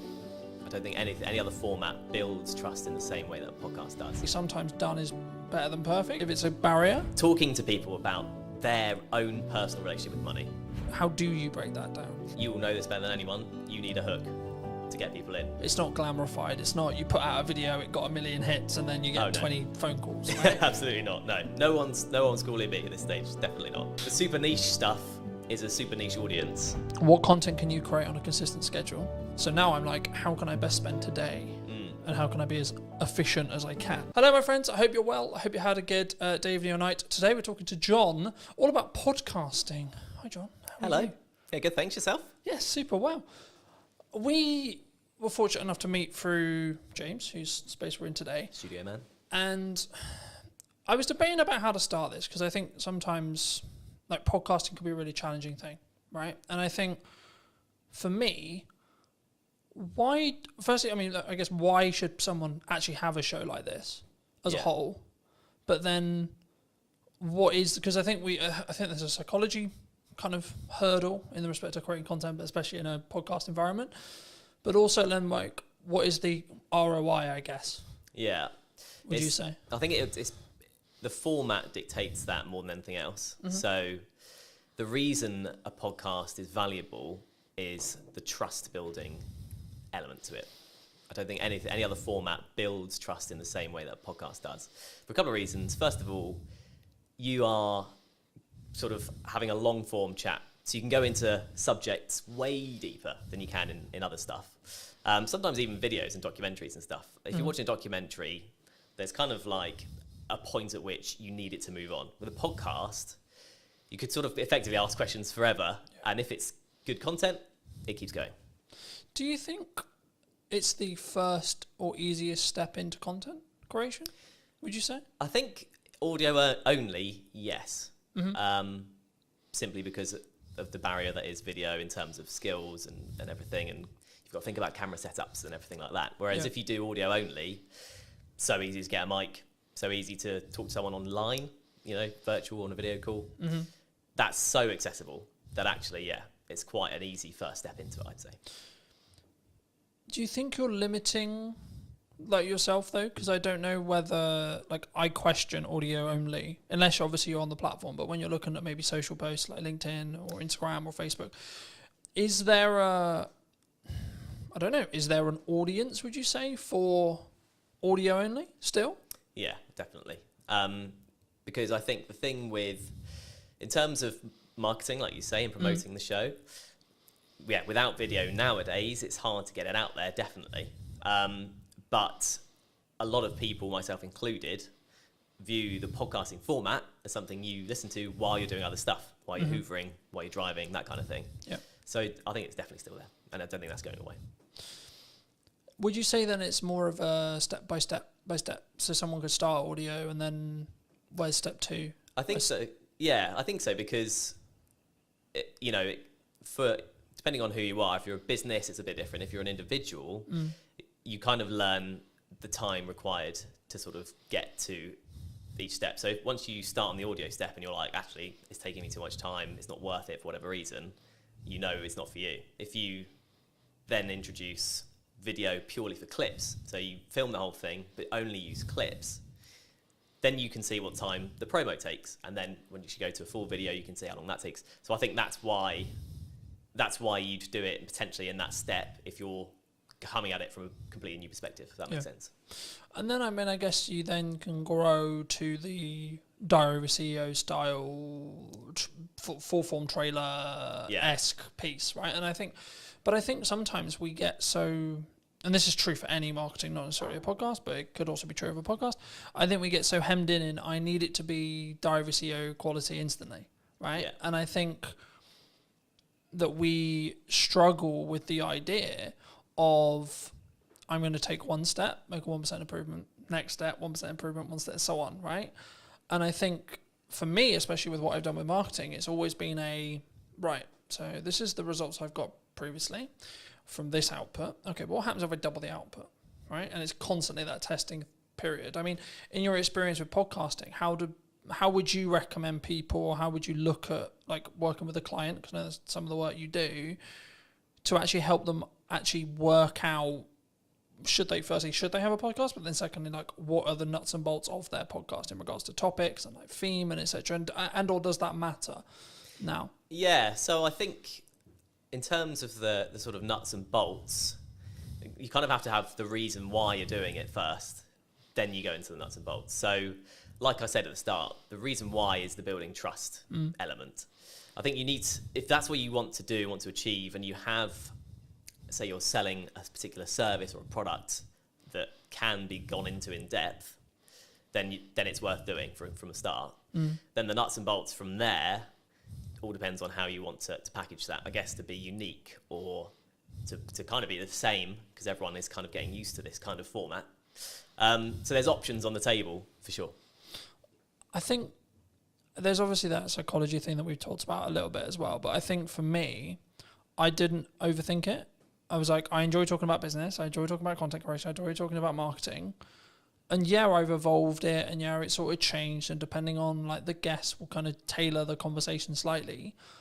But I also don't overthink the conversation, because I trust in myself as an interviewer to ask, I guess, poignant questions, or like what naturally comes to my mind. And I think sometimes when we look at content, it's not in this box, right? I watched a video this morning talking about the fact that like one of the reasons why they're not, the person in question wasn't on YouTube, was because he was constantly concerned about, he sells video production, so it has to look good, has to sound good, and I followed the logic of yes, sure, but actually sometimes done is better than perfect if it's a barrier. Do you, like, how do you, when you look at either, and I'm sure we'll get onto the podcast you're launching, but like when you work with clients, or when you're maybe looking at your own podcast, like how do you balance that line of, okay, it's done, but actually there's these things that that could be better? Do you hold a podcast back? Would you reshoot a podcast? Like, where's your line? Yeah, I think you'd want to know that before even starting, frankly. If you want it to be polished, and the client's a big company, for example, you want it to be polished, you start from there. That's kind of, the level is set effectively. And going on from there, in terms of, if it looks scrappy, there's kind of growing evidence that a scrappier look still appeals on the right platform. I was reading recently about TikTok and how people, or watchers or users of TikTok, prefer the raw content, the raw sort of footage and stuff. So someone literally picking up their phone and talking, there's no kind of green screen, no one's putting any effects or whatever. If the content looks like that on TikTok, it sells on TikTok. Yeah. Whereas on YouTube, like you were saying, people kind of expect a bit more of a polished thing. But I think authenticity is quite a big thing these days when it comes to content. And like you were saying with your questions and it's just coming off the dome and stuff, that's in some ways kind of seen as a more better or nicer to watch compared with a completely polished, you've gone through 20 questions with a fine-tooth comb and you're only asking 10 because they're like the best ones only. It doesn't, like, conversations don't work like that, and that's ultimately what podcasts are. I think that's an important point. I think that there is obviously a line when it comes to like the quality of, like, especially if it's what you sell, like what I sell is video production. So there is a line, but I also think that there's an opportunity cost of refilming a conversation that isn't the first one, for example, right? So to give you some context, last week or so, I filmed a podcast with my mum, and that post, me announcing the fact I did it, did really well, which kind of doesn't surprise me to an extent. It doesn't, but there's actually a tech challenge with that podcast because one of the cameras isn't in focus. So my camera isn't in focus. So I was in a position last week, and I think I pretty much made the decision I'm just going to work around it. But I'm in a position where I'm like, the episode is really strong in regards to the content, but it's not perfect video production wise. Do I reshoot it with the potential opportunity that it will feel different and the conversation will maybe come across differently? Or do I work around the fact I've got multiple cameras and I fix it that way? Or do I just go with, okay, it's out of focus. It's not far out of focus, it's maybe an inch, like a tiny amount. But is that an approach some people should take? Do you think they should get out of the way of the content sometimes? Because I could really sit here and lose my shit over the fact that one angle's out of focus, but it is what it is. Yeah. I think the content is what matters most. I think if you tried to reshoot it, it's never getting anywhere near the same, especially if it was a good episode. Yeah. And it's your mum, right? So it's personal to you, and it's like an emotional element to it. Yeah. And I know what you mean. You're coming at it kind of from an editor's perspective, and it's just going to annoy you forever. But the average watcher probably won't bother them that much, I'd say. So actually, if the content's really good, I guess, like you say, you could, in theory, refilm your bits of you could pretend you're there again. Yeah. But unless you're a particularly good actor, it's it's not gonna work. Yeah. So I would say no. I'd say take the hit on the because slightly blurry I image. also look at it from a perspective, from my point of view at least, by saying, okay, well, in the grand scheme of all the episodes I've got in production, that's one episode out of 20, right? This week, I think I'm filming 9 or 10, right? Total. And I think for me, it's the action will always outweigh that, and maybe that one with my mum isn't perfect from a production point of view, but the conversation, the content's really powerful. Yeah. So I think that's the thing people need to focus on. I think that's when, especially when they start, I think they get in the way. They get in their way sometimes, and they're constantly it needs to be £40,000 of production. It needs to be this, and I only use 45% because Stephen Bartlett's known for what he did with Director of CEO and how he then scaled that to the point he did. But I think we don't look at the journey sometimes that Stephen went on specifically. If we're going to use him as an example, anyone with a big podcast, we don't look at the micro testing that happened through the journey to then get to the point where they're at today. I mean, have you confirmed where you are with the podcast? Where's your podcast? So yeah, yet to officially launch, but all the stuff's going on in the background basically at this point. I've got first bunch of guests booked, got the studio booked, and in terms of the background work, in terms of questions and what I'm thinking of masking and how I want it to look, that's all sort of down in my head. Yeah. So it's I've got to start it now. I've got the dates booked in, so it's just a case of starting when it starts. Happy days. That's super exciting. I mean, for people who may be interested, I mean, how did you come up with the idea? What is the idea?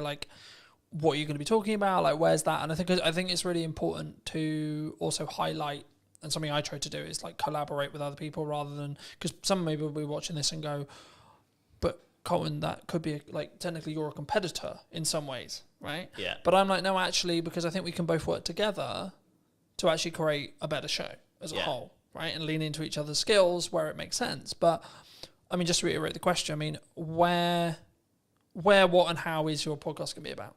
Yeah, so it's called How Do You Money? And that's that's the idea. That's the sort of opening question somewhat. So it doesn't actually make grammatical sense, obviously. But I think most people can get from that. It's talking to people about their own personal relationship with money. Strictly not an advice show, because I'm not an expert with money. And it's purely human interest. So we're talking to people about their money habits, things like how often do they check their banking app. Mm-hmm.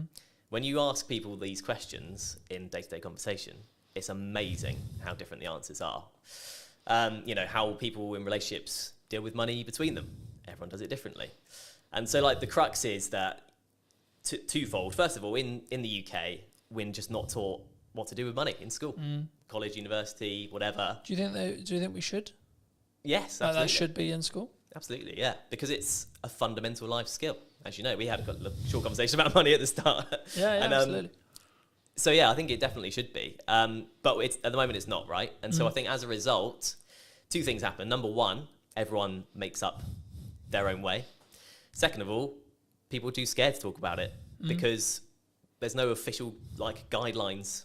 Do you think from the start? Do you think that's insecurity? Do you think if I say that I nearly lost the business in 2024 or previously, that you're going to judge me? Do you think it comes from that? Absolutely, yeah. Do you think that I'm going to think that you think I'm a failure? I think that's a big part of it, definitely. And then let's flip it. Do you? Absolutely not. No. And I don't think anyone would, because, well, the main thing being everyone else will have their own story along the same guidelines. Because we're not taught about what to do, because life is a challenge anyway with money, because there are so many ways you can trip up with money. So it's very much a sort of low budget psychoanalysis of money, and it's kind of an accumulative thing. So no, it's not about the one episode or one particular episode or what one person says. My idea about it is looking back at the first 10 episodes and seeing all the different answers. I've got a killer question that I ask at the start of this podcast that everyone will definitely have a different answer. It's a one-word question. Okay. One-word answer. And I hope that kind of sets the tone for how the rest of it is going to be. Yeah. I mean, looking at your planning stage then for your show, I'm curious, because obviously I plan mine in the way I do it. How have you looked to plan it? Do you completely pre-plan it? Do you have an idea of questions in your head? Obviously, you've already said you have the opening question there. I mean, what do you have the rest of it? Just break most of the audience's case, but also I'm curious as well. I mean, how do you break that down? How have you broken that down? So I have kind of set it into 3 or 4 kind of different sets of questions that relate to specific things. So I'll have 4 main topics, let's say, and then questions that come underneath that. One of my sections is clickbait questions. Okay, fair enough. Just being really honest about it. But are you doing that for the clip that you're going to extract from the show? So partly to do with that, yeah, okay. Absolutely. You will know this better than anyone. You need a hook to get people in. Yeah. That's just the reality. Yeah. But as well as that, those questions often come up with the best answers. There's a reason they're clickbait questions, because they're the big questions. But it can't just be all of that, because it's like me going to you, what's the biggest mistake you've ever made with money? What's the best thing you've ever done with money? What's the worst problem you've ever got? Do you know what I mean? It doesn't, that's not a podcast. It doesn't work as a format in any interview or anything. So that's one section, for example. But in terms of the process, I just thought of the questions based on normal conversations with people. And then I've sort of categorized them, chopped a few out. Yeah. The clickbait thing was only a recent idea, really, so I've added some of those in. And yeah, in terms of a format, it's conversational, right? So I don't have to hit every question. If I ask the second question and that lasts a good chunk of the podcast, so be it. It's quite loose because I want the content to be real. I think that's important, right? Because I think sometimes, and we were talking a little bit while I was setting up, about why people don't post or why people don't show up or why they don't talk about their money, or there's loads of the kind of from a psychology point of view or coming across point of view, it's the same. And I think that for me, I've been very fortunate that I've always sort of taught publicly or built in public, and it was interesting because about a month or 2 ago, I think, I personally saw, I don't know when the trend started, but the trend of building in public really started taking momentum. I mean, have you, because I know we in our one-to-one we talked about the fact that you were 6 months ish, like into freelance. I mean, how was your journey from like, okay, I'm going to do this thing, I'm going to go freelance? I mean, was it forced on you? Was it 50%? Okay. Yeah. I took voluntary redundancy basically from my previous job. But to be honest, I'd come to a point where I felt like I wasn't going anywhere in that job, if that makes sense. And yeah, it was a bold decision because I was also 3 months away from my first child being born. So I've since had a conversation with a friend who was like, "You're mad. Why have you gone and done this at this exact time?" But yeah, a lot of things felt right about it. I did seek advice about it from people about, rates and how much work is available, just a few people that I knew. And it just seemed like the way to go, and it has been the way to go up until this point. So it's a bit like that freelance, and you'll know as a business owner, you're just sort of going, okay, I've got through this month, go to the next one. I was definitely like that at the start.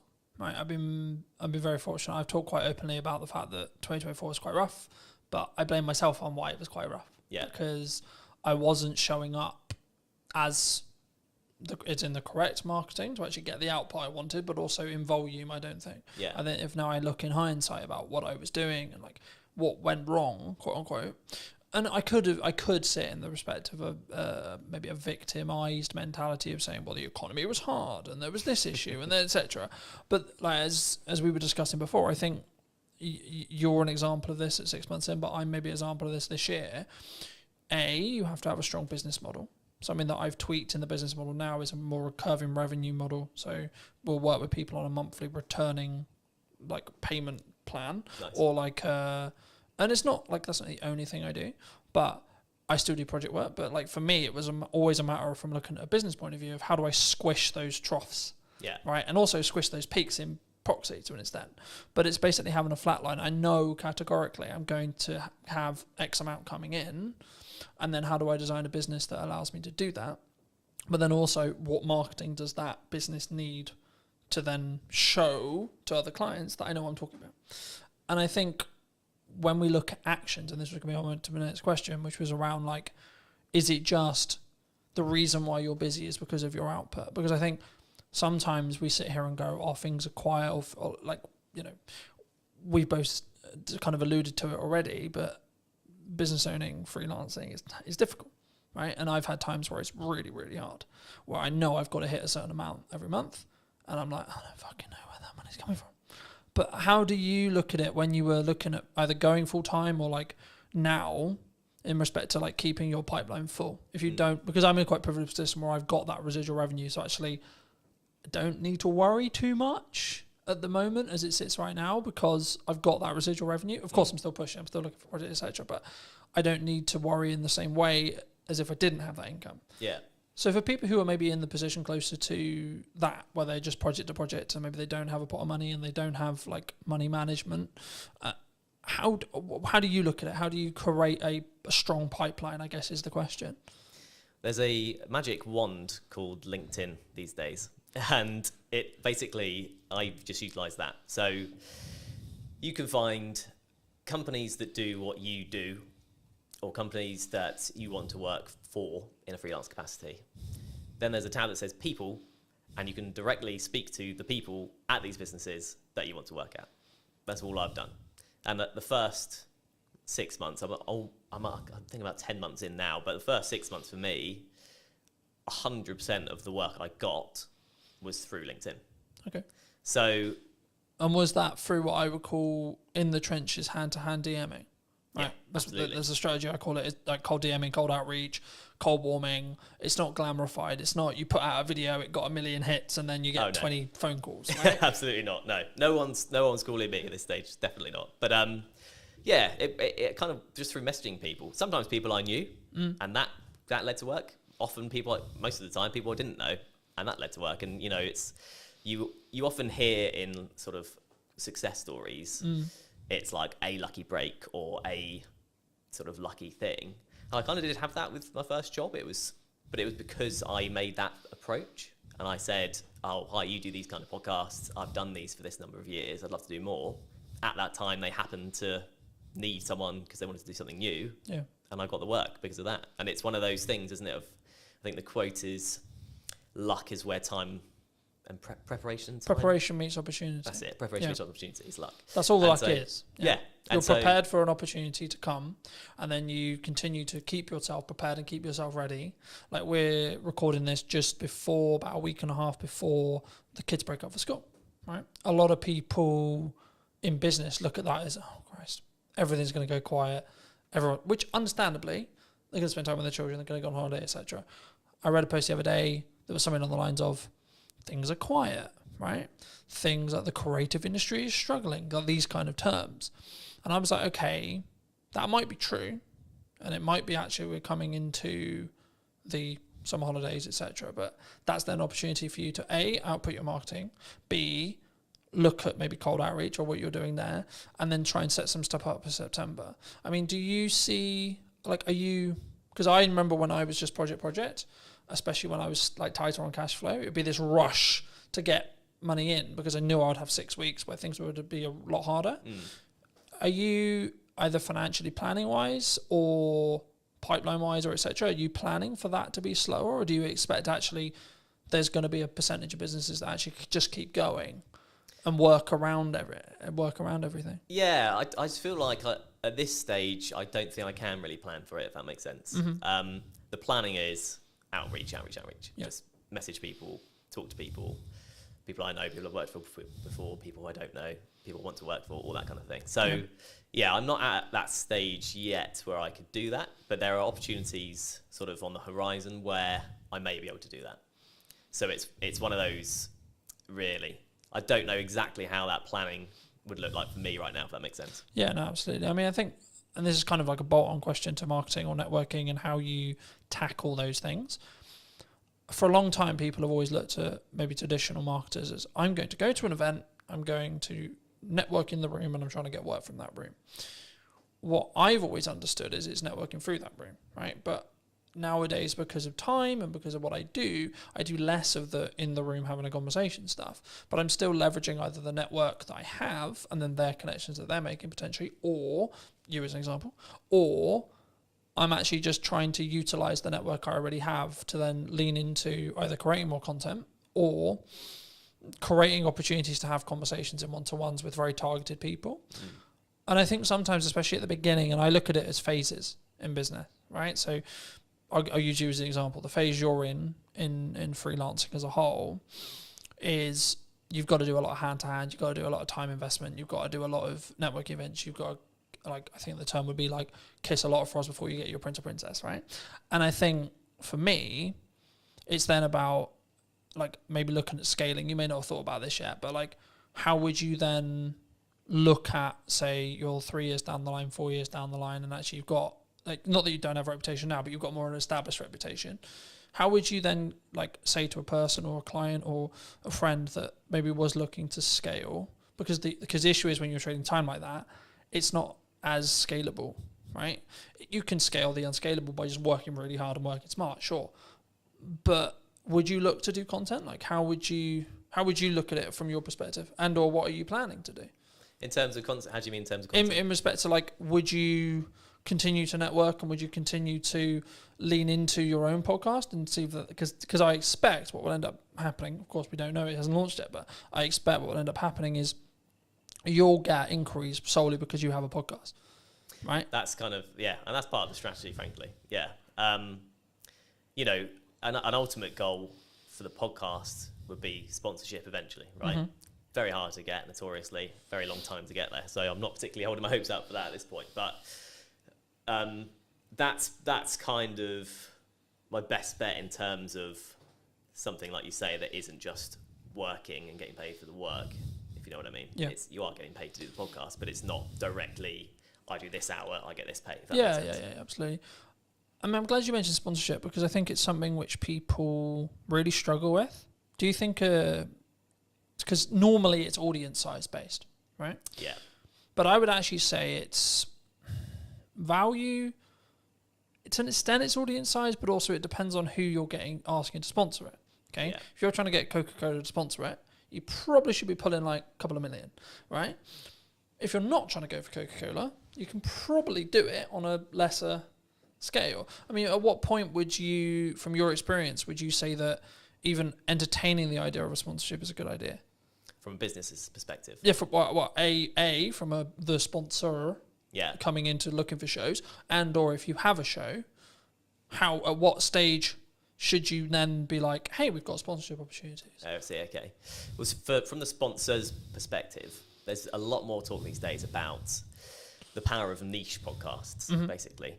Mine isn't very niche, so maybe I've missed the mark there and I have to relook at it. But the super niche stuff is a super niche audience, and super niche stuff brings a super dedicated audience in a lot of cases. Because if you love barefoot shoes, I'm particularly interested in them, you're looking about barefoot shoe stuff all the time. People look about, how to strengthen your feet, what to do with toe spaces. You can go into mad detail and mad depth. And if you're a barefoot shoe brand and there's a podcast with 1,000 dedicated fans, you can put yourself in front of 1,000 dedicated fans. It doesn't sound like huge fry, compared to small fry, but it's dedicated people that if they like your brand will keep coming back. So it's kind of like a repeat customer concept.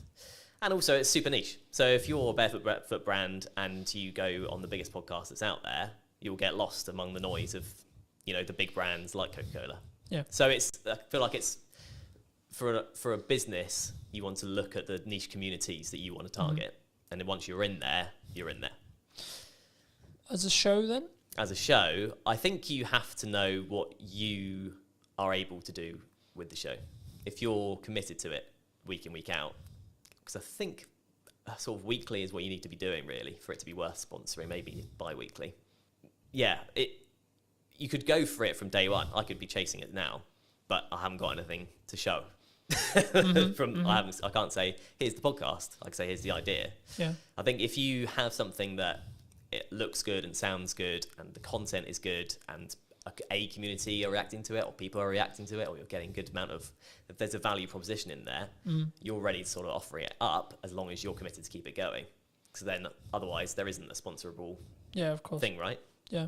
Do you think, I'm glad you mentioned like rhythm is what I call rhythm of shows.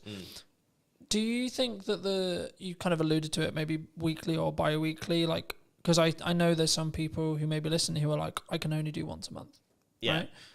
Would you say that would stop them doing a show, or do they need to organise filming in such a way or producing in such a way where when they launch, they've actually got enough to do weekly, for example? Yeah, I think it kind of probably depends on the content, what the podcast is about.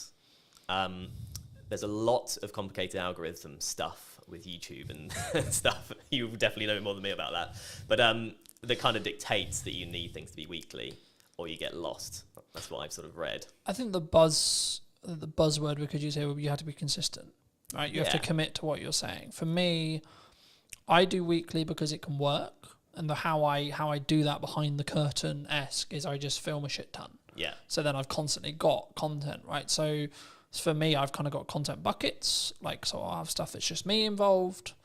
For that, I'm about 6 weeks ahead of schedule in respect to like what I'm editing, in respect to what I'm filming. And then from a podcast point of view, as I alluded to earlier, I'm filming 7 episodes this week. But 7 episodes won't go live this week. No, right? Of course not. In the first week, when I relaunched the show, 7 episodes, like close to 7 episodes did go live. But that was a deliberate marketing plan that was, we're going to push the podcast really hard. Now, I'm doing clip generation through AI. I'm doing clip generation with me, and it's a yes and strategy rather than a yes or strategy. Because I think so many people, they look at, we could use ops clips, we could use an editor, we could use this, and they don't say, what if we do and, right? How do you look at it from a post-production point of view? Should someone, when they want to start doing a podcast, I guess it's audience-based, and it's the person, right? Whether they've got resources to throw at it, etc. But should someone who's starting a podcast, maybe a corporate or a medium-sized business, and they want to do a podcast, should they get into the trenches first and start? Or should they just pay someone like us to come in and help them with it from day one, would you say? Yeah, I think if you're taking it seriously, you need a producer of some kind, an editor of some kind, realistically, to do that exact strategy, as you mentioned, have X amount ready to go. Yeah.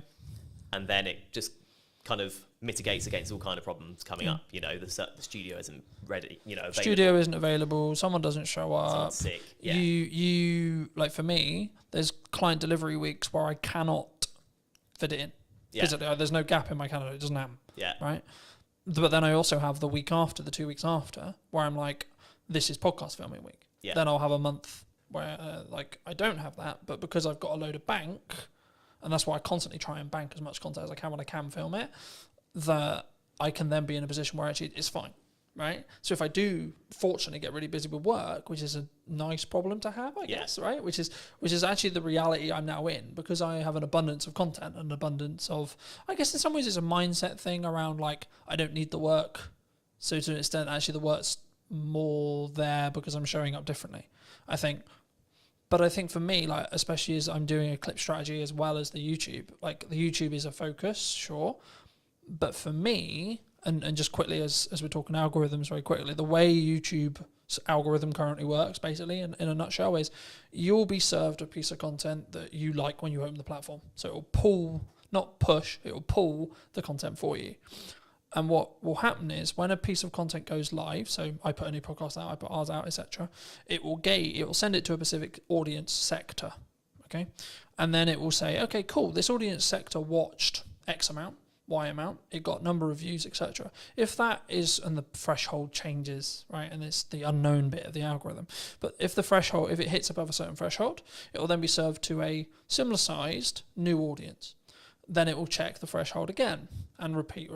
So when something goes quote viral, what's happening is the watch time, the likes, the views, whatever it is, whatever metric they're waiting on at the time, is basically scaling repeatedly into new audiences, and the reaction from every new audience is great. So it's greater than the next one. So it then serves it to a larger audience and so on. That's how it gains momentum. But even virality videos will lose momentum eventually. Yeah. Just because it will be oversaturated to the market. It will go into a different part of the audience, etc., etc. TikTok's known for this. And then people will start clicking off or not watching it, and then you'll just watch it sort of drop off. Right. You know? But then there's also the reason why like YouTube's so powerful. So you can have a video that's been it's got 5 views. 6 months, 12 months time, for whatever reason, triggered by the algorithm, 1,000 views. Right? I've watched it happen. I'm sure you have as well. And I think for me, it's not necessarily about looking at what the algorithm is rewarding or isn't rewarding. It's more about what content can you create on a consistent schedule that you're passionate about, that you can speak from, that puts you in a position to put your best foot forward. When you look at working with people, are you quite picky and choosy? Or are you in a fortunate position where you can be picky and choosy when you work with people on their podcasts? In terms of clients? In terms of clients, in terms of people you collaborate with, in terms of people you work with. Because I'm always curious whether it's just the nature of the beast in some ways. Like, as I said, I sort of explained the makeup of my business this year. I'm now in a position where I'm very protective of my time. Mm. And that's not like I don't want to talk to you. It's just I only have a certain amount of time, and that's the only barrier. And that's my hurdle now. Because actually I'm okay on cash flow pretty much all the time because of my retainers. I'm okay because of project delivery. I've got a strong pipeline, and I'm good on content because I've got a large pile. So now I'm like, how can I best spend today? And how can I be as efficient as I can, in that respect? So is that, I guess the question, I'll re-ask it, but like, is it something you personally do? And if so, and or if it isn't, is it something that you think you'll adapt to as your business scales and grows in that respect? Yeah, I think it's a stage thing. So at this stage, I'm picking up what I can, where I can, effectively. If there's something I particularly don't want to do, I'm not going to do it. I was just saying, is there still a line? There's still a line, I think. Yeah. There's a line in terms of the day rate, frankly. If that's not up to scratch, there's a line in terms of what the actual work is. Sometimes. Do you think people struggle with? So I've said no to certain clients just on like, not necessarily political ideology, but their approach, how they come across, whether they respect my time, things like that. And I think people, they sometimes worry, what if I say no? What if there's, like, do you think that's it comes from I'm aware that I'm overusing the word insecurity, but I can't think of another way to describe it. Is it an insecurity of like, there isn't going to be more work down the road for me? Yeah, well, it's the biggest insecurity, isn't it? Because money is security these days, really. Yeah. Yeah, absolutely, it is. I think in terms of people saying yes to literally everything. Yeah, I think you're picky and choosy when you can be, probably. Frankly, you know, if you go, oh, the last couple of months are fine, I could do nothing for the next 2 months and be fine. Then you are very picky and choosy. Yeah. When you've had a barren 2 months, you're more likely to be like, I'll just take it. I also think it's a perspective of obviously synergize with the client. Can you add value? But also, like, even when you have an abundance of money or you're in a strong position with money, it might also be actually my goal is to hit this amount, right? And this project might not be ideal, but it pushes me closer to that goal so I can hit it sooner as well. And I think I'm in two minds about it. Part, like, because I'm a big advocate for you should say no, but also I'm a big advocate to get off your ego, get off your high horse. You still need to be in the trenches. Just because things are good right now, they're only good because you make them good for 6 months' time, etc. Right? And that's why I'm focusing on content. That's why I'm focusing on how I show up. That's why I'm focusing on constantly personally developing me, so that actually in 6 months' time things can be even better than they are, rather than, oh, I had a really good 25 for the first half. You know? Do you think people sometimes just want the instant though? Oh, as a question, like, because we're very social media orientated in that respect. Do you think it's purely around short-term validation, short-term money, short-term deal, short-term this? I guess, yeah, to an extent. I mean, it's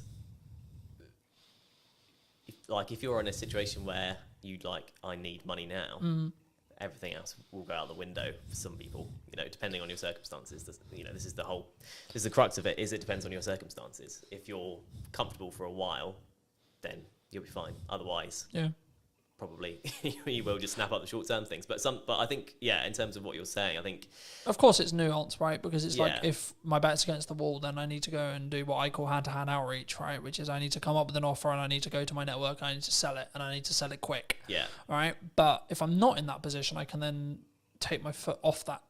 You know, I can step back and I can say, okay, actually, let's play the mid to long game now. Yeah. And that's what I try to do in my content all the time. It's not direct sales. It's not this. It's actually, hey, have you thought about doing this? Hey, da, da, da. But as a society, as like starting creators, as freelancers, as video people, whatever you want to call it, have you noticed that people are more, they want short term? And they don't really have, I guess, the patience to look at where you're going to be in a year? Yeah.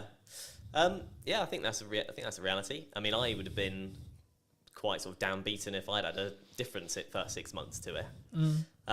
You kind of have to go through the journey to understand what the journey is. Yeah. Right. So with clients, with people approaching you, you know, and you will have experienced this as well.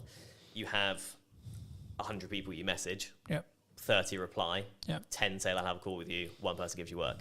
And if you think of it, if you go into it with that mindset, you'll live by that mindset, right? Yeah. So you'll keep doing it and you'll Yeah. keep getting work because you've played the numbers game effectively. You know, you've hit as many people as you can. Eventually something's going to come up. You've done the rep, so to speak. Yeah. Yeah. I was going to ask you about speed of delivery, speed of output, speed of execution. Do you think that's maybe a nature of why someone's more successful than someone who's, I'll do that tomorrow, from a mindset point of view? Do you think? So I'll give you an example. Like for me, when I came up with the idea to relaunch the podcast in the format that it was, so on location, in person, and or remote, and then within a week I had filmed 3 episodes of the idea. Within 4 or 5 days, the first one was out. Because I didn't let myself get into that will be on the to-do list for next year. That will be on to-do list for next summer. That will be on the to-do list for 3 months' time. Because I knew I'm only going to get the results. I'm only going to start getting the data if I start outputting. Yeah. Right? And now it's becoming actually a core part of the marketing strategy for the next 6 months to a year. But that's because I've gained a load of momentum with it. And I know I'm really starting to get into a nice groove with it. And that's why I asked the speed thing, because one of the unique selling propositions I have personally as an editor is, so I'll give you an example. At the time of filming, I did a media day for a new client on Monday. And today we're filming on Monday. He's already got half the content already. And it's a week, right? But also, it wasn't like that was the only thing I was doing. I've also put out, like, I think, nearly 40 pieces of content for me. etc. I've done a load of other stuff related to the business. So for me, one of my unique selling propositions, or one of the things I do, is like I work really smart and really hard consistently with no result, plan no result. But for me, from what clients have told me, one of the reasons why they continue to work with me is the speed. Yeah. Right? Like one of the things that comes up in conversation all the time, and James mentioned it a couple of weeks ago when I came to do 2 more podcasts, he was like, your speed's ridiculous. And it's because I've built a strong system to be able to work smart, but also just work really hard. And that's where I kind of come from that point of view. Like, I know it's really important, but I know I'm willing to put the graft in and continue to put the graft in for 10 more years or more, if that's what it takes. But do you think that's uncommon in entrepreneurs as a whole? I guess potentially, yeah. I mean, you kind of touched on it. Because there's a level of complacency. There's the work smart, not hard mantra, isn't there? But like you say, if you do both, kind of double the results effectively. I'm going to outperform someone who's just working hard, sure, because yeah. I'm working smart and then doing the hours on the smart work as well. Yeah, right? That's it. Yeah. So I think it probably is in terms of that. I mean, the get up and go thing. If you follow Gary V on social media, then you'll get the get up and go thing, because that was very much me. This podcast idea I'm doing was, I think I first thought of it 2 years ago. Okay. I've been writing notes about it on my phone, like month after month, something pop into my head. I'll be like, oh, that'd be cool. And then, but do you think we have a culture of we're going to write notes about it? Yeah, definitely. Rather than execute on it. Yeah, absolutely. Absolutely. You know, because you have to. I think you have to go through that journey. You know, I'll be better at fitness next year. My diet will be better next year. Yeah, absolutely. Yeah, you just need to go. Or next month, or tomorrow. Yeah. It's okay. We can. We've had a really long week. We can chill. Yeah. You know. Yeah, it's true. It is. It's and we've got that comfort, and it's the whole being in a comfortable position. You don't grow in comfort. You have to be in discomfort. But actually, saying yes to things, you've got your yes and kind of mantra. Yeah. So just saying yes to things opens up. You realise, oh yeah, I can do this. Like if you just go, I'm just going to do it, and actually plan it. Like whether that's setting a reminder, put it in the calendar, write down, on your fridge, this is what you need to do today. Whatever, however you do it. Something I just building off that briefly. Something I found really valuable the last couple of years was, if it takes me less than 2 minutes to do, I just do it. I don't set a reminder to do it. I don't I'm going to write a to-do list or this or this or this. Like, I need to send an email. Send the email rather than write a reminder about sending the email, because the action will probably take less time. Yeah. 100%. And then it's done. Then you don't need to think about it. Yeah. If it's a longer thing, I need to ask ChatGPT about that. I need to do some research on that. I need to plan the podcast, and it's like a longer goal thing. Start momentum by putting a reminder in your calendar and then stick to that. Yeah. But I think sometimes, especially with like fitness, I use that as an example all the time. It's like, I need to start running. Okay, but when's the first run? Yeah. You know what I mean? I think, and I've just finished Atomic Habits from a book point of view, and it talks about specifically, my girlfriend's driving mad because I keep using the word compounding, but it's the only word that matters at the moment, right? Which is that everything I'm doing is like, how can I compound? How can I small win? On the way here, I was reading my second book. I've started reading physical books rather than listening to them. For a long time, I listened to them. As a dyslexic, I was like, right, this year I'm going to read a book cover to cover. No excuses, going to do it. So I was like, right, let's get a book that I actually really want to read that I haven't read, that I know is actually quite good because it's got good reviews, and has been talked about in the self-improvement space for ages. So I was like, cool, let's start with Atomic Habits, see where I go. And then I went on to Mel's 5-second rule, which I knew about for a long time. Mel Robbins is a leading psychologist, for those who don't know, in Canada, and she's just launched a new book talking about they, them, and other people's opinions on us. It will be on my read list. But for me, the crux of the 5-second rule, for those who don't know, is you count down from 5 and then you move. Right? So 5, 4, 3, 2, 1, move. And what it will do is it will trigger your mind to do the action step. So if you're like, I need to start running. Okay, 5, 4, 3, 2, 1, go get changed, go on a run. Because we don't sit in that uncomfortable window long enough on average, right? I'm really embarrassed because I'm not good enough at health and I can only last 2 minutes of running. Okay. But then the next day do 2 minutes and 10. Next day do 2 minutes and 30, etc. And I think once we start building the compounding, right, is when the snowball effect will continue to roll. I mean, do you think is that what you've used to get to this point, do you think? To a point, yeah. I mean, the Atomic Habits, my favourite quote from that is, every choice you make is a vote for the person you want to be. Yeah.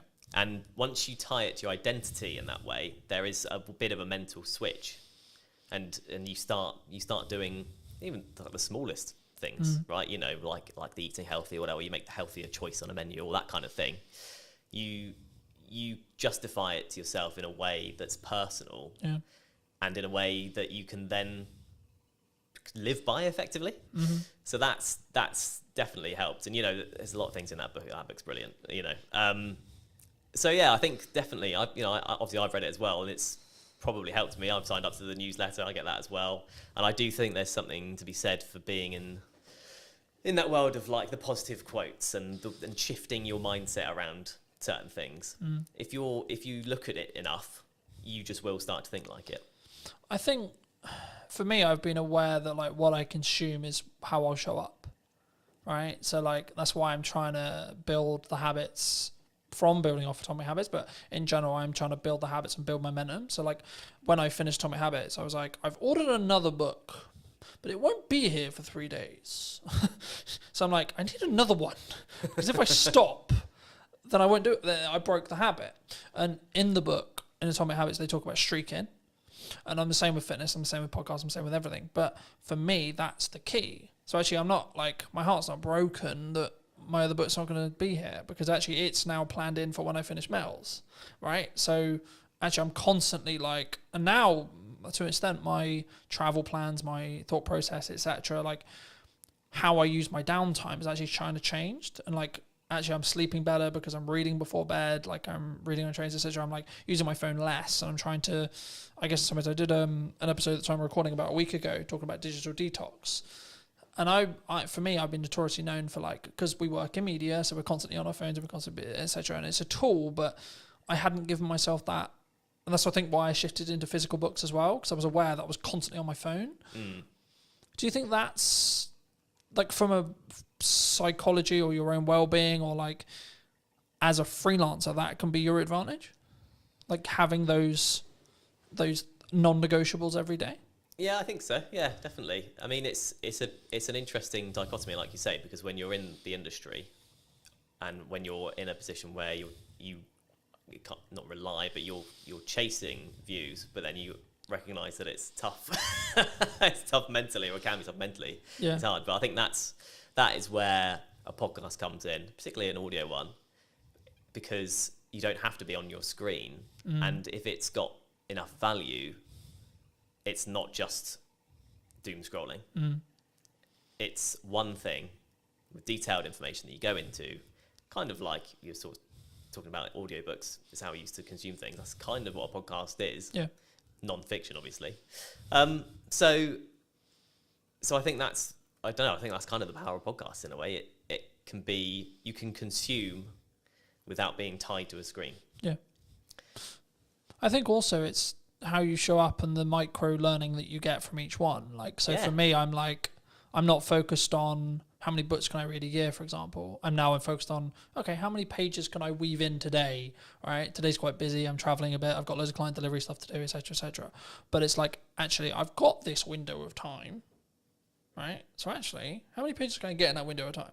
Okay, cool. Gamify it. And then I'm also, to an extent, I'm rewiring the habits that I had. So previously when I would travel, I'd be constantly on my phone or constantly like listening to music or watching YouTube videos, which is not a bad thing as long as it's educational, sure.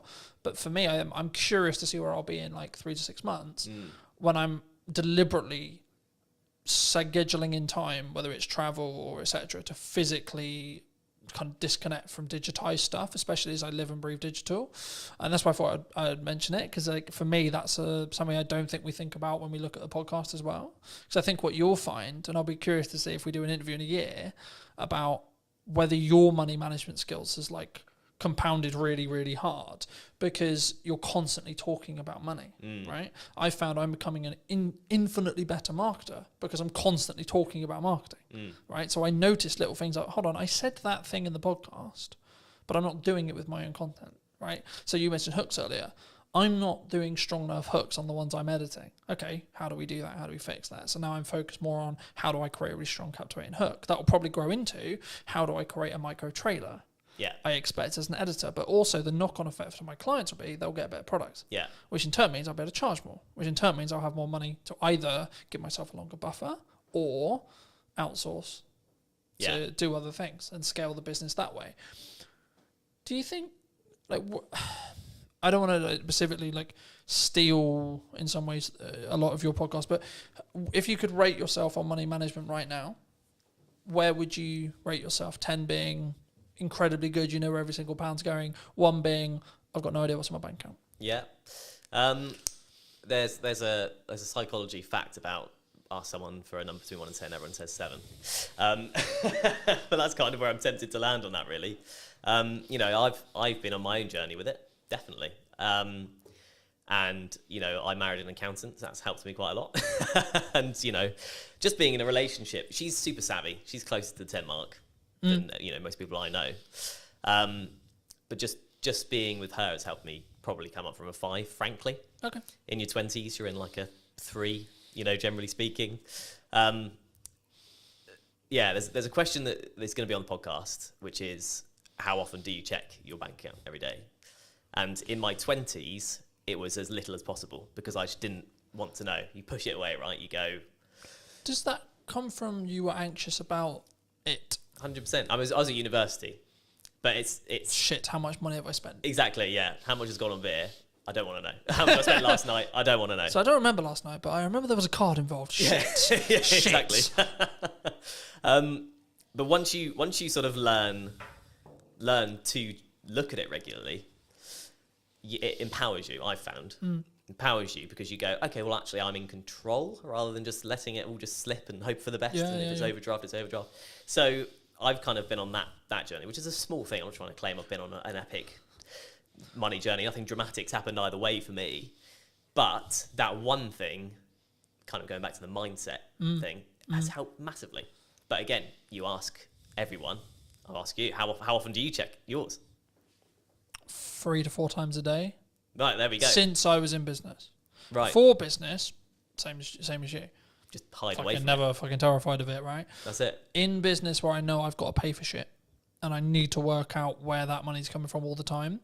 And I'm doing a technique at the moment where I'll hide a significant amount. Whenever I get paid, I hide a significant amount of my money away into an account that happens to have 4.1% on it. Happy days. Yeah. But it's actually the point of I deliberately, yes, I'm doing well, but I deliberately live on a lot less. Yeah. And I deliberately keep, in regards to what I see every day when I check my bank account, a lot less because it allows me to keep pushing forward and keep thinking I need to find another way to invoice something or have more money coming in, A, but also B, when there is an emergency, I can go, I'm actually good. Yeah. You know, I can fix that problem. Hidden account will fix. Yeah, because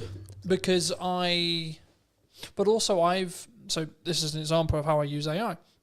AI is currently tracking for me the books I'm reading, what my takeaways are, how much am I showing up, what my fitness is, where my money is being allocated and how and why, and how well that's doing and how in line I am with the goals, how the podcast is doing, how many episodes I've filmed, how many episodes have gone out, what views are going on, what views are likely to happen in the future because it can extrapolate the data from, okay, you're here now and then in 6 months I think you'll be here. You're following the growth rate. So people, and I wanted to talk briefly on a warrior time, so I think we'll wrap up soon, but I wanted to talk a little bit about AI with you. Yeah. Because I think it's, people are either going to use it to be more efficient and have a lot of those things being monitored for them, as I mentioned, or they're going to sit on the moral of, I don't want to. You know what I mean? Yeah. I'm not doing it because it's the world's over. Yeah. You know, and we're all going to lose our jobs. Do you think we're all going to lose our jobs? Not necessarily, is what I'd say. I think it still has to come quite a long way because, and you know, people will reference the manual jobs of, you know, an AI won't fix your sink. Yeah. Maybe a robot with an AI brain could do one day. Mm-hmm. But actually, anything that involves a human at this point, largely, you need to be able to talk to someone about. Yeah. And you can have a conversation with AI, but it's slow, like, compared to talking to a human if you just want to get to the bottom of a problem. Because of the way LLMs work and how they're programmed, you can't get there quick enough. Yeah. You can't relate in the same way. You can't. It also has ask, a "Oh, why don't bias you do this?" towards being positive as well. So if you want constructive criticism on something, it's not very good at that. Yeah, Right? exactly. But I always use it. I've used the analogy recently of like you need to sharpen a knife to be able to cut something, right? Yeah.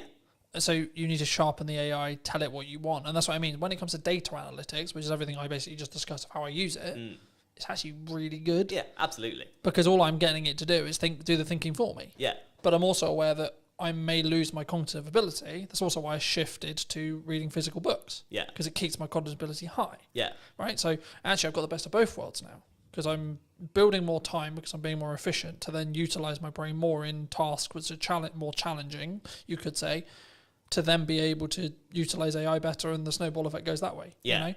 Do you think people are naturally scared of it because it's the new thing? I think there's an element of that, yeah. But I think it's also, it's seeped into normality